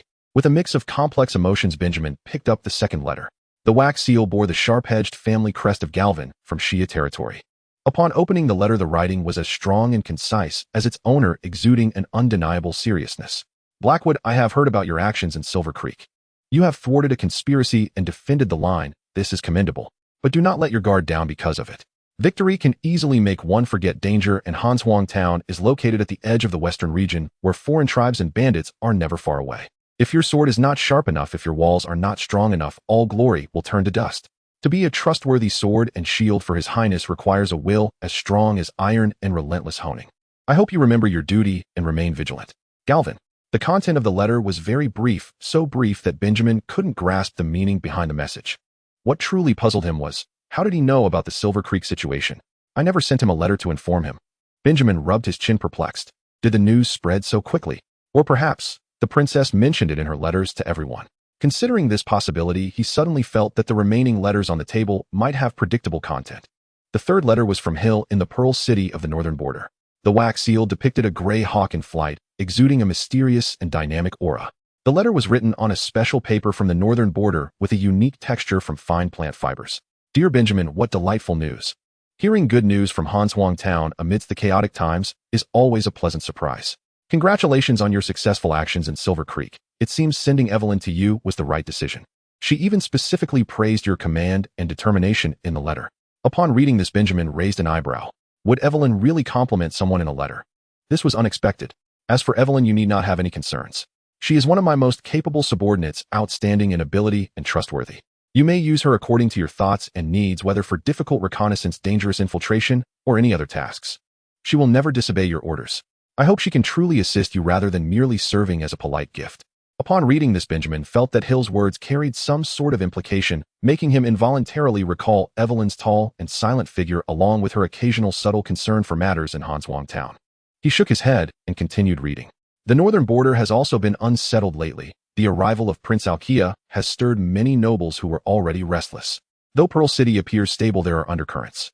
Attached is a brief analysis of the movements of forces in the neighboring areas of the western region, which may assist you in judging the surrounding situation. After all, knowing more about the movements of your neighbors is never a bad thing. Next, Hill described the recent changes in the activity ranges of several major foreign tribes in the western region, the suspected locations of larger bandit nests, and even mentioned the potential power shifts and retaliatory tendencies within Wolfsmouth Fort following its recent setbacks. This is simply a timely help. Benjamin felt a surge of excitement in his heart. Hanshuang Town is located in a remote area with extremely limited sources of information, often feeling like a blind and deaf person. The information provided by Hill, although it may not be the most core secret, held practical value for him that even surpassed the letter from the princess, which was filled with care but somewhat hollow. This made him deeply realize how important it was to have an informed ally in the upper echelons of the kingdom who was willing to share information. Next time I reply, I must emphasize the matter of intelligence support. Benjamin silently decided, while feeling that Hill's thoroughness in his work made this favor hard to refuse and perfectly timed. The signature of the fourth letter was Finn from the Greenshade River territory. The wax seal depicted entwined vines and an arrow. Upon seeing this emblem, Benjamin felt a surge of respect. Finn was his mentor in archery back in the days of the Brave Squad. He had expressed a desire to learn archery, and Finn had taught him without reservation, even marveling at his learning speed, joking that he was an ancient-century archery talent. He had always cherished this bond between teacher and student. Unfolding the letter, Finn's elegant and flowing handwriting resembled a stream in the woods. To my exceptionally skilled student Benjamin, it is as if we meet face to face upon receiving this letter. I am delighted to hear of your numerous achievements in Frosttown, managing it effectively. As your partner, I feel honored as well. Your decisive military prowess and far-sighted diplomatic vision displayed during the Silver Creek incident demonstrate that you are no longer the small, errand boy of the past. Your growth is truly astonishing. The opening praise made Benjamin somewhat embarrassed, yet Finn's tone was always so sincere that it elicited no feelings of aversion. Compared to your flourishing development in the western regions, the situation here in Greenshade River is somewhat more complex and difficult. In this land, various foreign tribes proliferate, and the bandit forces are deeply entrenched. They occupy the most fertile riverbanks and forest resources, sometimes fighting among themselves, and at other times forming alliances, showing extreme hostility toward outsiders. Since taking office, although I have strived for mediation, the results have been minimal.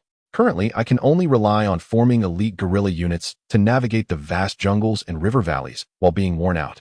Upon reading this, Benjamin could sense the pressure conveyed through the text.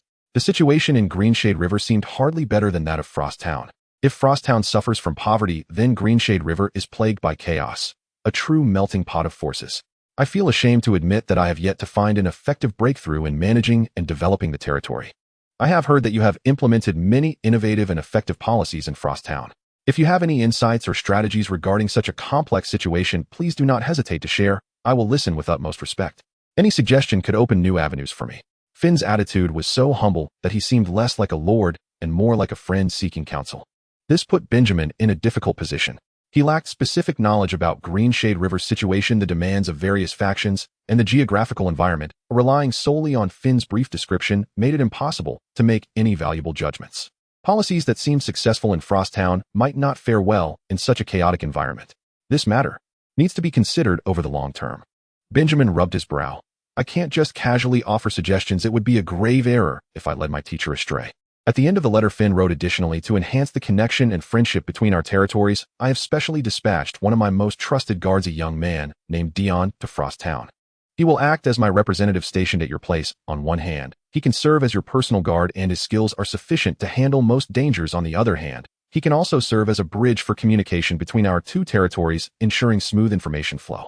I hope his arrival will not add to your troubles, and please feel free to assign him tasks. Another eye has come. Benjamin had become accustomed to this. Evelyn is the ears of Hill, and this Dion is the eyes of Finn. He felt no particular aversion to these people, as long as they were capable and did not interfere with his decisions. What harm could come from having more capable hands? He was even a bit curious about what kind of person Dion sent by Finn would be. The fifth letter came from Loren of Gold Grain Valley. The wax seal symbolized prosperity and trade, depicting a wheat crown and scales. The letter was made of the finest commercial parchment, smooth and resilient. My dear friend, the great Baron of Frost Town, the legendary errand Lord Benjamin. First and foremost, please allow me to extend the warmest congratulations on your glorious victory in Silver Creek. This is truly wonderful. I knew you were no ordinary person. The admiration expressed by Her Highness Celia in her letter is overflowing, and we all feel proud of you. Look, as expected, the princess has been notified. Benjamin thought to himself. Laurent's words were filled with enthusiasm, smoothness, and charm. Now that the pleasantries are over, let us talk about business. My friend, I know that Frost Town is rapidly developing, which signifies immense demand and opportunity. I command 4 experienced merchant fleets that travel year-round across the kingdom and even have trade routes with the southern nations. I believe there is substantial room for cooperation between us. Speaking of commerce, Laurent's tone became enticing. To my knowledge, what Frost Town urgently needs are high-quality grain seeds, refined iron ingots, medicinal herbs for treating injuries, sturdy leather, and various necessities such as salt, sugar, and fabrics. Of course, if you require some. Special supplies, I also have channels. And what Frost Town can provide is equally valuable. High-quality timber. Hardwood from the Grey Language Forest is quite popular in the royal capital. Furs, smoked meats, and fish, simple wooden and ceramic wares, or perhaps some uniquely designed novel tools. I believe with your intellect you must have come up with some interesting items. Loren detailed the supply and demand list, showcasing his sharp business acumen and understanding of Frost Town's situation. Just to add, I noticed you might have some needs in military defense. If you need dust crystals, those little gadgets that emit loud sounds and bright lights when subjected to intense impacts, although their power is far less than that of a dragon's flames, I believe you will find them useful, especially since you often mention explosions and artistry in our past conversations. I can also procure some for you. Of course, this item is not inexpensive, you understand, right? Dust crystals. Benjamin's eyes lit up. Although in this world where deities exist, this item may not be considered top-tier strategic material, it holds significant value for a Frost Town lacking in strength, whether for blasting and mining, creating traps, or as tactical surprises. Loren indeed has wild connections. If you are interested in any of the above items, please reply to me as soon as possible. My merchant fleet can be ready to set out at any time to deliver the supplies you need directly into your hands, while transporting Frost Town specialties to the affluent south. Let us join hands to create wealth together, my dear friend. At the end of the letter, there was Laurent's flamboyant signature and a simple drawing of a gold coin representing profits. Benjamin set down the letter, already beginning to ponder. Laurent's proposal was undoubtedly a timely blessing. Frost Town indeed urgently needed the influx of external resources while also needing to monetize local products. Collaborating with a capable merchant like Loren is a shortcut to rapid development. He immediately took out paper and pen, beginning to draft the key points of his reply, confirming the list of supplies needed for procurement, listing the products available for trade in Frost Town, and inviting Lorentz merchant fleet to arrive as soon as the weather warms up. Having finished the draft of the reply, he let out a long breath looking at the only remaining letter from Ella on the table, unable to help but chuckle. Goodness. A princess, a knight, an intelligence chief, a jungle ranger, a business tycoon. My social circle is unexpectedly, richly layered. He shook his head, feeling that he, a mere small lord, seemed to have inadvertently ended up on the banquet table of these people. Whether he was a guest or a dish would depend on future developments. As for Ella's remaining letter, he decided to savor it after finishing breakfast. After all, given that young lad's personality, the contents of this letter would likely surpass the previous 5 combined in terms of. The morning sunlight filtered through the windows of the Baron's dining room, casting its glow upon the table covered with a coarse linen tablecloth. The Baron's breakfast consisted of pancakes, personally made by Mrs. Sesvia, the Minister of Agriculture, as a unique way of expressing her dissatisfaction with the delay in the Research Institute's schedule. Of course, it could also simply be her desire to showcase her culinary skills. The pancakes were golden and fluffy, lavishly drizzled with a layer of amber syrup, a rare delicacy. Brother, this is so delicious. Mary's face was smeared with syrup, her eyes crescent-shaped with joy. Benjamin looked at his family's satisfied smiles. Though he found it a bit odd to have something so sweet so early in the morning, he felt content inside. If you like it, eat more. He tousled Mary's hair, but had no intention of giving her his portion. He still wanted to eat. After finishing their meal and dealing with some daily affairs, Benjamin finally had the leisure to pick up the letter from Ella that he had deliberately saved for last. With the curiosity of let's see what new trick this young lady can come up with this time, he broke the wax seal. However, the content of the letter completely took him by surprise, leaving him at a loss. Ella's letter was written in an exceedingly awkward manner. Not a single direct plea for help was present. Instead, she described the state of the ironclad territory in a tone that was almost academically convoluted. Benjamin read the letter twice, nearly bursting into laughter. The letter perfectly encapsulated Ella's character, who was stubbornly prideful despite her desperate situation. Though she had completely mismanaged the territory with public sentiment at rock bottom, she insisted on feigning a posture of "I just want to optimize things a bit." Tisk to manage a territory to such a state, while still managing to ask for help so indirectly. You truly are a talent. Benjamin couldn't help but comment on the letter. This level of subtlety is indeed impressive, to the point of nearly being abandoned by everyone. Nevertheless, despite his teasing, Benjamin became serious. After all, she was at least putting aside her pride to seek help from someone she had once bossed around. He felt a sense of shame and determination from her. He had to appreciate that. Moreover, Ella was at rock bottom, and any positive change was bound to be an improvement, allowing for a higher margin of error. He spread out the letter and began to write a reply to Ella. Unlike Ella, he did not beat around the bush, but got straight to the point while maintaining a basic level of respect. To our still beautiful, charming, elegant, and noble Lady Ella, it is a pleasure to hear from you. The ironclad territory has abundant resources. If internal relations can be straightened out, the potential is immense. Regarding the points you mentioned, I would like to offer a few suggestions based on my limited experience in Frosty Town for your consideration. Acknowledgement and apology are necessary postures. I suggest you find a formal occasion, such as after a visit to the mines, to proactively meet with the guild representatives. You need not apologize directly, but you must express that I previously had a limited understanding of mining affairs and am willing to discuss with the guild members to promote the development of the mining industry in the future. You do not need to be completely sincere, nor do you have to lower your stance too much, but this statement is a prerequisite for easing relations. Establish a mining development fund. You may not understand, but I believe the capable individuals under you will certainly comprehend. Take a small portion from the Lord's tax revenue to match the funds contributed by the guild to be jointly used for improving the safety facilities in the mines, introducing new mining tools, and so on. Let the guild see tangible benefits and realize that cooperating with the Lord is more profitable than opposing him. Additionally, grant limited autonomy. While ensuring the final decision-making power remains in your hands, you can delegate some authority regarding the arrangement of minor work and mediation of internal disputes to the guild. Give them respect and space. Of course, this is under the condition that the decision-making power remains in your hands, and I must emphasize this. To restore public reputation, it is necessary to start with visible aspects and improve the most basic living conditions. Firstly, allocate funds to repair the public wells in the miners' living quarters, clean up trash, and establish basic public medical points, even if there is only one doctor who knows how to bandage and use herbs.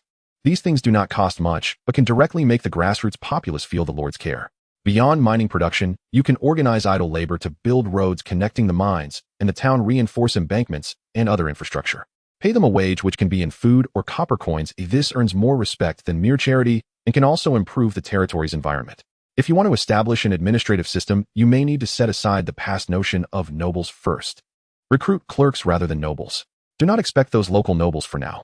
You might try to recruit a group of young, energetic individuals from the guild's children literate commoners, or even your trusted aides to serve as grassroots clerks. Give them clear responsibilities and reasonable salaries, letting them handle specific tasks like tax statistics, resource allocation, and promulgation of laws. Write important and non-confidential laws, tax standards, and lord decrees in plain language on wooden boards and display them in the town square and at the entrances of various mines. This reduces misunderstandings caused by information asymmetry. The above are just some preliminary ideas. I suggest you start with one or two things that are easiest to yield results and can win the people's hearts, gradually building trust and authority. If there are any developments or new problems, feel free to write and discuss. Wishing you all the best. Your faithful friend, Benjamin Blackwood. Having finished this lengthy letter, Benjamin blew dry the ink, feeling as if he had completed a challenging task. Providing practical suggestions while considering Ella's fragile pride was even more taxing than planning a new street. After dealing with Ella's plea for help, Benjamin turned his attention to the important itinerary ahead. The second regional development commune, Lord meeting proposed by Lord Irwin, could also be referred to as the Five Lords meeting. Although during the last kidnapping incident in Silver Creek territory, the other three neighboring lords chose to stand by other than Frosty Town, the experienced Irwin would not abandon a plan that could bring enormous benefits to the entire region due to such a minor inconvenience. In his view, interests were far more important than momentary emotions. However, Irwin privately sent word to Benjamin clarifying the core objective of this meeting. Lord Blackwood, this meeting is crucial to demonstrate the solid alliance between Silver Creek territory and Frosty Town. We need to make the other three, especially that greedy Baron of Blackrock, see clearly that in this commune both our families are leading forces, and we will not allow him to conspire with Greymarsh Town and Stonebridge Town to create a situation where the three western territories dominate. Your strength is an important bargaining chip in this negotiation. Benjamin understood. The so-called strength naturally referred to military deterrence. He stepped out of the Baron's residence and arrived at the town center's square. There 100 soldiers from Frosty Town were already lined up. The sunlight reflected off these soldiers, shining with the luster of leather and metal. They wore standardized leather armor which, though not as imposing as full-plate armor, displayed a sense of order and efficiency. The long spears they held stood tall like a forest, the steel tips glinting with a cold gleam under the sunlight. More importantly, their stance, the focus in their eyes, and the silent discipline radiating from the entire formation were completely different from ordinary conscripted soldiers or mercenaries. This was the foundation of Frosty Town, shaped by the dedication of Benjamin and Walter. Perhaps their equipment still had shortcomings and their numbers were not many, but their discipline and will had been honed by Walter, who wielded a whip with a sense of honor. Walter had once patted his chest and guaranteed, "My lord, given time, their combat strength will not lose to any regular army of the kingdom." Benjamin surveyed his army with satisfaction. He knew that this trip would require not just verbal negotiations, but also the image of these soldiers to secure a voice for Frosty Town. In a sense, they were the billboard of Frosty Town, showcasing the organizational ability and potential strength of this emerging territory. Soldiers. Benjamin's voice echoed in the square. This journey to Silver Creek territory is not only for the meeting, but also to demonstrate the strength and stature of Frosty Town to our allies and partners. Remember your discipline, maintain your dignity. You represent the present and future of Frosty Town. For Frosty Town. 100 voices responded in unison, their sounds not particularly loud, but filled with a steadfast strength. It is worth mentioning that all expenses for this trip, including the soldiers' extra allowances, were borne entirely by the wealthy Lord Irwin. He even paid a considerable gift money as a means of hiring the army of Frosty Town to come and cheer. The wealth of Silver Creek territory indeed exceeded Benjamin's imagination as the son of a serf. Therefore, our military strength must exceed their expectations as well. Benjamin mounted his horse, looking at the newly formed squad before him, filled with confidence and anticipation. Let's depart. The team slowly moved forward towards Silver Creek territory. Benjamin understood that this Five Lords meeting would be a war without gunpowder, yet equally crucial. In the reception room of the Hosen Manor, the atmosphere was subtle and heavy. The flames crackled in the fireplace, yet they could not dispel the invisible barrier that lingered among the lords. Lord Irwin Hosen of Silverstream territory sat at the head of the table. Beside him was Baron Guise of Blackrock territory, a burly man with a rugged appearance, silently rubbing his wine glass, his deep-set eyes betraying no thoughts. Next to them were the old Baron of Greymarsh Town and the Baron of Stonebridge Town, a portly baron who appeared somewhat restless. Lord Irwin, last month Silverstream territory was attacked, and we were unable to assist in a timely manner due to urgent matters within our territories that left us stretched thin. The Baron of Greymarsh Town spoke, first his tone sincere, as if he truly meant it. Yes, yes, the Baron of Stonebridge Town hurriedly echoed, wiping non-existent sweat from his brow. At that time we were caught in the spring floods, and our waterways urgently needed dredging. We simply could not spare any manpower. Even Baron Guys of Blackrock Territory spoke in a low voice. The Blackrock Territory is remote and news is slow to arrive. By the time we learned of it, we heard that Baron Blackwood had already handled the matter, so we did not wish to disturb you further. Erwin maintained his smile, but his heart was as clear as a mirror. These grandiose excuses were merely a way to avoid offending the Count of Eagle's Nest City for the sake of the possibly weakened Hosen family. He raised his wine glass, speaking in a gentle tone, as if discussing the weather. Gentlemen, you are too kind. It was merely a small matter that has already passed. What is important is the future, the communal plan for our 5 territories to work hand in hand. This is the matter that concerns the long-term development of our lands. He casually turned the page, but the atmosphere in the hall did not truly relax. The portly Baron of Stonebridge Town seemed to deflect his embarrassment by shifting the topic to those who had yet to arrive. Speaking of which, Baron Blackwood of Frosty Town, is he the last to arrive again this time? He was late for the last meeting as well, and this time his complaint seemed justified. After all, punctuality was a basic aristocratic etiquette.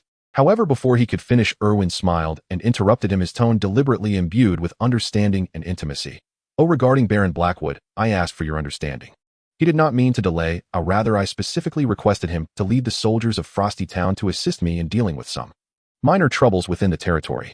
After all, we are already allies in defense and offense, and some military cooperation is quite normal. Therefore, it took a little time, and I hope you all understand. Military cooperation.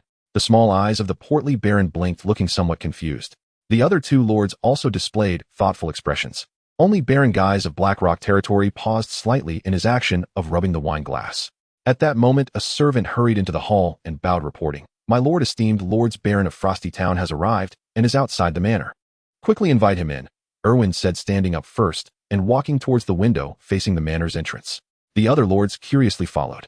As their eyes turned to the outside, a peculiar silence fell over the entire reception room.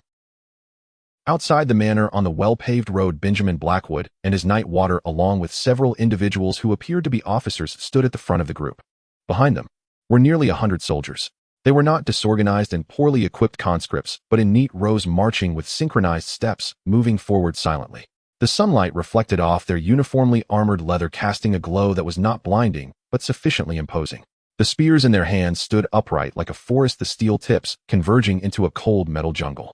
There were no whispers, no glances to the left or right, only the sounds of marching, the clinking of armor, and an invisible momentum known as discipline overwhelming in its presence.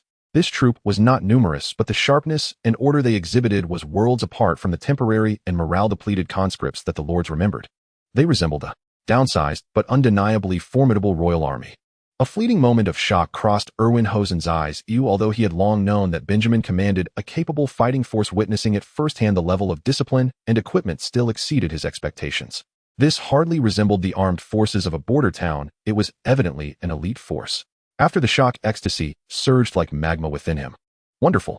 The stronger the military power of Frosty Town, the more valuable the permanent alliance with Benjamin would become. In the forthcoming communal negotiations, their 2 families would hold unmatched sway. He quickly suppressed his excitement, revealing a reassuring smile, patting the shoulder of the Baron of Stonebridge Town, his voice gentle, yet clear for all to hear. There is no need for concern. The warriors under Baron of Frosty Town have come at my request to assist Silverstream Territory with a small internal issue. You see, they are quite disciplined, are they not? He deliberately emphasized internal issue and disciplined, both to soothe and suggest that this force stood on the side of Silverstream Territory. Meanwhile, Benjamin and Water had already dismounted, handing the reins to a servant, and were striding towards the lords on the steps. "Apologies for keeping you waiting." Benjamin nodded slightly and, greeting, his tone casual. "I dealt with some trifles on the way which delayed my arrival." In that moment, all the lords' gazes towards him were markedly different from before. The scrutiny and subtle disdain had diminished, replaced by a palpable wariness and assessment. In this era, in this land, the core military power of a border baron typically consisted of merely 710 knights, each accompanied by several attendants and light infantry, along with around 20 long-term, hired castle guards.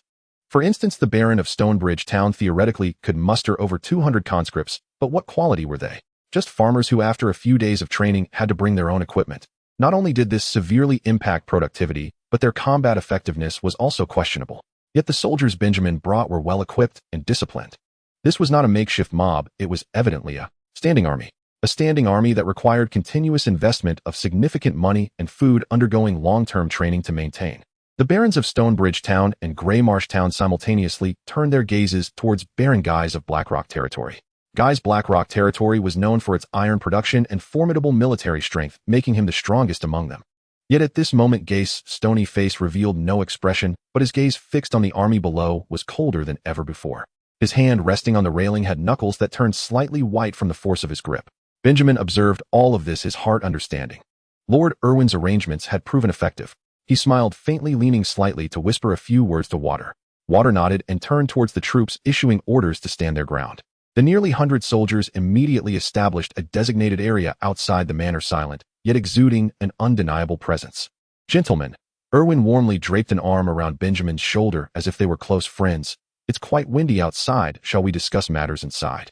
I have many ideas about the future development of the commune that I urgently need to discuss with you, especially with Lord Blackwood. In the conference hall of the Hosoin Manor, Benjamin Blackwood lifted his wine glass and took a gentle sip of the golden honey wine, a specialty of the Silverstream territory. The sweet and smooth taste eased some of his tense nerves. He cast a glance around and broke the silence. First, ladies and gentlemen, since we are all gathered here, why don't we discuss the most practical progress first? I recall that the primary task set during our last meeting was to connect the roads between our 5 territories. How is the progress on your ends? We at Frostfire Town are responsible for connecting the route between Silverstream and Blackrock territories. We have made initial progress. Although we have only compacted the roadbed and laid gravel, at least the carriages can pass through all year round. His tone was calm, as if he were merely mentioning a routine work report. This topic was very safe, instantly drawing everyone's attention back to cooperation itself. The plump baron from Stonebridge Town seemed to breathe a sigh of relief and hurriedly added, "The section of road connecting Greymarsh Town and Silverstream territory in our Stonebridge Town is nearly complete. As well, we just need to reinforce a few bridges." The old baron from Greymarsh Town also twirled his mustache and added a few words about the progress in his territory. Even the previously silent baron from Blackrock Guys uttered a low indicating that the road connecting Frostfire Town and Silverstream territory was also more than halfway completed. Once the topic was opened, it seemed the ice in the meeting room melted a little. Irwin Hosoin seized the opportunity to take over the conversation. It seems that the initial cooperation has exceeded expectations.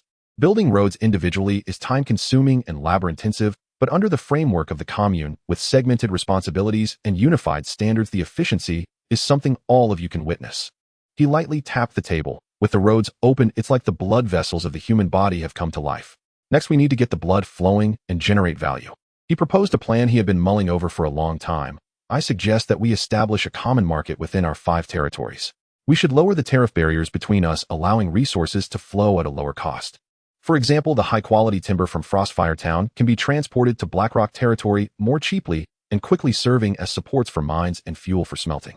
Meanwhile, the ingots and copper ores from Blackrock territory can be supplied preferentially to the blacksmiths of Frostfire Town and the Craftsmen's Guild of Silverstream territory. This is just a preliminary idea. Specific details can be discussed further. This proposal struck at the pain points of all the Lord's interests. Resource complementarity, reduced costs, and naturally increased profit margins. Even Baron Guys slightly nodded, indicating it could be discussed. Following that, Irwin put forward a second significant proposal. Just internal circulation isn't enough. We need to take our business outside. I suggest that the 5 of us jointly fund and form a united trade caravan. In the name of the United Commune, we should travel to the wealthier South and even the royal capital for trade. He elaborated on the benefits of the United Trade Caravan. With a larger scale, we can hire stronger guards, ensuring higher safety, a wider variety of goods from the furs and timber of Frostfire Town to the ores and ironware of Blackrock, and even the fish and flowers of Greymarsh Town will enhance our negotiating power. Moreover, we can flexibly allocate goods based on external demands, with profits distributed according to investment and supply proportions. This is far superior to any one of us acting alone. Agreed. Seconded. This time, almost in unison, all the lords, including Benjamin, expressed their approval. This was undoubtedly a matter of immense benefit with no drawbacks. No one would refuse the opportunity to expand the pie. The atmosphere in the conference room had truly become warm for the first time.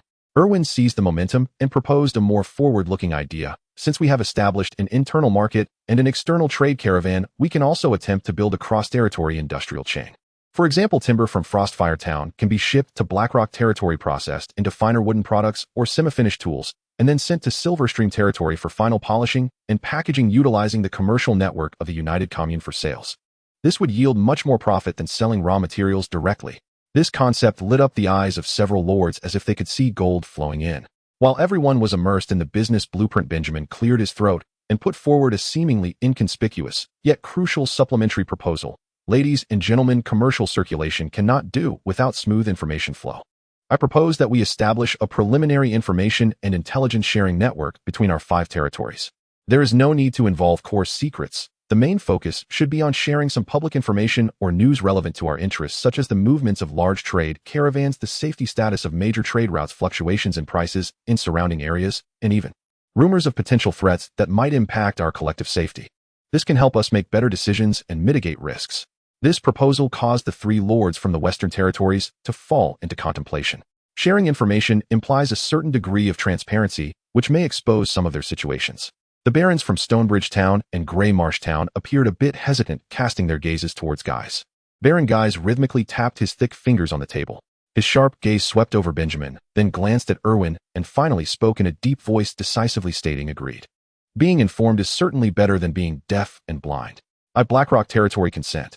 His thoughts were straightforward. There was no need to be overly cautious. If there were benefits, they should be pursued. Since we are already tied to the ship of the commune, having more eyes and ears benefits everyone. Seeing him agree, the other 2 lords from the Western Territories quickly nodded in agreement. Thus, the core topics of the 5 territories' discussions had basically reached a consensus. Road connectivity, a preliminary common market, a united trade caravan, an embryonic industrial chain, and an intelligence network. The framework of a regional cooperation organization had already become clear. After the meeting concluded, the lords began to mingle freely. The barons from Stonebridge Town and Grey Marsh Town almost immediately approached Erwin, wearing slightly awkward smiles, clearly wanting to explain and make amends for their failure to assist last time. Meanwhile, Benjamin was intercepted by Baron Guise. "Baron of Frostfire Town, may I have a word?" Gaise's voice remained low, but carried less of the coldness from the meeting. The 2 walked out onto the terrace outside the conference hall, where the neatly arranged tents of the Frostfire Town soldiers could still be seen in the distance. Gaise's gaze swept over those soldiers, and then returned to Benjamin, the first words out of his mouth being, "Your soldiers are impressive." His praise was not mere politeness, but came with the scrutiny of an insider and genuine sincerity. "I too have fought on the battlefield, bled, and led troops. Later, when I acquired a territory, I gradually built up my forces, and I consider them quite capable." He paused, his gaze sharp on Benjamin. "But you are faster than I was, and on a better path." On this point, Guise did not hide his complex emotions. "To be honest, seeing your soldiers, I felt both displeasure and admiration. You, a man of few words, managed to create things that can always be startling." Benjamin smiled slightly and replied noncommittally, "Baron Guise, you called me here just to discuss this?" "Of course not." Gaise's face broke into a grin that was almost savage, akin to that of a lone wolf, shockingly candid. "I just wanted to tell you that now that I've seen your strength with my own eyes, I truly regard you as an equal ally, or rather a formidable opponent to be wary of." He shifted the conversation with a wild directness. "I will not be at odds with you. At least not for now. To be honest, seeing such a potentially limitless neighbor like you, my first thought was even to wage war immediately, to test your mettle and crush you before you rise." A glint of danger flashed in his eyes, but then quickly faded, his tone taking on a hint of resignation. "But I cannot, because if I did, my wife would be angry." Benjamin nearly choked on his own spit upon hearing this. He hadn't expected such a reason and couldn't help but tease. "I didn't realize you were so obedient to your wife." Guise showed no shame, rather responding casually with a grunt, "Because her mind is sharper than mine. She knows when to do what and when not to. She has told me many times that cooperating with you now is more beneficial than opposing you." He paused and lowered his voice, revealing a crucial piece of information. "Moreover, she has analyzed certain situations and told me to remind you that the Earl of Eagle's Nest is unlikely to personally come after you in Frostfire Town in the near future. They have some internal problems that need to be prioritized." This was undoubtedly good news, but Gaise's next words made Benjamin uneasy. "However, that doesn't mean the old guy from Wolfsmouth Fort will ignore you. His second son is still in your hands. His territory has lost face. From what I know, he is not someone who can swallow this anger. You'd better be cautious of his revenge, which could be economic or more direct." Guise patted Benjamin on the shoulder with some force. "This piece of information, if shared outside, is worth at least 100 gold shields. Consider it a gift to you as a sign of our budding alliance, to show a little sincerity." After saying this, the man, exuding a dangerous aura, said no more, turned and strode away, leaving Benjamin alone on the terrace digesting this massive and uniquely styled declaration of alliance. Only after the last lord's carriage vanished beyond the horizon did Erwin Hawthorne's warm, affable smile gradually fade, replaced by an expression mingling quiet satisfaction with profound reflection. He turned to Benjamin at his side, his voice brimming with unreserved admiration. "Lord Blackwood, this success is owed entirely to you. The young men you brought, merely standing outside the manor gates, Well, you should have seen the looks on those lords' faces just now. Their eyes were utterly transfixed. He mimicked the wide-eyed, slack-jawed astonishment of the Stonebridge Baron with uncanny precision. Their petty calculations crumbled before raw strength. They dared not even voice them aloud. Now the cooperative framework we envisioned is no longer negotiable. It is inevitable.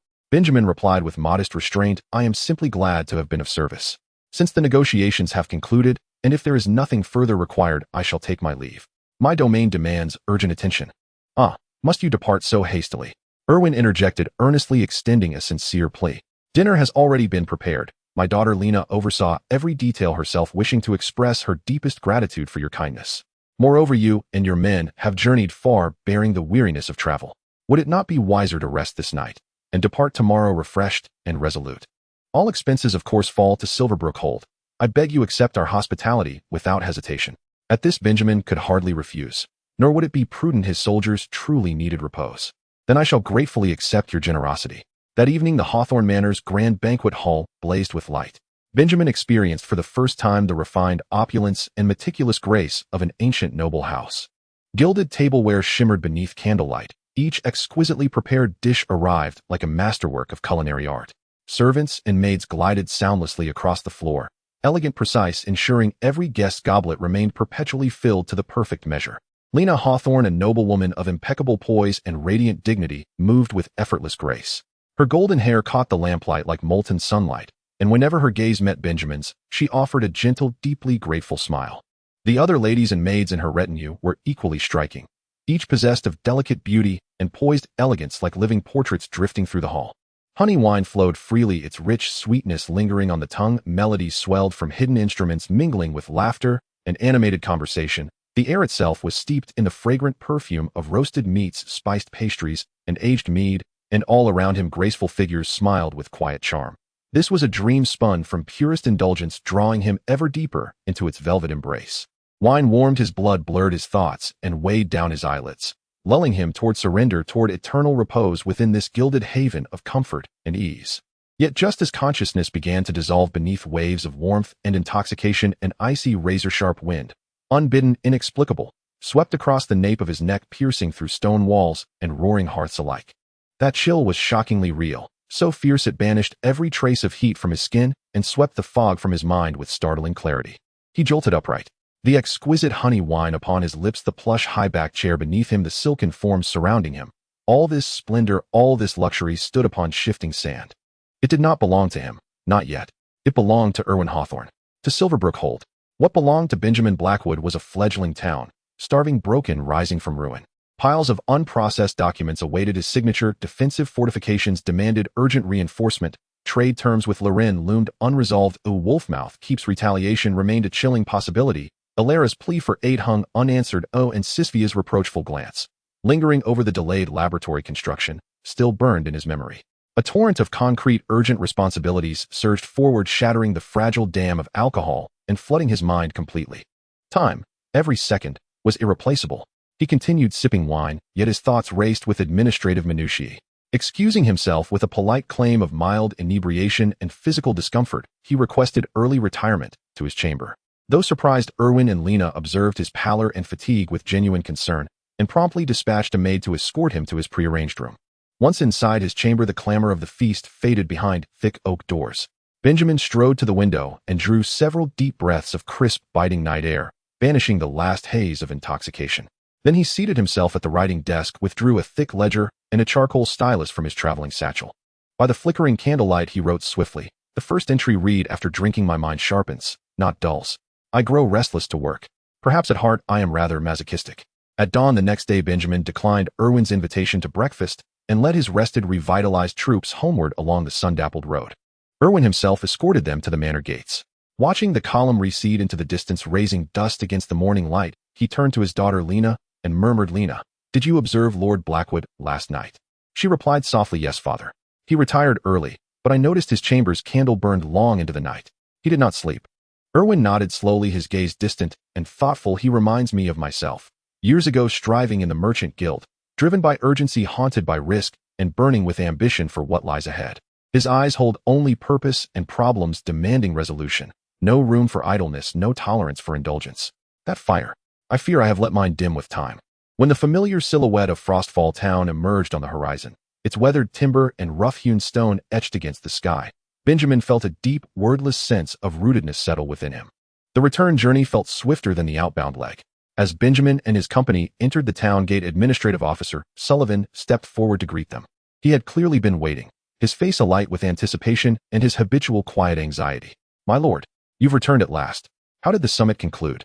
Were we outmaneuvered by those wily old foxes? What are the exact terms, and how shall we proceed?" His questions tumbled forth rapid and relentless.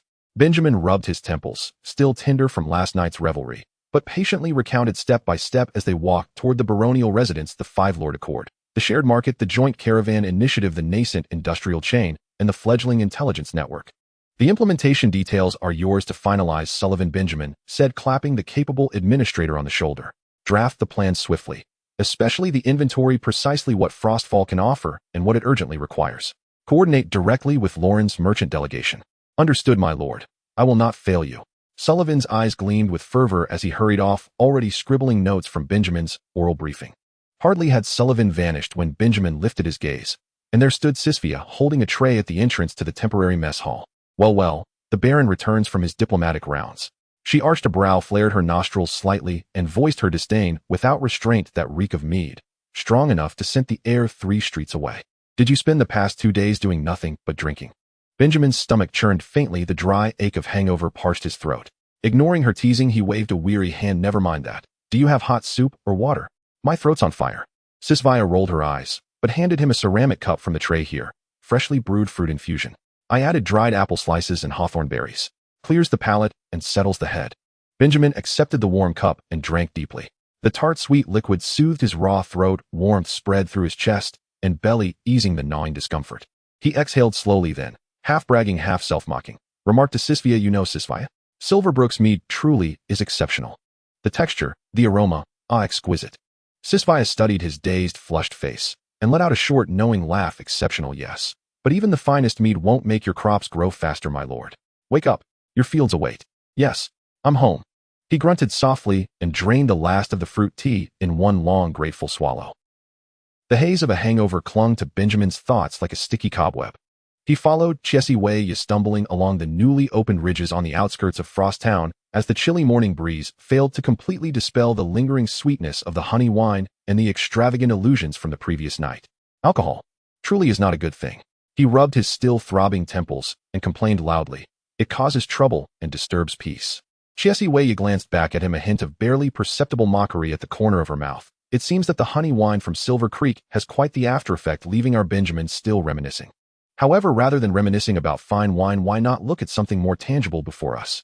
She stepped aside to clear the view, waving her arm. In an instant, Benjamin felt as if an invisible green essence had struck his vision, sharply dispersing the remaining dizziness and discomfort in his mind. The once desolate gravel-strewn slope had been transformed into neat rows of fields. And on this newly cultivated land, dense clusters of vibrant green wheat seedlings were growing tenaciously, huddled closely together, as if laying a thick green velvet carpet over the earth. Morning dew rolled on the slender leaves, refracting the rising sunlight and sparkling with countless flecks of golden light. Benjamin opened his mouth momentarily at a loss for words. He knew that Chesiway was quite capable in agriculture and had been promoting reclamation and trials of new crops. But no matter how many times he witnessed this scene, it always moved him. He felt a mix of excitement and confusion, ultimately only able to dryly exclaim, "So much. My mind is a bit muddled. The wine from yesterday is still interfering. I don't know what to say." Chesiway seemed quite pleased with his reaction. She crossed her arms and spoke in a calm tone laced with pride. "Based on the current growth in the area of this field, by the beginning of summer harvest, this batch of wheat will at least produce enough food for 2,000 people for a season." 2,000 people. The total population of Frost Town, including the transient craftsmen, was less than that number.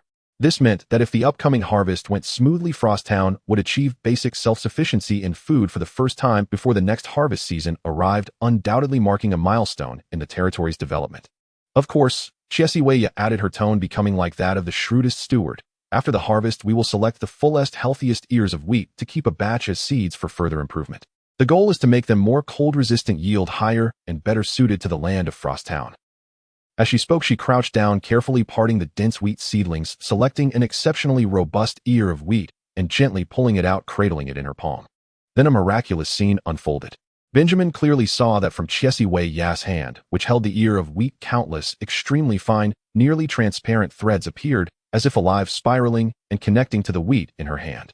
These threads were not physical entities, but rather seemed to be composed of pure energy or intent extending somewhere unknown, as if linking to the very earth beneath their feet, or perhaps communicating with some unseen life source. Then even more astonishing changes occurred. The still green ear of wheat in Wei Ya's palm began to transform at a visibly rapid pace. The green hue quickly faded, replaced by a rich golden yellow as the grain swelled and firmed, as if urged by an invisible hand, ultimately presenting a fully mature appearance. This was the first time Benjamin witnessed Wei Ya using her blade of thought so clearly. It was entirely different from the violent and fiery power of AI law that could melt metal, and it was also vastly different from any combat-oriented blade of thought he had known. It was a gentle, vibrant, and creative force, a miraculous power that acted directly upon life itself. Your power, Benjamin murmured, his eyes filled with wonder. Wei Ya looked at the ear of wheat in her hand, which seemed to have been ripened by an accelerated passage of time, her tone tinged with curiosity and uncertainty. It seems to have become a bit stronger. I used to only be able to roughly sense the state of crops, accelerate germination, or slightly improve quality. But now it seems I can more finely influence the growth process of individual crops like this. She gently shook the golden ear of wheat in her hand. Though the range is small and the consumption is great, it is a good direction. Truly, a miraculous power. Benjamin sincerely praised, a tinge of envy inevitably rising within him. This ability to directly create miracles of life was invaluable for a lord. Hey, Benjamin, Minister of Agriculture. A loud and robust voice called from the other end of the field. It was Benjamin's father, old Blackwood. The now formidable head of the farming team in Frosttown stood next to a brand new water wheel, vigorously waving at them. The two walked over. Old Blackwood's bronze face was beaming with smiles as he patted the wooden frame of the water wheel, making a thudding sound. Look at this. The new water wheel, improved by the minister, is truly excellent. It saves much more effort than that old contraption and fills water much faster. Now those newly opened fields on the slope won't have to worry about not getting watered. Benjamin looked at the clearly more intricate water wheel, with larger blades smoothly operating under the flow of water, continuously lifting clear stream water into the high ditches, and his esteem for Wei Ya rose even higher. He turned to Wei Ya and sincerely said, "Honestly, you are far better than me at creating and improving these things." This time Wei Ya did not immediately retort. She slightly raised her chin, a look of pride almost overflowing from her face, as if to say, "Praise me more," but her words remained humble. "It's nothing much, Baron. You flatter me. It's just a small optimization based on the existing foundation. Moreover, the project to improve local pasture and increase livestock survival rates during winter is only halfway done, so it's nothing to brag about." Her tone clearly implied, "Ask me about the details of the pasture improvement." The three of them chatted for a while about the situation in the fields and the amusing stories of old Blackwood managing the farming team, the atmosphere relaxed and harmonious. Finally, old Blackwood picked up his hoe and energetically continued to patrol his battlefield. Benjamin and Wei Ya then walked side by side towards the Agricultural Research Institute behind the Baron's mansion. The Research Institute was filled with various plant specimens, soil samples, oddly shaped clay pots, and sheepskin scrolls recording growth data. Wei Ya stopped in front of a pile of drying specimens. As if suddenly remembering something, she lifted her head from a pile of dried leaves and looked at Benjamin, a hint of curiosity in her green eyes. "By the way, Benjamin, have you heard of the goddess of the spirit garden?" The goddess of the spirit garden, Benjamin recalled, and shook his head. "No impression. What does she govern?" "A few days ago, while organizing crop rotation and fallow, I overheard a new farmer mention her." Wei Ya brushed off the grass clippings on her hands. He said she was an ancient deity governing rest, silence, and the cycle of soil. It is said that long ago some places would pray to her before fallowing, hoping the land could have a good rest to regain strength for the coming year. Rest, silence, cycle of soil. Benjamin repeated these phrases, finding them somewhat obscure. Sounds like a little-known deity or some local belief. It seems that this goddess does not have a place in the mainstream temples now. He did not think much of it. After all, in this vast continent, legends of all kinds of deities were as numerous as the stars. Perhaps. Wei Ya's gaze remained on the plant specimens, seemingly just mentioning it casually. "What would you think if I said that this goddess church is near Frost Town?" Benjamin did not immediately answer Wei Ya's question about the goddess of the spirit garden temple. He merely gazed at her in silence, his eyes shifting between her inquisitive light gray pupils and the botanical specimens scattered on the ground. He certainly understood Wei Ya's intention in bringing this up. This was not just idle chatter. Introducing faith. This was a significant topic they had seriously discussed long ago while planning the future development of Frosty Town. In this vast and tangible land, deities are not ethereal legends. They truly exist, and respond to the prayers of their followers through mechanisms that are difficult for mortals to comprehend, bestowing upon them the extraordinary power known as the Blade of Thoughts. A territory that possesses an officially recognized faith can not only soothe the hearts of its people and provide spiritual solace, but also potentially cultivate its own divine chosen ones, like Kisawaya and alien beings endowed with extraordinary power, which undoubtedly constitutes an important part of the territory's strength. At this moment, Kisawaya casually threw out the option of the goddess of the spirit garden, more like a tested gesture of handing the choice over to him. Her gaze seemed to convey, "I have pointed the way for you, weigh the risks and benefits yourself. If you find it inappropriate, then it will forever remain nothing more than a trivial rumor among the local farmers." After a brief silence, Benjamin took a deep breath as if making a certain resolution and asked, "Where exactly is the location of the temple?" Kisawaya shrugged her shoulders, wearing an expression that seemed to say, "I knew you would ask. I don't know. I've only heard people mention it before. If you really want to know, I can call that old farmer and ask him." "Wait a moment." Benjamin raised his hand to stop her frowning as he began pacing in the room filled with botanical specimens and soil samples like a strategist caught in a dilemma. "Let me analyze this, but it's not that simple." He halted his steps, his gaze sharp as he looked at Kisawaya, extending a finger to emphasize the core point. "The most crucial aspect of introducing faith is that this faith must be controllable by us. In Frosty Town, there can only be one voice, and that is my voice. The Lord's command must take precedence over all, including divine decrees." He grew increasingly agitated, as if he had already foreseen some terrible future. If a divine right of kings is established with divine power surpassing political authority, then those fanatics could easily assert their influence in the name of God. Would I not have to smash the temple with tears in my eyes? He made a gesture as if swinging a hammer to smash something, but his tone quickly weakened, tinged with uncertainty. "However, we also have to consider whether it would attract divine punishment. Although aside from that pale goddess known for her bad temper and frequent manifestations who has reportedly inflicted divine punishment multiple times in history, other deities seem to be rather well behaved. Historical records show that there are very few instances of them directly inflicting divine punishment." He stroked his chin, continuing to delve deeper into his analysis. "Thus, the most important factor is actually the doctrine of this faith. If its doctrine is gentle and harmless, focusing on agriculture, peace, and soil cycles, domains that pose no threat, and a glint of inspiration flashed in his eyes. If the interpretation of the doctrine, or at least its influence, can be controlled by us, allowing for some adjustments that align with the territory's developmental needs, then introducing it wouldn't be a significant issue. Having our own controllable divine chosen ones would naturally be the best outcome." After a session of brainstorming, Benjamin finally made his decision. "All right, let's go investigate. We'll see for ourselves the true nature of this goddess of the spirit garden." Soon the farmer who mentioned the goddess of the spirit garden was brought to the Baron's residence. He appeared to be in his 30s with dark skin, rough hands, and a face that bore the distinct apprehension and fear of a lower-class farmer when facing a lord. Benjamin tried to keep his tone calm. "No need to be nervous. We heard you mention the temple of the goddess of the spirit garden. Could you elaborate on that? How did you know about it?" The farmer rubbed his hands together, stammering as he recounted his experience. His family originally lived in a small village in the Western Territories, but due to a conflict between two noble lords, the village was affected, and they had no choice but to leave their home. Hearing that Frosty Town was recruiting refugees to cultivate the land, they made their way here. However, while crossing the outskirts of the Gray Language mountain range, they got lost, ran out of food, and were on the brink of starving in the mountains. Just when we were about to give up, the farmer recalled, his eyes still reflecting a mix of fear and gratitude. "We saw a church made of stones, looking quite old, but very clean. The people inside saved us, gave us food and water, and let us stay for 2 days. They said they were part of the Church of the Goddess of the Spirit Garden. I have no education and don't understand these things. I just wanted to survive until we reached Frosty Town, so I didn't join their church. After asking for directions, once my family recovered, we left. Before we left, they even gave us some food for the road." Benjamin listened carefully, capturing every detail. "Do you remember the exact location of that temple? Which direction is it in the Gray Language mountain range? Are there any notable features?" The farmer strained to remember, gesturing. I remember roughly. From the place we encountered the temple, if you go north for about half a day, you will see the main road leading to our town. The temple is nestled in a valley next to a particularly large tree that looks like it is dead, but hasn't completely fallen. It's very conspicuous." Benjamin nodded, noting down this information. He noticed the farmer seemed to have more to say, so he encouraged him. "Is there anything else? Feel free to speak. Don't be afraid." The farmer gathered his courage and boldly added, "My lord, I feel that the people inside that church don't seem like bad people. They were very kind to us refugees." Benjamin smiled and reassured him. "Don't worry, we are not going to cause trouble.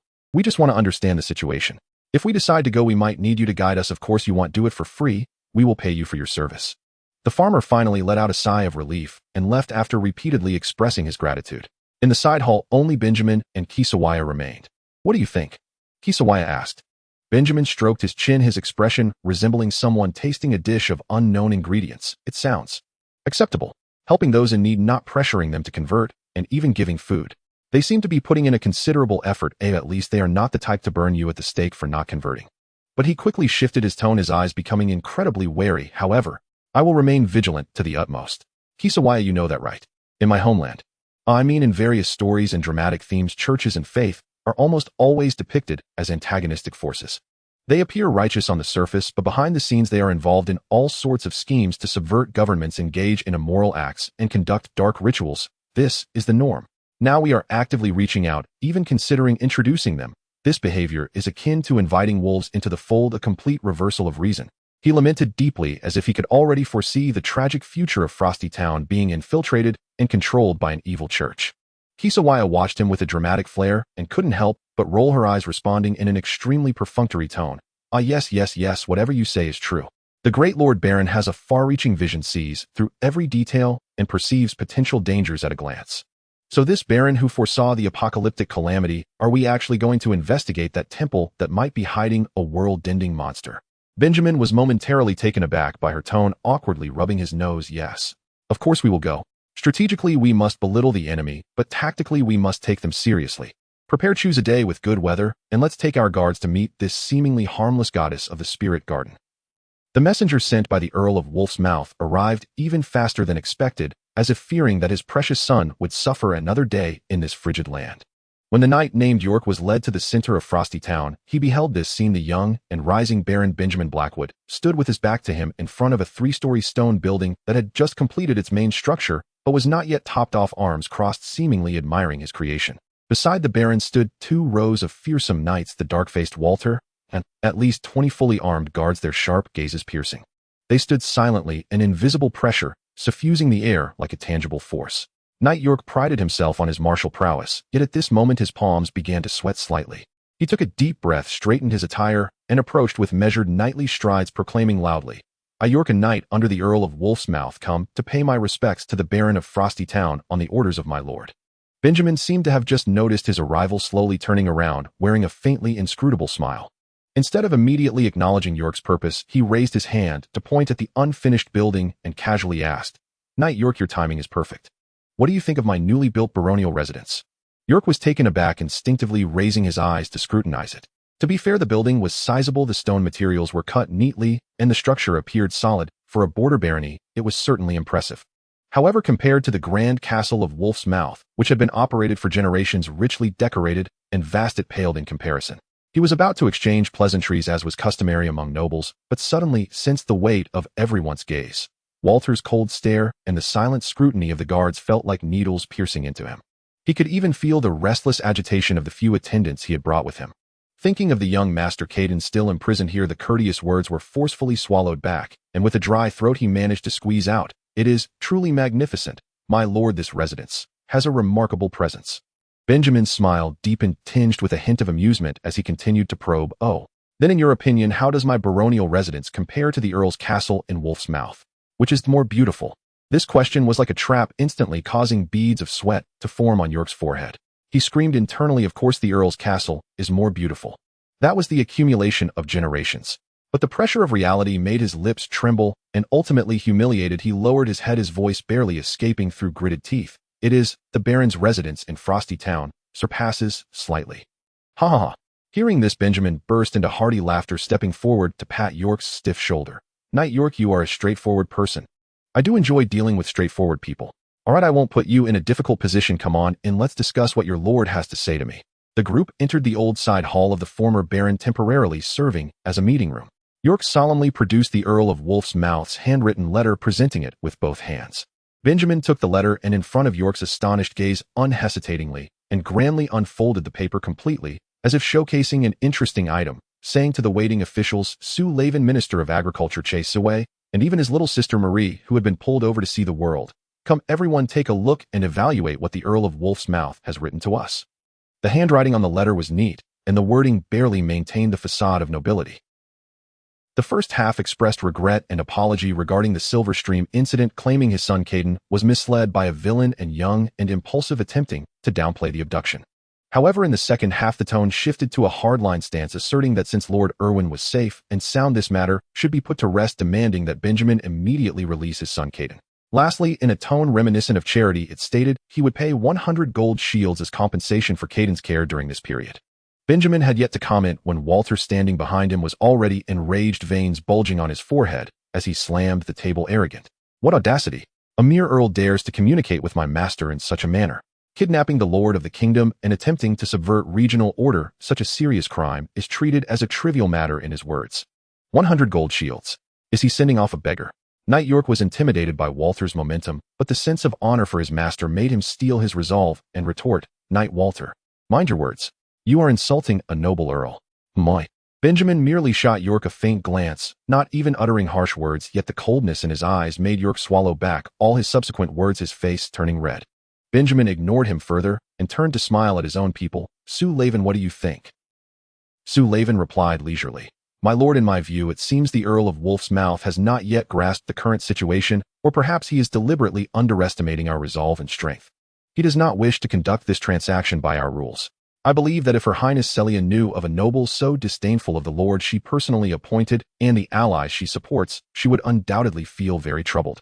His words were veiled with sharpness, directly raising the banner of the princess. Miss Chasiway, what about you? Benjamin asked, looking at the Minister of Agriculture. Chasiway was bored examining her nails and replied, without looking up, in a casual tone, as if discussing the weather. Me. I think today's lunch could consider having juicy roasted lamb. The leftover bones could be saved for that young Master Caden to strengthen his body. Oh, looking at his delicate skin, he must be lacking calcium in prison. Her words were so vicious that York nearly drew his sword. Finally, Benjamin patted his sister Mary's head. Marie, what do you think? The 9-year-old Marie, still not quite literate, looked up with her innocent big eyes, completely unable to comprehend the contents of the letter. Her attention was entirely on the messenger. She pointed at York's pale face, saying in a clear, childlike voice, Brother, this uncle's face is so dark, darker than when Brother Walter is angry. Her innocent words ignited the fuse instantly. You dare to insult me and my lord like this? Knight York was thoroughly enraged, standing up straight, hand on the sword hilt, his voice trembling with anger. Baron of Frosty Town, I demand you retract these disrespectful remarks immediately and show the proper respect to the Earl of Wolf's Mouth. Otherwise, I, York, swear by my knightly honor, will challenge you. He glanced around, finally locking eyes with Walter. According to tradition, before challenging a lord, one must first defeat his knight. Knight Walter, do you dare to fight me? Rest assured I won't take up too much of your time. He had confidence in his swordsmanship honed over the years. Walter had long been waiting for this moment. He snorted coldly and shot a glance at Benjamin for approval. Benjamin lazily waved his hand. Go ahead, Walter, it's good to stretch your legs. Be mindful, don't cause any fatalities. We still need Knight York to return to inform the Earl intact. On the practice field, the outcome was inevitable.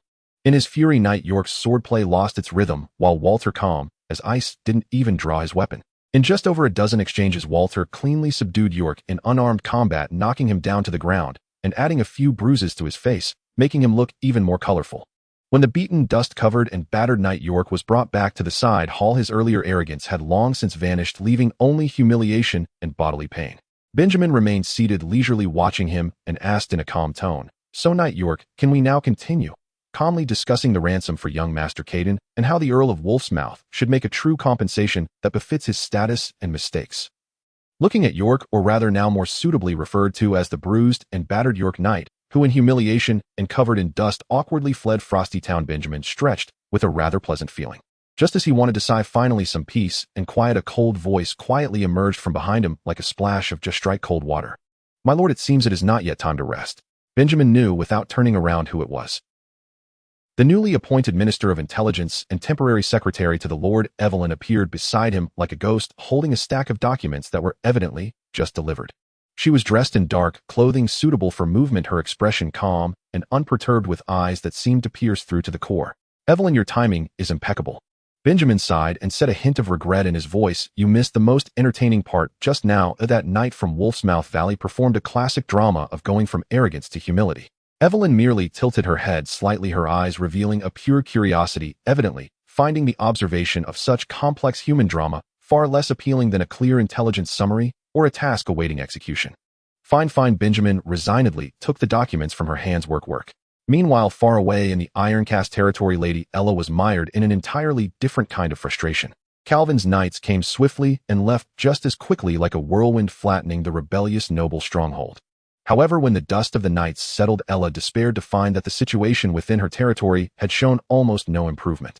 The mining guild still treated her with a superficially respectful but actually duplicitous attitude. Her decrees seemed to vanish into the depths like stones sinking into the sea. Outside the castle was a busy and unfamiliar world, while inside the castle was a stifling isolation and helplessness. She felt as if she were bound by invisible chains in this cold, damp castle with her talents nowhere to be displayed. A bunch of useless fools. Idiots. Unappreciative wretches. She paced in the room, carpeted thickly, the expensive silk of her skirt rustling as she kicked it. Just when she was about to be driven mad by this oppressive feeling, the elderly butler knocked on the door, using his unique, unperturbed tone to inform her Miss the Baron's reply from Frosty Town has arrived. A reply. Ella paused for a moment, and then a complex emotion surged in her heart. She almost snatched the plain-looking letter from the butler's hand, her fingertips trembling slightly as they touched the rough paper. Holding the letter as if it were a hot potato, she circled the living room several times before finally biting her lip and rushing back to her bedroom, which was filled with all sorts of expensive decorations yet devoid of any vitality. She locked the door, leaning against the cold oak door panel, her heart racing uncontrollably. I am not afraid to see that guy's arrogant words of triumph, she told herself fiercely in her mind, trying to cover that faint, barely acknowledged flicker of expectation and shame with anger. After taking several deep breaths, Ella finally gathered her courage and with trembling fingers carefully broke the wax seal. She unfolded the letter, her gaze impatiently sweeping to the beginning. However, the opening lines of the letter made her brows furrow sharply, an unnamed anger surging up. Benjamin had almost no polite formalities typical in noble correspondence. There was no glad to hear from you, no hope you are well, not even a decent salutation was generously given. He bluntly and directly cut to the chase, with his somewhat scruffy handwriting systematically telling Ella what she should do. This phrase pierced Ella's proud heart like a needle. How dare he? In the past, only she, Ella, could speak to that little servant in such a tone. Benjamin, go wash my clothes. Benjamin, hurry and start a fire. Hey servant, my water pouch is empty. Now this guy, this once easily commanded servant, actually dared to speak to her in such a condescending, directive tone. This is simply an inversion of the heavens. She struggled to restrain the impulse to tear the letter apart and continued to read. The content of the letter made her blood pressure soar even higher. Apologize to those miners covered in coal dust with dirt under their nails, speaking in coarse voices reeking of sweat and coal, expressing that previously I did not understand mining affairs. The noble heir of the park has family, the favorite of the god of the forge, the blessed one who possesses the blade of thoughts. Submit to those lowly creatures who are only worthy of crawling in the mines. This is absolutely impossible. That bastard Benjamin must be deliberately humiliating me. Ella trembled with anger, her cheeks flushed. What does an apologetic stance is necessary mean? A stance. Ella does not need to present any stance to anyone. I want to reiterate, I am not at fault. Everything is because those miners are greedy, those guild leaders are treacherous, and those rebellious nobles are wolfish in ambition. The fault lies with this world, not with myself. The flames of anger burned within her chest, and she nearly crumpled this letter filled with insulting suggestions into a ball, intending to throw it into the fireplace and watch it turn to ashes, as if burning away her current humiliation. But just as she raised her hand, an incongruous thought flashed in her mind of Frosty Town, a once barren and desolate border town, which under the governance of the letter's owner had reportedly become orderly, even able to dispatch troops to aid neighboring regions forming alliances. Because Benjamin's level of governance over his territory seemed perhaps just a little bit better than her own. This realization struck her heart like the coldest dagger, precisely targeting the soft spot she was most unwilling to acknowledge. Reality felt like a heavy mountain crushing her flames of anger. If this continues, the Ironcast territory will only worsen, and she will truly become a failed joke trapped in the castle. If it doesn't work, ill right to scold him. Yes, scold him until he bleeds. Let him know the cost of mocking me. Ella thought fiercely in her heart, finding a stepping stone for herself. But if it does work, then that would be useful. What else could she say? Could she even thank him? In the end, after a great struggle, reason by a slight margin triumphed over pride. Ella did not throw the letter into the fire. Instead, with a tragic expression, as if she were heading to the execution ground, she heavily slammed it down on her magnificent vanity. She took several deep breaths, striving to calm her tumultuous emotions, then straightened her back and shouted towards the door with her most calm and majestic voice, "Butler." The elderly butler almost immediately appeared at the door, as if he had been waiting outside. Ella looked at the butler's inscrutable face, took a deep breath, forced herself to calm down, and spoke in a tone as if announcing a significant strategic decision, articulating each word. Go arrange a few things for me. First, in my name, send an invitation to several heads of the mining guild, asking them to come to the castle tomorrow to discuss mining development matters. The word discuss was particularly difficult for her to say. Second, prepare a sum of, while not too much, funding the specific amount you can decide for, improving the public wells in the miners' residential area, and cleaning up the trash. Third, find someone who has been a doctor to set up a temporary medical point in the miners' residential area. With each directive she uttered, Ella felt her dignity being stripped away layer by layer, yet a strange sense of having broken free from some kind of constraint began to subtly blossom in her heart. She did not know whether these humbling actions would be effective, nor did she know if she would be unable to restrain herself when facing those guild representatives the next day. The second envoy from the Wolf's Mouth Valley arrived faster than expected, and their attitude had undergone a complete transformation. Clearly, the bruised and battered return of Sir York and the description of Benjamin's firm stance had the desired effect. The terms brought this time were significantly more respectful, and the conditions were reasonable enough that Administrator Sullivan, holding the parchment list, couldn't help but nod repeatedly. Ransom, a considerable amount of gold shields, enough to slightly boost the finances of Frosttown, far exceeding the previous 100 gold shields meant to dismiss a beggar. Agreement, a rigorously worded unilateral promise from the Wolf's Mouth Valley's Viscount, stating non-aggression and non-interference with Frosttown and Silverstream territory. Compensation and additional payment as recompense for the previous misunderstanding and expenses incurred during Master Caden's temporary residence in Frosttown. Benjamin glanced over the terms and found little to criticize. Given the current situation in the kingdom, these were arguably the most favorable conditions he could extract from a Viscount. If pressed further, it was likely they would truly feel cornered. Let's proceed with this, Benjamin decided. Sullivan, you go ahead, count the gold shields and sign the agreement. Then go to the prison and bring Master Caden out so he can return with the envoy. Poor Master Caden had never endured such humiliation since his birth. Having squatted in the cold and shabby prison of Frosttown for over half a month, he had been eating coarse black bread and thin porridge, and not only had he not bathed, he hadn't even been able to wash his face properly. When he was brought out, he had lost weight, his hair was greasy and tangled, his clothes were tattered, and he emanated an indescribable sour stench. Seeing his envoy, he nearly burst into tears, scrambling onto the carriage, not wanting to stay in this hellhole for another moment. Benjamin watched the departing carriage with little emotion. He understood well that these seemingly solid terms were entirely contingent upon the stability of the kingdom's overall order and the Wolf's Mouth Valley Viscount's temporary inability to retaliate. Once the world changes, or if the other side feels emboldened, these written agreements could swiftly become worthless.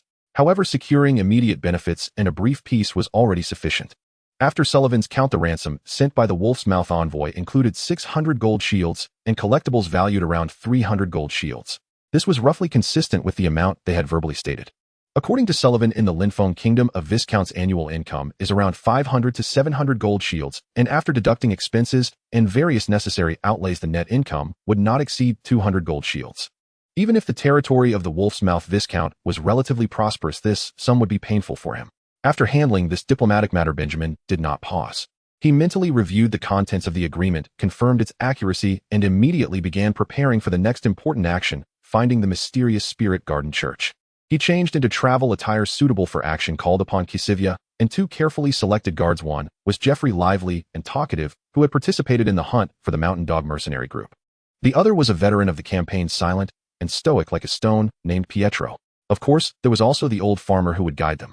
5 people, 3 horses. Kisivya, unlike her efficient self while studying plants, could not ride, so she awkwardly sat behind Benjamin on his horse, gripping his clothing tightly. The old farmer sat behind Geoffrey's horse as well. The group left Frosttown. In the early spring wilderness, the air was fresh, the sun-warm wildflowers were blooming along the roadside, and tender green grass covered the hills. Having not visited the town for a while, Kisivya felt joyful upon seeing these familiar plants.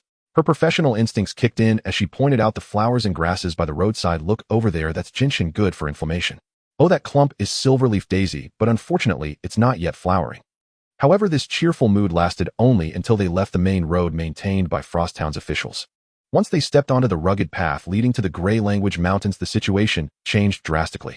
The road was uneven, strewn with stones, and the horses stumbled heavily. Kisivya, who had never ridden for long, quickly turned pale from the jarring feeling, her inner thighs ache and numb as if they weren't her own. How much longer until we arrive? She asked, pouting, her previous enthusiasm for flowers and plants long forgotten. The old farmer leading the way turned back and estimated from the speed we're going it would take at least half a day more. Half a day. Kisivya felt her vision darken. Jeffrey, seeing her reaction, immediately grinned and said, "Minister, at times like this, my jokes are what will distract you. Listening to jokes makes time fly, and you won't feel so uncomfortable." Benjamin also found the jolting unbearable and concurred, "All right. Jeffrey, hurry and tell one. If you can make both me and Minister Kisivya laugh, this Lord will reward you handsomely." Jeffrey cleared his throat and began earnestly, "Once upon a time, there was a blacksmith whose horseshoes were always very popular. When others asked him for his secret, can you guess what he said?" He intentionally paused, then proudly revealed the answer. He said, "Because every time I forge iron, I think of my wife's face." Benjamin: "Kisivya, what does that have to do with horseshoes being popular?" Jeffrey chuckled. "It matters a lot.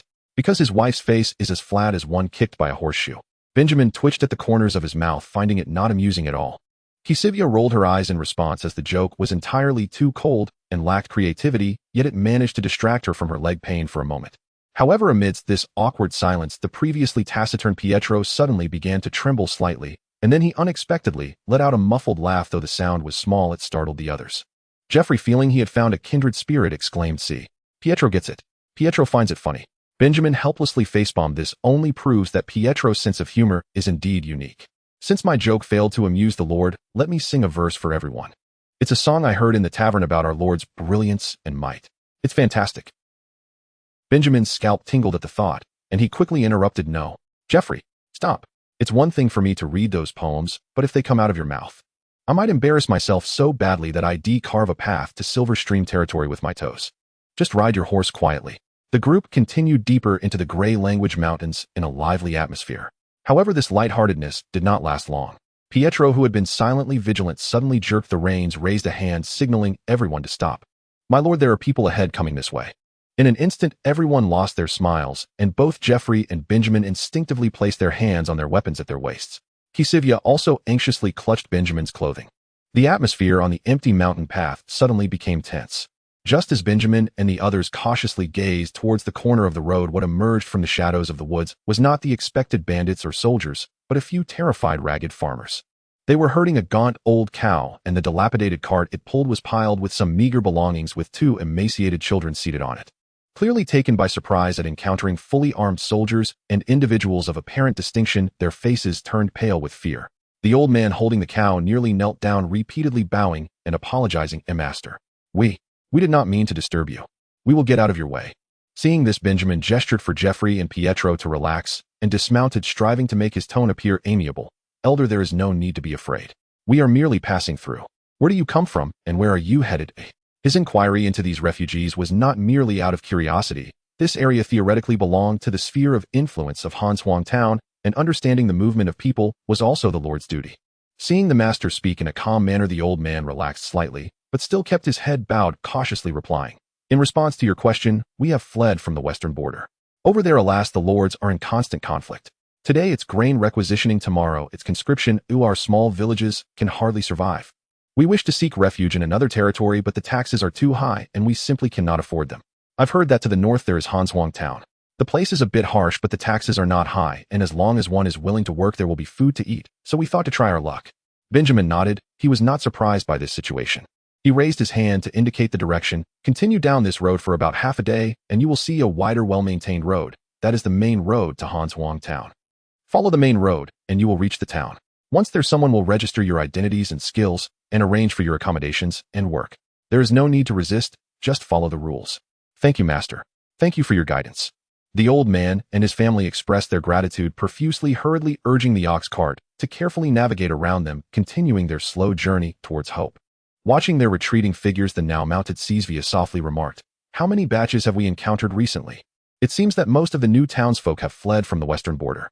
It's either that the taxes are too high to sustain life, or they have been caught in the minor conflicts between lords, their homes destroyed. Is the western border already this chaotic?" Benjamin gazed into the western direction, his eyes reflecting a depth of thought. Hanshuang Town nominally belonged to the king's domain, but its geographical location awkwardly lay in the blurred boundary between the western and northern regions. He replied calmly, "Perhaps the chaos has only recently intensified, or maybe it has always been this chaotic, but the news has been suppressed, or we simply did not pay attention before. When has this land ever truly known peace? Who can say for sure?" The group fell silent and continued to follow the old farmer deeper into the gray language mountains.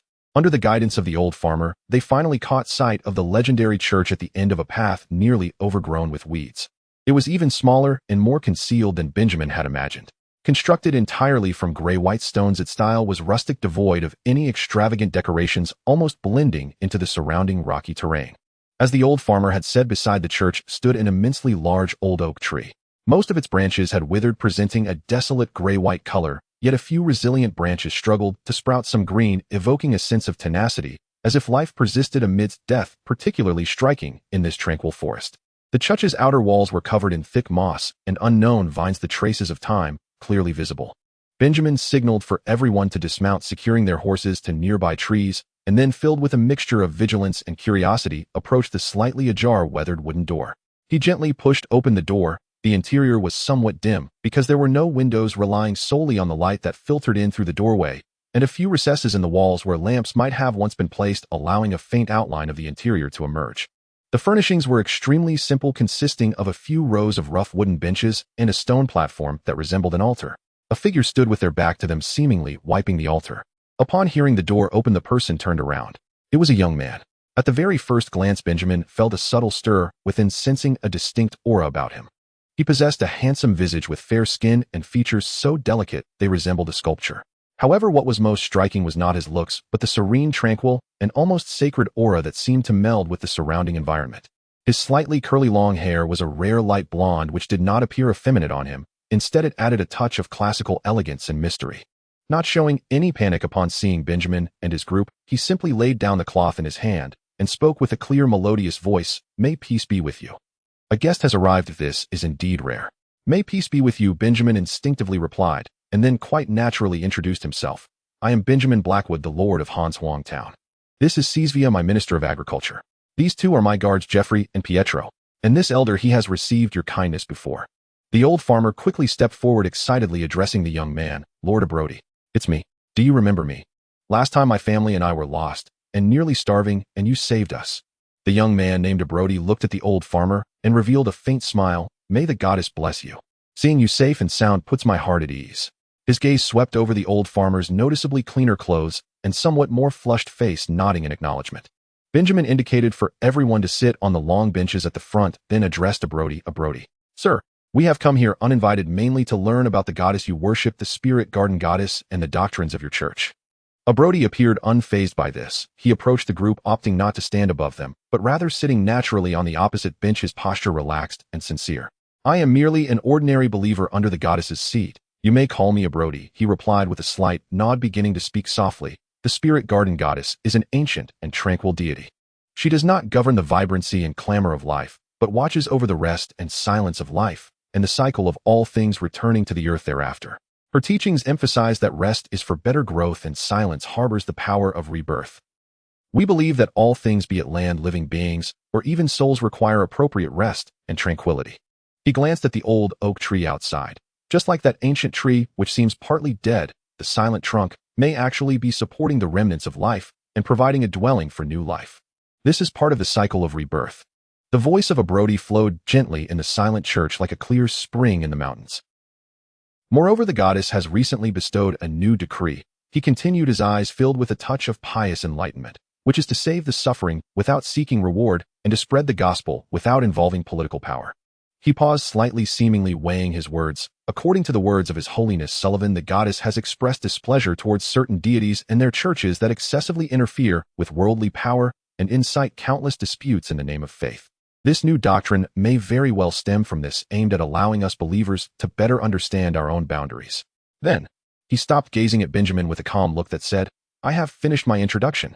Benjamin blinked, waited for a moment, and upon confirming that the other had no intention of continuing, his face revealed an expression of disbelief. Is that all? This doctrine is simpler than he imagined, lacking complex precepts and harsh demands. Its core idea is essentially to lie flat and to be harmless, even actively avoiding power struggles." Abrodi nodded affirmatively. "What the goddess has inspired at present is indeed this. Should the need arise in the future, the goddess will surely bestow further guidance. His Holiness Sullivan has also mentioned that the goddess has given a divine revelation that in special circumstances believers may add rules that align with the core doctrine." Next to them, Cesvia gently nudged Benjamin with her elbow, lowering her voice. "Did you hear? To save the suffering without seeking reward saves us the relief funds. To spread faith without involving politics means you don't have to worry about religious power overshadowing you. You can even add to the doctrine yourself. This is tailor-made for your control freak tendencies, isn't it? It perfectly aligns with all your thoughts. Benjamin cleared his throat, concealing the turmoil within, and adopted a more official expression, tentatively probing Brody. Mr. Brody, I was wondering if I plan to establish a formal temple or church for the goddess of the spirit garden in Frost Town to facilitate understanding and adherence among the populace, could we possibly add a more specific behavioral guidelines or advocacies without violating the core teachings? Brody tilted his head, pondering for about 3 seconds, then gave an answer that nearly caused Benjamin to stumble. Yes. As long as I find no issue with it, it's permissible.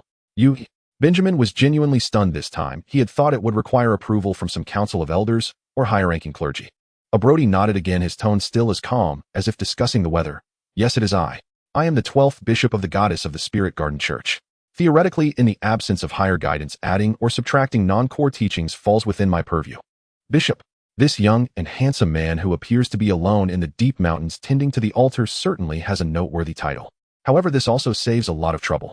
Hearing this, Benjamin decided not to beat around the bush any longer, directly getting to the point. Bishop Brody, I won't mince words. I have come here to formally invite the Spirit Garden Church to spread the faith within my territory of Frost Town. I will provide land and necessary support, and I hope the church can offer spiritual solace to the people of my territory, as well as some assistance in agriculture and health care that aligns with the goddess teachings. What do you think? Brody did not immediately agree. He maintained his composure and replied, I understand your intentions. However, I need to personally visit Frost Town for an on-site inspection. If the atmosphere, land, and the living conditions of the populace there align with the goddess advocacy of tranquility and cycle, I will surely build a church there and spread the gospel. If not, he shook his head, I will not establish a foothold there. This response made Benjamin regard him with a measure of respect. At least this bishop was not the kind to resort to any means for the sake of spreading faith. He then curiously asked, if I may be so bold, how is your church? Currently, I see this church seems quite quiet. He glanced around. Apart from Brody, there was no one else. Brody answered calmly, since the last bishop, my mentor, passed away, there have only been myself and one other member residing here. He is currently out hunting, preparing for our meal. Only 2. Benjamin was somewhat surprised. This was even smaller than he had imagined. Then, where is your pope? Brody thought for a moment and replied, His Holiness has not returned since he went wandering years ago. However, based on the goddess not having given a related divine revelation, he should still be alive. Benjamin. It sounded really unreliable. This perfectly matched his inner stereotypes about small rural churches, few personnel, disorganized, a missing leader, all maintained by a bishop who didn't quite look like one. However, this unreliability now appeared to him as an advantage, easier to control and collaborate with. Benjamin informed Brody of the exact location of Frost Town and intended to take his leave. Unexpectedly, Brody reached out and grabbed his sleeve, sincerely saying, You all must have had a long journey. Why not stay for lunch before you go? Although we lack delicacies, the simple mountain fare has its own charm. This sounded oddly familiar. Benjamin recalled that he often used similar words to keep people around. He glanced at the sky, then at the eager Chisvia, who seemed quite interested in the plants here. He nodded in agreement. Then I shall impose upon you. Seeing their agreement, Brody revealed a more pronounced smile, and without further ado, pulled the group along. Since there is still some time before lunch, please be sure to appreciate the garden I have carefully tended. Behind the church there truly was a hidden paradise. On a piece of meticulously cultivated land, vast expanses of roses bloomed in vibrant colors, red as fire, blue as enchantment, and white as snow, standing out magnificently against the desolate wilderness with a rich floral fragrance permeating the air. Wow! Chisvia's eyes lit up upon sight as she leaned in for a closer look. This is incredible. These varieties are quite rare. Especially this blue rose, its color is perfect. It would sell for a good price as a specimen. Upon hearing specimen, Brody's smile instantly froze, his tone carrying evident displeasure. Madam, these roses are meant for appreciation and purifying the soul, not for commodification. To pluck them and turn them into dried specimens is a desecration of the beauty of life, contradicting the goddess advocacy of appreciating the tranquility of the present moment.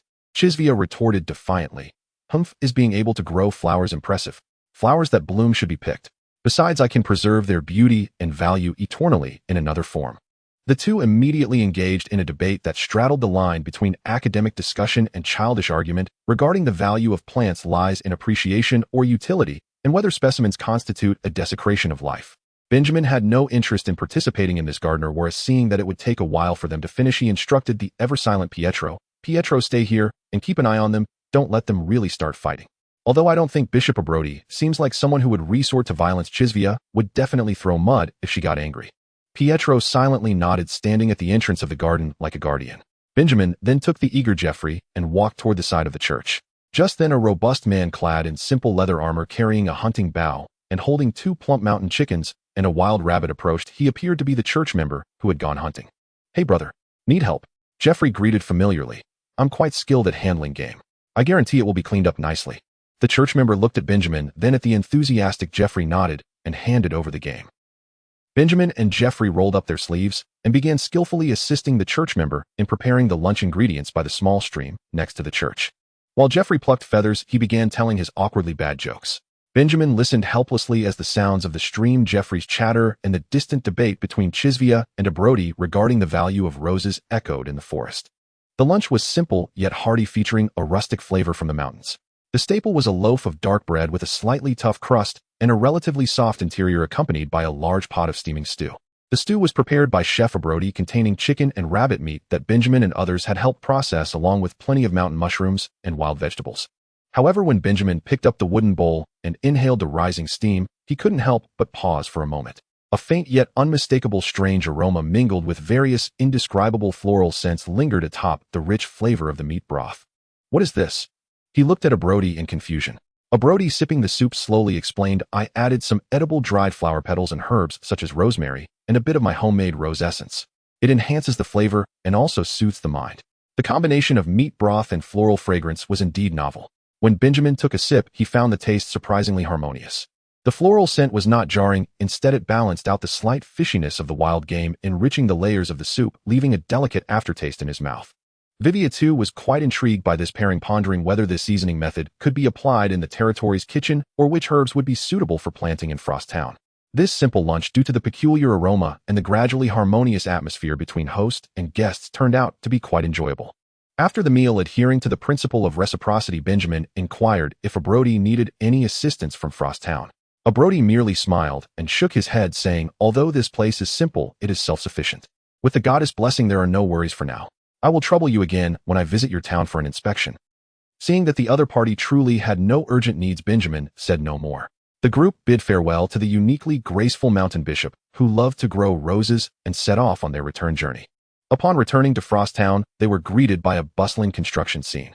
The 3-story stone main structure of the new baronial residence already stood tall, needing only the final topping and interior decoration. Benjamin waved his hand, reallocating some skilled workers originally focused on the Lord's estate construction to 2 more pressing projects: the expansion of the blacksmith shop's foundry and the Agricultural Research Institute that Vivia was eager for, with plans that were nearly worn out from her examining. Meanwhile, the team of craftsmen hired from Silver Creek had also arrived. These craftsmen were experienced, and after a brief training session with Benjamin and the foreman on concepts like standardization and assembly line work, they quickly immersed themselves in the new construction. Benjamin's town renovation plan was steadily progressing. He delineated a clear residential area in the town center, planning to gradually replace the low, damp, and unsafe old mud houses with solid stone and wood structures. The first batch of model houses had already sprung up, with their orderly layout, spacious windows, and sturdy walls, leaving the original townsfolk astonished and buzzing with discussion. "Good heavens, those windows are huge. It must be cold in winter, right? What do you know? I heard they'll have fireplaces inside. Much better than our drafty shanties. How much will this cost? How can we afford it?" Soon the Lord's office posted a notice with Salavin personally explaining this new housing policy to the public. These new houses would not be distributed for free, but needed to be purchased. However, for the original residents of Frost Town, particularly those already working for the Lord's office, whether in construction, farming public lands, or serving in the standing army or various industries, they would enjoy significant discounts. Moreover, they would be allowed to buy on credit. This so-called credit was not usury, but rather a reasonable gradual deduction from their future wages or harvest shares at a ratio that would never plunge their families into hardship. For these common folks who might never have lived in decent houses, this was a heavenly blessing. They only needed to put in continuous effort and work to attain a solid, comfortable home of their own. There was no better bargain than this. As for the newly arrived refugees, the policy was equally attractive. As long as they registered their identities and were willing to comply with the arrangements, they could immediately receive a job capable of supporting themselves and their families, whether it was cultivating new fields, mining coal, or joining the construction army to lay bricks for others and for their future homes. For those who had just escaped from war and hunger, a stable job and the hope of filling their stomachs were enough to make them grateful to the young baron they had never met. Benjamin knew that whether this approach, which integrated some experiences from his past life, would work in this land of different productivity levels was still an unknown. But the core logic was consistent: to provide avenues for upward mobility and hope for a stable livelihood in exchange for the input of labor and the stable development of the territory. As long as the pace was controlled and the basic survival baseline ensured there should not be any major mishaps. While construction was in full swing within Frosttown on the outskirts of the town on the flat trade road connecting Silver Creek, which Frosttown was responsible for building and maintaining, a weary traveler was reining in his horse, gazing at the distant rising town walls and curling smoke. He was a young man who appeared to be around 20 years old, named Diana. With handsome features and sharp eyes like a hawk, even the fatigue from his long journey could not hide his tall stature. He rode a southern mountain horse with great endurance. Beside the saddle, two long objects carefully wrapped in thick cloth and tied flat against the horse's back were likely weapons judging by their shapes. Diana served his master Lord Finn of Greenshade River and had set off from the distant temperate jungle-filled southern regions, traversing much of the kingdom over the course of several months, finally arriving at this territory located in the northwest frontier of the kingdom. His mission was to act as Finn's representative and eyes, assisting Baron Benjamin Blackwood, who had been taught archery by Finn, to establish a foothold in this border area known for its chaos and hardship. Along the way, he witnessed much. The rich and prosperous territories where nobles lived in luxury and comfort. He also passed through areas rife with noble conflicts and banditry, where villages lay in ruins and the populace suffered. He clearly felt that the closer one got to the western and northern frontiers, the weaker the order became, and the more difficult life became for ordinary people. The displaced refugees, the heavily guarded estates, and those eyes lurking in the wilderness. All of this deepened his understanding of the brutality of the border. During a brief stopover in Silver Creek, he heard many rumors about Frosttown and its young lord. Merchants and travelers in the tavern vividly described how the lord, with just a few riders, night attacked a mercenary group, rescued allies from fire, and forged a solid alliance with the affluent Silver Creek. These tales were quite popular in the border regions, casting a legendary aura over Benjamin. What impressed Diana even more was the road beneath his feet. As soon as he entered the actual control range of Frosttown, the trade road became exceptionally flat and solid. Though not as wide as the kingdom's main roads, its well-maintained condition and obvious repair marks formed a stark contrast with many bumpy or even abandoned roads along the way. This seemed to indirectly confirm the rumors that this Baron of Frosttown was not merely an ordinary noble who only knew how to exploit and disregard the people's welfare. He understood construction and had the ability to implement plans.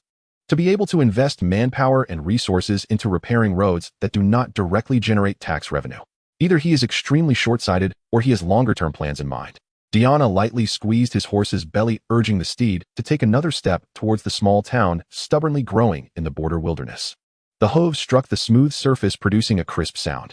In Diana's heart, for the upcoming encounter with this second object of loyalty, beyond the sense of responsibility to fulfill his master's orders, there was also a genuine expectation and curiosity. In front of the newly repaired gate of Hanshuang Town, the guard soldiers, clad in uniform, studded leather armor, and wielding long spears, vigilantly scrutinized every entrant. As Diana approached, leading a horse and carrying a long package that unmistakably contained weapons, it immediately drew extra attention. "Halt! Who goes there?" A soldier resembling a squad leader stepped forward, his tone serious. "Please state your identity, purpose, and what you carry on your horse." His gaze was fixed intently on the long object wrapped in cloth. Diana had long been prepared for this. He paused, lowered his hood to reveal his youthful face, and spoke clearly and honestly. "My name is Diana, from the Greenshade River territory, sent by my master Lord Finn to pay a visit to the Lord of Hanshuang Town, Baron Benjamin Blackwood. This is my weapon. As a guard, it is part of my duty." Although the squad leader had never heard of this name, he knew that anything related to nobility was beyond his jurisdiction. However, out of duty, he did not let him pass easily. "Please wait here for a moment while we verify your identity." Diana calmly nodded, standing still, but his gaze involuntarily scanned the Hanshuang Town before him.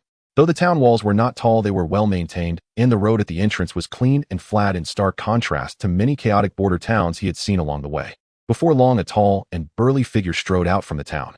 He was clad in shining half-plate armor, not wearing a helmet, revealing a face with strong features. He exuded an aura of seasoned authority and dignity. As he approached, his gaze swept over Diana and the weapons on his horse, and he spoke in a deep, resonant voice, "The dual-gun master of Lord Finn." Diana slightly nodded, maintaining a respectful demeanor. "Indeed, some soldiers refer to me as such. May I ask who you are?" "Water," the tall man replied succinctly, then added with emphasis on a specific word, "Military minister under the Baron Champion Knight Water." He straightened his chest, seemingly emphasizing the weight of this title, his gaze locking onto Diana, as if silently comparing or asserting something. However, Diana seemed unaware of this deliberate emphasis. His eyes brightened slightly, and he displayed a sincere smile. "Ah, so you are Knight Water. Pleased to meet you. So I guess we shall be colleagues from now on." His reaction resembled that of someone joyfully finding a sense of belonging. Water appeared momentarily taken aback by this clueless response, letting out a light snort, his tone still stern. Don't count your chickens before they hatch. Once we meet with the Baron and confirm everything, we can talk further. He turned to the squad leader and instructed, carefully verify the subsequent entrants, especially those carrying weapons. The recent arrivals are mixed. We must be extra cautious. Yes, Lord Water. Water then gestured to Diana, follow me. As Diana led his horse, he followed Water into Hanswang town. The sights within the town immediately widened his eyes. Contrary to his expectations of a dilapidated or desolate border town, it was bustling with vibrant construction activities. On both sides of the broad street, new stonewood structures were rising with workers shouting commands, some mixing mortar, others erecting beams, and still others pushing wheelbarrows laden with stones. What astonished him further was that the workers appeared to be quite methodical in their movements, and their tools seemed more organized and professional than what he was used to. The air was thick with the mingled scents of wood, stone, dust, and sweat, accompanied by the incessant sounds of hammering, sawing, and shouting. Mr. Water, Diana could not contain his curiosity and pointed at the busy construction sites, asking, are these people building residences? But their methods seem quite different from what I've seen before. Water walked ahead without looking back. Just focus on your duties and don't worry about so much. The Baron is just ahead. Hearing that he was about to meet the key figure of this trip, Diana immediately suppressed his curiosity, straightened his back, and tidied his somewhat disheveled clothes and hair from the long journey, striving to appear spirited and reliable. They quickly arrived at the town center. This area was the busiest, and the most eye-catching was a grand 3-story stone building that had completed its main structure. However, to Diana's surprise, above the clearly noble residence's entrance hung a simple, yet striking wooden sign, with clear lettering stating Hanswang Town Administrative Center, with a line of small text below: temporary offices for the Lord's residence, administrative office, agricultural department, military department, etc. Just as Diana found this unique sign intriguing, a heated argument broke through the unfinished entrance, clearly audible. A dissatisfied and irritated female voice shouted, "Boss, the noise from the construction site outside is driving us crazy. How are we supposed to gather data and arrange work in the agricultural department? Not to mention, there isn't even a quiet environment for thoughtful reflection." A male voice attempting to mediate, but clearly overwhelmed, chimed in, "Minister Kisawaya, please calm down. A little construction noise surely cannot interfere with your precious experimental data, can it? We in the administrative office." Before he could finish, a loud crash echoed from a nearby construction site, akin to a heavy object falling or a wall collapsing, shaking the ground slightly. Immediately following that, a sound of something toppling over came from inside the administrative center. In the next second, the previously mediating male voice suddenly rose in pitch, becoming frantic. "Is this still livable? My ink. The budget draft for the next quarter that I just organized. It's all ruined." Then a more exhausted voice, seemingly worn down, came forth, laden with helplessness and an attempt to soothe. All right, everyone calm down. Salavan Kisawaya, during initial construction, there will always be various inconveniences. Everyone should be a little more tolerant and understanding. For the sake of a better life in the future, someone must make a sacrifice." His voice grew increasingly feeble. At that moment, Water pushed open the half-closed door, leading Diana inside. The interior of the hall was somewhat chaotic, with numerous documents and tools piled up, clearly still in the process of being organized. Behind a large table sat a young man with noticeable dark circles under his eyes and somewhat disheveled hair rubbing his temples, his face etched with a desire for silence. Beside him, a grayed woman dressed simply but exuding an air of competence crossed her arms, visibly displeased, while another gentleman, polished yet with a few drops of ink splattered on his front, looked pityingly at several documents stained black on the table.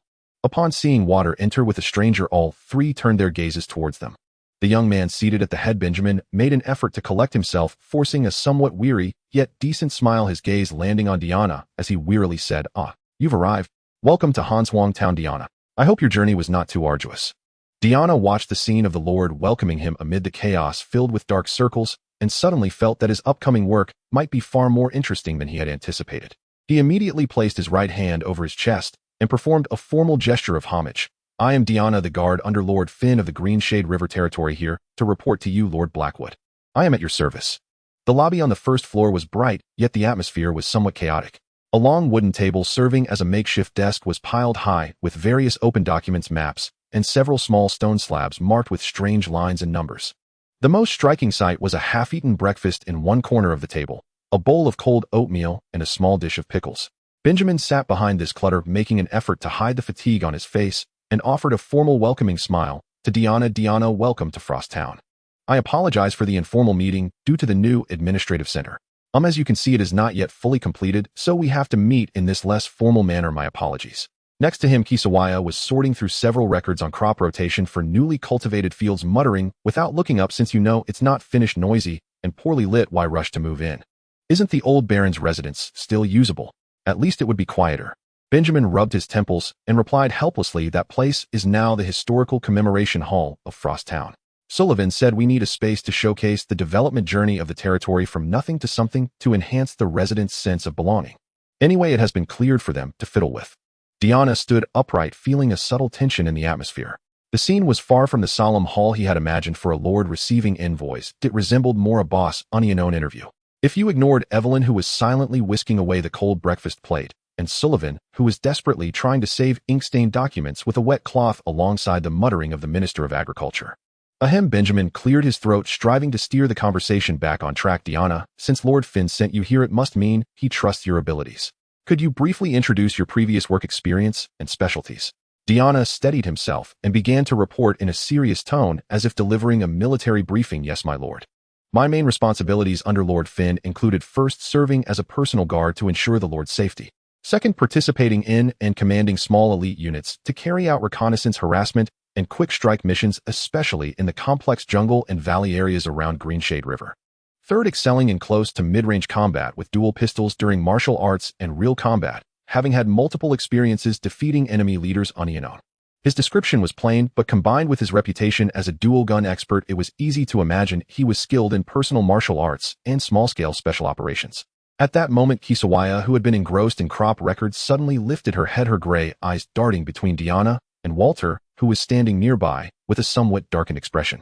In a tone that suggested she had discovered a new variable in an experiment, she said, sounds like. Doesn't this overlap a bit with Minister Walter's role? Overlap? Walter's voice shot up like a lion whose tail had been stepped on.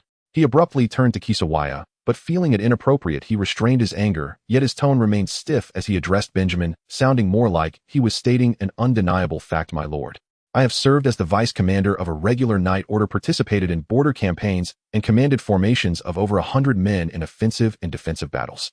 My duty is to train and lead the standing army of Frost Town, planning overall defense. This focus on personal valor and small team raids is on a completely different level. They cannot be compared. He emphasized over 100 men and overall defense, his sharp gaze sweeping over Diana, as if defending his unassailable territory. Benjamin quickly interjected, all right, each has their strengths.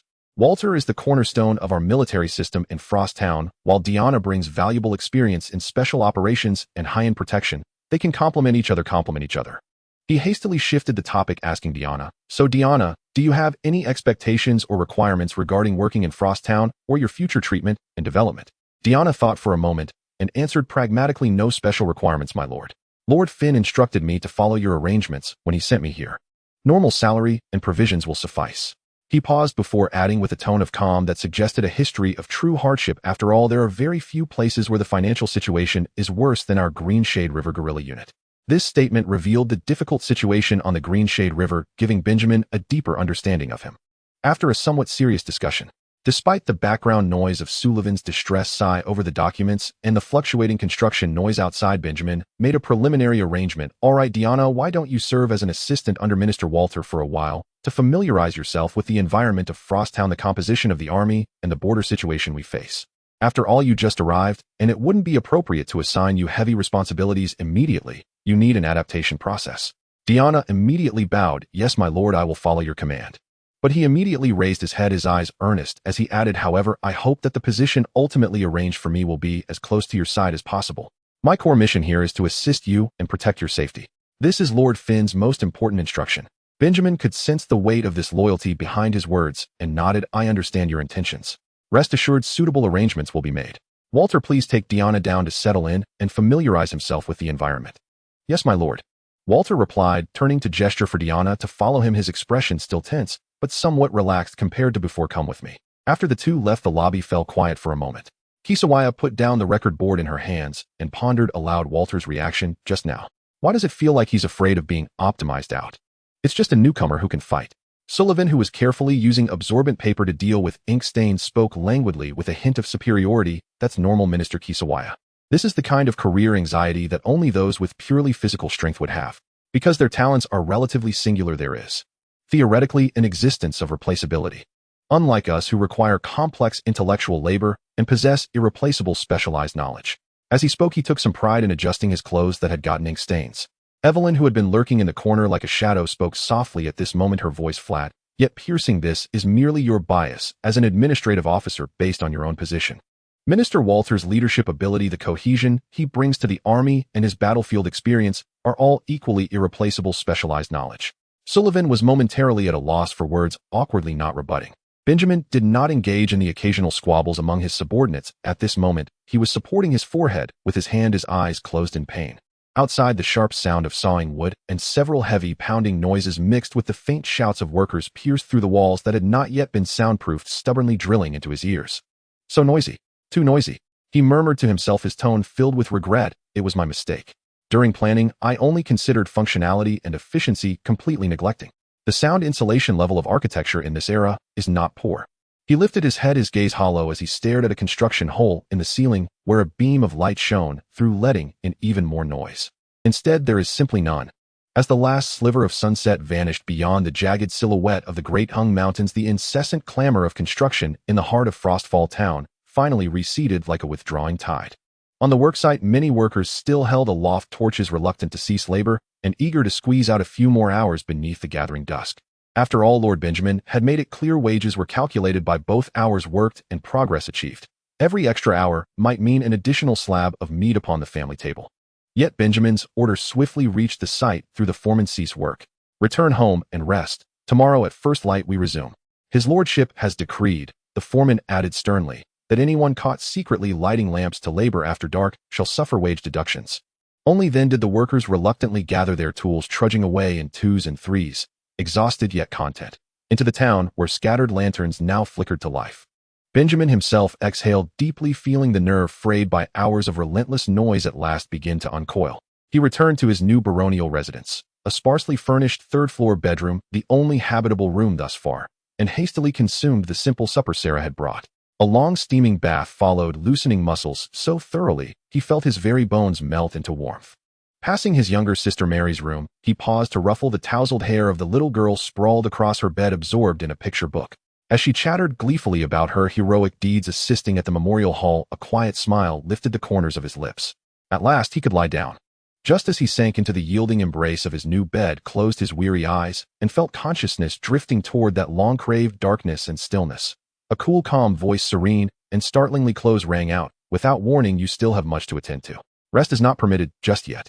While Benjamin jolted upright, heart hammering against his ribs, the last vestiges of drowsiness obliterated in an instant. Still breathless, he turned toward the source of the voice. Evelyn, who had materialized like a true phantom at the foot of his bed, silent as mist, clutching her ever-present notepad and charcoal pencil. Gazing into Evelyn's wide, guileless eyes, blinking innocently in the dim light, Benjamin choked on a breath, nearly fainting from sheer exasperation. He knew, of course, that this air of innocence was carefully cultivated, but he also recalled with grim clarity that he himself had assigned her this very duty, nighttime reminders, precise and unyielding. A safeguard against oversight, especially during this critical phase of construction. "Fine. You win," Benjamin sighed, dragging a hand over his face before resigning himself to reality and throwing back the covers. "What is it? And it had better be important." Evelyn's tone remained unchanged. "You previously instructed that should time permit you wish to hold an informal conversation with the newly arrived Donna, to gain first-hand insight into the Greenbow River region, thereby enabling a thoughtful reply to Lord Finn's letter. I believe the moment is opportune. Construction noise has ceased, and you have completed your essential rest." Benjamin searched his memory, and yes, he had indeed given that instruction. "Then bring him in. He is already waiting outside." Benjamin said nothing, only stared silently, acknowledging that his own circadian rhythm had been dissected, mapped, and mastered by this terrifying subordinate. Moments later, Donna entered, dressed in clean civilian attire, yet posture rigid, gaze alert, utterly devoid of sleepiness. Once the two men were alone, Evelyn withdrew as silently as she had arrived, closing the door behind her. "Please sit, Donna. No need for formality." Benjamin gestured toward the sole chair in the room, perching himself on the edge of the bed and striving to appear less spent than he felt. "How was today with what? Any difficulties adjusting?" Dionne seated himself with military precision and replied at once, "All is well, my lord. Minister What is exceptionally professional. He guided me through the barracks training grounds and surrounding watchpost deployments. Especially," he paused, a spark of unmistakable admiration flaring in his eyes, Minister what provided a thorough overview of your lordship's daily morning regimen, running foundational physical conditioning and sword practice. I find this arrangement truly exemplary. It fortifies the body, tempers the will, and crucially, does not encroach upon daylight hours reserved for governance. I believe it merits adoption across the entire garrison, and where feasible among the populace itself. At the word morning regimen, Benjamin's muscles twitched in phantom protest. He raised a hand, halting Dona mid-enthusiasm. Hold right there. Let us table the topic of morning drills, for now. We'll discuss it tomorrow, in daylight. He refused to entertain such soul-crushing matters at midnight.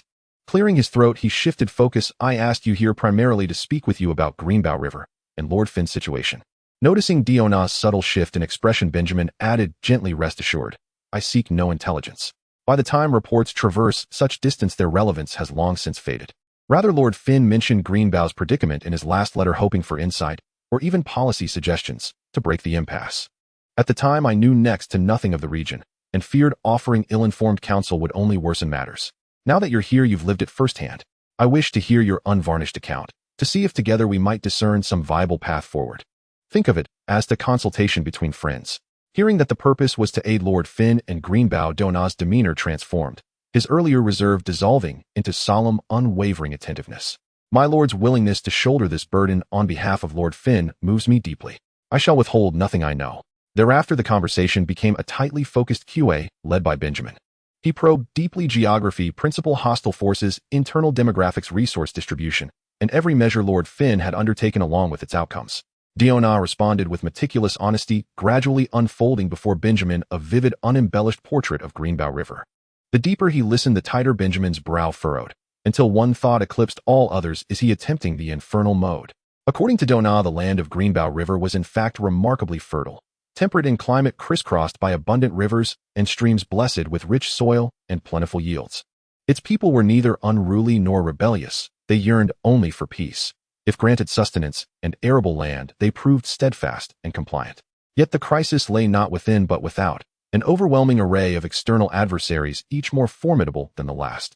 Across the vast southern forest, hills, and river valleys dwelled numerous non-human races, the two most powerful and perilous among them being the southern elves, ancient, haughty, and mighty, who regarded the great woodlands and fertile valleys as sacred ancestral domains, harboring deep-seated enmity toward human colonists. And the Halford tribes, fierce, warlike, often descending en masse from the mountains to raid villages, seizing grain and livestock. Beyond them existed countless smaller factions, lesser humanoid clans, goblin hordes, and even sporadic incursions by creatures of shadow, making Greenbow feel less like a frontier and more like an interspecies exposition of hostility.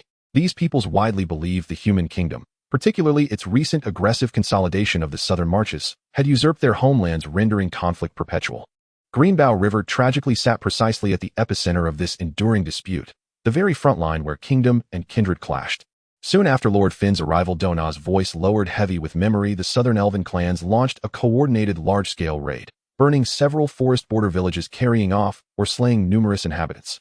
Nearby noble lords either claimed preoccupation defending their own territories or cited insufficient troops. Not one dispatched meaningful reinforcements. Had Lord Finn not acted decisively, abandoning indefensible border outposts, consolidating his forces, and forming a rapid response unit anchored by seasoned veterans like ourselves skilled in jungle warfare and guerrilla tactics, he would have lost Greenbow entirely, using the terrain to harry supply lines, relieve besieged settlements. Without that, Greenbow would today fly elven banners and Halford totems. Benjamin listened in silence. He'd assumed Frostfall's harsh climate, latent noble rivalries, and bandit threats constituted a punishing opening gambit. Compared to Finn's plight, however, his own challenges seemed almost comical, a dragon and a phoenix both equally doomed. Finn faced not merely treacherous neighbors, but a coherent, organized, battle-hardened coalition of alien militaries, operating with overwhelming home field advantage. This was no longer mere governance. It was a low-intensity, unending racial war. Under such conditions, economic development, social reform, or administrative innovation all rested upon a single fragile prerequisite: surviving the relentless military pressure long enough to preserve even a foothold. After listening to Diana's description of the hellish situation at the Greenshade River, Benjamin remained silent for a long time. The only sound in the study was the occasional crack of the oil lamps, with casting a shadow on his grave profile. He could offer suggestions for internal governance to Ella, combining his past experiences with local realities to come up with ideas. However, faced with the brutal reality of the near-war front at Finn's side, any light policy suggestions seemed utterly powerless. He stood up and paced around the room for a few steps before finally stopping, looking at Diana, whose eyes were filled with hope, and said solemnly, "Diana, the situation at the Greenshade River is 10 times more severe than I imagined. Conventional development strategies are meaningless when swords are held to the neck. What Finn needs most now is survival followed by strength."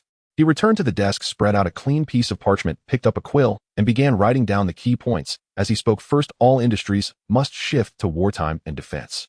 He looked at Diana and said, "Stop thinking about exquisite woodwork or unnecessary grain exports. All craftsmen should prioritize the production of weapons, armor, arrows, and trap components. As for food, reserve as much as possible while ensuring basic rations. Encourage the inhabitants to build makeshift fortifications and dig traps around the villages. Organize a portion of the non-essential inhabitants, especially the young, and able to undergo basic military training, even if it's just teaching them how to use spears and respond to commands. We must turn the entire Greenshade River into a thorny fortress, making every invasion pay a bloody price." Diana's eyes sparkled as she nodded vigorously. "What you say is absolutely right. We had similar thoughts before, but execution always faced obstacles." Second, Benjamin continued writing quickly, "Put aside unnecessary pride and appeal to the royal capital for sympathy and recognition." He emphasized Finn is not fighting against a rebellious noble, but rather against foreign powers threatening the southern borders of the kingdom. This is about defending the entire kingdom. We cannot bleed in silence. We must let those who need to know. He looked at Diana and explained in detail, "Have the messengers of Greenshade River or reliable channels send regular and detailed reports on the attacks by elves and halforcs, the resulting damages, and Finn's military achievements against them to the royal capital. Not only should these reports be sent to the royal family and military department, but also find ways to inform neutral or sympathetic nobles and even bards about your plight. The content must be specific and detailed. For example, on a certain day, elves burned a village, abducting so many civilians, and Lord Finn ambushed elf hunters at a certain location, killing so many and recovering so much material. Emphasize that this is for the overall peace of the kingdom, not a personal or factional struggle. Cry, pour, shout injustice, express loyalty, and seek support. Even if immediate military aid cannot be secured, we can still strive for material allocations, moral support, or at least make those who wish to stab us in the back think twice." Diana nodded repeatedly, committing these words to memory. Although some of the means sounded less than knightly, he understood the necessity for the survival of the Greenshade River. Benjamin carefully sealed the letter filled with key points and handed it to Diana. "This letter, combined with your own observations and judgments, must be sent back to the Greenshade River as soon as possible by your means. My suggestions are for reference only. The final decision still depends on his own judgment." "Yes, my lord," Diana replied solemnly. As she took the letter, "I will arrange for the messenger hawk to deliver it promptly." Watching Diana leave, Benjamin's heart was still filled with worry for Finn's situation. All he could do was this. However, while Benjamin and Diana were deep in thought about the dire situation in the southern border town, a larger political and military storm capable of sweeping across the entire kingdom had already brewed in the frozen north and erupted suddenly with overwhelming force. In the northern Pearl City and Hill's private study, the air seemed to freeze. The flames in the fireplace danced, but could not dispel the rare coldness on her face, akin to the frost of the polar regions. Between her delicate fingers, she held a copy of a hastily scrawled secret letter that had just been revealed by a special potion. The most outstanding cryptography expert and infiltrator under her command had paid a considerable price to intercept and decipher this message being passed between the Duke of the North and the Crown Prince's confidants. The content was of the kind she least wanted to see. The Crown Prince Alkaya had demonstrated political skill and determination far beyond expectations. He offered the Duke of the North an almost irresistible deal. After ascending the throne in the future, the North would gain nearly complete autonomy, including independent taxation and conscription rights. The northern merchant convoys would enjoy the most favorable passage within the kingdom, and he even hinted at a potential marriage alliance between the royal family and the Duke of the North.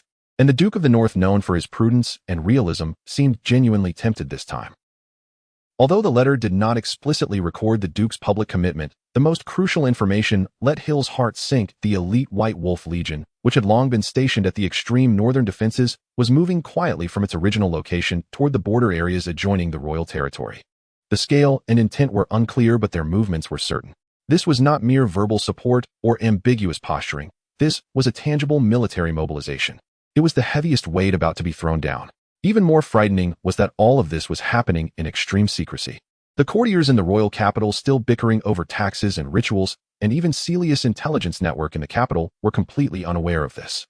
If it weren't for her intelligence personnel capturing this dangerous signal, she and Celia might have only awakened to the reality when the army was at the gates. "Alkaya, your speed is remarkable." Hill gritted her teeth. "Cold light flashing in her eyes. Without a moment's hesitation, she rushed to the desk and wrote an alert letter to Celia, using the most concise and urgent cipher. The messenger hawk would carry this message capable of changing the kingdom's fate, flying through the night to the royal capital. In the royal capital, at the residence of the second princess. When Celia opened the letter written in the highest level cipher by Hill and quickly deciphered its content, she was holding a cup of calming flower tea. The next second, the exquisite porcelain cup slipped from her suddenly weakened and slightly trembling hand, shattering on the floor with a crisp sound, the brown tea splattering onto her luxurious skirt.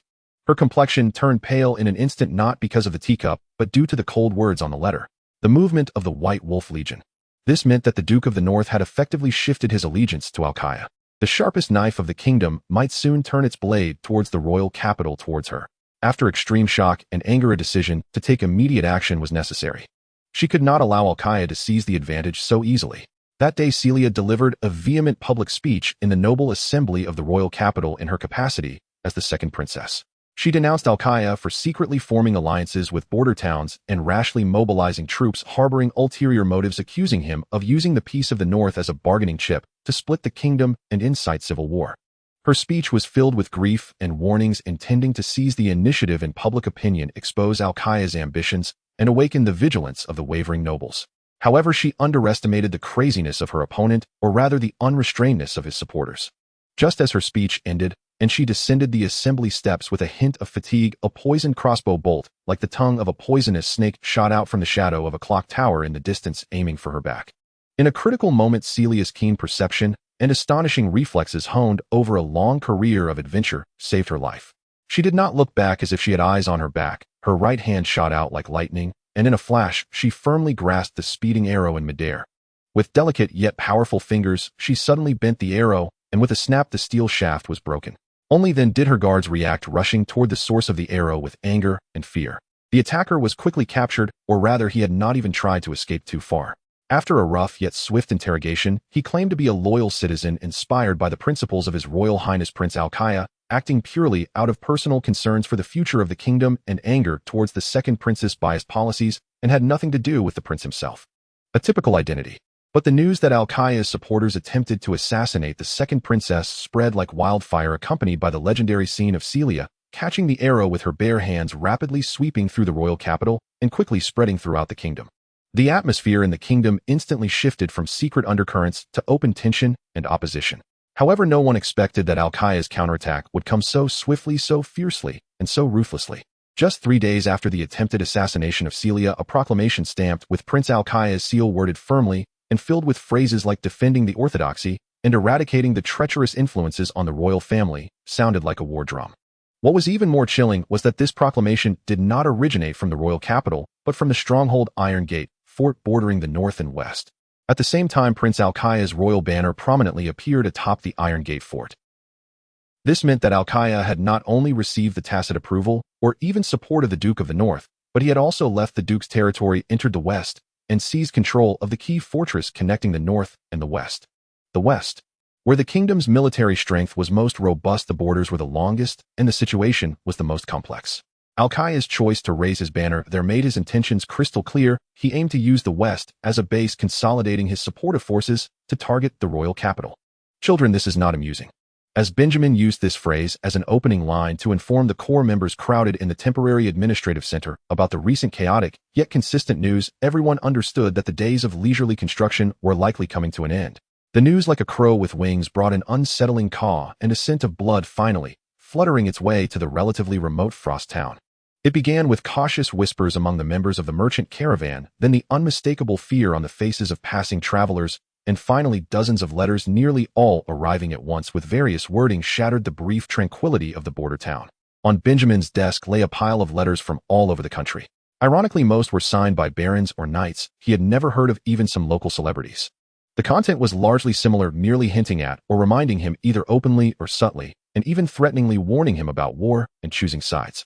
After all, in this region, anyone with slightly better information knew that the steward lord of Frost Town was a protege of Her Highness the Second Princess Celia. What deserves attention is a confidential letter from Lord Erwin Hozorn of the Silver Creek territory. This seasoned merchant had lost his usual composure in the letter, revealing deep worries between the lines. To Lord Blackwood, the situation has taken a sudden turn for the worse, far beyond expectations. Many fence-sitters within the kingdom have begun to secretly send signals to the crown prince. Military matters are not my forte, but trade routes are my lifeline. Recently, 3 territories have refused entry to our united merchant caravan under the pretext of needing to review the situation, and the implications behind this are self-evident. A storm is brewing, the winds are filling the halls. Silver Creek Territory and Frosttown are closely linked. In this chaotic situation, what insights do you have? Benjamin let out a bitter smile as he set down the letter, his gaze sweeping over the gathered administrative officials whose brows were tightly knit, with Sue Lavin's fingers unconsciously tapping on the open map on the table. The Minister of Military Walter stood with arms crossed, his expression as dark as the sky before a storm. The Minister of Agriculture Chesvia pressed her lips together, her eyes filled with concern. The Minister of Intelligence Evelyn quietly stood in the shadows, seemingly merging with the background. Even Dion, who had just settled in, was allowed to attend this important discussion, standing straight and serious. Using the simplest language, Benjamin pieced together the known fragmented information. The Iron Gate Fortress has changed hands. Prince Alkaya has declared his stance and issued a proclamation. The kingdom is in fact embroiled in civil war. The morale within the kingdom is wavering and trade routes are beginning to be obstructed. So he paused, his gaze intense. Gentlemen, what insights do you have? Before his words could fade, the room erupted like a boiling pot, with several voices nearly speaking at once, merging into a cacophony. My lord. Sue Lavin was the first to seize the opportunity to speak, his words rushing out. We should immediately send formal envoys with gifts to visit all neighboring lords who have not clearly stated their positions, especially the 3 members within our commune, the Blackrock Territory, Grey Marsh Town, and Stonebridge Town. We should not seek their support for the princess, but at the very least have them sign a non-aggression and limited passage agreement during wartime to stabilize our base and ensure that our trade routes and intelligence lines do not completely sever locally. This is the foundation of our survival. Before he could finish, Walter's loud voice cut in, carrying a soldier's decisiveness. Agreements are protected by swords and blades. The immediate priority is to enter a state of military readiness, expand the standing army, and increase training intensity. Reinforce the watchtowers and beacons at the major passes of the Grey Language Mountain Range, and strengthen the town walls. Food, weapons, and medicines must be immediately stockpiled on a large scale. We have no time for diplomatic niceties. We must show everyone that we have the ability to fight back with desperation. Weapon stockpiling requires more iron and coal. Miners need safety guarantees. Food reserves will affect next year's seed plans and the allocation of rations for the citizens. They must be recalculated. Intelligence. We need more information on the movements of various forces in the western region, especially regarding the neighboring Viscount of Wolfmouth Valley. Chesvia Jeffrey, attending as a representative of the officers, Evelyn and others all joined in, each expressing their opinions, the noise rising as everyone felt their own field was the most urgent and core. The small administrative hall instantly transformed into a noisy marketplace, with everyone trying to drown out the others with their voices. Enough. Benjamin slammed his hand on the table, the heavy wooden surface letting out a muffled bang, startling the ink bottle on the table. Everyone was taken aback, instantly silencing and looking at the grim-faced lord. Benjamin took a deep breath, trying to keep his voice calm, but his authority was undeniable. What are you all arguing about? Calm down. He stood up and walked to the rough but clearly marked map of Frosttown and its surroundings on the wall, pressing his finger heavily on the spot representing Frosttown. Look closely. We are here. Frosttown, backed by the Grey Language Mountain Range, facing the wasteland and several neighboring territories of similar strength and diverse intentions. We are not the royal capital, nor the Iron Gate Fortress, nor the front lines of the western region. The center of the war, at least in the early stages, is the struggle for the royal capital, the contest of major forces in the western region. Who would first allocate precious troops to traverse mountains and valleys to attack our border town, which has little resources and a strategic position that is just so-so? What are the costs? What are the benefits? He scanned the crowd, his gaze sharp. What we need to face first is the aftermath of war. It is the price fluctuations that may arise from potential disruptions in material circulation, the pressure of public order that may increase due to more refugees, the probing actions of nearby lords taking advantage of the chaos, and the potential fluctuations in internal morale. Not the armies at our gates tomorrow. What is there to panic about? His words acted like cold water, cooling down some heated heads. Sue Lavin lowered his head slightly, and Walter's tense jawline relaxed a bit, though his eyes remained vigilant. Seeing the crowd's emotions stabilize, Benjamin immediately began to issue clear commands, his words fast and powerful. Walter, your tasks are as follows. First, immediately strengthen the power and frequency of the existing patrols, especially on the paths leading to the western region and Silver Creek territory. Second, conduct emergency mobilization training for the existing militia and standing army, focusing on defensive and alert plans. Third, start planning and constructing simple but practical watchtowers at several key mountain passes and road nodes. They don't need to be very sturdy, but must be able to detect situations promptly and sound alarms. Large-scale expansion of the army and city construction is to be postponed, but combat readiness must be heightened. Yes, my lord, Walter responded. Evelyn Benjamin turned to the intelligence minister in the shadows. Have your subordinates get to work immediately. Focus on monitoring any unusual movements in the Viscount of Wolfmouth Valley, including troop movements, material procurement, and communications with other territories. They are our closest potential threat with a history of grievances. At the same time, keep an eye on the major forces in the western region, especially the public movements of those nobles who might side with the crown prince. I do not want speculation. I want information as precise as possible. Sue Lavin Benjamin looked at the administrative officer. Your idea to stabilize the surrounding territories is correct, but the approach needs adjustment. Issue diplomatic notes under the pretext of safeguarding regional stability and avoiding the spread of war to innocents. The tone can be a bit humble, emphasizing the shared interest that war affects us all, and that no one will have it easy if trade routes are cut off. Test their sentiments while beginning to secretly inventory and stockpile key materials, especially iron salt medicines and storable food. Prepare a price control mechanism to prevent unscrupulous merchants from hoarding. Sue Lavin quickly recorded the key points, nodding repeatedly. At this moment, Chesvia, who had been silent and observing, suddenly spoke, her voice clear and calm, directly addressing a core issue temporarily overshadowed by heated urgency. My lord, Walter strengthens defenses, Evelyn monitors the enemy, and Sue Lavin stockpiles supplies. All of these are preparing for war or defending against it. But if, and I mean if, the situation truly deteriorates to the point where war impacts us or merely leads to long-term tense standoffs and blockades, do you know what that means? This means that all of our development plans for new residential areas, agricultural research centers, foundries, and commercial networks will come to a halt or even regress.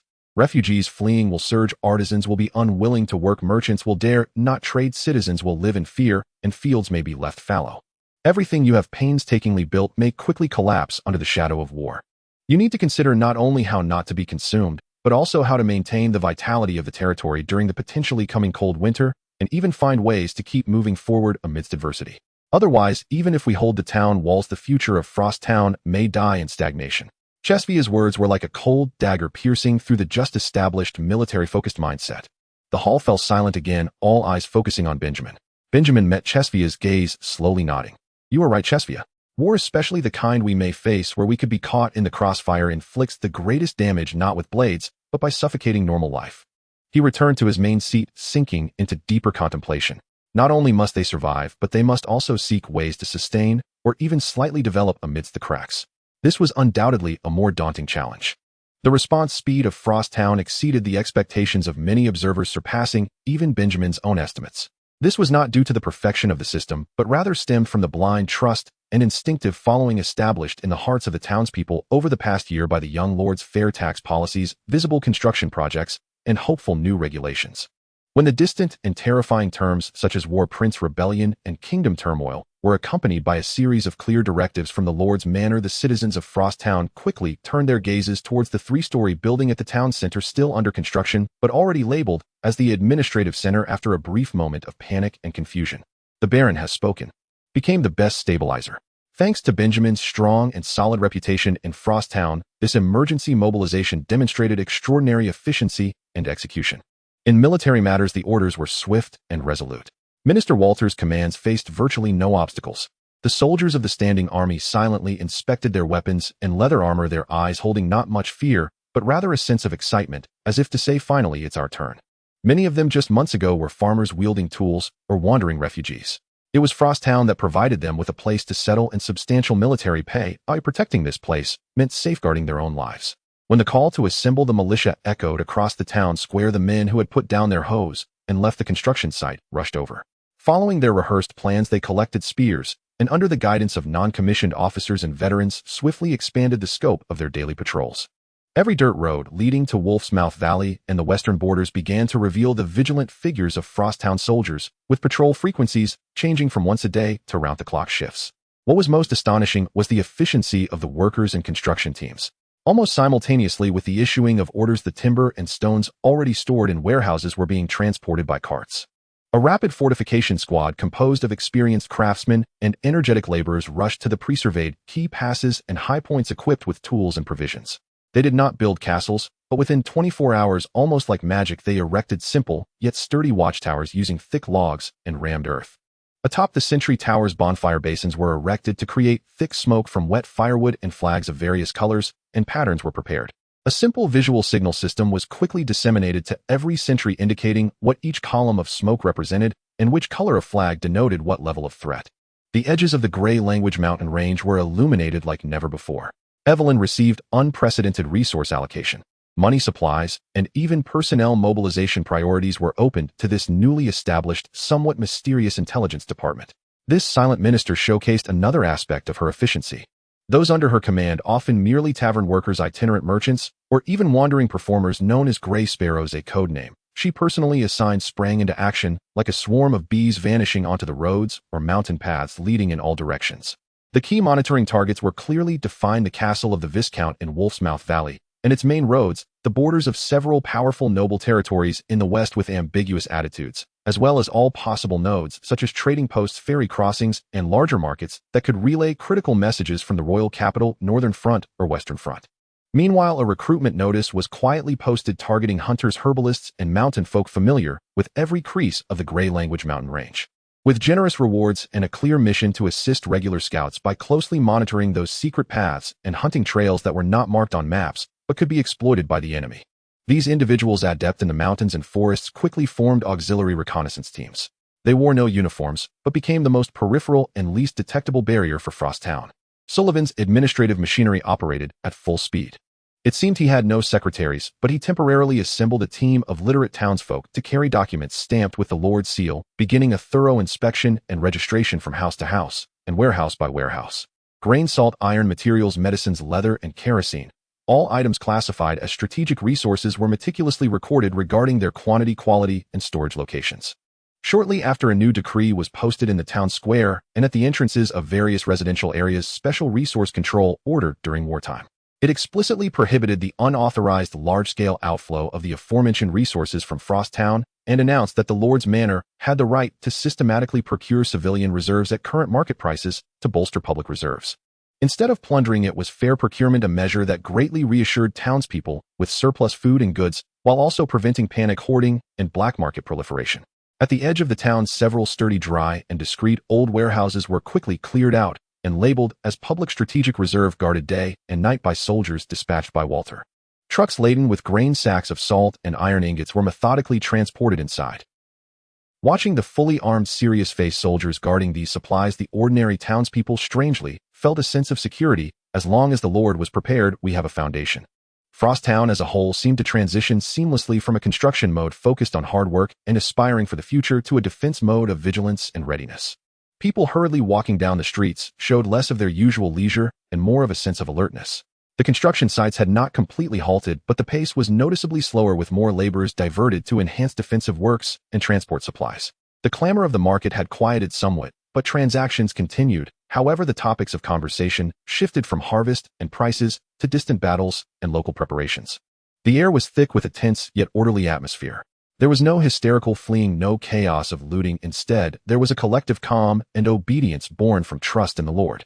The forge's fires burned day and night, with the sound of clanging intensifying as they rushed to produce more spearheads and repair old weapons. Women gathered at the communal bakery, working overtime to bake durable military rations. Even the children were taught where to gather if they saw strange columns of smoke or heard special bells. This area, composed of refugees, miners, farmers, and craftsmen, which had once been a loosely connected emerging territory, was coalescing into a whole at an unprecedented speed under the pressure of external crises. At the center of it all stood the administrative center, often illuminated late into the night, and the young lord within, who with dark circles under her eyes was constantly issuing orders while contemplating deeper issues.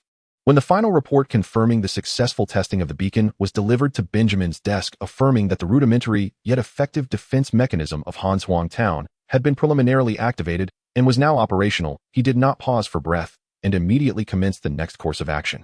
He summoned the administrator, Su Laiwan. The capable official appeared weary, with deep bags under his eyes and bloodshot sclera, evidently having endured more than one sleepless night due to the resource survey decree issuance and establishment of the storage. Su Laiwan, there's an important mission that only you can undertake. Benjamin pushed a sealed parchment scroll toward him, his tone leaving no room for argument. Go immediately to the Silver Stream territory and meet with Lord Elvin. Su Laiwan, mustering his spirit, took the scroll with both hands. Your command, my lord. Inside is my wartime development proposal prepared for Silver Stream territory. Benjamin nodded at the scroll. The core idea is quite simple. Crisis is opportunity, chaos breeds profit. What he needed to do was not to retreat into his shell and pray that the flames of war do not reach him, but rather to utilize the commercial network and abundant capital of Silver Stream territory to profit from the war. He looked at Su Laiwen and detailed, first advise him to leverage commercial channels to purchase and stockpile a large quantity of food, fabric, medicine, leather, and all other materials urgently needed by both the army and the populace, especially at low prices from those panicked small lords or merchants eager to liquidate their assets. Once the war begins, these will become hard currency. Second, utilize the relatively safe position and excellent commercial reputation of Silver Stream territory to establish a special supply route for wartime supplies, selling goods at high prices to all warring parties, especially to those border nobles facing supply difficulties. Remember, all parties involved, as long as they can pay, we do not care about the color of their banners. The profit must be sufficiently high enough to compensate for the risks. Third, relocate some assets and elite craftsmen to the kingdom's interior or even neighboring countries. Do not put all your eggs in one basket. At the same time, a certain degree of militarization investment should be made within Silver Stream territory, such as funding the training of a reliable armed merchant escort and reinforcing key warehouses. Tell Elvin that I now need him to provide not only wisdom and channels, but also tangible gold shields. Hanshuang Town requires more reserves of food and iron materials. I need him as an ally to provide financial support, and we can use future trade shares or war spoils as collateral. Finally, Benjamin fixed his gaze on Su Laiwen, saying each word deliberately. Your task is to break down and explain the reasoning behind this to Elvin. If he hesitates, remind him that lying atop a mountain of gold awaiting death is the greatest luxury, while war is often the fastest way for the wise to accumulate wealth. I do not need a useless ally who merely lies flat. Do you understand? Su Laiwen's fatigue vanished, replaced by the gleam of recognizing a great opportunity. He nodded vigorously, even revealing a hint of an excited smile. Rest assured, my lord. I will certainly persuade Lord Elvin. I will bring back a large pile of gold shields along with a signed cooperation agreement. Go now and be careful on the road. After sending Su Laiwen off, Benjamin did not pause for a moment. He changed into riding attire and only took Dio with him. My lord, where are we headed? Dio led two of the finest warhorses, somewhat puzzled. He had only been informed to prepare for departure, but was unaware of the destination. To the Blackrock territory to meet Baron Guise. Benjamin mounted his horse with brisk, decisive movements. I sent him a letter, and he responded wanting to meet for a discussion. While the situation has not yet completely escalated, certain matters must be clarified in person. Dio's brow immediately furrowed upon hearing this. As he mounted and followed, he lowered his voice in urgency. My lord, the Blackrock territory belongs to the Western region. Now that the Grand Prince has raised his banner in the Northern region and the Duke of the Western region leans toward the opposing side, Baron Guise is after all a Western noble. What if he detains you to claim credit with the Grand Prince or the Duke of the Western region? What should we do? This is too risky. Benjamin galloped along the now fairly well-paved road connecting the two territories, the wind howling in his ears. He glanced at Dio, showing little fear, calmly analyzing. Your concerns are valid, but the Western region has never been a monolith. Among the four major regions, the internal contradictions and historical grievances of the Western region are the deepest. You may not know that the true ancient rulers of the Western region are the Dragonflame Count and his family. The current Duke of the Western region was supported by the last two generations of kings to balance the Dragonflame family. The Dragonflame family has always harbored dissatisfaction toward this duke, who rose to power by currying favor with the royal family, even to the extent of disdain and hostility. These two families have been in open conflict in the Western region for decades. How could a decree from Al-Qa'ya easily resolve their grievances? He paused briefly before continuing. As for Baron Guise of the Blackrock territory, his title and territory came from the grant of the Dragonflame Count, not from the Duke of the Western region. From a political lineage perspective, he is not aligned with the Duke of the Western region. At this delicate moment, his active response to my request for a meeting is already significant. He is not a fool and would not easily offend a neighbor who is so close and has already demonstrated considerable strength and potential for the sake of a possibly unstable new master, not to mention the direct military conflict and diplomatic disaster that could arise from detaining me. Dio listened thoughtfully, his tense emotions easing slightly, but he still maintained the highest vigilance. Thanks to the already well-established road between the two territories, within half a day the outline of the Blackrock castle built of dark stone appeared in the distance. Compared to the last time, the atmosphere around Blackrock Castle was noticeably colder and more murderous. The number of patrolling soldiers had increased, their equipment more refined, and their expressions bore the vigilance of keeping strangers at bay. When Benjamin and Dio arrived at the castle gates, the guards were evidently already informed. A captain-like officer stepped forward, carefully verifying Benjamin's identity. He placed his right hand over his chest and performed a standard salute, his voice loud yet stiff. Baron Blackwood, Lord Guise has been waiting for you for a long time. Please follow me. Inside the castle, the lighting was dimmer than outside with thick stone walls, and the air was filled with the scents of iron leather and faint charred wood. Dio's hand never strayed far from the two guns tied to his saddle wrapped in cloth, his sharp eyes scanning every corner and soldier he encountered. Benjamin, however, appeared much more relaxed. He even whispered to Dio, "Relax a bit, Dio. Their failure to ask us to disarm is itself a signal. At least for now, this is not a trap, but rather a negotiation." Dio asked, "A trap?" Benjamin explained, "It means a deadly banquet." They were led to the main hall of the castle. A massive fireplace burned within, dispelling the unique chill of the stone fortress. Baron Guise was not seated on the high throne, but instead pulled a heavy oak chair to sit beside the fireplace. His Lady Elena stood beside him. Upon seeing Benjamin enter, Lady Elena was the first to offer a gracious, yet somewhat reserved smile, slightly nodding in acknowledgement. Guise raised his rugged face to look at Benjamin, the corners of his mouth twisting into a grin that was neither friendly nor hostile, but rather a smirk that bordered on a grimace. "You've come.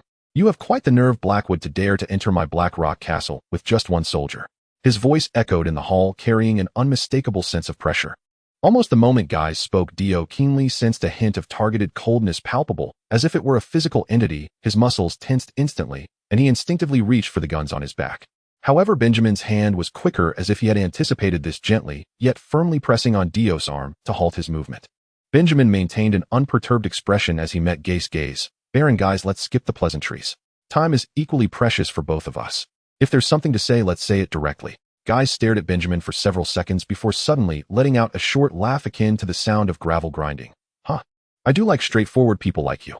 He leaned forward, elbows resting on his knees, his gaze sharpened like that of a hawk, lowering his voice as he spoke slowly and deliberately. "The Dragon Flame, Count, wishes to meet you. Count Longyan. He is the key figure mentioned by Dio during their analysis of the internal contradictions in the western region, someone supported by the royal family who has been suppressed and is discontented with the long-established giants of the western region. How could such a coincidence occur?" Just after analyzing his stance, his intentions were conveyed to me through Guise.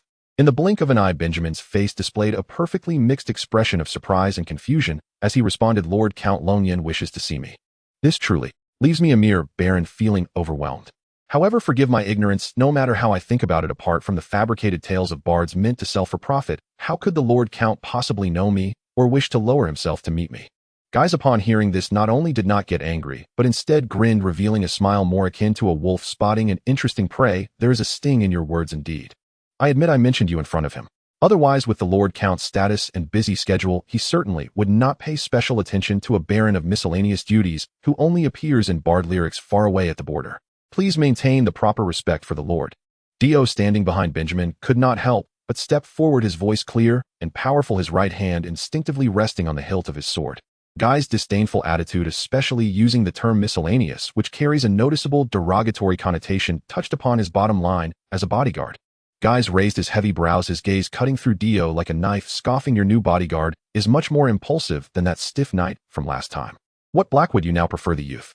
Benjamin calmly sidestepped half a step, partially blocking Dio behind him. This action was both protective and a means to halt him. He no longer tangled in the details and directly cut to the core. "Baron Guise, we do not have much time. Just say it. What did you say about me in front of the Count? And more importantly, what does the Lord Count wish to see me for?" Guise looked at Benjamin appreciatively, seemingly fond of his straightforwardness. "I have said before, I do not like to beat around the bush. So I directly stated that the Lord Count admires your talents and believes you are a clever person who can stir up something in the corners of the world. He wishes to recruit you under his banner." "Recruitment?" Benjamin's heart stirred, yet his face showed no sign of disturbance, instead responding with slight surprise, "I am honored by the Lord Count's appreciation. But the Lord Count should know of my relationship with Her Highness, the second Princess Celia Wright. She has shown me kindness." He brought up the princess, both to declare his position and further test the other's attitude toward his alliance with her. Although the Lord Count has no time to read the new tales of the Seven Knights, Guise waved his hand, as if dismissing it as inconsequential leisure reading. "He is indeed aware of this matter. He specifically entrusted me to convey 2 points to you." The firelight from the fireplace danced on Gai's face, making his expression appear even more profound. "First, the things you devised, that commune, or whatever those methods that motivate the common folk to work harder, and your training routines. The Lord Count said there are signs of vitality beyond the stagnation of this era, and he greatly appreciates it." Guise reiterated this with a tone carrying a hint of undeniable acknowledgement. After all, he had personally witnessed the soldiers of Frosttown and benefited from the connected roads. Secondly, Guise bent one finger, his gaze sharpening. "Charles, our esteemed Duke of the Western region, will soon attempt to cross the Grey Language Mountains and move toward the royal territory with his advanced troops. He wants to get in front of those pups from the northern region to wag his tail in front of Prince Alkaya and curry favor. He spat, showing no concealment of disdain, truly ugly.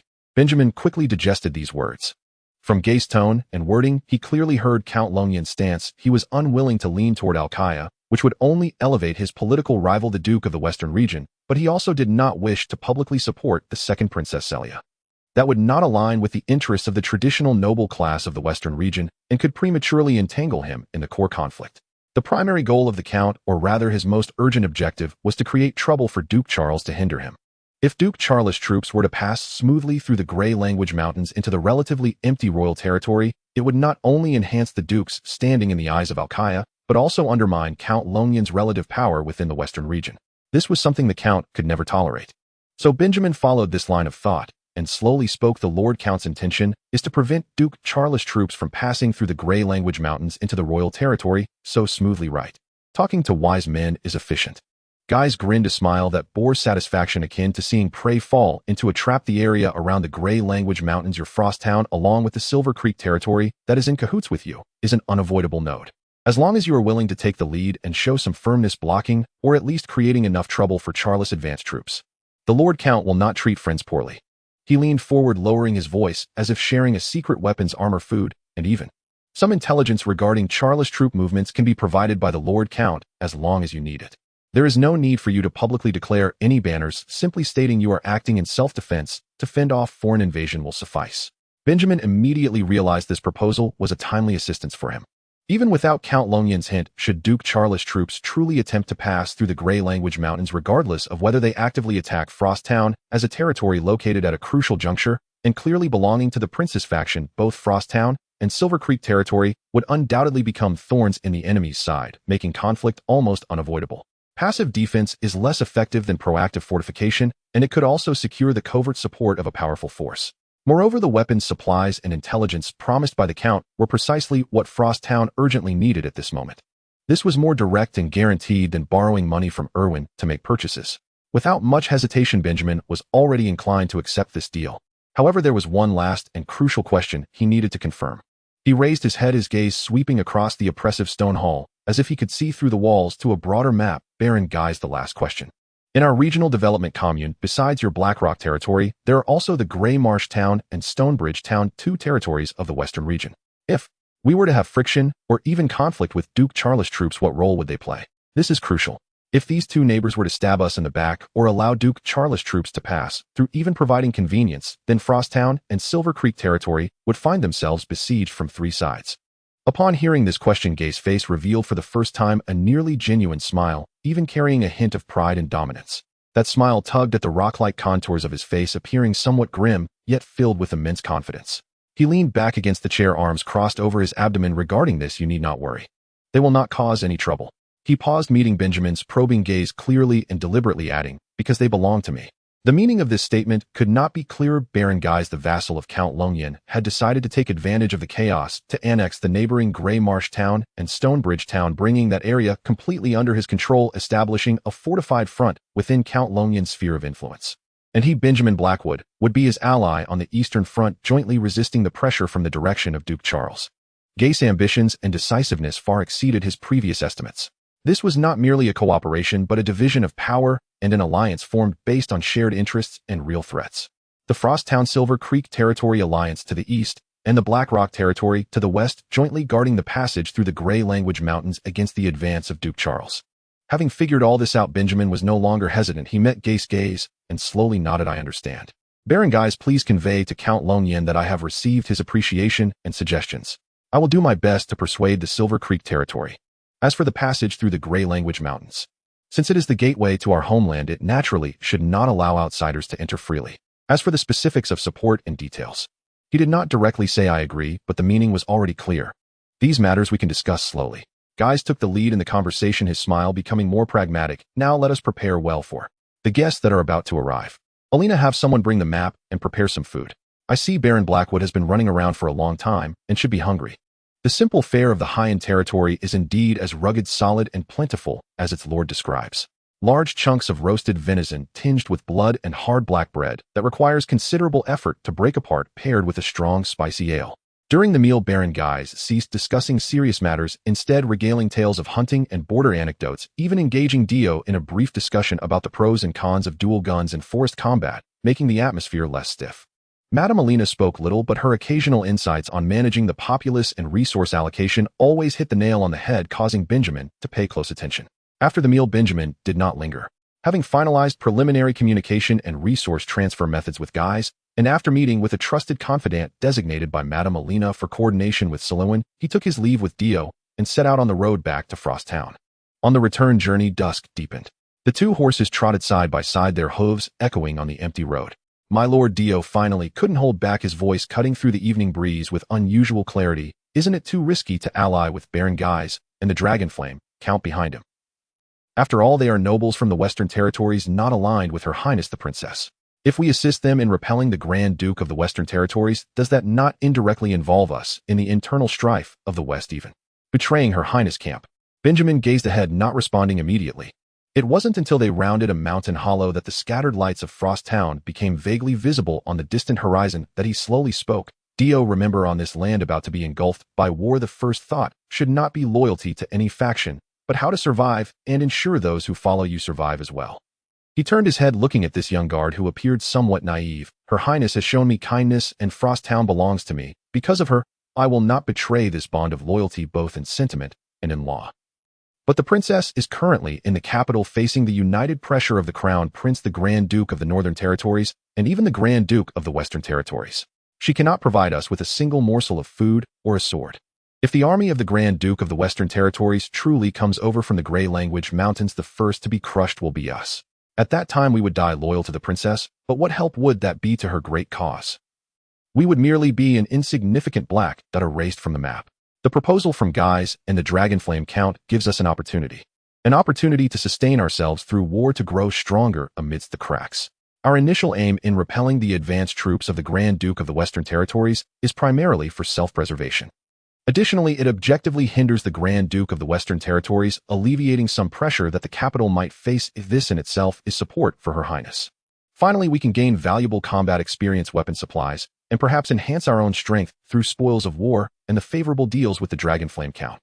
This is not betrayal, Dio. Benjamin's voice grew firm. This is a strategy for survival, and in our own way it is sharing the burden of pressure for Her Highness at the front lines.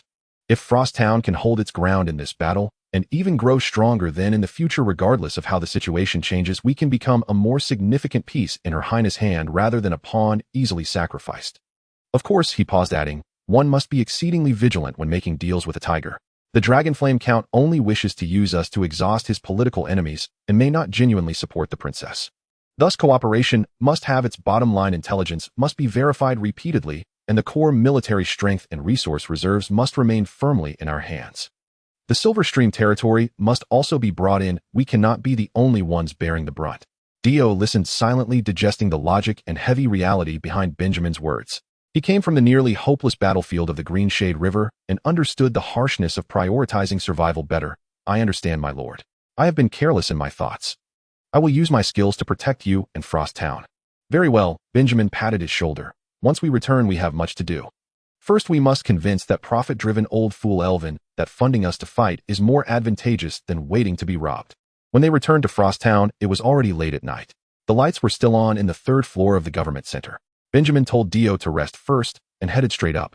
In the room, Evelyn was like a silent shadow, presenting the latest intelligence summary. Selwyn had not yet returned, but there was no bad news from the direction of the Silverstream territory.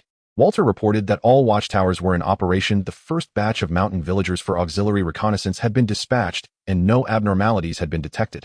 Chasey Wei had left a note detailing her preliminary calculations regarding the consumption forecast of food reserves under current construction and potential siege circumstances, along with a list of cold-resistant high-yield crops that could be quickly expanded in emergencies. Benjamin reviewed everything and felt somewhat reassured. He wrote down the key points of the preliminary agreement reached with Guise, sealed it in a confidential letter, and prepared to discuss it in detail once Selwyn returned. Simultaneously, he began drafting a second letter to Elvin of the Silverstream territory, this time not merely a suggestion, but containing a clear cooperation proposal and hints of possible support from the Dragonflame Count, without revealing the name, only mentioning a power from the west with a more urgent and assertive tone. After finishing the letter, it was already early morning outside. Benjamin felt no drowsiness. He walked to the window, gazing at the now quiet town. Most of the lights had been extinguished, and only the torches of patrolling soldiers moved rhythmically along the streets, with the faint silhouettes of soldiers on duty visible atop the newly constructed watchtower in the distance. The dark clouds of war loomed, yet Frosttown did not scatter in panic. Instead, it stood like an awakened hedgehog bristling with spikes and beginning to seek space to maneuver and gather strength beneath the shadow of its fangs. The secret agreement with the Dragonflame Count is a risky move, but also an opportunity to break the deadlock. Next, we must firmly bind the Silver Stream territory to the war chariot, refining the preliminary defense plan into executable ambush strategies while stabilizing the internal situation to ensure production does not come to a complete halt. 2 fronts. Benjamin murmured to himself, a bittersweet, yet exhilarated curve forming at the corners of his mouth. No, maybe 3 fronts. Diplomacy, military, internal affairs. Truly an ambitious undertaking. He turned back to the desk under the dim yellow oil lamp, once more unfurling the map of the Gray Language Mountains and its surroundings, his gaze sharply scanning for every potential battleground, pass, valley, and river. Charcoal marked the map, sketching out a border offense and defense battle grounded in worst-case scenarios, yet attempting to seize every opportunity, gradually forming a rough outline in his mind. As the sky began to lighten with the first hints of dawn, and the town of Hanshuang was still shrouded in the morning mist, and chill, a sudden clatter of hooves shattered the tranquility. The administrative officer Su Laiwen, accompanied by several weary guards, galloped through the town gate, heading straight for the government center. "My lord, I've returned." Su Laiwen rushed into Benjamin's office, placing a stack of documents on the desk. Benjamin had just splashed his face with cold water, trying to shake off the fatigue from staying up late. Seeing Su Laiwen's expression and the items he brought back, his spirit instantly lifted. "What news?" "I have fulfilled the mission." Su Laiwen took a deep breath and reported rapidly. Lord Elvin was initially indeed frightened. His complexion fluctuated between pale and green as he repeatedly muttered that the Silverstream territory was built on commerce, that the merchants could handle ledgers but were not suited for swords, and that getting involved in military matters was a path to death. He mimicked Elvin's panicked and conflicted tone vividly. "I followed your instructions, my lord," and gradually persuaded him. He particularly emphasized that if the troops from the western region truly intended to advance eastward to the royal capital, the few routes through the Gray Language Mountains that could accommodate horse-drawn carts were the closest shortcuts. Once the flames of war ignited, they would not be deterred merely by the sign of prosperity hanging at the entrance of the Silverstream territory. At that time, not to mention the goods in the warehouses and the crops in the fields, even the family fortune and heads of the Hothorn family accumulated over generations would be at risk. "Will you support us in raising our shields now, or wait for others to seize everything?" Su Laiwen was evidently skilled in negotiations of this kind, gesturing to the 2 guards behind him as he spoke. The 2 immediately brought a heavy, large, iron-inlaid wooden box to the table. Su Laiwen personally unlocked it, and as he lifted the lid, the dim light in the office seemed to brighten.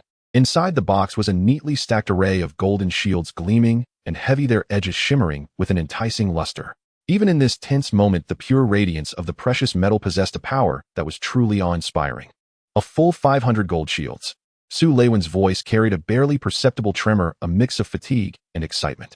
"This is the first phase of special cooperative funding for regional security provided by Lord Elvin specifically for the procurement of military rations, quality iron materials, and urgently needed medicines for the battlefield.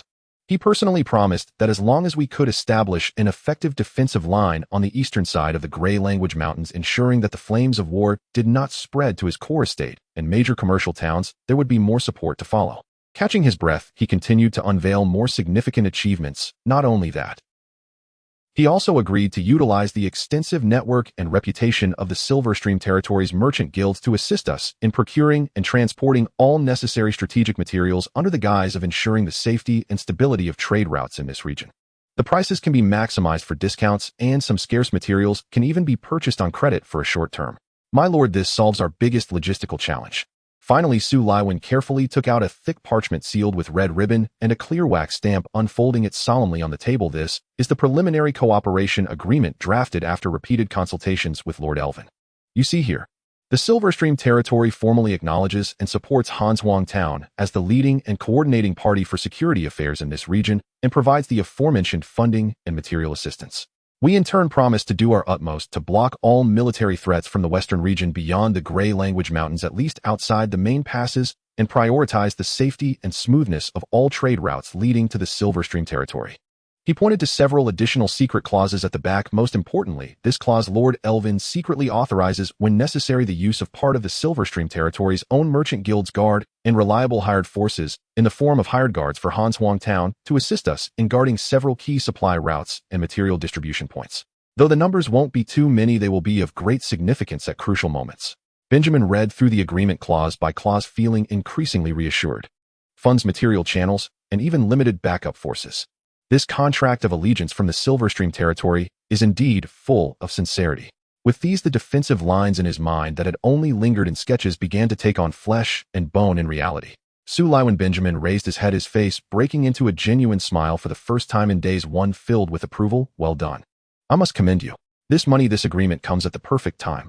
You have rendered great service to Hanshuang Town. Su Laiwen uncharacteristically refrained from false modesty, standing tall. It is my duty to relieve my lord's worries. But don't rush to rest. Yet Benjamin signaled for him to sit down, pouring him a cup of water himself. There is another matter that requires your mouth and mind to handle. He briefly recounted his visit to the Haiyan territory yesterday, the meeting with Baron Guise, and the intentions and support from Count Longyan behind him. Su Laiwen's eyes brightened more and more, especially upon hearing of discounted weapon supplies and intelligence sharing. With the Haiyan territory, the specific material handover, intelligence transmission, and some inconvenient cooperation details require a reliable, shrewd person to coordinate. Benjamin looked at Su Laiwen. Lady Alina, the wife of Baron Guise, will be the person in charge there. After thinking it through, I believe you are the only one suited for this task. Su Laiwen was not surprised, even eager, as he took the simple communication token and the sample of Lady Alina's personal seal from Benjamin, nodding confidently. My lord, rest assured, dealing with shrewd people is my specialty. I will surely secure the most favorable conditions for Hanshuang Town, while ensuring our bottom line is not crossed. In the afternoon, the atmosphere in the meeting room of the government center was more tense than ever. All corps members gathered again. Benjamin wasted no time and got straight to the point, his voice clear and stern. We have received reliable intelligence from the Haiyan territory. The vanguard troops of Duke Charles from the western region are expected to attempt to pass through the channels of the Grey Language Mountains, soon aiming to quickly enter the royal territory and pave the way for Prince Alkia. One of their likely routes will lead them to Hanshuang Town, serving as a supply point or an obstacle that needs to be cleared. This news struck everyone like cold water poured into a boiling pot, causing their expressions to change drastically. Walter's fists instantly clenched, knuckles turning white, while Cecivia pressed her lips tightly together. Evelyn's gaze deepened, and even Diana subconsciously adjusted her stance. But Benjamin raised his voice to quell the crowd's unease. The enemy has its own troubles. The western region is not a solid block. What we face is not the full strength of Duke Charles, but a vanguard force eager to advance, possibly lacking stable logistics. And we are not without preparations. He swept his gaze across the crowd with a determination of no return. The funding and material support from the Silverstream territory are in place. The Haiyan territory and the forces behind it will also provide certain assistance. Now what we must do is not to fear, but to make these uninvited guests taste the cold specialties of frost we have prepared for them in the Grey Language Mountains. Walter. Benjamin first turned to the military minister. Here. Walter responded like a sword drawn from its sheath. You are responsible for the overall defense. Immediately lead all militia and selected construction workers to choose suitable terrain in the rear of the main passes from Hanshuang Town to the Grey Language Mountains and rapidly construct at least 2 field defensive fortifications. No need for walls, but make full use of rocks and trees to construct obstacles, traps, simple breastworks, and crossfire points. I will have Su Laiwen coordinate to prioritize supplying all inventory and incoming iron materials to you for making iron caltrops and reinforcement materials. Benjamin stared into Walter's eyes. This is a heavy responsibility. My order to you is the flames of war must not reach Hanshuang Town. All battles must occur outside the town walls. Understood, my lord. As long as there is a defense line, there is a man. Walter's voice rang like steel clashing, filled with unwavering conviction. Diana. Here, my lord. Diana stepped forward confidently. You have experience in commanding small elite units for guerrilla and rapid response operations. Now I appoint you as the temporary commander of the Mountain Rapid Response Unit. Select 40 of the most agile, tenacious, and familiar soldiers with the mountainous terrain from the standing army to undergo emergency special training under your command. The training focus concealed mountain movements, rapid engagement and disengagement, small-scale ambush tactics, and disruptions aimed at enemy supplies and small units. You will be the daggers stuck in the enemy's flanks and behind our eyes and fangs in the mountains and forests. Diana's eyes burst with fervent light. He could finally find his purpose here. Yes, I will not fail my mission. Evelyn, your intelligence team must operate at full capacity. I need to know the exact strength, equipment routes, expected arrival times of the enemy vanguard, and the style and possible weaknesses of their commander. Evelyn nodded slightly silently, indicating her understanding. Su Laiwen coordinate all material allocations and liaise with the Silverstream and High-End territories to ensure frontline supplies, while stabilizing prices and morale within the town to prevent profiteering and panic. Yes, a series of clear orders were issued and everyone understood their tasks, filling the meeting room with a tense and excited atmosphere as a great battle loomed. After the others hurriedly left to carry out their orders, Sisivia did not leave immediately. She approached Benjamin, her gray eyes reflecting a rare seriousness. Benjamin, I cannot intervene in military arrangements, but I want to remind you of another matter. She unfolded a sketch she had drawn herself marked with the terrain surrounding Hanshuang town. Most of our farmland is near the town with flat terrain and abundant water, but this also means it is highly visible and easily damaged. Whether it's a cavalry charge from the enemy or a small unit's malicious arson, it could destroy the crops we have painstakingly sown in an instant. I require a reliable team to secretly establish several backup planting sites in these hidden valleys and slopes of the Gray Language Mountains. It is currently summer, and some fast-growing tubers and hardy vegetables can still be sown for a season. The scale doesn't need to be large, but it must be sufficiently concealed as an emergency food reserve in case the farmland outside the town is destroyed. This requires manpower and soldiers to provide perimeter security. You are right, Sisivia. Food is our lifeblood and cannot be left exposed. I will assign a team of quick-witted, discreet, and terrain-savvy individuals from the volunteer militia under your full command to carry out this backup granary plan. For tools and seeds, directly contact Su Laiwen for allocation. As for perimeter security, I will have Walter incorporate those areas into the patrols while establishing the defense line. Sisivia nodded, putting away the map, her face showing a hint of this should have been done earlier. She turned and quickly left, preparing to select the people she needed. The office fell silent once more. Benjamin walked to the window, observing the figures of his subordinates below as they swiftly took action, each busy with their tasks, watching as Walter began to gather people and allocate tasks in the square, and gazing at the distant, silent, and majestic outline of the Gray Language Mountains. A storm was brewing on the horizon. No matter what happened, they must hold on. In the cold and damp castle of the Iron Forged territory, Ella's recent days have been nothing short of dreadful. If previously she was overwhelmed by the affairs of the territory and her reputation had plummeted to the depths, now, with the sudden downturn in the kingdom's situation, she felt as if a sword was hanging over her head ready to strike at any moment. The news of the Crown Prince Alkaya colluding with the dukes of the northwestern regions and brazenly issuing a war declaration, leading his army southward, swept through every corner of the Iron Forged territory like the most biting cold wind. The residents, especially the miners and craftsmen, began to live in constant fear. Whispers filled the taverns and unrest stirred in the mines. The reason was simple: the Iron Forged territory was nominally the fief of Her Highness Princess Celia, and Lord Ella was well known as a former aide of the princess. Once the Crown Prince's army marched in, would the residents of these rebellious lands face retribution? Would they be plundered?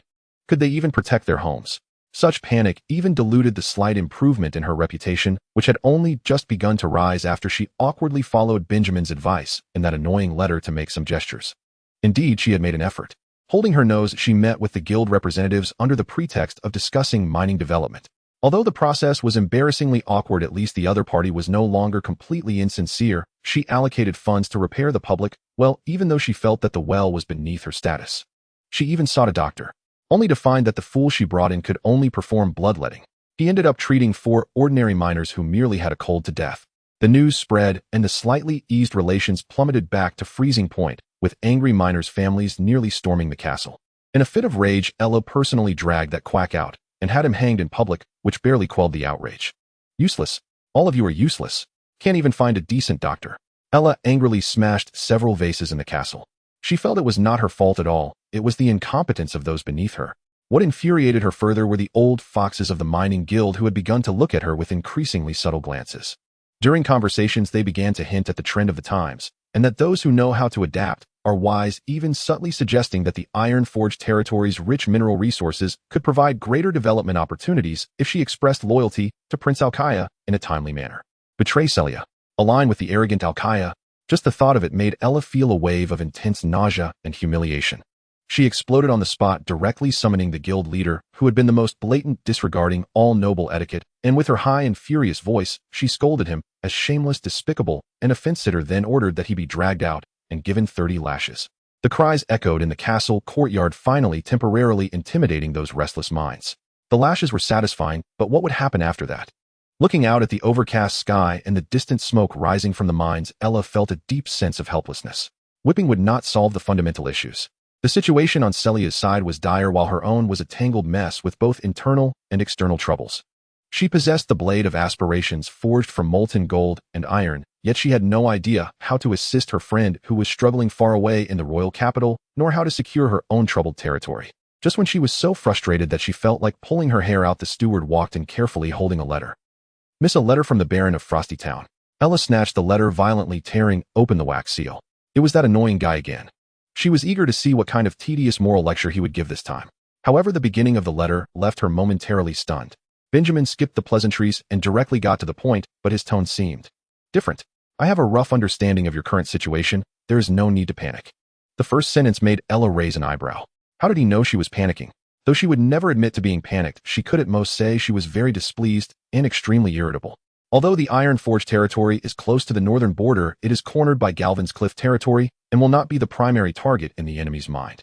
With Galvin blocking the way, there is no need to worry about an army pressing in. Your immediate task is to stabilize internal affairs. Ella pouted, but felt slightly reassured.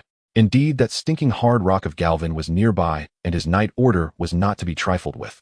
If a war were to break out, the pressure on her side would indeed be greatly reduced. This annoying guy has a point. Following that, the contents of the letter made Ella's eyes widen. As war approaches, the demand for weapons surges. The Iron Forge territory possesses high-quality iron mines, which is a heavenly opportunity. As war looms, the value of fine weapons and armor will multiply. You need not worry about sales. Selling weapons? Ella's mind buzzed. She had not considered this. Previously, she only thought the mines were dirty and noisy and that iron ingots were merely heavy commodities. But after Benjamin's words, it seemed plausible. In war, everyone would need to buy weapons and armor. Her iron mines, would they not turn into gold mines? I have reached an agreement with Lord Elwyn of Silver Creek Territory. His merchant network can ensure a smooth sales channel at favorable prices. To ensure the smooth flow of supplies, I propose that the Iron Forge Territory, Silver Creek Territory, and my Frosty Town jointly invest and work together to build a wartime supply route connecting the three locations. Once this route is established, your iron mines can continuously transform into sharp blades and sturdy armor delivered to where they are needed, thus aiding Her Highness the Princess cause while enriching the warehouses of the Iron Forge Territory and securing the hearts of your people. This is a win-win situation, and I hope you will give it serious thought. Road construction, connecting Silver Creek Territory and Frosty Town. Ella's heart raced. If so, her iron would no longer be just stone trapped in the mountains, but something that could be turned into wealth and influence. She could also help Celia. This Benjamin fellow seems to have thought this through. Is he considering everything for himself and for the Iron Forge territory?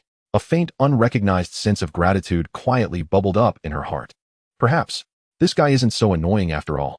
However, the truly important content of the letter came at the end. Additionally, I have a request only you can assist me with. Enclosed are several blueprints. The metal components depicted require extremely high precision and complex shapes. Only your blade of aspirations can shape them successfully, and the internal structure must be even and dense, with not a single air pocket or flaw.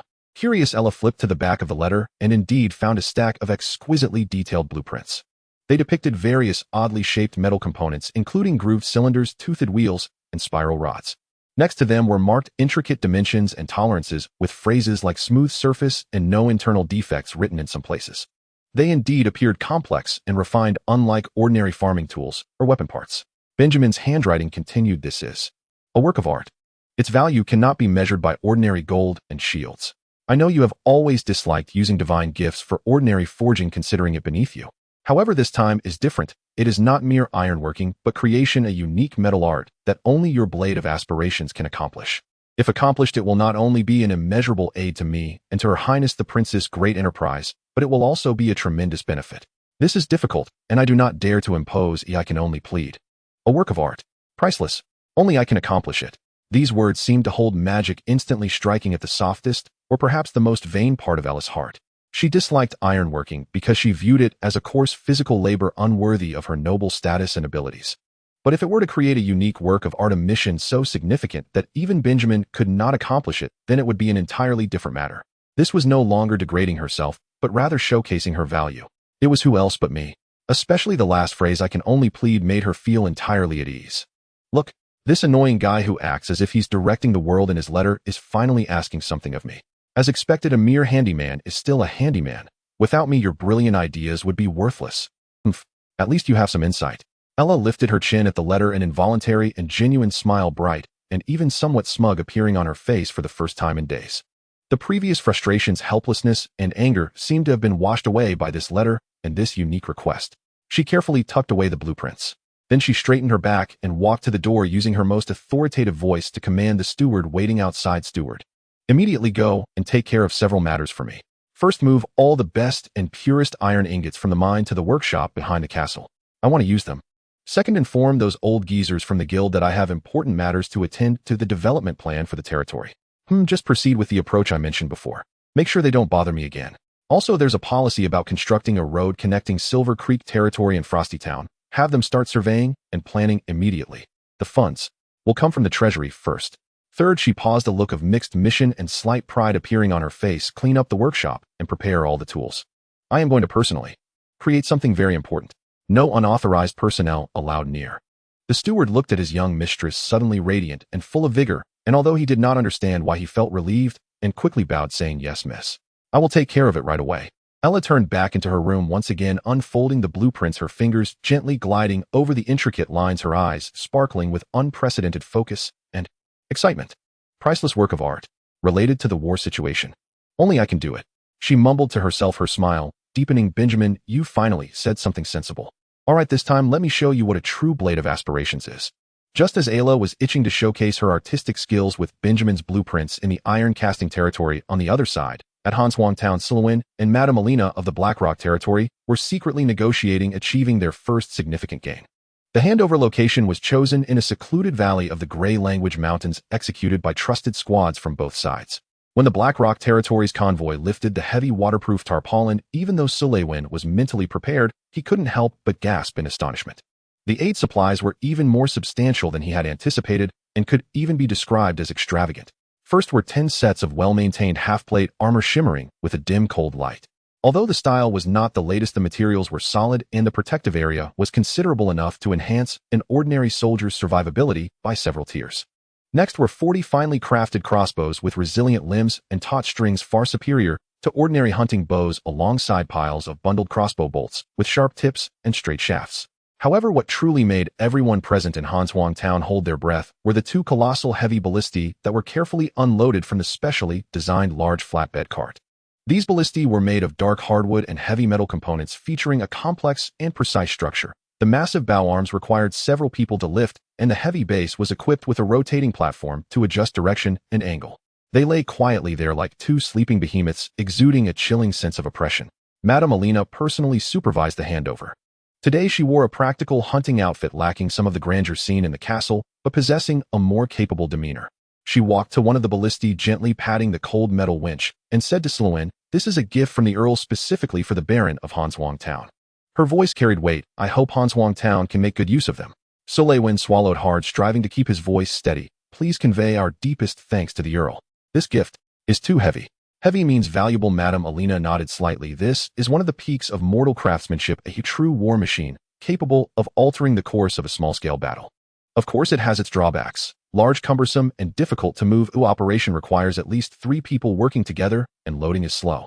But when you see the massive bolts it fires, piercing shields and tearing through formations like a reaper's spear, even pinning armored knights and their steeds to the ground, you'll realize that every cost is worth it. The psychological impact it has on morale is far more terrifying than its actual lethality." She paused, looking at Silhouin. "The Earl hopes this gift can be used in the most suitable place to exert the most critical effect." When these 2 heavy ballistae and their accompanying supplies were laboriously transported back to Hanswang Town, placed in the newly built, specially reinforced armory, the entire town was stirred. Especially what the well-informed champion knight, whose eyes could not be torn away from the ballistae the moment he saw them.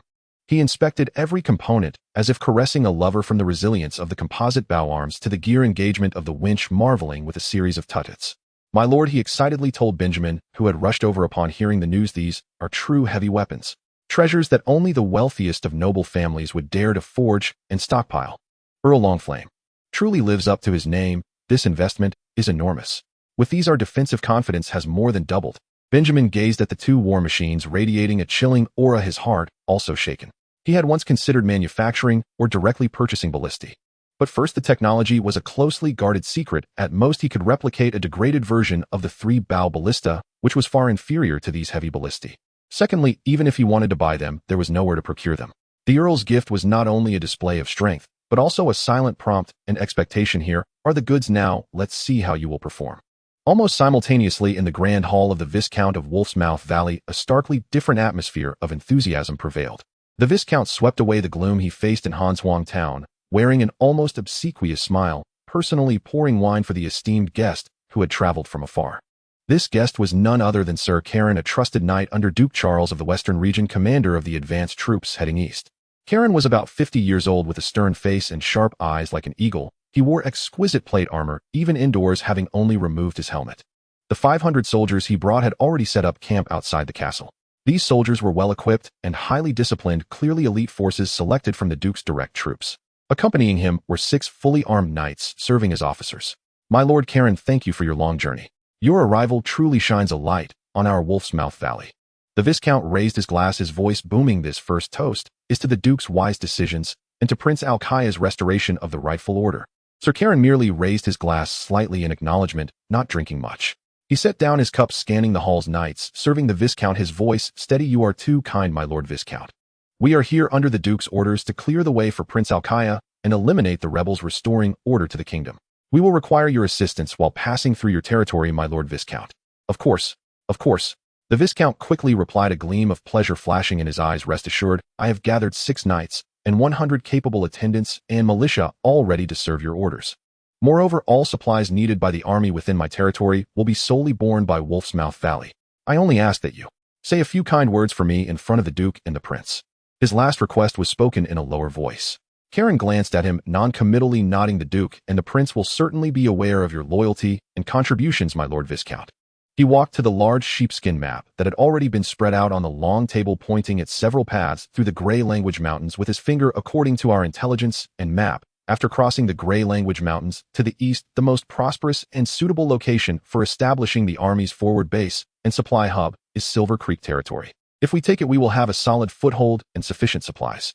Then, using it as a springboard, we can threaten the royal territory to the south and launch an assault on the iron casting territory to the east, where the royal prince's significant mineral resources are located. Capturing it will not only yield a large quantity of ironware, but also severely undermine the rebels' war potential. Established defenses here radiate outwards and wait for the main forces to arrive. This is the optimal route deduced by me and my colleagues with the lowest risk and the greatest reward. He paused, his tone slightly disdainful. The territories along the way are either impoverished or indecisive, and they are utterly incapable of blocking my elite forces. The Viscount of Wolfsmouth Valley quickly concurred. Your insight is profound, my lord. Silver Creek territory is overflowing with wealth, but lacks any decent military. That Elvin Hossern is merely a merchant who drills for profit, not worth worrying about. Though the iron casting territory has some miners, the lord is a hot-tempered, militarily ignorant young girl, and the Knights of Stonecliff territory are still some distance away, unable to react in time. Karen nodded slightly, but his finger ultimately paused at an inconspicuous location on the map, just near the exit of a major passage in the Grey Language Mountains, Hanswang Town. The only potential source of trouble is here. Sir Karen's fingertip tapped the mark of Hanswang Town, the territory of that newly promoted baron of menial labor by the second princess. Its location is tricky, backed by mountains, and the terrain is not friendly to us as attackers. The Viscount of Wolfsmouth Valley immediately interjected through gritted teeth. That arrogant little brat. He detained my son, extorted ransom, and humiliated my envoy.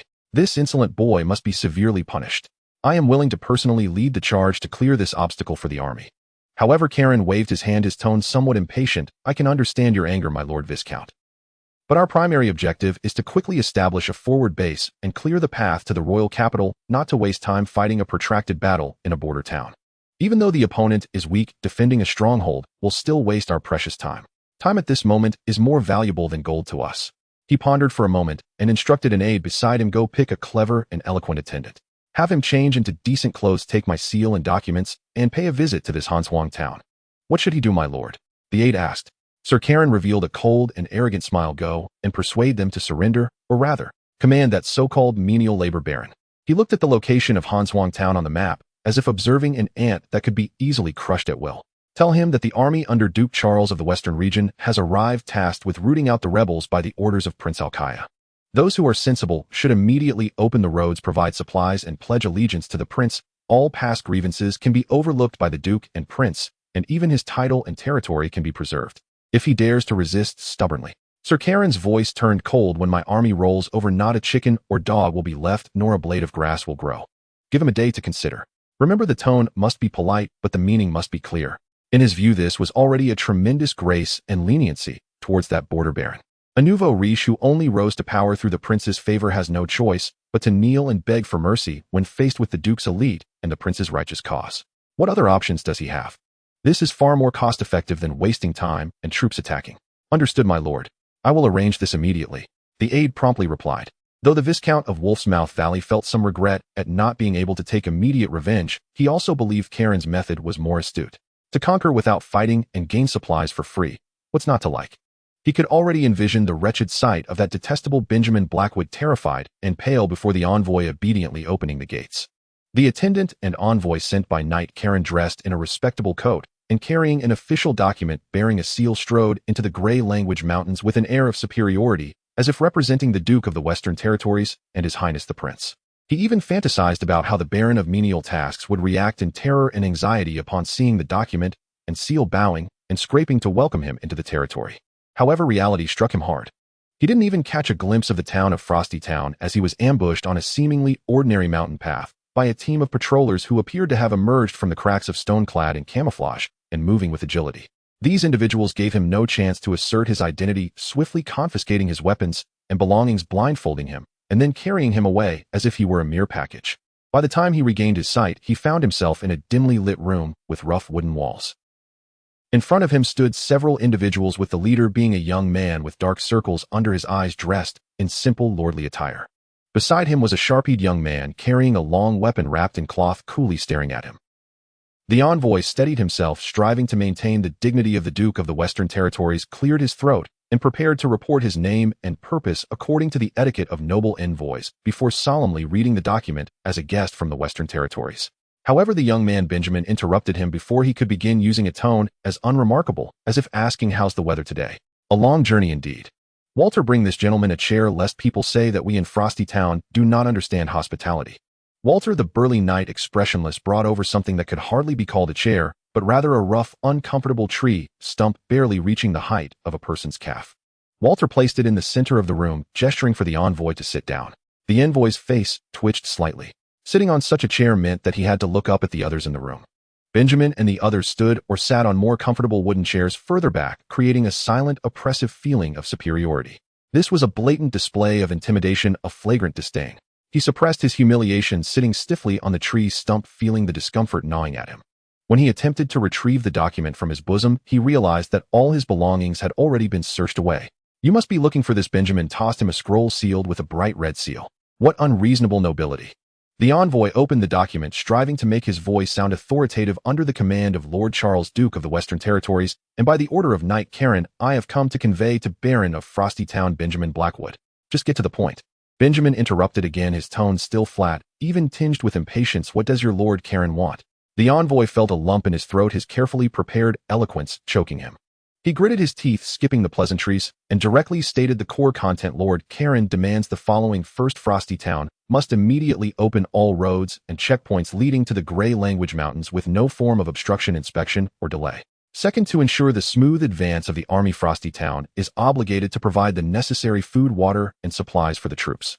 Third, His Excellency the Baron must publicly swear allegiance to His Highness Prince Alkaya and sever ties with the traitorous false Princess Celia."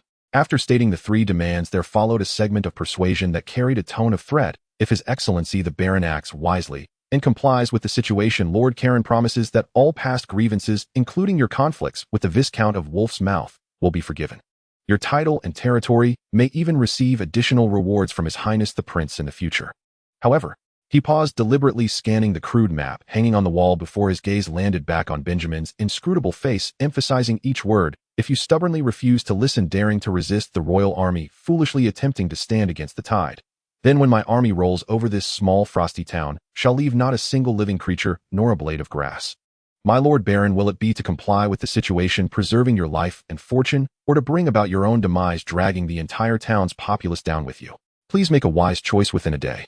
Throughout the entire process, Benjamin listened with a neutral expression, even drifting off slightly, as if lost in thought about some trivial matter. Once the envoy finally finished speaking, the room fell into a brief silence.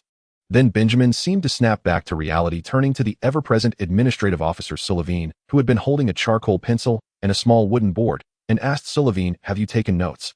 "The demands of Knight Karen. On the shopping list."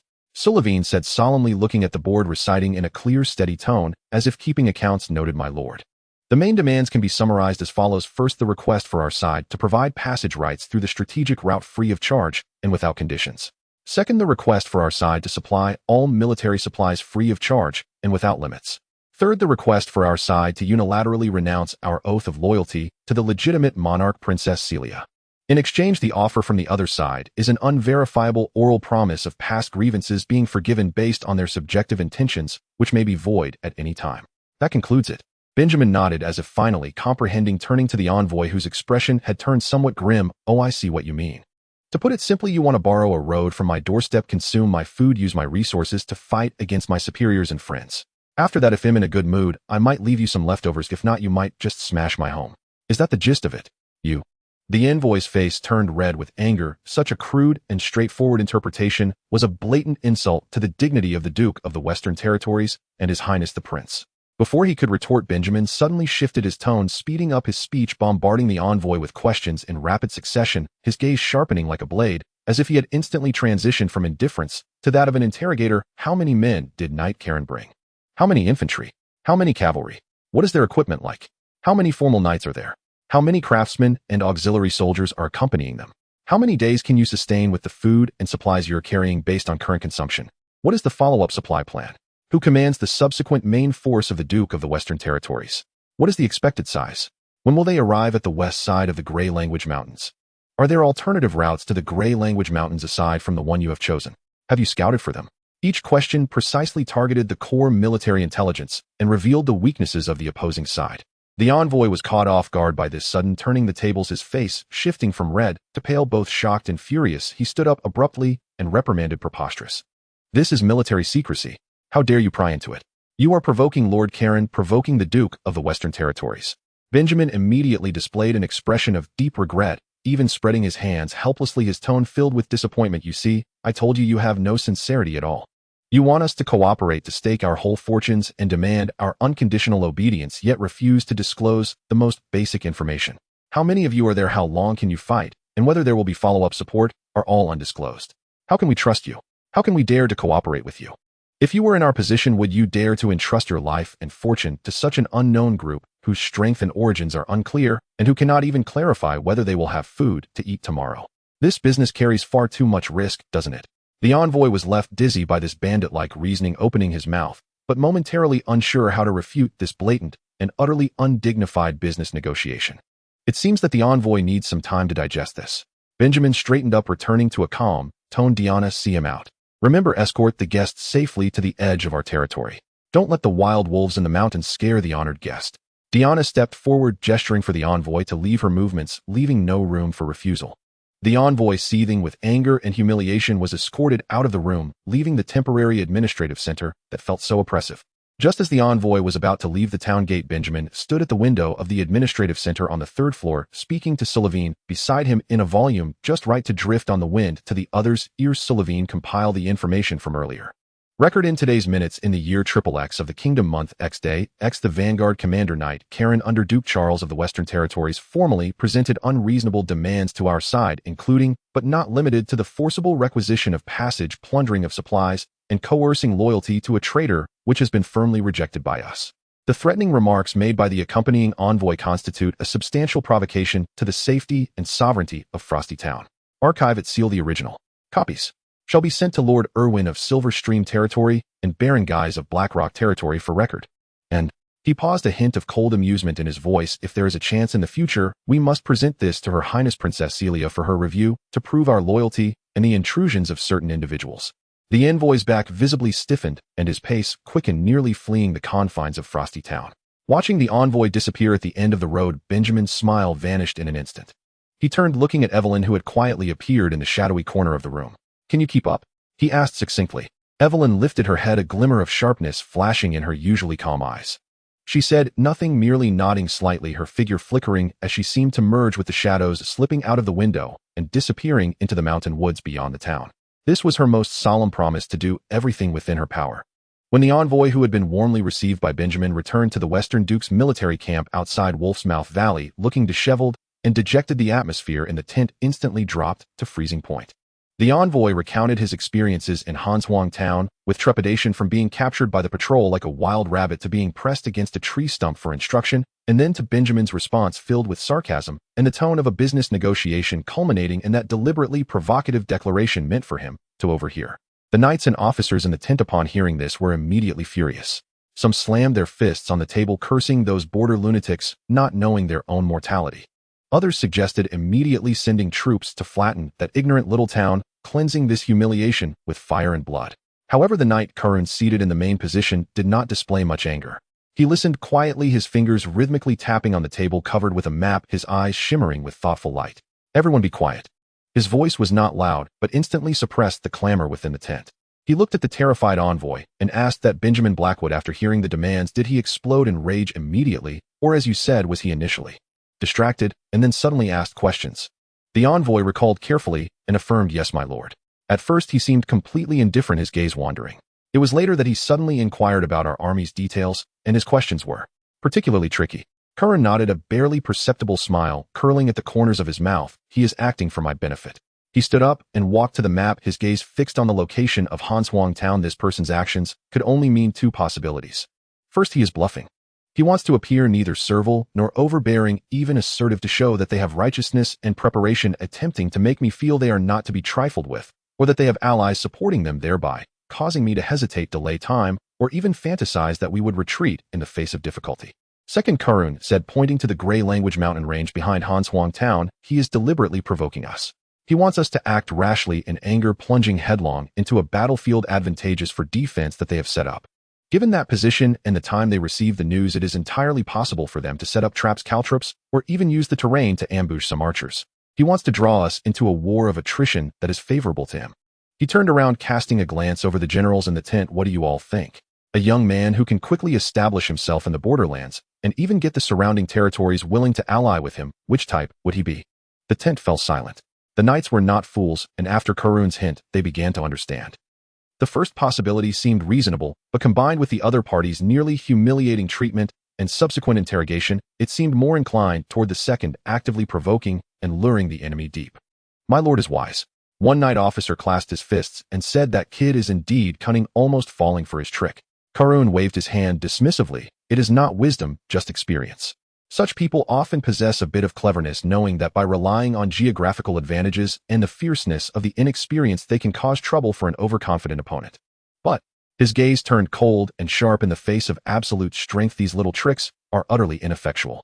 In my life, I have experienced 27 battles of all sizes, crawling out from mountains of corpses and seas of blood, relying not on the glory of knighthood or the courage of unknown duels, but on caution, calculation, and a willingness to use any means necessary for victory. The Western Duke entrusted me with the vanguard precisely because of this." He no longer hesitated and swiftly issued his orders with a tone of finality. "Send the orders. The main force is to break camp at dawn tomorrow and head to the main passage entrance of the Gray Language Mountain Range. Camp ostentatiously within sight of the enemy's preset defensive line. Erect more flags. Send out scouting cavalry to roam, creating the illusion of an imminent breakthrough at any cost. Attract and restrain the enemy's main defensive forces and attention." At the same time, he pointed to two capable knights. "You and you each select 30 of the most adept at mountain climbing and swift action attendants to form two teams. You have 2 days to find a way to bypass the enemy's frontal defense lines circling to the side or even behind Hanshuang town. The path does not need to be wide, just passable." He looked intently at the two appointed knights. "Once you find the way, do not hesitate. Launch an assault immediately.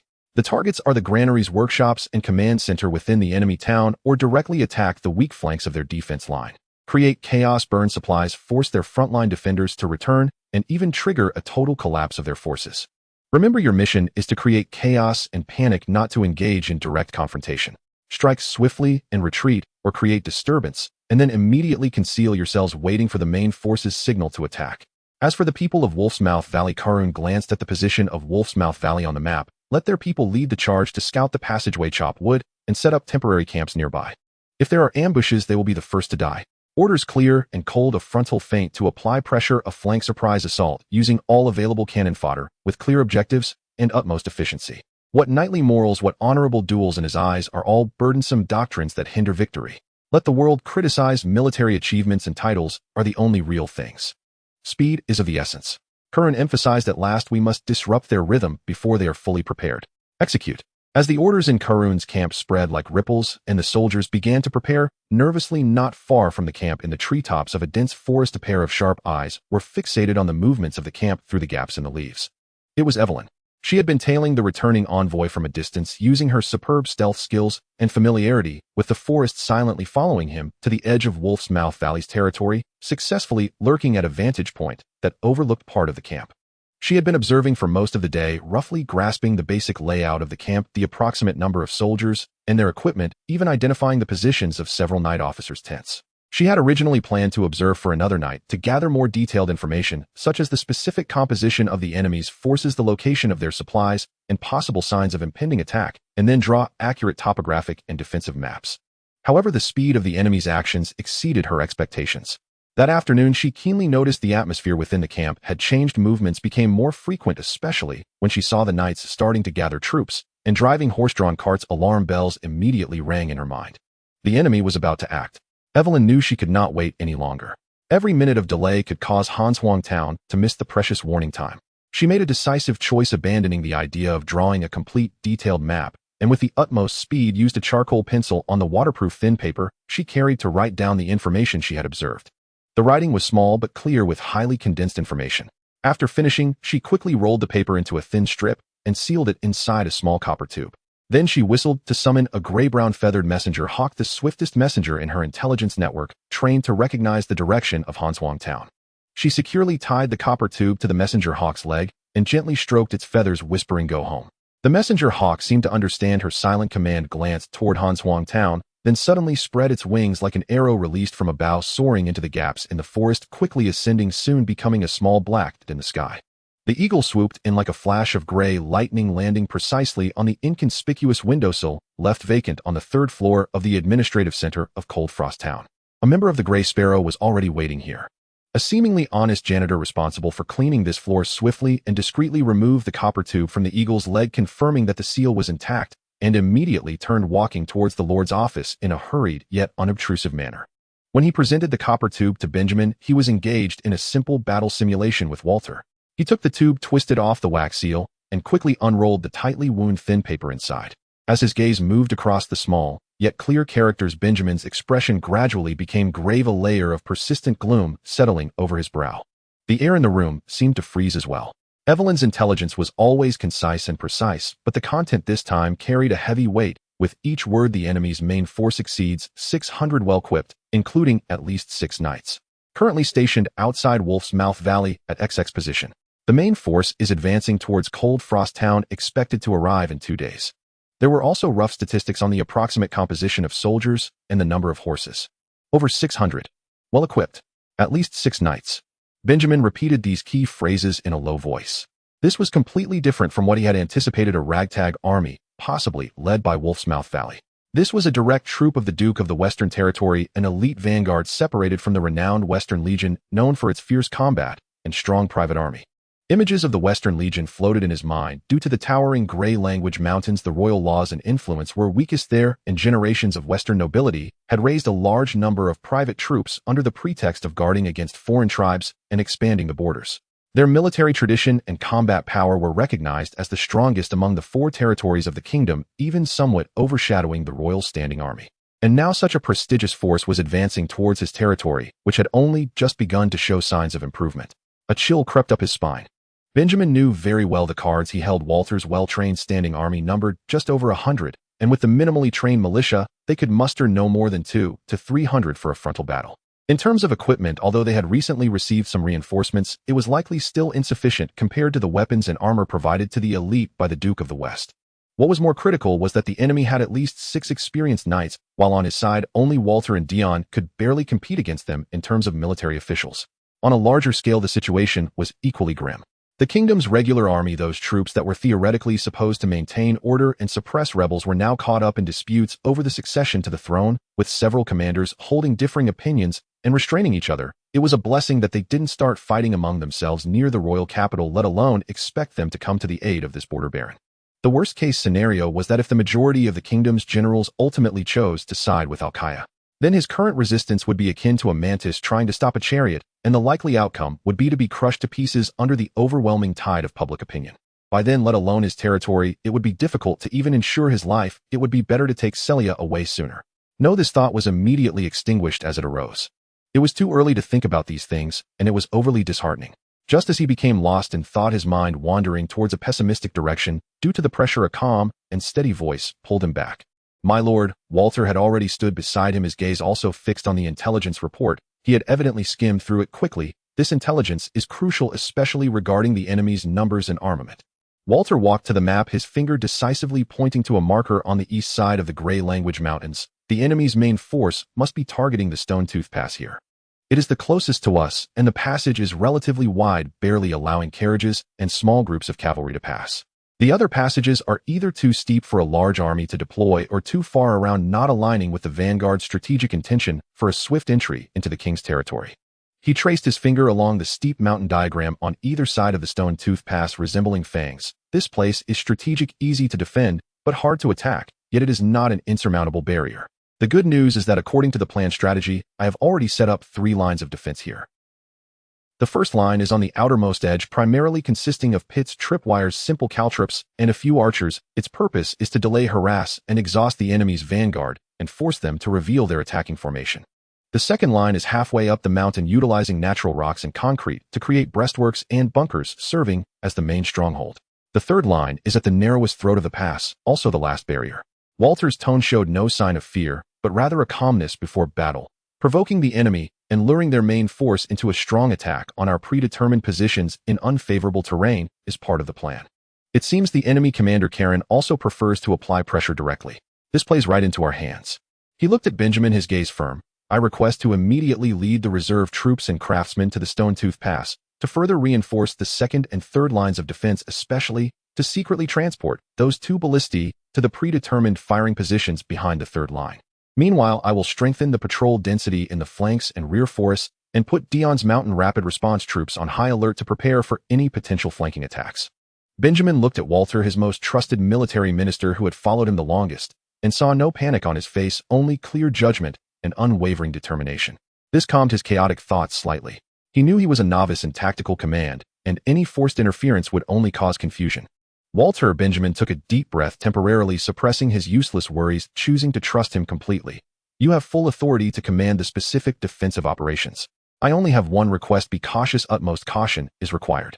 The enemy is a legion under the Duke of the Western Territory, and Commander Karen does not seem to be a reckless man. Our defenses may be able to hold against the first wave, but they will likely have a backup plan.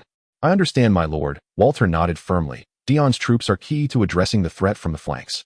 I will maintain close contact with them. For each step the enemy takes forward, they will pay in blood. Go ahead. If you need anything, go directly to Sullivan for supplies. Benjamin patted Walter on the shoulder. The safety of Cold Frost Town is entrusted to you. I will not fail you. Walter clenched his right fist and thumped his chest, saluting with a standard military gesture, then turned and strode out of the office, his heavy footsteps echoing in the corridor with a sense of power. Watching Walter's departing figure, Benjamin's anxiety did not completely dissipate, but at least he had a clear direction for response. He no longer hesitated, quickly returned to his desk, laid out fresh writing paper, and began to write. He needed to immediately convey Evelyn's intelligence and his own judgment to key allies. The letter to Elvin of Silverstream Territory was the most urgent. The vanguard of the Western Legion has merged with Wolf's Mouth Valley with about 600 elite troops and will soon attempt to break through the Grey Language Mountains. War is imminent, and Silverstream Territory is the first to bear the brunt. I hope you will immediately mobilize all merchant guards and available soldiers to strengthen border vigilance, especially paying attention to the routes leading to the Grey Language Mountains. My side will do everything possible to block the enemy at the mountain pass. If things go awry, your side must serve as a second line of defense. Ensure that the supply transport routes are safe and unimpeded. Remember, this is not a matter for one family. If the lips are gone, the teeth will be cold. The letter to Geiss of Blackrock Territory was comparatively subtle, but conveyed a clear message. A guest has arrived at the door bearing significant gifts and intending to visit. We have prepared a feast. The situation changes rapidly, so keep in touch. In fact, he even sent a brief letter to Ella in Ironcast Territory without revealing specific military information, just reminding, the kingdom is in increasing turmoil, and the West is unstable. Ironcast Territory is strategically located, and the iron mines have become a focal point. I hope you strengthen your defenses and maintain communication with your neighbors. Regarding the previous request for artifacts, if you have the resources, I hope they can be completed soon, as they may prove useful. For each letter he sealed it with his Baron's seal and entrusted the most reliable messengers to deliver them as quickly as possible. After completing all this, the sky outside had darkened. Benjamin walked to the window, gazing at the distant outline of the gray language mountains, silent and dark like the back of a giant beast. The Stone Tooth Pass is in that direction. In the town, due to mobilization and preparations for war, the atmosphere was much more solemn than usual. Yet lights still flickered one after another, cooking smoke curled up, and the torches of patrolling soldiers moved rhythmically along the streets. Have I done everything that needs to be done? Benjamin murmured to himself, clenching his fists. Stay calm, do not slacken. There are still many things I can do. When Water stood on a high ground behind the Stone Tooth Pass, overlooking the concrete defenses that had risen like magic in just a few days, the confidence brewing in his heart about the upcoming battle with its overwhelming disparity in strength became as solid as this nascent barrier. This confidence was rooted in his loyalty and trust toward Baron Benjamin Blackwood the Lord. This confidence also stemmed from his faith in the soldiers under his command. However, if he were to analyze his innermost thoughts, the true factor that occupied the most significant portion of his confidence, which made him believe that this battle could yield extraordinary results, was not any of the aforementioned aspects, but the sight of those clad in coarse clothing, covered in mud and dust, chanting commands as they poured bucket after bucket of prepared mortar concrete into wooden molds. The workers of Frosttown lined up. No, perhaps it would be more accurate to call them an engineering battalion now. Water often marveled at the effort and expectations the Lord had invested in these non-combatants, which seemed to far exceed those placed upon ordinary individuals. Under Benjamin's governance, the allocation of labor in Frosttown painted a picture of remarkable efficiency. Apart from the soldiers drafted and the farmers tasked with cultivation, nearly all able-bodied subjects, regardless of gender, had undergone some form of worker training. From the most basic tasks of digging, tamping, and transporting to more complex carpentry, stone cutting, and even the recently popularized concrete mixing and pouring, there existed a system that adults referred to as a standardized process. I will fill the mouths of the subjects until they can no longer swallow, Benjamin once said in an almost obsessive tone, but in exchange their hands must not rest for a moment. He was both the benevolent lord who personally cared for the lonely established dining halls and provided reasonable compensation, as well as the feudal ruler who wielded the highest authority over the territory, capable of mobilizing all manpower and resources to realize the blueprint in his heart. As long as the rigid pale church which sought to interfere with the secular did not take root here, Benjamin Blackwood was the absolute core of will and order on this land. And all of this ultimately coalesced into the formidable, organized, and technologically adept engineering force before him. They were the secret to Water's courage to confront the elite forces of the western frontier directly at the Stone Tooth Pass, or rather the very foundation of it.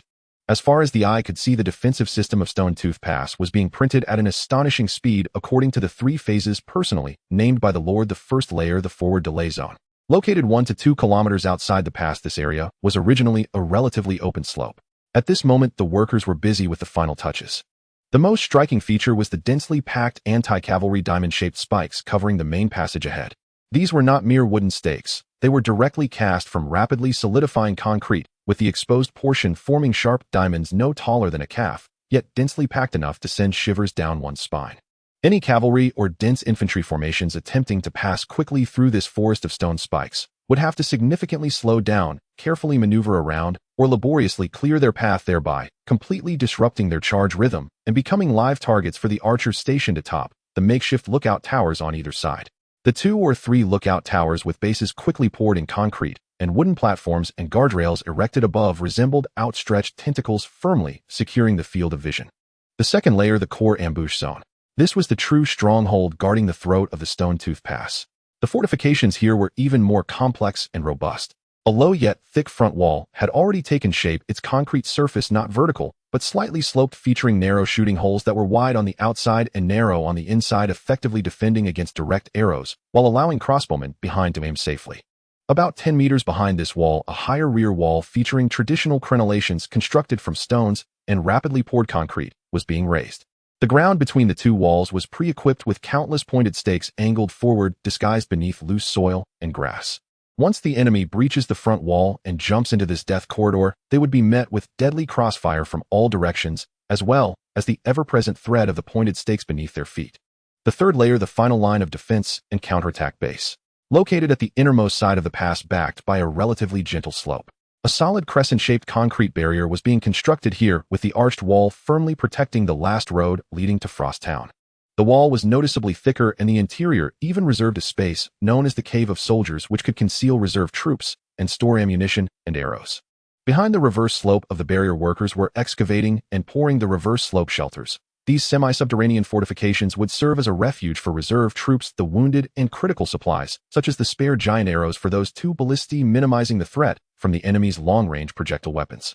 Waters' gaze moved along this layered defensive line, and the emotions surging within him were difficult to articulate. He was a traditional knight educated from a young age in cavalry charges, sword duels, and arrayed offense and defense. He had seen wooden fences, earthen walls, and stone castles, but the concrete fortifications before him rapidly solidified from mortar and gravel, which were highly adaptable and capable of constructing such a complex, three-dimensional defense system in a short time completely subverted his understanding of defense. The true power of this new technique lay not in how indestructible it could ultimately become, but in its terrifying construction speed and terrain adaptability. It nearly ignored the stringent requirements of traditional fortification regarding materials and time. As long as there was sufficient labor, gravel, water, and that magical cement, custom defense barriers could sprout on any selected terrain before the enemy even had a chance to react. It fundamentally strangled the possibility of cavalry charges. As a knight who had undergone the complete knightly trials and was well aware of the impact of heavy cavalry charges, Water understood this better than anyone. In the face of this death zone formed by the spikes, breastworks, trenches, and shooting holes, any attempt at a mass cavalry charge would be a suicidal act. They, unafraid of arrows' glory, would be shattered against the cold concrete walls and sharp stakes. Once the cavalry's assault advantage was lost, the infantry of the Western Frontier Army would have to obediently engage in the grueling siege warfare that they dreaded most, exchanging blood inch by inch. "Baron," Water murmured softly, his tone filled with genuine admiration, "what you have brought is not just seeds and houses. What you have brought is a whole new way of warfare." I will grasp the hilt of my sword tightly, my gaze sharp as an eagle. "The defenses are ready, the traps are set. Now all that remains is for that knight Karen to lead his proud Western elite into this graveyard built from concrete wisdom and determination." Water turned and said to the messenger beside him in a low voice, "Relay to the commanding officers of each defensive line to enter the final combat readiness state according to the prearranged plan. Check all traps and mechanisms, distribute arrows and oil, and ensure the soldiers are well fed and well rested." "Yes, my lord." The army of Knight Karen set up camp on a relatively open slope about 3 or 4 miles away from the Stone-Tooth Pass. He did not rush to attack, but instead, like an experienced old hunter, carefully observed the perilous pass ahead, which resembled a giant mouth gaping open in the earth. The cliffs on both sides were steep and jagged, with a narrow, winding path in between that was dimmer than the outside and natural ambush spot. "Send the order to camp here and set up sentries." Karen's voice was cold and clear. "Have the men from Wolf's Mouth Valley send a skilled team to scout ahead." Upon receiving the order, the knight, forced to step forward, turned pale with distress. His name was Glenn, one of the capable vassals under the Viscount, and at this moment, he cursed Karen and the Viscount in his heart. It was clear they were being used as cannon fodder to test for possible traps and ambushes. But military orders were absolute. He dared not disobey. Gritting his teeth, he selected the 10 most alert attendants, mounted his horse, and slowly advanced towards the dark pass. Knight Glenn's caution saved his life. He did not charge ahead recklessly, but had his attendants spread out on either side, while he controlled the pace of his horse, scanning the ground and the cliff sides like a hawk. When they were about 100 meters from the pass entrance, a sharp-eyed attendant suddenly whispered, "My lord, the ground is suspicious." Glenn immediately reined in his horse and dismounted to investigate. As he cleared away the soft surface leaves and vines, he discovered a dense array of sharp diamond-shaped concrete stakes embedded in the ground. These stakes protruded less than a foot from the ground, but in the sunlight they gleamed a sinister gray-white, closely spaced. Not only horses, but even a person running could easily trip or injure their ankles. If he had charged through just now, his startled warhorse could have thrown him off in the landing spot. He glanced at the density and sharpness of the stakes, and a cold sweat broke out on his back. "There are traps. Withdraw. Slowly retreat and report." Glenn decisively waved his hand to signal the attendants to fall back. However, just as his words fell, whoosh, whoosh, whoosh, several arrows shot out unexpectedly from the shadows of the mountain forests on either side of the pass, targeting not Glenn himself, but his attendants wearing only leather armor. "Ow! Ugh!" The cries of agony erupted almost simultaneously. 2 attendants were struck in the thigh or shoulder by arrows, screaming as they fell to the ground. The remaining attendants panicked, instinctively raising their small round shields or seeking cover. "Enemy attack! Take cover!" Glenn shouted hastily, mounting his horse to hide behind a protruding rock. But the second wave of arrows came even faster. This time the targets were the horses. Thud! An arrow embedded deeply into the neck of Glenn's warhorse, while another struck its hindquarters. The warhorse let out a pain neigh, rearing up and then thrashing wildly. Glenn was caught off guard and was violently thrown from the saddle, his heavy body crashing to the ground littered with debris and stakes. Ugh! The severe impact caused his vision to darken, and he felt a wave of nausea in his chest. He struggled to get up, but found that although the stakes had not pierced his plate armor, their sharp tips pressed against the armor plates, making it impossible for him to rise smoothly, causing him pain instead. What was even more terrifying was that he clearly felt if it weren't for this expensive armor, the sharp edges of those stakes would surely tear his flesh apart or even pierce his body. Of the 10 attendants he brought 4 were already down, struck by arrows, writhing in pain, and unable to move. The remaining 6 were also in a state of shock, barely hiding behind some rocks, their terrified eyes gazing into the unknown darkness of the pass. Without even seeing the enemy's face or truly entering the pass, they had already lost nearly half their forces, and Glenn himself was in such a dire situation. Shame and anger instantly engulfed Glenn, but more than that, there was a sense of chill. The enemy was not a bunch of reckless fools. They had carefully set traps and patiently waited for the best moment to strike. They did not aim to annihilate the scouting team, but rather to issue a warning, to inflict casualties and fear while revealing as few of their own firepower as possible. Withdraw. Bring the wounded. Hurry back. Glenn suppressed his anger and shouted hoarsely. With the assistance of his attendants, he struggled to crawl away from the deadly area of stakes, saving his life while returning covered in dirt, shame, and first-hand intelligence. Oh, there are ground traps, a stake array, and hidden archers targeting only horses and lightly armored targets, very restrained. After hearing Glenn's disheveled report, Knight Karen still showed little emotion on his face. You didn't even dare to enter the pass. Useless. His evaluation was cold and direct. Glenn's face instantly turned a shade of liver, but he dared not retort. However, it is somewhat valuable. Karen turned to his lieutenant. The enemy is clearly prepared, and their commander is not foolish. They intend to delay and exhaust us using traps and cold arrows. Send the order: the first assault team, shield bearers at the front, engineers in the middle, archers at the back, advance steadily.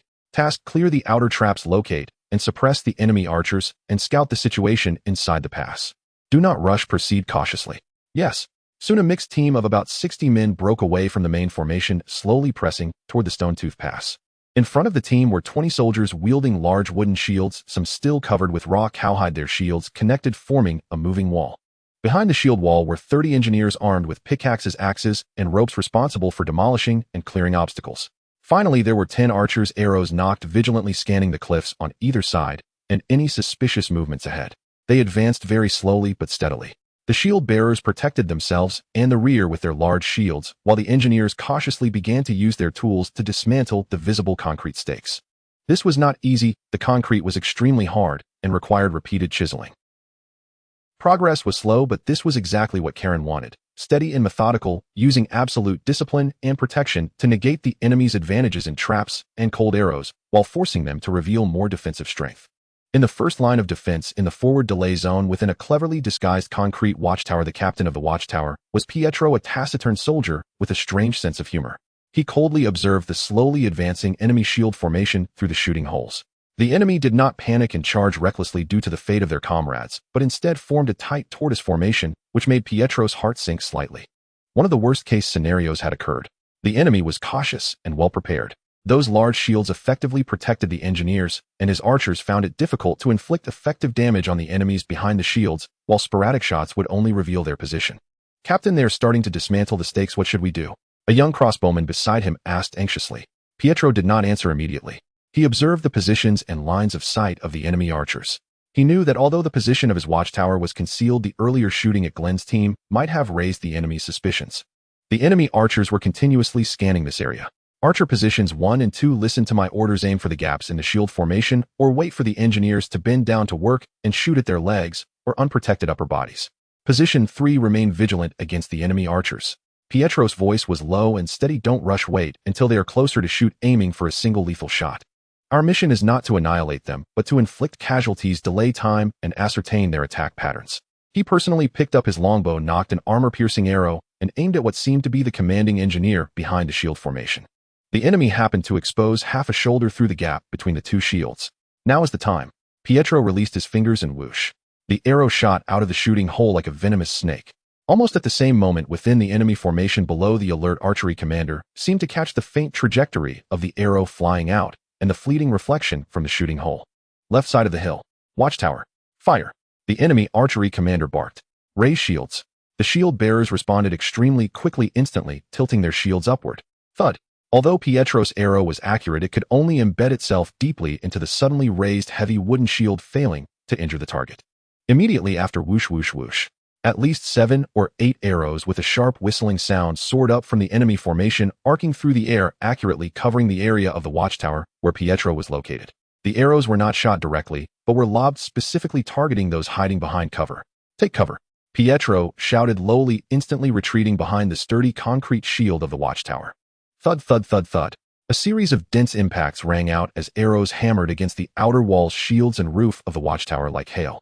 Although the concrete wall was strong enough to withstand the arrows, the feeling of being suppressed and unable to retaliate instantly filled the small watchtower. One archer who was slow to dodge was grazed on the cheek by an arrow shot in from the shooting, whole blood streaming down. Pietro leaned against the cold wall, listening to the sounds of arrows striking outside and the engineers continuing to dismantle the stakes, his expression growing even more grim. The enemy was not only cautious, but also reacted extremely quickly, demonstrating strong long-range countermeasures.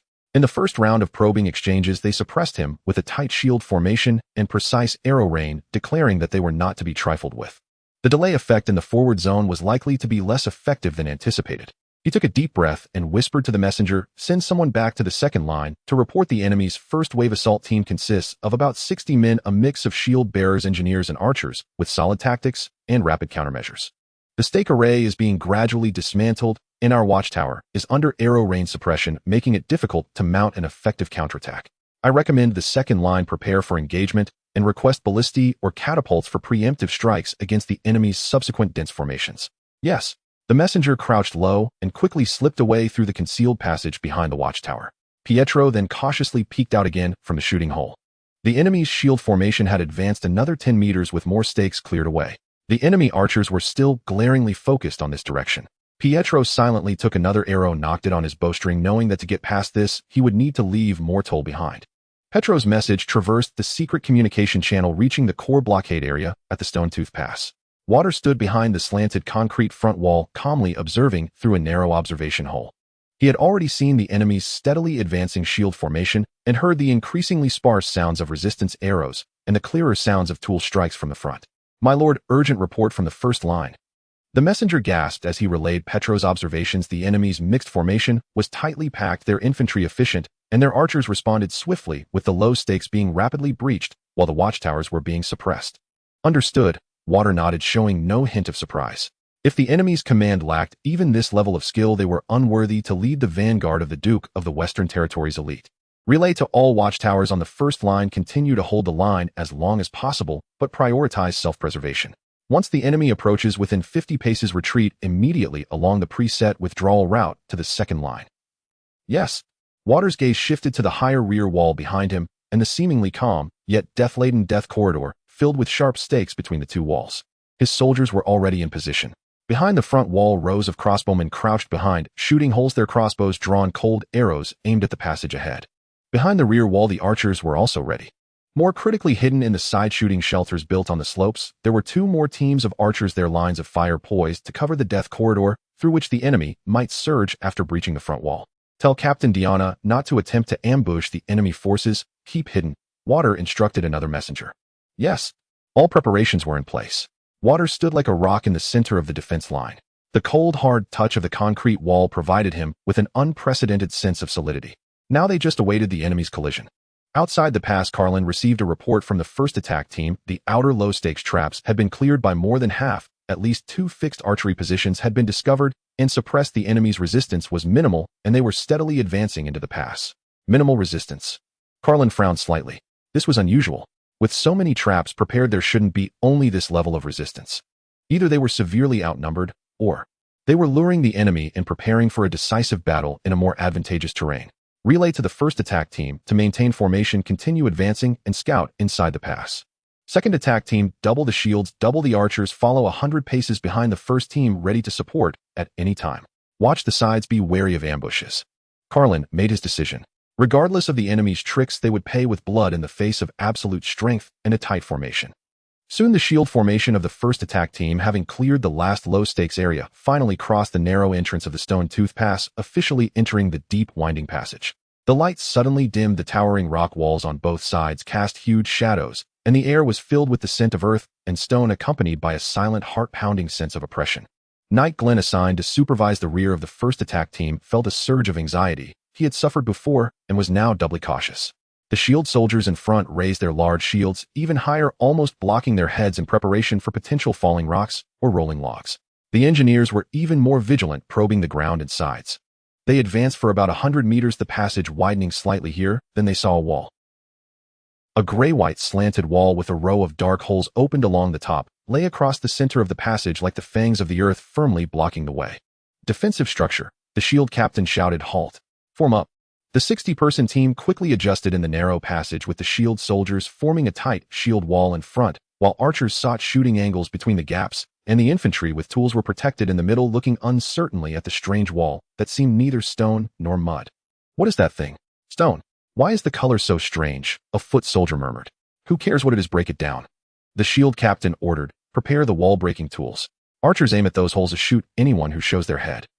Just as the infantry approached the low wall with hammers and shovels, trying to find a weak point under the cover of shields, a low, tooth-rattling sound suddenly came from behind the low wall.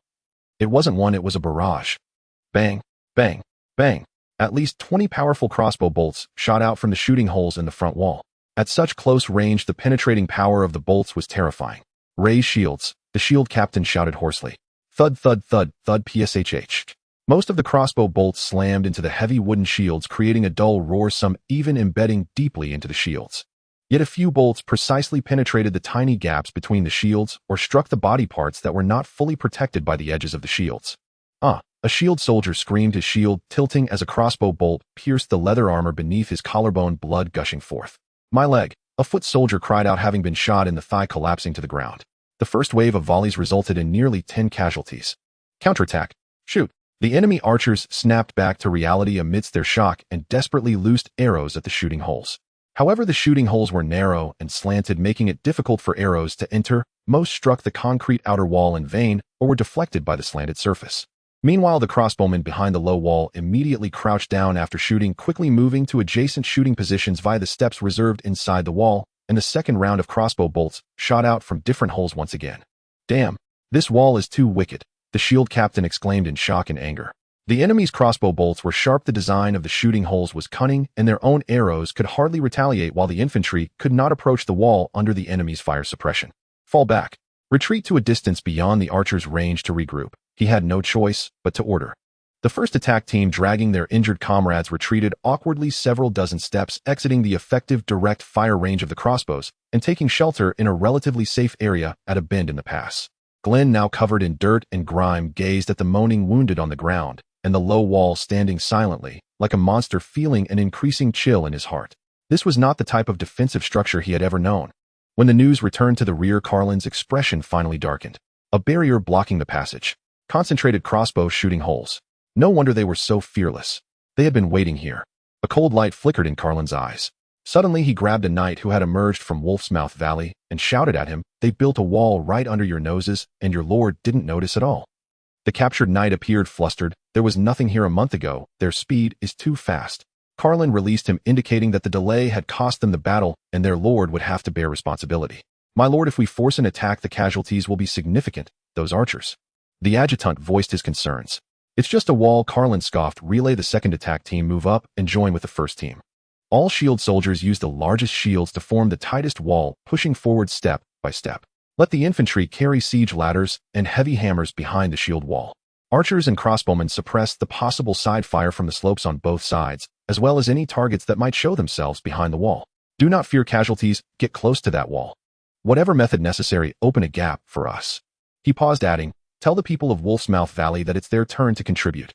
Have them organize teams carrying firewood and oil to approach from the slopes on both sides as closely as possible, attempting to use fire arrows and fire attacks to disrupt the defenders behind the wall.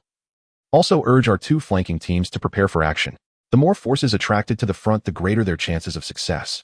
Carlin's tactics were simple and ruthless, using an overwhelming numerical advantage and heavy shield formations to withstand the enemy's crossbow bolts, pushing forward forcefully, then using siege ladders and heavy strikes to break the wall. At the same time applying pressure on the flanks and urging surprise troops. He did not believe a hastily constructed wall could stop the advance of his hundreds of elite troops. Soon a larger shield formation began to move forward like a flood slowly pressing against the silent concrete front wall. Arrows and crossbow bolts continuously shot from behind the wall and the slopes on both sides, creating a cacophony of thuds against shields and sporadic cries of pain, yet the shield formation remained steadfastly advancing. The shouts of heavily armored infantry, the clamor of engineers carrying siege ladders, and the officers urging melded with the moans of the wounded echoing in the narrow confines of the stone tooth, past the shadow of death, growing ever heavier. The true meat grinder was about to start turning. Water tightened his grip on the sword hilt, knowing that the moment had come to test the second line, to test the defense line, to test the will of every soldier from Hanswang Town. Steady. His voice pierced through the din, echoing along the defense line. Follow my orders. Bring the shields closer. Archers prepare fire arrows. Crossbowmen switch to armor-piercing bolts. Prepare to meet the charge. At the front of Shia, past the clash of steel and death, the shouts and cries of soldiers intertwine to form a cruel symphony. In stark contrast, the dense and cold woods of the Huayu Mountains far from the main battlefield exude a different kind of silence, filled with lurking danger. Diana, like a frozen statue, half kneels under the shadow of a moss-covered boulder, eyes closed, his head slightly tilted, as if listening to the pulse of the earth. Around him, the 15 members of the Mountain Rapid Response Team held their breath, hiding among the bushes behind trees and in the crevices of rocks, their lightweight gear smeared with mud and charcoal, their gazes sharp as forest beasts. I can feel. Someone has entered this forest, Diana suddenly spoke in a voice as light as the wind rustling through leaves. He did not open his eyes, but the hand gripping the guns tightened, the knuckles turning slightly white. This feeling was subtle. It wasn't that he heard any specific sound, but an intuition honed by years of skirting the edge of life and death, facing the most dangerous squirrel gang, elven hunters in the southern jungles. It was a strange stillness in the air, a slight change in the direction of bird calls, and the indescribable scent released from the soil beneath rotting leaves when stepped on. "Sir, what are you saying?" asked the most alert team member beside him in a hushed voice. Diana abruptly opened his eyes, the usually calm depths now glinting with the cold light of a predator. "Everyone immediately check all the concealed markers and warning traps we set, especially the 3 paths that may bypass the main battlefield. Quick!" The command was concise and urgent. Without hesitation, the team members dispersed quietly, like startled grasshoppers rushing to their designated observation points. Diana remained in place, his heart pounding heavily in his chest. This dim forest, the damp air, the tangled roots beneath his feet, and the impenetrable canopy above, all overlapped with memories of the southern rainforest that had swallowed countless comrades and villagers. There, the most terrifying enemy he and Lord Finn faced was never the half-beast army charging Hedon, but those elusive elves of the Squirrel Gang that haunted the shadows. They hated human colonizers and never engaged in fair combat. They only shot deadly arrows deep in the jungle, slaughtering defenseless villages after patrols had passed, torturing the nerves of the Greenshade River in the cruelest and most efficient manner. Diana had led his team deep into the jungle to pursue them more than once, only to return empty-handed, faced with the deaths of companions claimed by traps and the ruins of burnt villages. The pride of a knight and the honor of direct combat were gradually eroded in that desperate green hell, replaced by a deep-seated vigilance, a profound understanding of asymmetrical warfare, and an almost paranoid sensitivity to any threat that might bypass the defenses. They will never attack from the front. This was the point he repeatedly emphasized during arguments with Walter. Perhaps this was merely a fantasy born from his tormenting experiences in the South, but at this life-or-death moment, he would rather believe in this fantasy than overlook even the slightest possibility. Fortunately, Walter was eventually persuaded, allowing him to lead this elite team away from the main defensive line, lurking in this potentially overlooked forest like the most patient hunter. "Sir," a team member returned, his voice trembling with suppressed tension, "the marker on the left side of the snake path has been tampered with. The moss camouflage I set up has been disturbed, and there are a lot of fresh boot prints on the ground heading toward the backside of our town. The number of them, no less than 20, likely close to 30. The traces are very fresh, they passed by not long ago." Diana's heart sank, only to be replaced by a thought of, as expected. They indeed sent out a flanking unit, and they moved so quickly. "What about the others?" Diana asked. "They are rushing back to the assembly point, but it will take time." "There's no time to waste," Diana stated firmly. The enemy was right ahead. With every second they delayed, they got closer to the defenseless Frost Town, posing a greater risk of delivering a fatal blow to the main defense line already in bloody combat. Walter's words echoed in his mind. "If we discover that there are indeed enemies trying to flank us, we cannot let them reach Frost Town, even if it costs us our lives. Just like I would never leave the defense line. Gather everyone we have. Follow me. Stay quiet, move as fast as you can." Diana growled, immediately charging out like an arrow released from a bow, heading straight into the depths of the forest where the snake path extended. The 15 team members followed without hesitation. They abandoned any plans to gather the teammates who had yet to return. At this moment, speed was everything. They dashed through the rugged, steep forest, moving as nimbly as bobcats, avoiding the dry branches and fallen leaves that could easily make noise. Relying on their familiarity with the terrain and Diana's precise tracking of the traces, they kept close on the enemy's tail. About 15 minutes later, at a relatively flat area below a ridge with sparse trees, Diana suddenly raised his hand into a fist. Everyone instantly stopped, crouching low to blend into the surrounding environment. Through the gaps in the branches, they saw their target. Down below, a team was quietly marching along a barely passable slope that had been trampled by beasts. There were about 30 of them, clearly better equipped than the ragtag army at Wolf's Mouth Valley, their leather armor, neat weapons in hand, most of them draped with makeshift camouflage made from branches and torn cloth. They moved in a loose column, maintaining several steps of distance between each other, evidently trained in mountain marching. Leading them was a knight wearing glistening half-armor adorned with the insignia of the Duke of the Western Region, a long sword hanging at his waist. His steps steady, his eyes scanning the front and sides like a hawk. The entire team was unusually quiet except for the inevitable rustling of leaves and soil beneath their feet, and the occasional soft clinking of weapons and armor, with barely any conversation showcasing their discipline. But Diana's sharp gaze immediately spotted their weakness. They were more focused on the slippery and rugged path beneath their feet and the road ahead, with noticeably less attention on the flanks, especially the steeper slope they were currently on. Perhaps in their view, such a steep terrain would be impossible to ambush and not worth expending energy to guard against. "Sir, they haven't noticed us. This is the perfect moment to ambush. Charge down from above and catch them off guard." A team member skilled with an axe whispered, his eyes gleaming with a bloodthirsty light. Diana nodded, but his gaze did not leave the leading knight. He quickly assessed the terrain. The path below was narrow, and the enemy's line was stretched out. An ambush from the side slope could indeed create initial chaos and casualties. However, an ambush is not a knight's way. Diana murmured, a cold, almost mocking curve appearing at the corner of his mouth. This statement felt more like a reminder to his former proud self, who could only watch comrades fall to cold arrows. In the South, he had suffered enough from the bitter lessons of unknightly tactics, and he learned to temporarily set aside the so-called knightly honor at times. But at this moment, facing this obviously elite force led by a knight, a bolder and perhaps more effective idea took shape in his mind. He wanted not only to inflict casualties, but to shatter the morale and command core of this team, ideally capturing or killing that knight to completely undermine this flanking operation. "Listen," Diana quickly issued orders to the team members beside him. "Disperse and take cover behind the rocks and trees at the sides of that bend ahead. When you hear my signal, attract their full attention, then use bows and javelins to target the unarmored soldiers in the rear of their ranks. Create chaos and sever their front and back connections.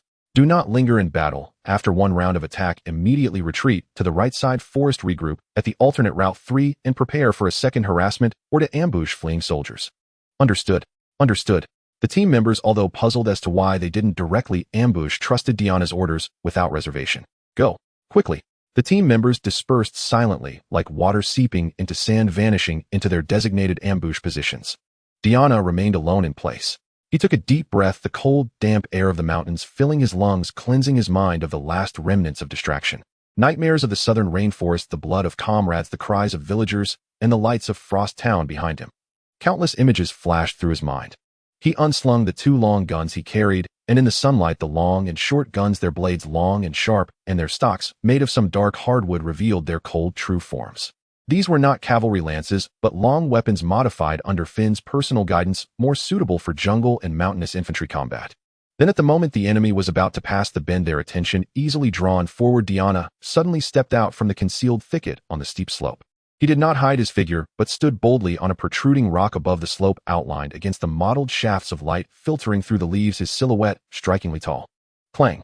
He swung both guns, the blades clinking lightly against each other, producing a clear and resonant sound that instantly shattered the silence of the forest, ringing in the ears of every enemy below. The 30 elite soldiers from the Western region almost simultaneously realized, all raising their heads in unison, staring in astonishment at the source of the sound. They saw a young stranger holding rare twin guns standing alone on the slope before them. The leading knight's pupils contracted sharply, his hand instantly gripping the sword hilt, barking, "Who goes there?"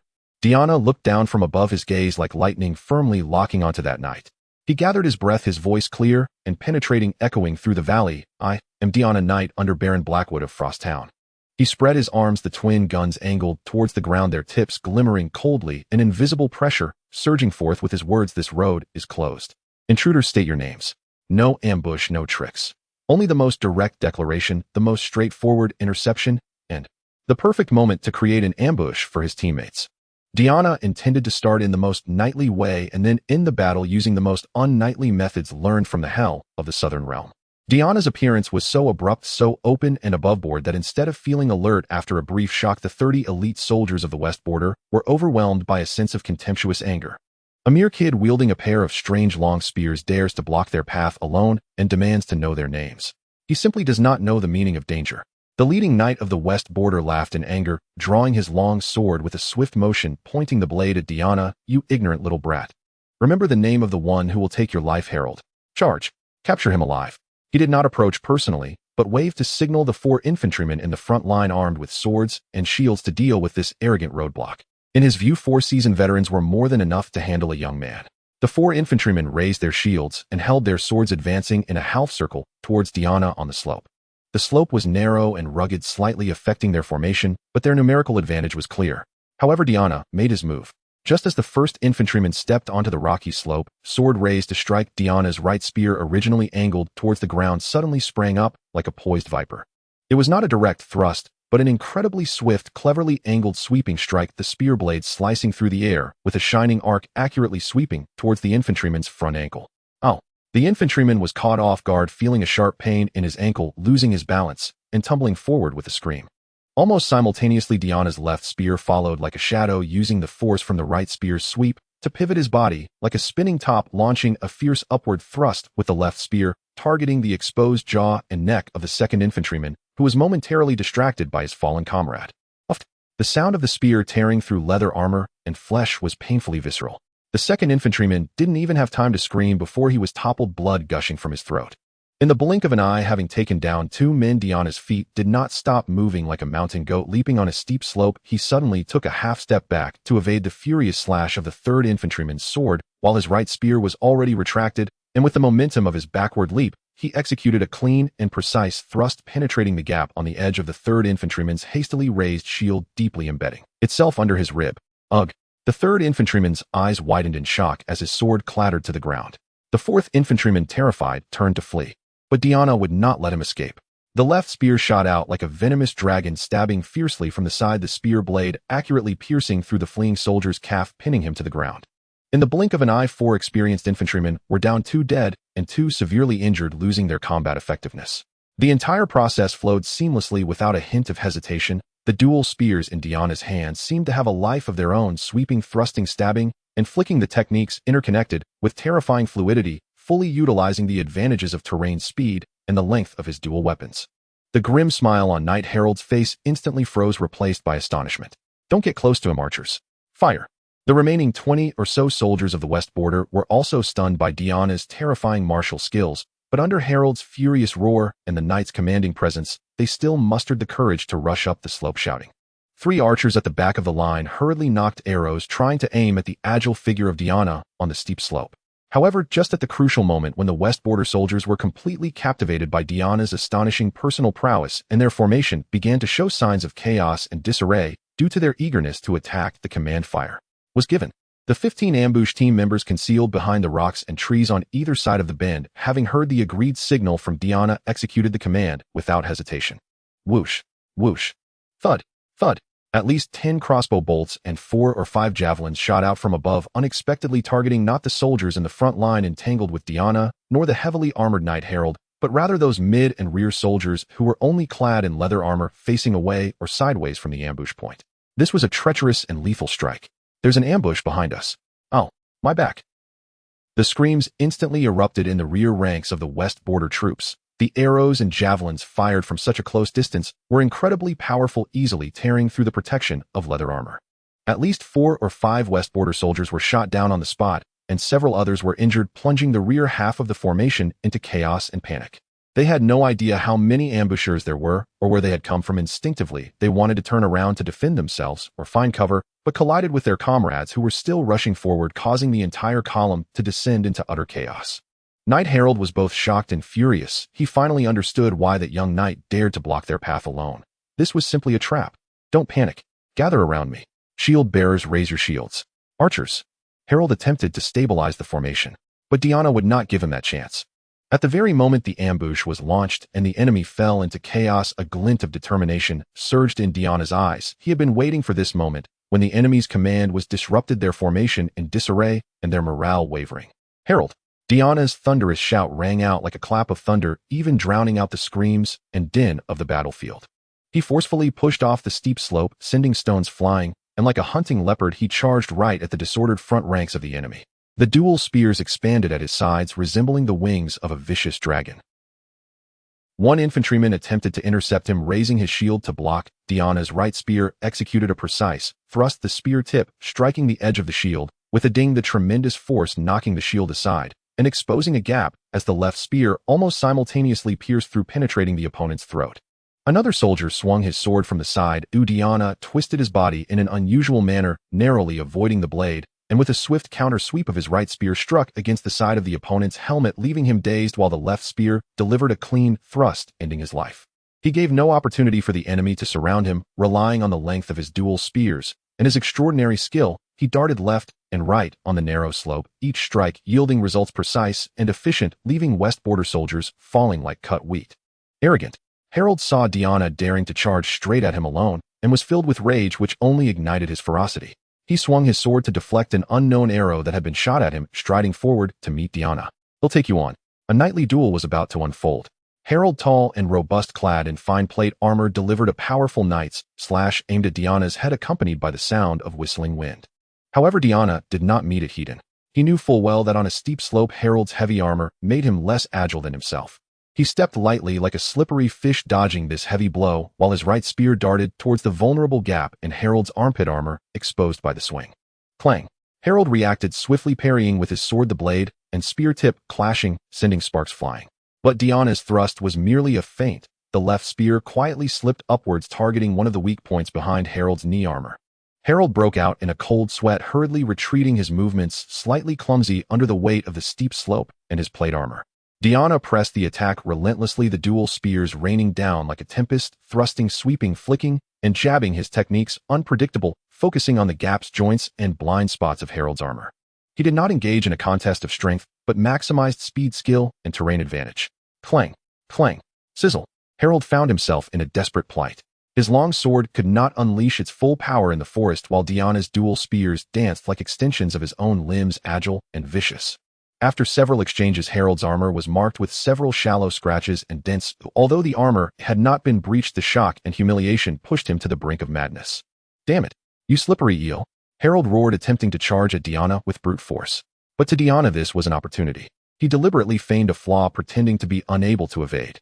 But at the moment of collision, Diana's body slipped past Harold's side like an eel, while his right foot kicked up a loose stone from the ground, sending it flying towards Harold's face. Harold instinctively turned his head to dodge, his vision and actions momentarily lagging. Diana, nearly parallel to the ground, utilized this odd posture and the strength of his entire body, thrusting both spears in a crossing motion like scissors towards the unprotected inner thigh of Harold. Uft, uft.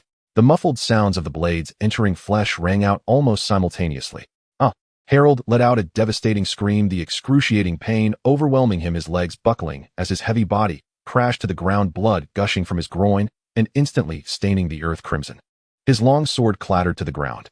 Diana landed without hesitation, the tip of his right spear already pressing against the throat of the kneeling and wailing knight. Harold, the cold touch silencing his cries, leaving only heavy, fearful gasps.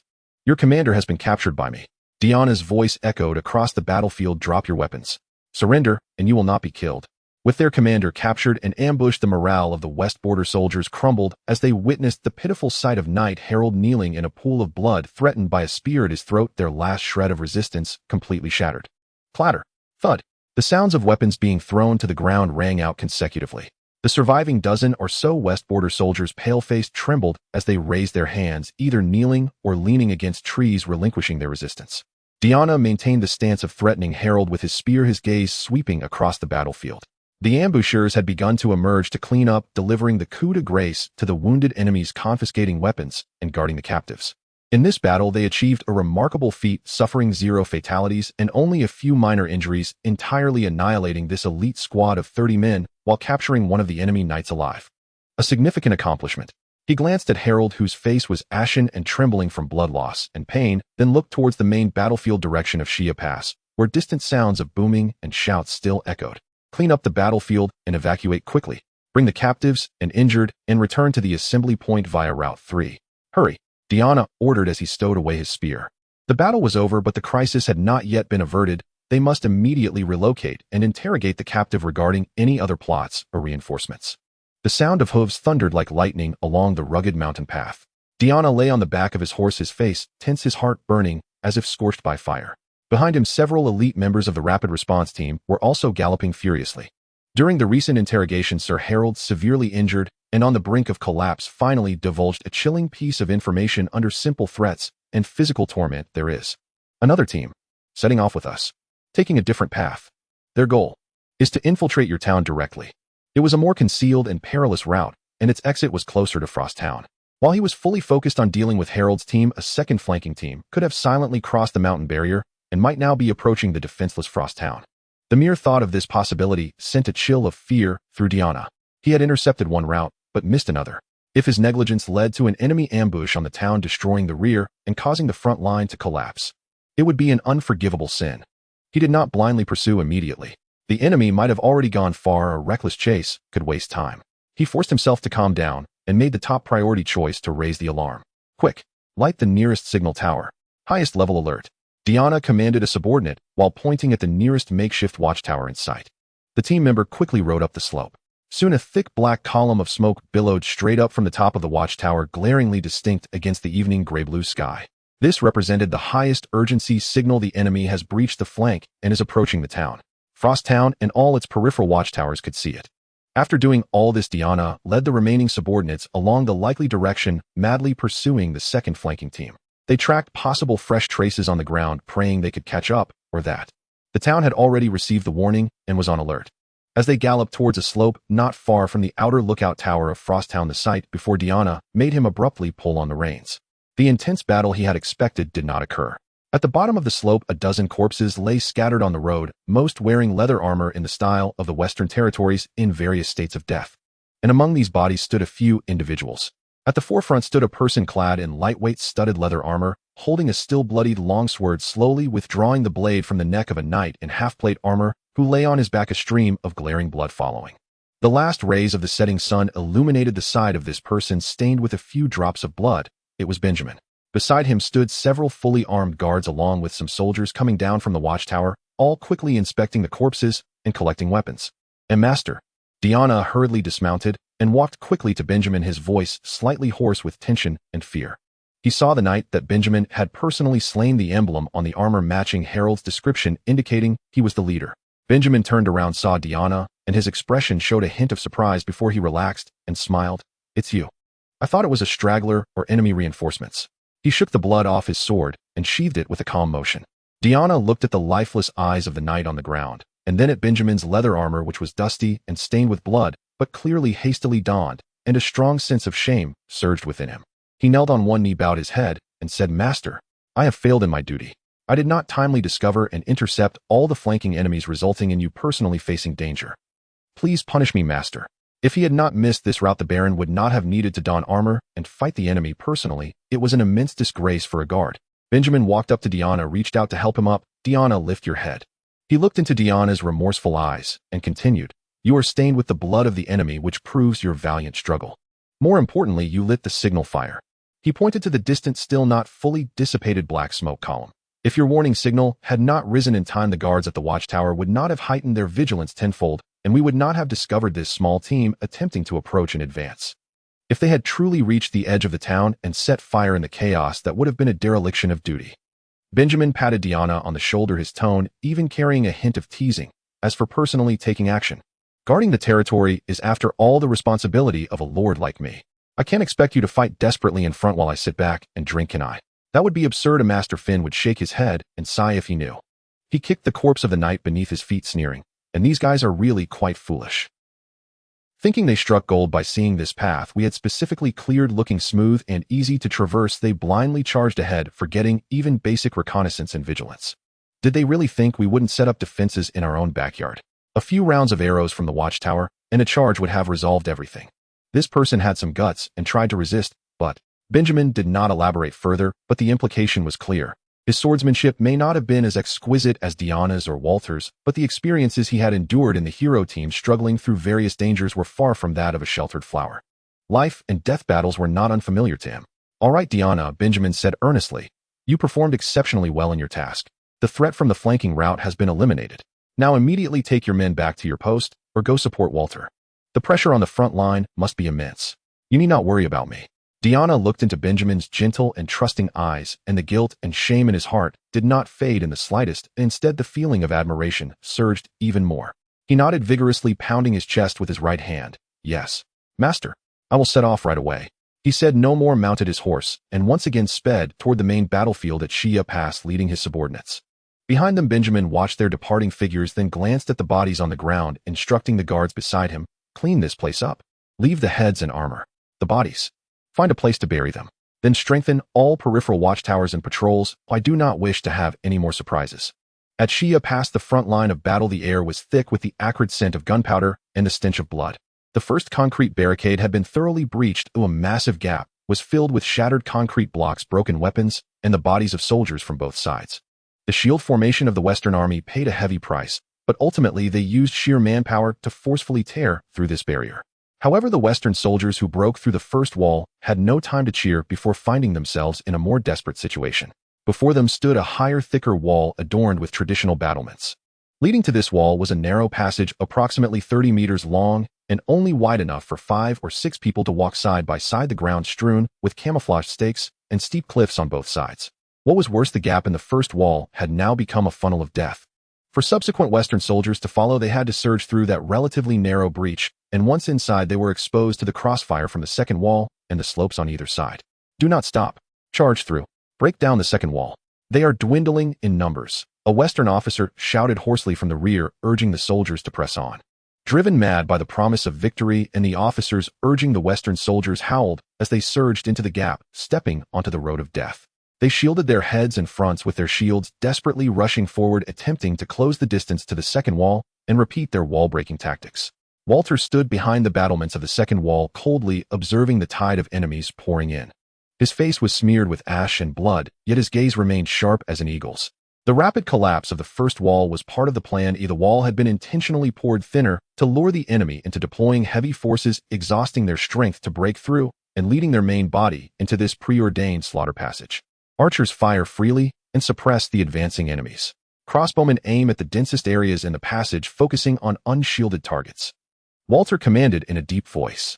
Instantly, arrows and crossbow bolts rained down from the second wall and the cliffs on either side, striking the crowded Western forces in the passage and the gap, eliciting cries of agony. However, the Western Army was elite. Their shield formation continued to push forward tenaciously. Although many fell, those who followed stepped over their fallen comrades' bodies slowly, yet resolutely approaching the second wall. The first few dozen heavy infantry and engineers from the Western Army had already reached the second wall, beginning to attack the structure frantically with sledgehammers and axes. The dull sounds of impact rang out in succession. "Now is the time." Walter's eyes flashed coldly as he forcefully signaled to the messenger behind him. "Prepare the ballista." The order was swiftly relayed along the wall. Behind the second wall, 2 concealed shooting platforms, specially reinforced and sloped, had their camouflage tarpaulins suddenly ripped away. 2 massive heavy ballistae resembling ferocious beasts revealed their terrifying forms. The dark hardwood bow arms resembled the limbs of giants, with bowstrings as thick as a child's arm tightened to the limit by winches, and enormous arrows over 2 meters long glinted with a metallic sheen, their heads resembling short spears already positioned and aimed directly at the crowded Western soldiers below. The soldiers operating the ballista from Frosttown nervously made final adjustments, aligning their shooting angles at the densest areas of the struggling crowd attempting to break through the wall. Walter took a deep breath, summoning all his strength, and shouted out the command that would be etched into the annals of Frosttown's battle history: "Fire!" Boom! Boom! 2 thunderous sounds that could shake the earth erupted almost simultaneously. It was the terrifying sonic boom generated by the release of the giant bowstring, momentarily drowning out the chaos of the battlefield.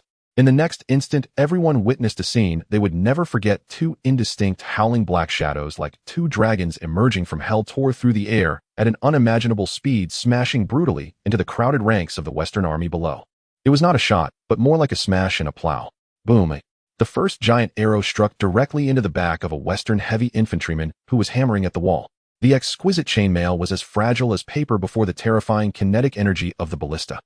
The arrow pierced through the body, effortlessly bringing a shower of blood and shattered internal organs, retaining its momentum and knocking down 3 or 4 soldiers behind, sending them flying and tearing them apart, before finally embedding deep into the ground, its feathers still quivering violently. The second giant arrow shot into the more densely packed area of the crowd.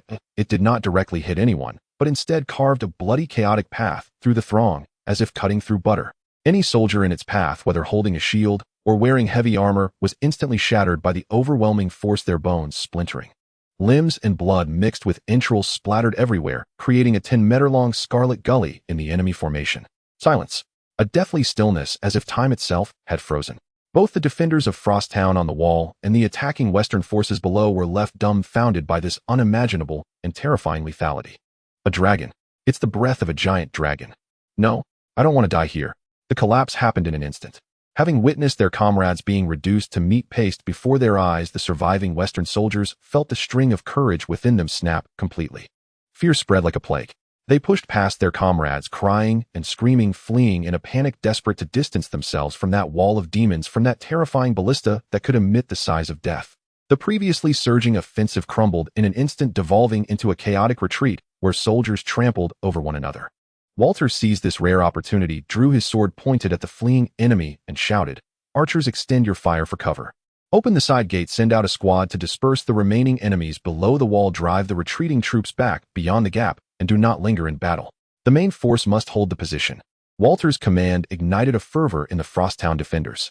The anger and bloodlust that had been suppressed behind the concrete walls found an outlet at that moment. The side gate burst open like a pack of wolves starved for too long, letting out a bloodthirsty roar, brandishing long spears and sharp swords, charging out of the fortifications towards the western route, who were utterly terrified, wishing they had been born with 2 more legs. At Shia Pass, this defense, forged from concrete courage and ballistae, declared in the bloodiest and most shocking manner the complete failure of the first frontal assault by the vanguard of the Western Duke. Outside Shia Pass, the western encampment, the face of Sir Carlin, illuminated by the flickering campfire, appeared so gloomy that it seemed to drip with water. In front of him stood several lower-ranking officers, their armored, damaged bodies wounded and expressions frantic, the very leaders of the remnants retreating from the front. The air was thick with the scent of defeat, fear, and a heavy smell of blood. The casualty report quickly came in. Over 100 had been killed or seriously injured, with nearly 80% being soldiers from Lonco Valley. For Carlin's own direct troops, the casualties were within an acceptable range, but the blow to morale was devastating. Those soldiers who had escaped back were incoherently describing the impenetrable, monstrous wall, the fire-breathing siege crossbow, and how comrades were torn to shreds in an instant. What cast a shadow over Carlin's heart was the silence of 2 elite teams he had dispatched, their fates unknown, as if they had vanished into thin air. No signals, no returning scouts, nothing at all. What did this mean? Either the entire army had perished, or they were trapped with no way to send a message. Either way, it signified the complete failure of the ambush plan he had pinned high hopes on. Useless. A bunch of useless fools. Carlin could no longer contain his rage and slammed his fist onto the makeshift wooden table. He did not care about the fate of the Lonco Valley people, nor was he unprepared for the casualties of his own troops, but he could not accept failure, especially not this inexplicable defeat obstructed by an unseen mud wall and 2 heavy crossbows that should not have been there. He did not understand. Where did that border baron get the time, technology, and resources to construct such a solid and cunningly designed defense in such a short period? Where did he acquire heavy siege crossbows that even the kingdom's army regarded as treasures with power that might even exceed their own? Was there perhaps the shadow of the second princess, or even other factions behind this? After the rage came cold calculation. He knew he could not drag this out. The pressure from Duke Charles of the Western Realm was immense, the constraints of Count Longyen, potential reactions from the royal capital, and the urgings of Prince Alkaya. Time was more precious than the lives of soldiers. He must clear the path to the Silver Creek territory as quickly as possible, or the entire eastern offensive strategy could falter. It must be swift and decisive. Carlin fixed his gaze on the mark for Shia Pass on the map, his eyes fierce at all costs. He made his decision. Since cunning was not an option, he would use the most brutal and direct method to break down this door. Send the order. Carlin's voice was as cold as iron scraping against stone. Gather all soldiers who can still fight. My direct troops will charge into battle. The Lonco Valley people must be pushed to the front. Tell them that those who retreat will be executed. The inspection team, take your positions. Archers, replace all arrows with fire arrows. Heavy infantry and knight officers will form the assault spearhead, carrying all the battering rams and heavy axes they can find. The only goal is to smash that wall and flatten Frosttown by sunset tomorrow, no matter the cost. Casualties. I do not care. Carlin was unwaveringly resolute. He knew what he needed to take this place, and there are plenty of nearby territories to summon reinforcements. Time, the only thing we lack is time. The next day before dawn, a heavier intent to kill shrouded Shia Pass. Wout stood behind the parapet of the second wall, his bloodshot eyes fixed intently below. After a night of brief rest and urgent repairs, mainly reinforcing the damaged crossbow emplacements with spare wood and sandbags and replenishing arrows, the defensive line still stood, but the soldiers wore unmistakable signs of fatigue and a weighty seriousness after the excitement from the previous night's crossbow might began to fade. A new assault had begun. This time the Western Army would no longer probe or hold back. The mass of soldiers was denser and the charge more frenzied. Arrows mixed with burning fire arrows attempted to ignite the wooden structures and supplies behind the wall. Furthermore, some soldiers carried makeshift catapults igniting oil-soaked stones and hurling them across, igniting bursts of flames on the wall and in the passages. Raised shields. Fire protection. Watt's roar echoed atop the wall. The defenders braced their shields against a rain of arrows and falling stones, using sand and wet blankets to extinguish the flames. Though in disarray, the concrete wall itself was not flammable. The main losses were some exposed wooden structures and a small amount of supplies. The real threat came from the ground. This time leading the charge were the fully armored knights and heavy infantry of the Western Army, like moving fortifications. They had clearly learned their lesson. Their shields were larger and thicker, their formation tighter, striking the concrete wall like a heavy iron hammer. They no longer sought weak points, but directly attacked the wall with the heavy hammers and giant axes they brought, hacking and smashing with abandon. Though the concrete was hard under this relentless and reckless assault, cracks and debris began to appear on the wall. More troublesome was that under the cover of the heavy infantry, makeshift siege ladders were quickly raised against the wall. Despite the height and the parapets, the soldiers of the Western Army climbed up as if they were risking their lives. Hand axes, rolling logs, boiling oil. Drop them down. Wout personally rushed to a section of the wall where the ladder was erected, snatching a pot of boiling mixed oil and pouring it down onto the climbing soldiers below. A scream, piercing and inhuman, erupted as a Western soldier engulfed in flames fell from the ladder, taking down a number of others. The battle instantly entered the most brutal and bloody phase of close combat. The wall became a meat grinder, and the defenders of Frost Town used every weapon at hand: spears, battle axes, even stones, and rolling logs. They desperately poked, smashed, and pushed down the enemy attempting to climb the wall. Blood stained the gray concrete wall with bodies piling up at the base. Heavy crossbows. Aim at the densest crowd. Fire. Wout knew he must break the enemy's frenzied rhythm once more with heavy firepower. The heavy crossbows roared again, and the giant bolts whistled toward the clustered formations below. However, this time, an unexpected turn of events occurred. Just as the giant bolt was about to pierce the crowd, a burly figure leaped out from behind the shield wall. It was Sir Carlin. Faced with the terrifying giant bolt that could tear through shields, Carlin did not flinch. Instead, he let out a deafening roar. He gripped a massive battle axe with both hands, his muscles bulging, and a visibly intense aura, filled with fiery battle intent, and a sense of sacred compassion erupted from him. The prayer of the blade of the merciful goddess. This power was born from the warrior's faith and aspirations for the merciful goddess who guided spirits on the battlefield, harbored compassion, and witnessed countless deaths and acts of valor. It could grant the wielder explosive power and resilience beyond reason in a short time. Carlin swung his axe, and it seemed to be entwined with an airflow, striking perfectly against the side of the incoming giant bolt's arrowhead. Clang! A sound erupted that was even louder than the previous crossbow's launch. Sparks flew and air surged. The terrifying giant bolt, capable of piercing through multiple layers of heavy armor, was forcefully shattered by Carlin's axe, which contained the power of intent. Both the Western Army and the defenders of Frost Town were stunned by this nearly miraculous scene. To cleave a giant bolt with sheer human strength. This was something only legendary heroes could accomplish. Lord Carlin, victory is ours. A fervent cheer erupted among the Western Army, their previously dim morale instantly ignited, surging like a frenzy. On the side of Frost Town, there was only shock and fear. Even the mightiest crossbow could not harm their commander. How could they fight on? Damn! Watt's eyes bulged. He recognized the source of that power. The blessing of the merciful goddess. He had prayed countless times on the battlefield to that goddess, longing for the power to achieve great deeds and break strong enemies, yet had never been able to obtain it. Now he had witnessed it firsthand on the enemy. What a bitter irony. The battle became even more intense. Under Carlin's fearless and nearly invincible valor, the Western Army's assault reached its peak. They even seized the gap between the crossbow shots, using precisely thrown flying axes and fire arrows to concentrate their attacks on the exposed crossbow emplacements, successfully causing severe damage to one, rendering it inoperable. The remaining crossbow operators no longer dared to fire easily, fearing that their last means of intimidation would also be destroyed. Lord Wout, the soldiers are collapsing. Morale is about to break.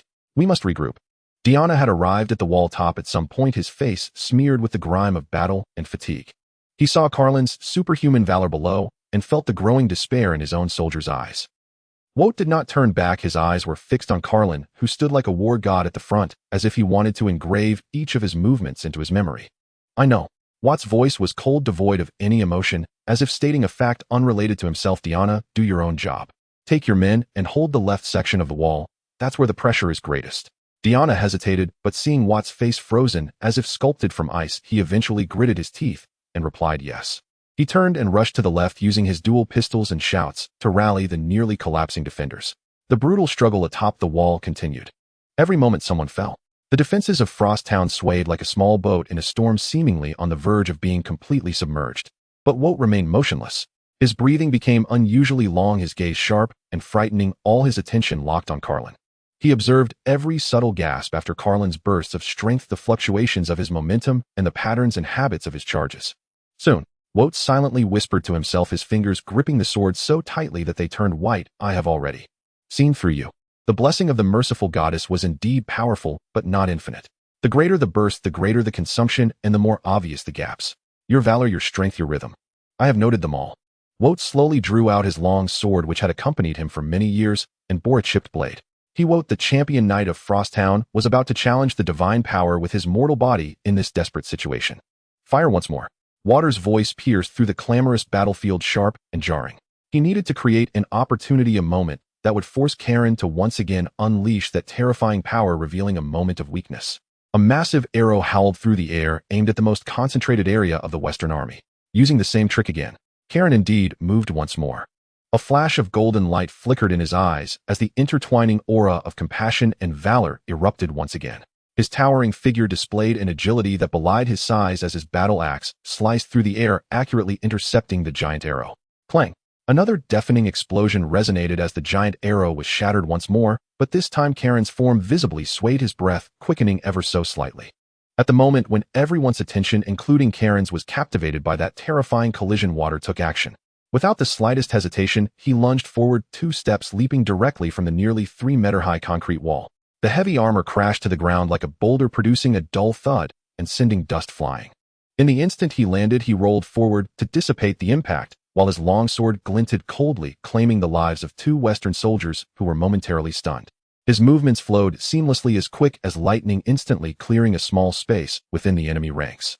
Then he straightened his body, the blood-stained longsword angled towards the ground, his gaze as cold as 2 sword edges penetrating the chaotic battlefield, firmly locking onto Karen, who had just adjusted his breathing not far away.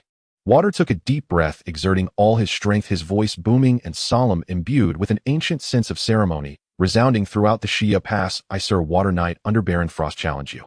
In the name of knighthood, following ancient tradition, I hereby challenge the knights of the Western Realm to a duel. Do you dare to accept? To honor the goddess with the glory of this battle. Knightly combat on the battlefield. This is an ancient tradition highly esteemed among the knightly class, particularly among the followers of the Goddess of Mercy. At the onset of battle between 2 armies, a knight from one side may issue a public challenge to a knight from the opposing side, usually a commander or a renowned warrior, for an unknown duel. It symbolizes courage, honor, and a sacrifice to the Goddess of Mercy. For ordinary believers, refusal may only result in a loss of reputation. However, for those blessed by the goddess with the blade of reverie, facing a formal challenge on the battlefield that adheres to tradition, yet choosing to evade, is likely to be seen as a desecration of faith and cowardice, leading to abandonment by divine grace and the fading of the blade. Historically, there have been precedents for such occurrences. Karen's expression instantly darkened, as if he had swallowed a fly. He glared fiercely at Water, the fury in his eyes nearly bursting forth. How could he not understand? The opponent had seized the opportunity precisely when he was in a relatively weakened state, both physically and mentally, after blocking the crossbow twice. Refusal. As a fierce general under the Western Duke, a favorite of the Goddess of Mercy, to cower in front of so many eyes would not only tarnish his reputation, but could genuinely provoke the goddess while stripping him of the power that brought him fame. A blatant scheme. A blatant, calculated scheme to the bone. You certainly know how to choose your moment. Karen's voice squeezed out between clenched teeth, filled with mockery. Seizing the moment of my power fluctuations, forcing me to yield with such an ancient trick. Knights like you who are both clever and understand the rules are truly rare. Water paid no heed to Karen's mockery. His heart was like a clear mirror, the opponent's intentions were all too apparent. He silently calculated based on his earlier observations Karen would require approximately 30 deep breaths to recover after each full power outburst to stabilize his ability for yet another intense battle. The previous block against the crossbow was the second outburst now. There were 28 breaths remaining. I cannot wait any longer. Water uttered not a single word, and at the moment Karen's voice fell he pushed off the ground causing debris to erupt launching himself like an arrow fiercely initiating his attack. The long sword tore through the air carrying an unstoppable momentum aiming straight for Karen. Karen's pupils contracted he hadn't expected such determination from his opponent and hastily raised his axe to block. Clang! The sword and axe clashed sparks flying. Water immediately changed tactics, sliding his sword along the axe's edge towards Karen's fingers, gripping the axe forcing Karen to step back defensively. The battle instantly escalated to a fever pitch. Water's swordsmanship was displayed to perfection at this moment. Ferocious, precise, intricate, and nearly flawless. Each strike carried immense power, yet contained delicate variations. Stabs, slashes, cuts, chops, and thrusts. The basic sword techniques flowed seamlessly from his hands. His steps were steady yet swift, maintaining relentless pressure on Karen, denying him any chance to catch his breath or adjust. Diana watched from the wall, both terrified and mesmerized. He excelled in the agility and trickery of dual pistols, but what Water displayed at this moment was a different kind of beauty of orthodox, knightly swordsmanship, perfectly merging strength, speed, technique, and combat instinct. A product honed by countless trials. A thought even arose in Diana's mind: Lord Water's fundamentals are flawless. His martial skills and swordsmanship, at least in terms of technique, are without flaw. There is a chance. He really has a chance. Water's heart was equally exhilarated. His sword was like an extension of his will. Every block, every evasion, every intention of counterattack from Karen seemed to be within his anticipation.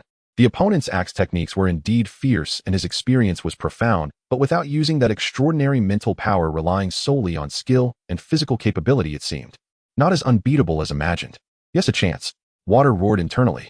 He gradually pushed Karen towards the relatively narrow side of the pass, a region unfavorable for the large axe's swings. He could see that although Karen's breathing was deliberately controlled, it was still slightly faster than in his normal state. After 5 more strikes, once he was cornered in that spot, it would be the perfect moment to strike with his sword. The scales of victory seemed to tilt in Water's favor. However, just as Water was calculating the final few steps, his long sword driving Karen back, like a storm, almost into the preordained death corner, Karen, who had seemed somewhat passive and even awkward, suddenly halted. He no longer retreated. Instead, after parrying Water's fierce thrust with his battle axe, he slightly stepped back to create a half-step distance. The anger that had originally stemmed from his weakness and passivity vanished from his face, replaced by a strange, nearly mocking calmness. He spoke, his voice low yet clear, reaching Water's ears. Do you think? As long as I do not use the power granted by the goddess, I am merely an ordinary soldier with a bit of strength, easily toyed with and pressured into your trap by a swordsmanship expert like you. Water's heart sank, and he instinctively hesitated momentarily in his assault. But if I say? He slowly raised his battle axe, a pressure more immense and heavier than before, like a tangible force emanating from Karen. What you just witnessed, my weakness, my passivity, my rhythm, was merely what I wanted you to see. Kalen's aura burned fiercely, once more like a returning light. The power of the battle prayer from the goddess of mercy was forcibly extracted and condensed by him, fully infused into the massive battle axe, causing the blade to hum as the air itself twisted under its oppressive weight. This strike was no longer a feint or a distraction, but a full gathering of Kalen's strength and combat intent. Its target was directly aimed at Voter, who had just been momentarily shaken and slowed by Kalen's earlier illusionary words. Fast. Faster than the limits of the naked eye. Heavy. So heavy it seemed capable of splitting mountains. In everyone's perception, including Voter's own predictions, there was no way to completely avoid this strike. His exquisite armor might withstand ordinary slashes and blows, but it absolutely could not endure this terrifying strike, enhanced by divine grace. The outcome seemed predetermined, with man and armor cleaved in two. Kalen's roar melded with the shrieking of the battle axe slicing through the air.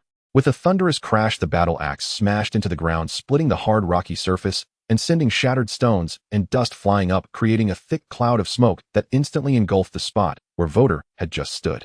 Diana's heart leaped to his throat as if gripped tightly by an invisible hand. He could hardly bear to imagine the scene after the smoke cleared. The other guards turned ashen as if witnessing the collapse of their frontline's core pillar. However, the smoke slowly settled. The gruesome sight of Voter being split in half did not occur. The fearsome blade of the battle axe was deeply embedded in the ground, mere inches from Voter's body, or rather from the massive, gaping wound torn in his armor. Voter was still standing. His face was pale, his chest heaving violently, a long, deep wound that exposed his bone extended from below his collarbone to his side, blood gushing from the gash in his armor, staining the inner lining and the ground beneath him. The excruciating pain caused veins to bulge on his forehead, and cold sweat poured down. Yet he was not dead. He could hardly believe it himself. In the final moment before the axe blade struck, an instinctual, almost uncanny sense of lightness and coordination surged within him. The heavy armor seemed no longer a burden, but had become an extension of his body, like an additional layer of tougher, more fitted skin. It was this exquisitely subtle, almost impossible sidestep and retreat executed with both speed and precision that allowed him to avoid the direct hit and only suffer a grazing cut from the axe blade. He felt that he was more whole now than at any other time in the past. The battle left no room for him to ponder. The sharp pain stimulated his nerves, but ignited a more intense fighting spirit and a resonant sense of control with his armor. Kalen was plunged into immense shock and confusion. How could his strike have been evaded by mere millimeters? Voder's wound was bleeding, but his offensive had become sharper and more cunning. He no longer pursued brute force to suppress, but instead pushed speed, precision, and anticipation to their extremes. His sword always found its way to the weakest joints of Kalen's armor, striking like a venomous snake at the gaps under the arms, within the elbows, and behind the knees. And whenever Kalen attempted to counterattack, the trajectory of the axe seemed to be anticipated by Voder, who was able to evade with minimal movement, allowing the blade to merely graze the armor, inflicting only superficial scratches or shallow dents, but no significant damage. It felt as if he was being toyed with by a ghost who had completely seen through all of his habits and weaknesses. What terrified Kalen even more was the sense that the warm and powerful force from the goddess of mercy within him was receding rapidly, like a retreating tide. Was it because he had employed a less knightly, deceitful tactic? Or was it because the prolonged battle had led to the goddess withdrawing her favor? Either way, it meant that his greatest reliance was fading. Panic began to distort his movements, his breathing grew more ragged and chaotic, and his counters became hasty and lacked form. Voder keenly sensed his opponent's disarray. He knew the opportunity had come, but piercing through the armor with his sword, even if he found a gap, was fraught with risk. He instantly changed his strategy.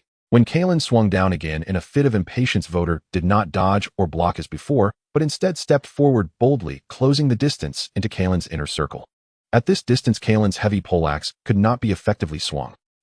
Kalen exclaimed in surprise, wanting to retreat his sword. But Voder was faster. His right hand spun the sword violently, gripping the blade in reverse, using the hilt and the heavy pommel as a hammer. He poured all his strength into it, using the momentum to strike hard against the side of Kalen's helmet. Thud! A dull sound echoed like a gong being struck. The tremendous impact reverberated through the helmet, causing Kalen's vision to go dark and his ears to ring, instantly losing balance and much of his sensory perception. Taking advantage of the situation, Voder slammed into Kalen, knocking him down to the ground. Both were clad in heavy armor, and the one on top after the fall had absolute advantage. Voder pinned Kalen down swiftly, pulling a gleaming armor-piercing spike from the strap at his thigh. "Do you know what the biggest difference between us is?" Voder's voice came through the faceplate, tinged with the scent of blood, ringing in Kalen's ears. Kalen's consciousness was hazy, and all he could see was a shadow and hear a buzzing sound. Voder did not wait for an answer. He aimed for the small gap exposed in Kalen's armor from struggling on the ground, and drove the sharp point of the armor-piercing spike deep into it. Then, using all his weight and the strength of his arms, he twisted and pried. Ugh! Kalen let out a scream that was not human, his body convulsing violently. The armor-piercing spike penetrated the lining of the chainmail and flesh, likely damaging vital blood vessels and nerves. Voder withdrew the bloodied spike, disregarding Kalen's struggles and gradually weakening cries, and sought another opportunity, targeting another weak connection in the armor, stabbing fiercely again. "My armor." Voder's voice was low, almost to himself, as if declaring, "was adjusted for me by my lord himself." This time Kalen seemed to understand. His dazed eyes were filled with confusion and resentment, yet life was swiftly ebbing away, leaving only the sound of air leaking from his throat. Voder stood up from Kalen's body, which was gradually losing its strength. The two fatal wounds caused by the armor-piercing spike were enough to take the life of this knight from the western borders. He raised his bloodied sword high, preparing to announce the victory of this brutal duel to both armies and declare the inviolability of Frost Town's defensive line. A faint yet piercing sound of a blade entering flesh interrupted Voder's motion and froze the battlefield's brief silence. Voder's body stiffened, and he looked down. He saw a crossbow bolt still quivering, embedded in the armor on the side of his chest. The arrowhead had sunk into the armor, and a cold, stabbing sensation instantly spread throughout his body. He raised his head, his gaze crossing over the now stirring ranks of the Western troops, and he saw a grim-faced officer in the rear. Kalen's adjutant was lowering a crossbow that had just been fired, his eyes filled with madness and desperation. "Don't let this guy return alive. Shoot!" Retrieve Lord Kalen. Kill that knight. The adjutant roared fiercely. Whoosh, whoosh, whoosh. The dozens of Western crossbowmen who had long been lying in ambush and aimed at this direction pulled their triggers almost simultaneously. Dozens of crossbow bolts like a swarm of death rained down on Voter, who had just endured a bitter battle and was at his physical and mental lowest. The distance was too close, and the bolts too dense. A Voter had nowhere to escape. Thud, thud, thud, thud. The sickening sounds of blades piercing armor and tearing flesh resounded in a dense chorus. Voter's tall figure trembled violently, as if struck by an invisible hammer staggering backward. His armor was instantly filled with crossbow bolts resembling a porcupine. His long sword fell from his hand with a clang. He tried to steady himself, but it was in vain. Lord Voter. On the battlements, all the eyes of the Frosttown defenders turned blood-red, filled with rage. Their military commander, the hero who had just won the duel, was now ambushed in victory. An endless fury erupted like a volcano in the hearts of every soldier in Frosttown. Crush them with the ballista. Deanna's roar was heart-wrenching. The last remaining ballista let out another roar, its massive bolt shooting towards the densest cluster of the Western troops, fueled by the guards' hatred. Deanna himself had leaped down from the battlements like a mad tiger, having lost all reason. He did not even call out. Behind him, countless readied soldiers of Frosttown, including militia, and even some lightly wounded, surged forth like a flood breaking a dam, pouring out from the battlements, the side gates, and every possible exit. Kill them all. The memory of the battle that followed became somewhat hazy for Deanna. He remembered charging at the forefront, his dual guns swirling like a whirlwind, leaving behind shattered shields, broken weapons, and splattered blood in his wake. He could not hear the screams of the enemies or the shouts of his comrades. All he saw was a blood-red world of slaughter. He could not recall how many throats he pierced, how many leg bones he shattered, or how many helmets he sent flying. He only knew to kill, to eliminate everyone before him wearing the armor of the Western borders, to wash away the humiliation of this battle with their blood. This uncontrolled, vengeful pursuit, ignited by a despicable ambush, was far more brutal and bloody than any previous defense battle. It continued until the remnants of the Western forces fled from Stone Tooth Pass, disappearing into the dusk, while the soldiers of Frosttown, finally exhausted, stood amidst the corpses of both enemies and allies, nearly forming a stream of blood, looking around blankly, only left with heavy gasps. Deanna stood amidst the sea of corpses and blood, his dual guns resting on the ground, his body covered in blood, whether his own or that of the enemy. He slowly turned back to gaze at the place where Voter had fallen.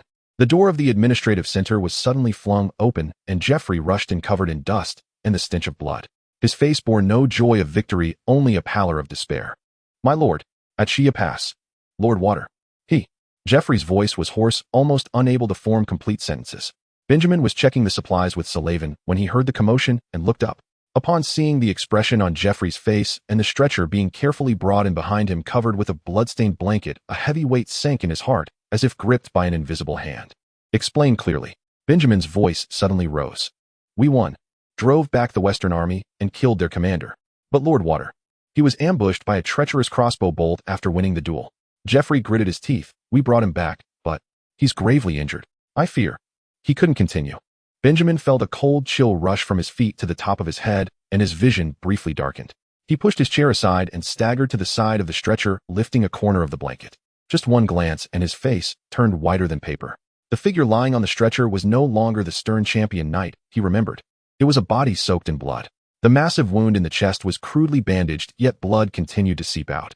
More shocking were the crossbow bolts embedded in him, still unremoved despite being cut short like quills of a hedgehog, silently narrating the brutality and betrayal of that moment. Water's face was as pale as wax, his eyes tightly shut, and his breath was so faint it was nearly imperceptible.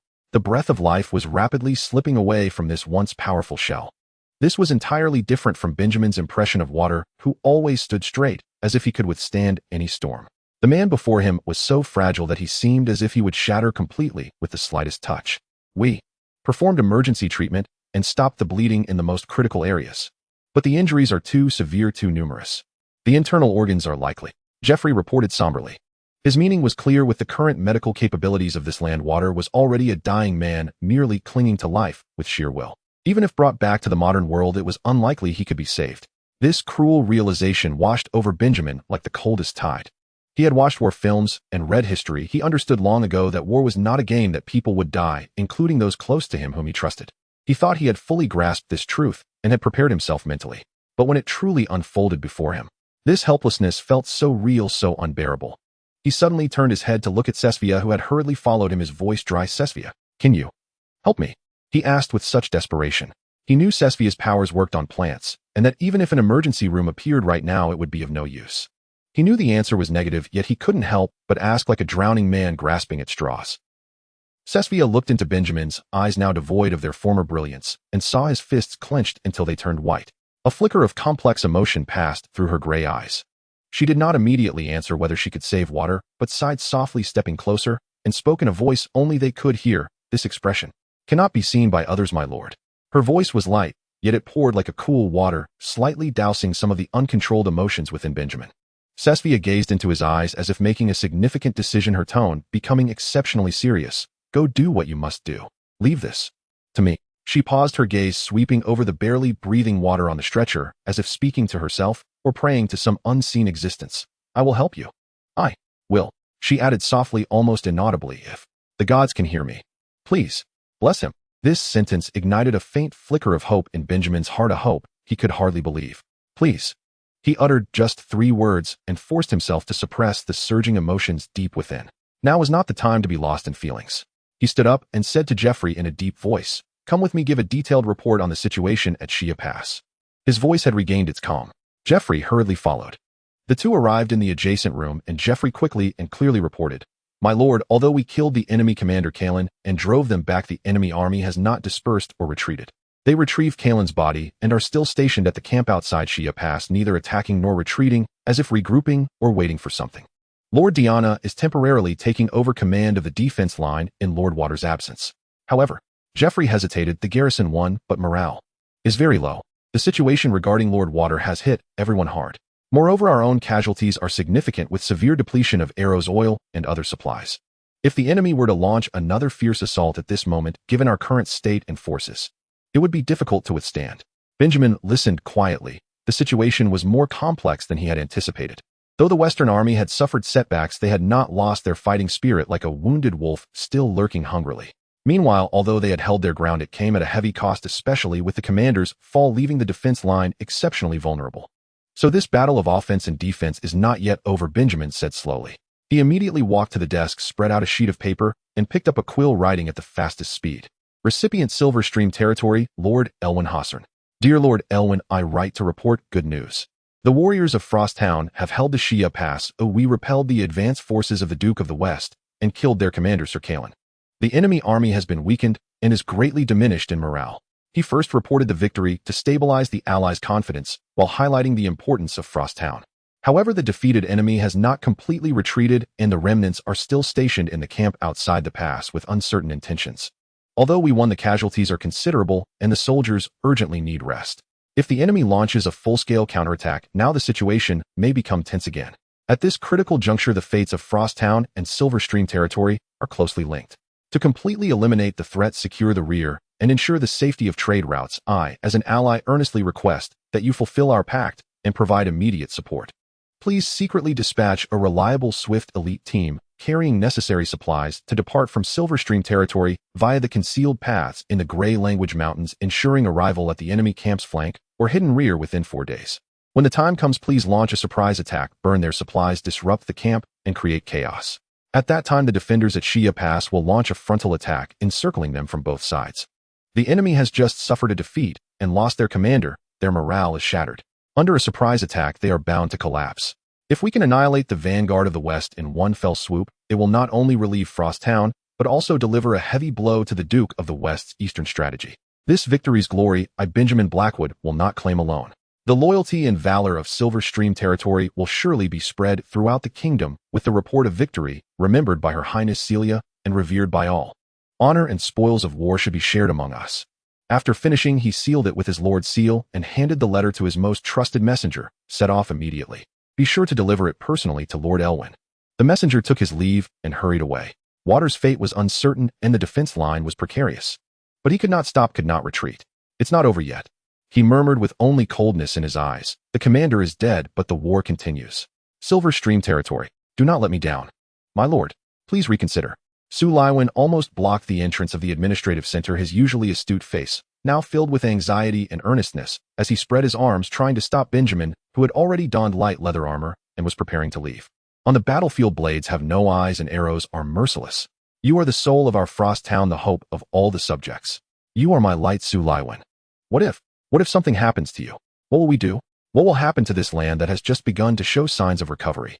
Su Laiwen spoke rapidly like a cannon firing. Even if Xia Pass truly cannot be held, we can retreat back to the town relying on the city walls. There is still room for maneuver. At worst, we can fall back into the Gray Language Mountains. With your intellect, my lord, we will certainly find a way to rise again. But if you personally go to the front lines, what if? Then we will truly have nothing left. His words were heartfelt and full of concern for Benjamin's personal safety. In his view, the Lord personally leading the charge at the front lines, enduring the rain of arrows and the edge of blades alongside the soldiers, was a reckless act where the risks far outweighed the benefits. Benjamin paused, patting the anxious official whose forehead was now sweating. Su Laiwen, I understand your concerns. But we have no way back. He continued, we stand on the edge of a cliff. Behind us is a bottomless abyss. The unity of the people of Frosttown, the order we have just established, all hinges on this battle. Walter has fallen, and the soldiers need to see their lord standing with them, not hiding in the safety of the town waiting for results. Once the defense collapses and the flames of war reach the town, do you think we can still retreat calmly and rise again? Without this cohesion and trust in our lord, we are nothing. Having said that, he no longer gave Su Laiwen a chance to dissuade him and strode out of the administrative center. Outside, 40 militiamen who had been urgently mobilized and were relatively well-equipped were already lined up, waiting with several carts loaded with arrows, medicines, and food supplies. Benjamin mounted his horse and finally said to the pursuing Su Laiwen, this place is entrusted to you. Steady the town, comfort the hearts of the people, and ensure everything in the rear operates smoothly. If I do not return, you know what to do. Leaving these words, he rode off with the small team toward Xia, past the sound of hooves shattering the tranquility of Frosttown at dusk. Su Laiwen watched the dust they left behind and let out a long, deep sigh. Why can't he understand? He murmured, as long as we are alive, there is all the possibility. When the figure of Baron Benjamin Blackwood appeared on the battle-scarred wall of the second defense line at Xia, past the stir it caused far exceeded his expectations. The soldiers, whether they were exhausted veterans or fresh-faced recruits, all paused their tasks and looked at their lord with disbelief, surprise, and even a mix of excitement and unease. The lord himself arrived at the front lines. This was not merely to boost morale from the rear, but to truly step into the front line where arrows could fly at any moment and battles could erupt. Such a situation, in their limited understanding, usually only existed in the biographies of the most valiant ancient heroes or in the exaggerated ballads of bards. Diana was the first to react and adapt quickly.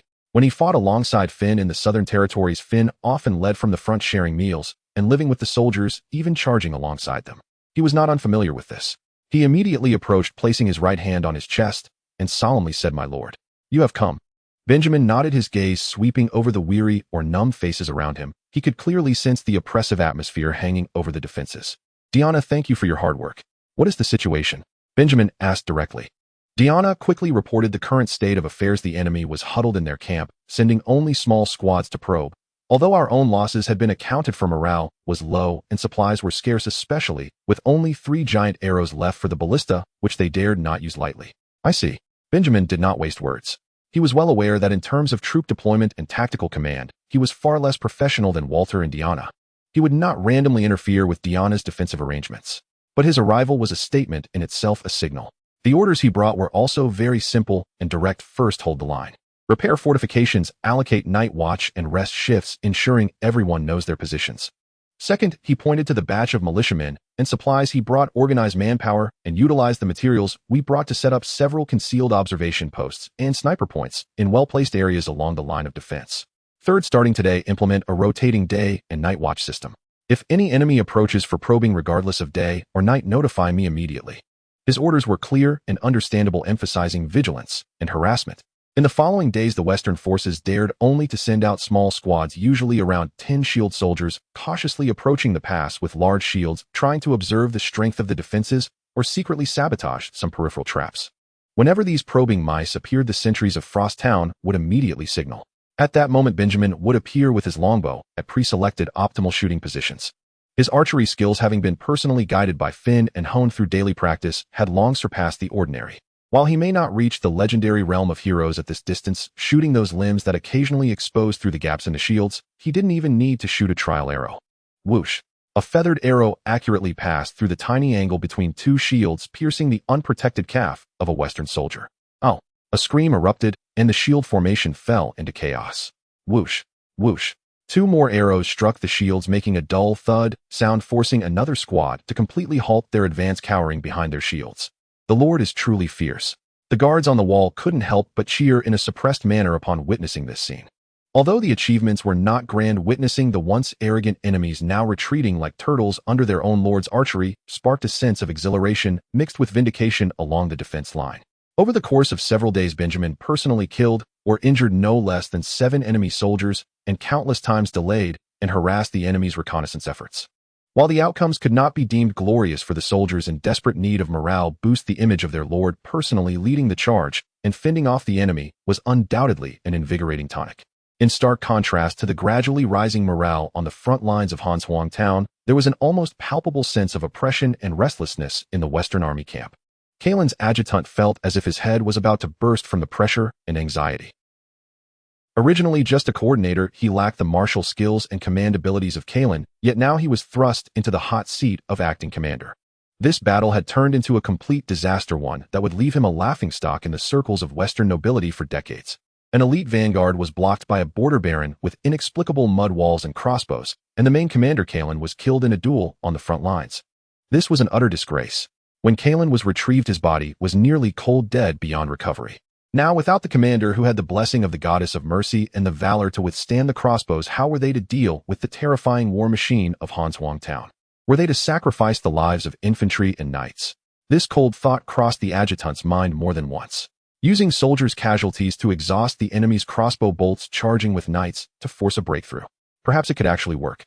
After all, the enemy seemed to have limited troops, and their supplies couldn't possibly be endless. However, the moment the adjutant considered voicing this plan of grinding with flesh and blood, he could almost foresee himself accidentally dying in his tent that night at the hands of furious soldiers or equally self-preserving officers. No one would be willing to carry out such a purely suicidal order. They couldn't launch a forced attack, but neither could they retreat. Just thinking of the stern and cold face of Duke Charles made the adjutant feel a wave of suffocation. The Duke had high hopes for this eastern advance, and Kalen was the sharp blade of the vanguard. Now the blade was broken, having not only failed to open the situation, but also suffered heavy losses, retreating in disgrace. What awaited him would be anything but comfort and understanding. It was more likely to be a military tribunal facing execution for dereliction of duty and demoralizing the troops. There was no second possibility. Advancing meant a mutiny among the soldiers and the risk of his own death. Retreating meant the Duke's wrath and certain death. The adjutant felt like a mouse thrown into a wind tunnel, being squeezed from both ends, nearly going mad. The only lifeline he could think of was reinforcements. Realizing that Xia Pass was a hard nut to crack, he immediately issued an urgent summon in the name of Duke of the Western Regions order to the nearby towns of Huizhou and Shiqiao, theoretically under the Duke's influence. He requested them to send reinforcements immediately, or at least to dispatch troops to harass the rear of Han Huang Town, alleviating the pressure on the front. In his mind, although these two territories were not strong, gathering 200 to 300 men should not be a problem. As long as they applied pressure from the flanks, even a feint would greatly distract the defensive efforts of Han Huang Town, giving him an opportunity to launch a fierce attack, perhaps opening up the situation. But why had so much time passed without even a reply? Where were the people of Huizhou and Shiqiao? Where were their reinforcements? The adjutant sent someone daily to scout in the direction of their arrival, only to receive the same report, each time no sign of reinforcements. His second letter to the lords of the two towns, written in an even more stern and urgent tone, had also sunk like a stone into the sea. Restlessness, unease, and fear. He felt as if he were standing on the brink of a dam about to burst, watching the water level rise higher and higher, yet he found no materials to plug the leak and no hope of escape. Damn it, those fence-sitters. Do they dare defy the Duke's orders? The adjutant paced angrily in his tent, slamming a fist onto the crude wooden table, or perhaps, have they encountered some trouble? He felt a more terrifying suspicion rise in his heart, but dared not dwell on it. Meanwhile, at Huizhou Town in the Lord's Manor. The manor, originally belonging to the old baron, now had the burly Baron Guise of Blackrock sitting in the main hall. He sat there with a commanding presence, still bearing the dust from the battle outside, and a faint smell of blood, his thick fingers gripping a crumpled piece of letter, shaking it absent-mindedly. Not far from his feet, the aged Baron of Huizhou Town, currently trembling, was being supported on either side by 2 soldiers brought by Guise, his face pale as a sheet and cold sweat dripping from his forehead. Guise began to read the letter aloud in an exaggerated tone laden with mockery to the lords of Huizhou Town and Shiqiao Town. Under the command of Duke Charles of the Western Region, the vanguard commander Kalen has issued a decree to you. Tsk tisk, what a fearsome start. He paused, glancing at the trembling old baron at his feet, and continued, you are commanded to gather all available troops immediately from the moment you receive this order and rush to the front lines of Xia Pass without delay. Should you dare delay or disobey, it will be seen as treason, and the Duke and Prince Alkaya's armies will arrive shortly, certain to crush your territories into dust. Oh my, crushed into dust, what a grand show of power. Guys finished reading and casually tossed the letter aside, letting it flutter down like a dead leaf at the old baron's feet. Leaning forward, he braced his arms on his knees, staring at the old baron, his voice suddenly turning cold. Old man, how come I never knew you had such a strong connection with our esteemed Duke Charles? Why didn't you inform me of such a promising opportunity? The old baron felt a chill under gaze, his lips trembling as he tried to say something, but could not form a complete sound.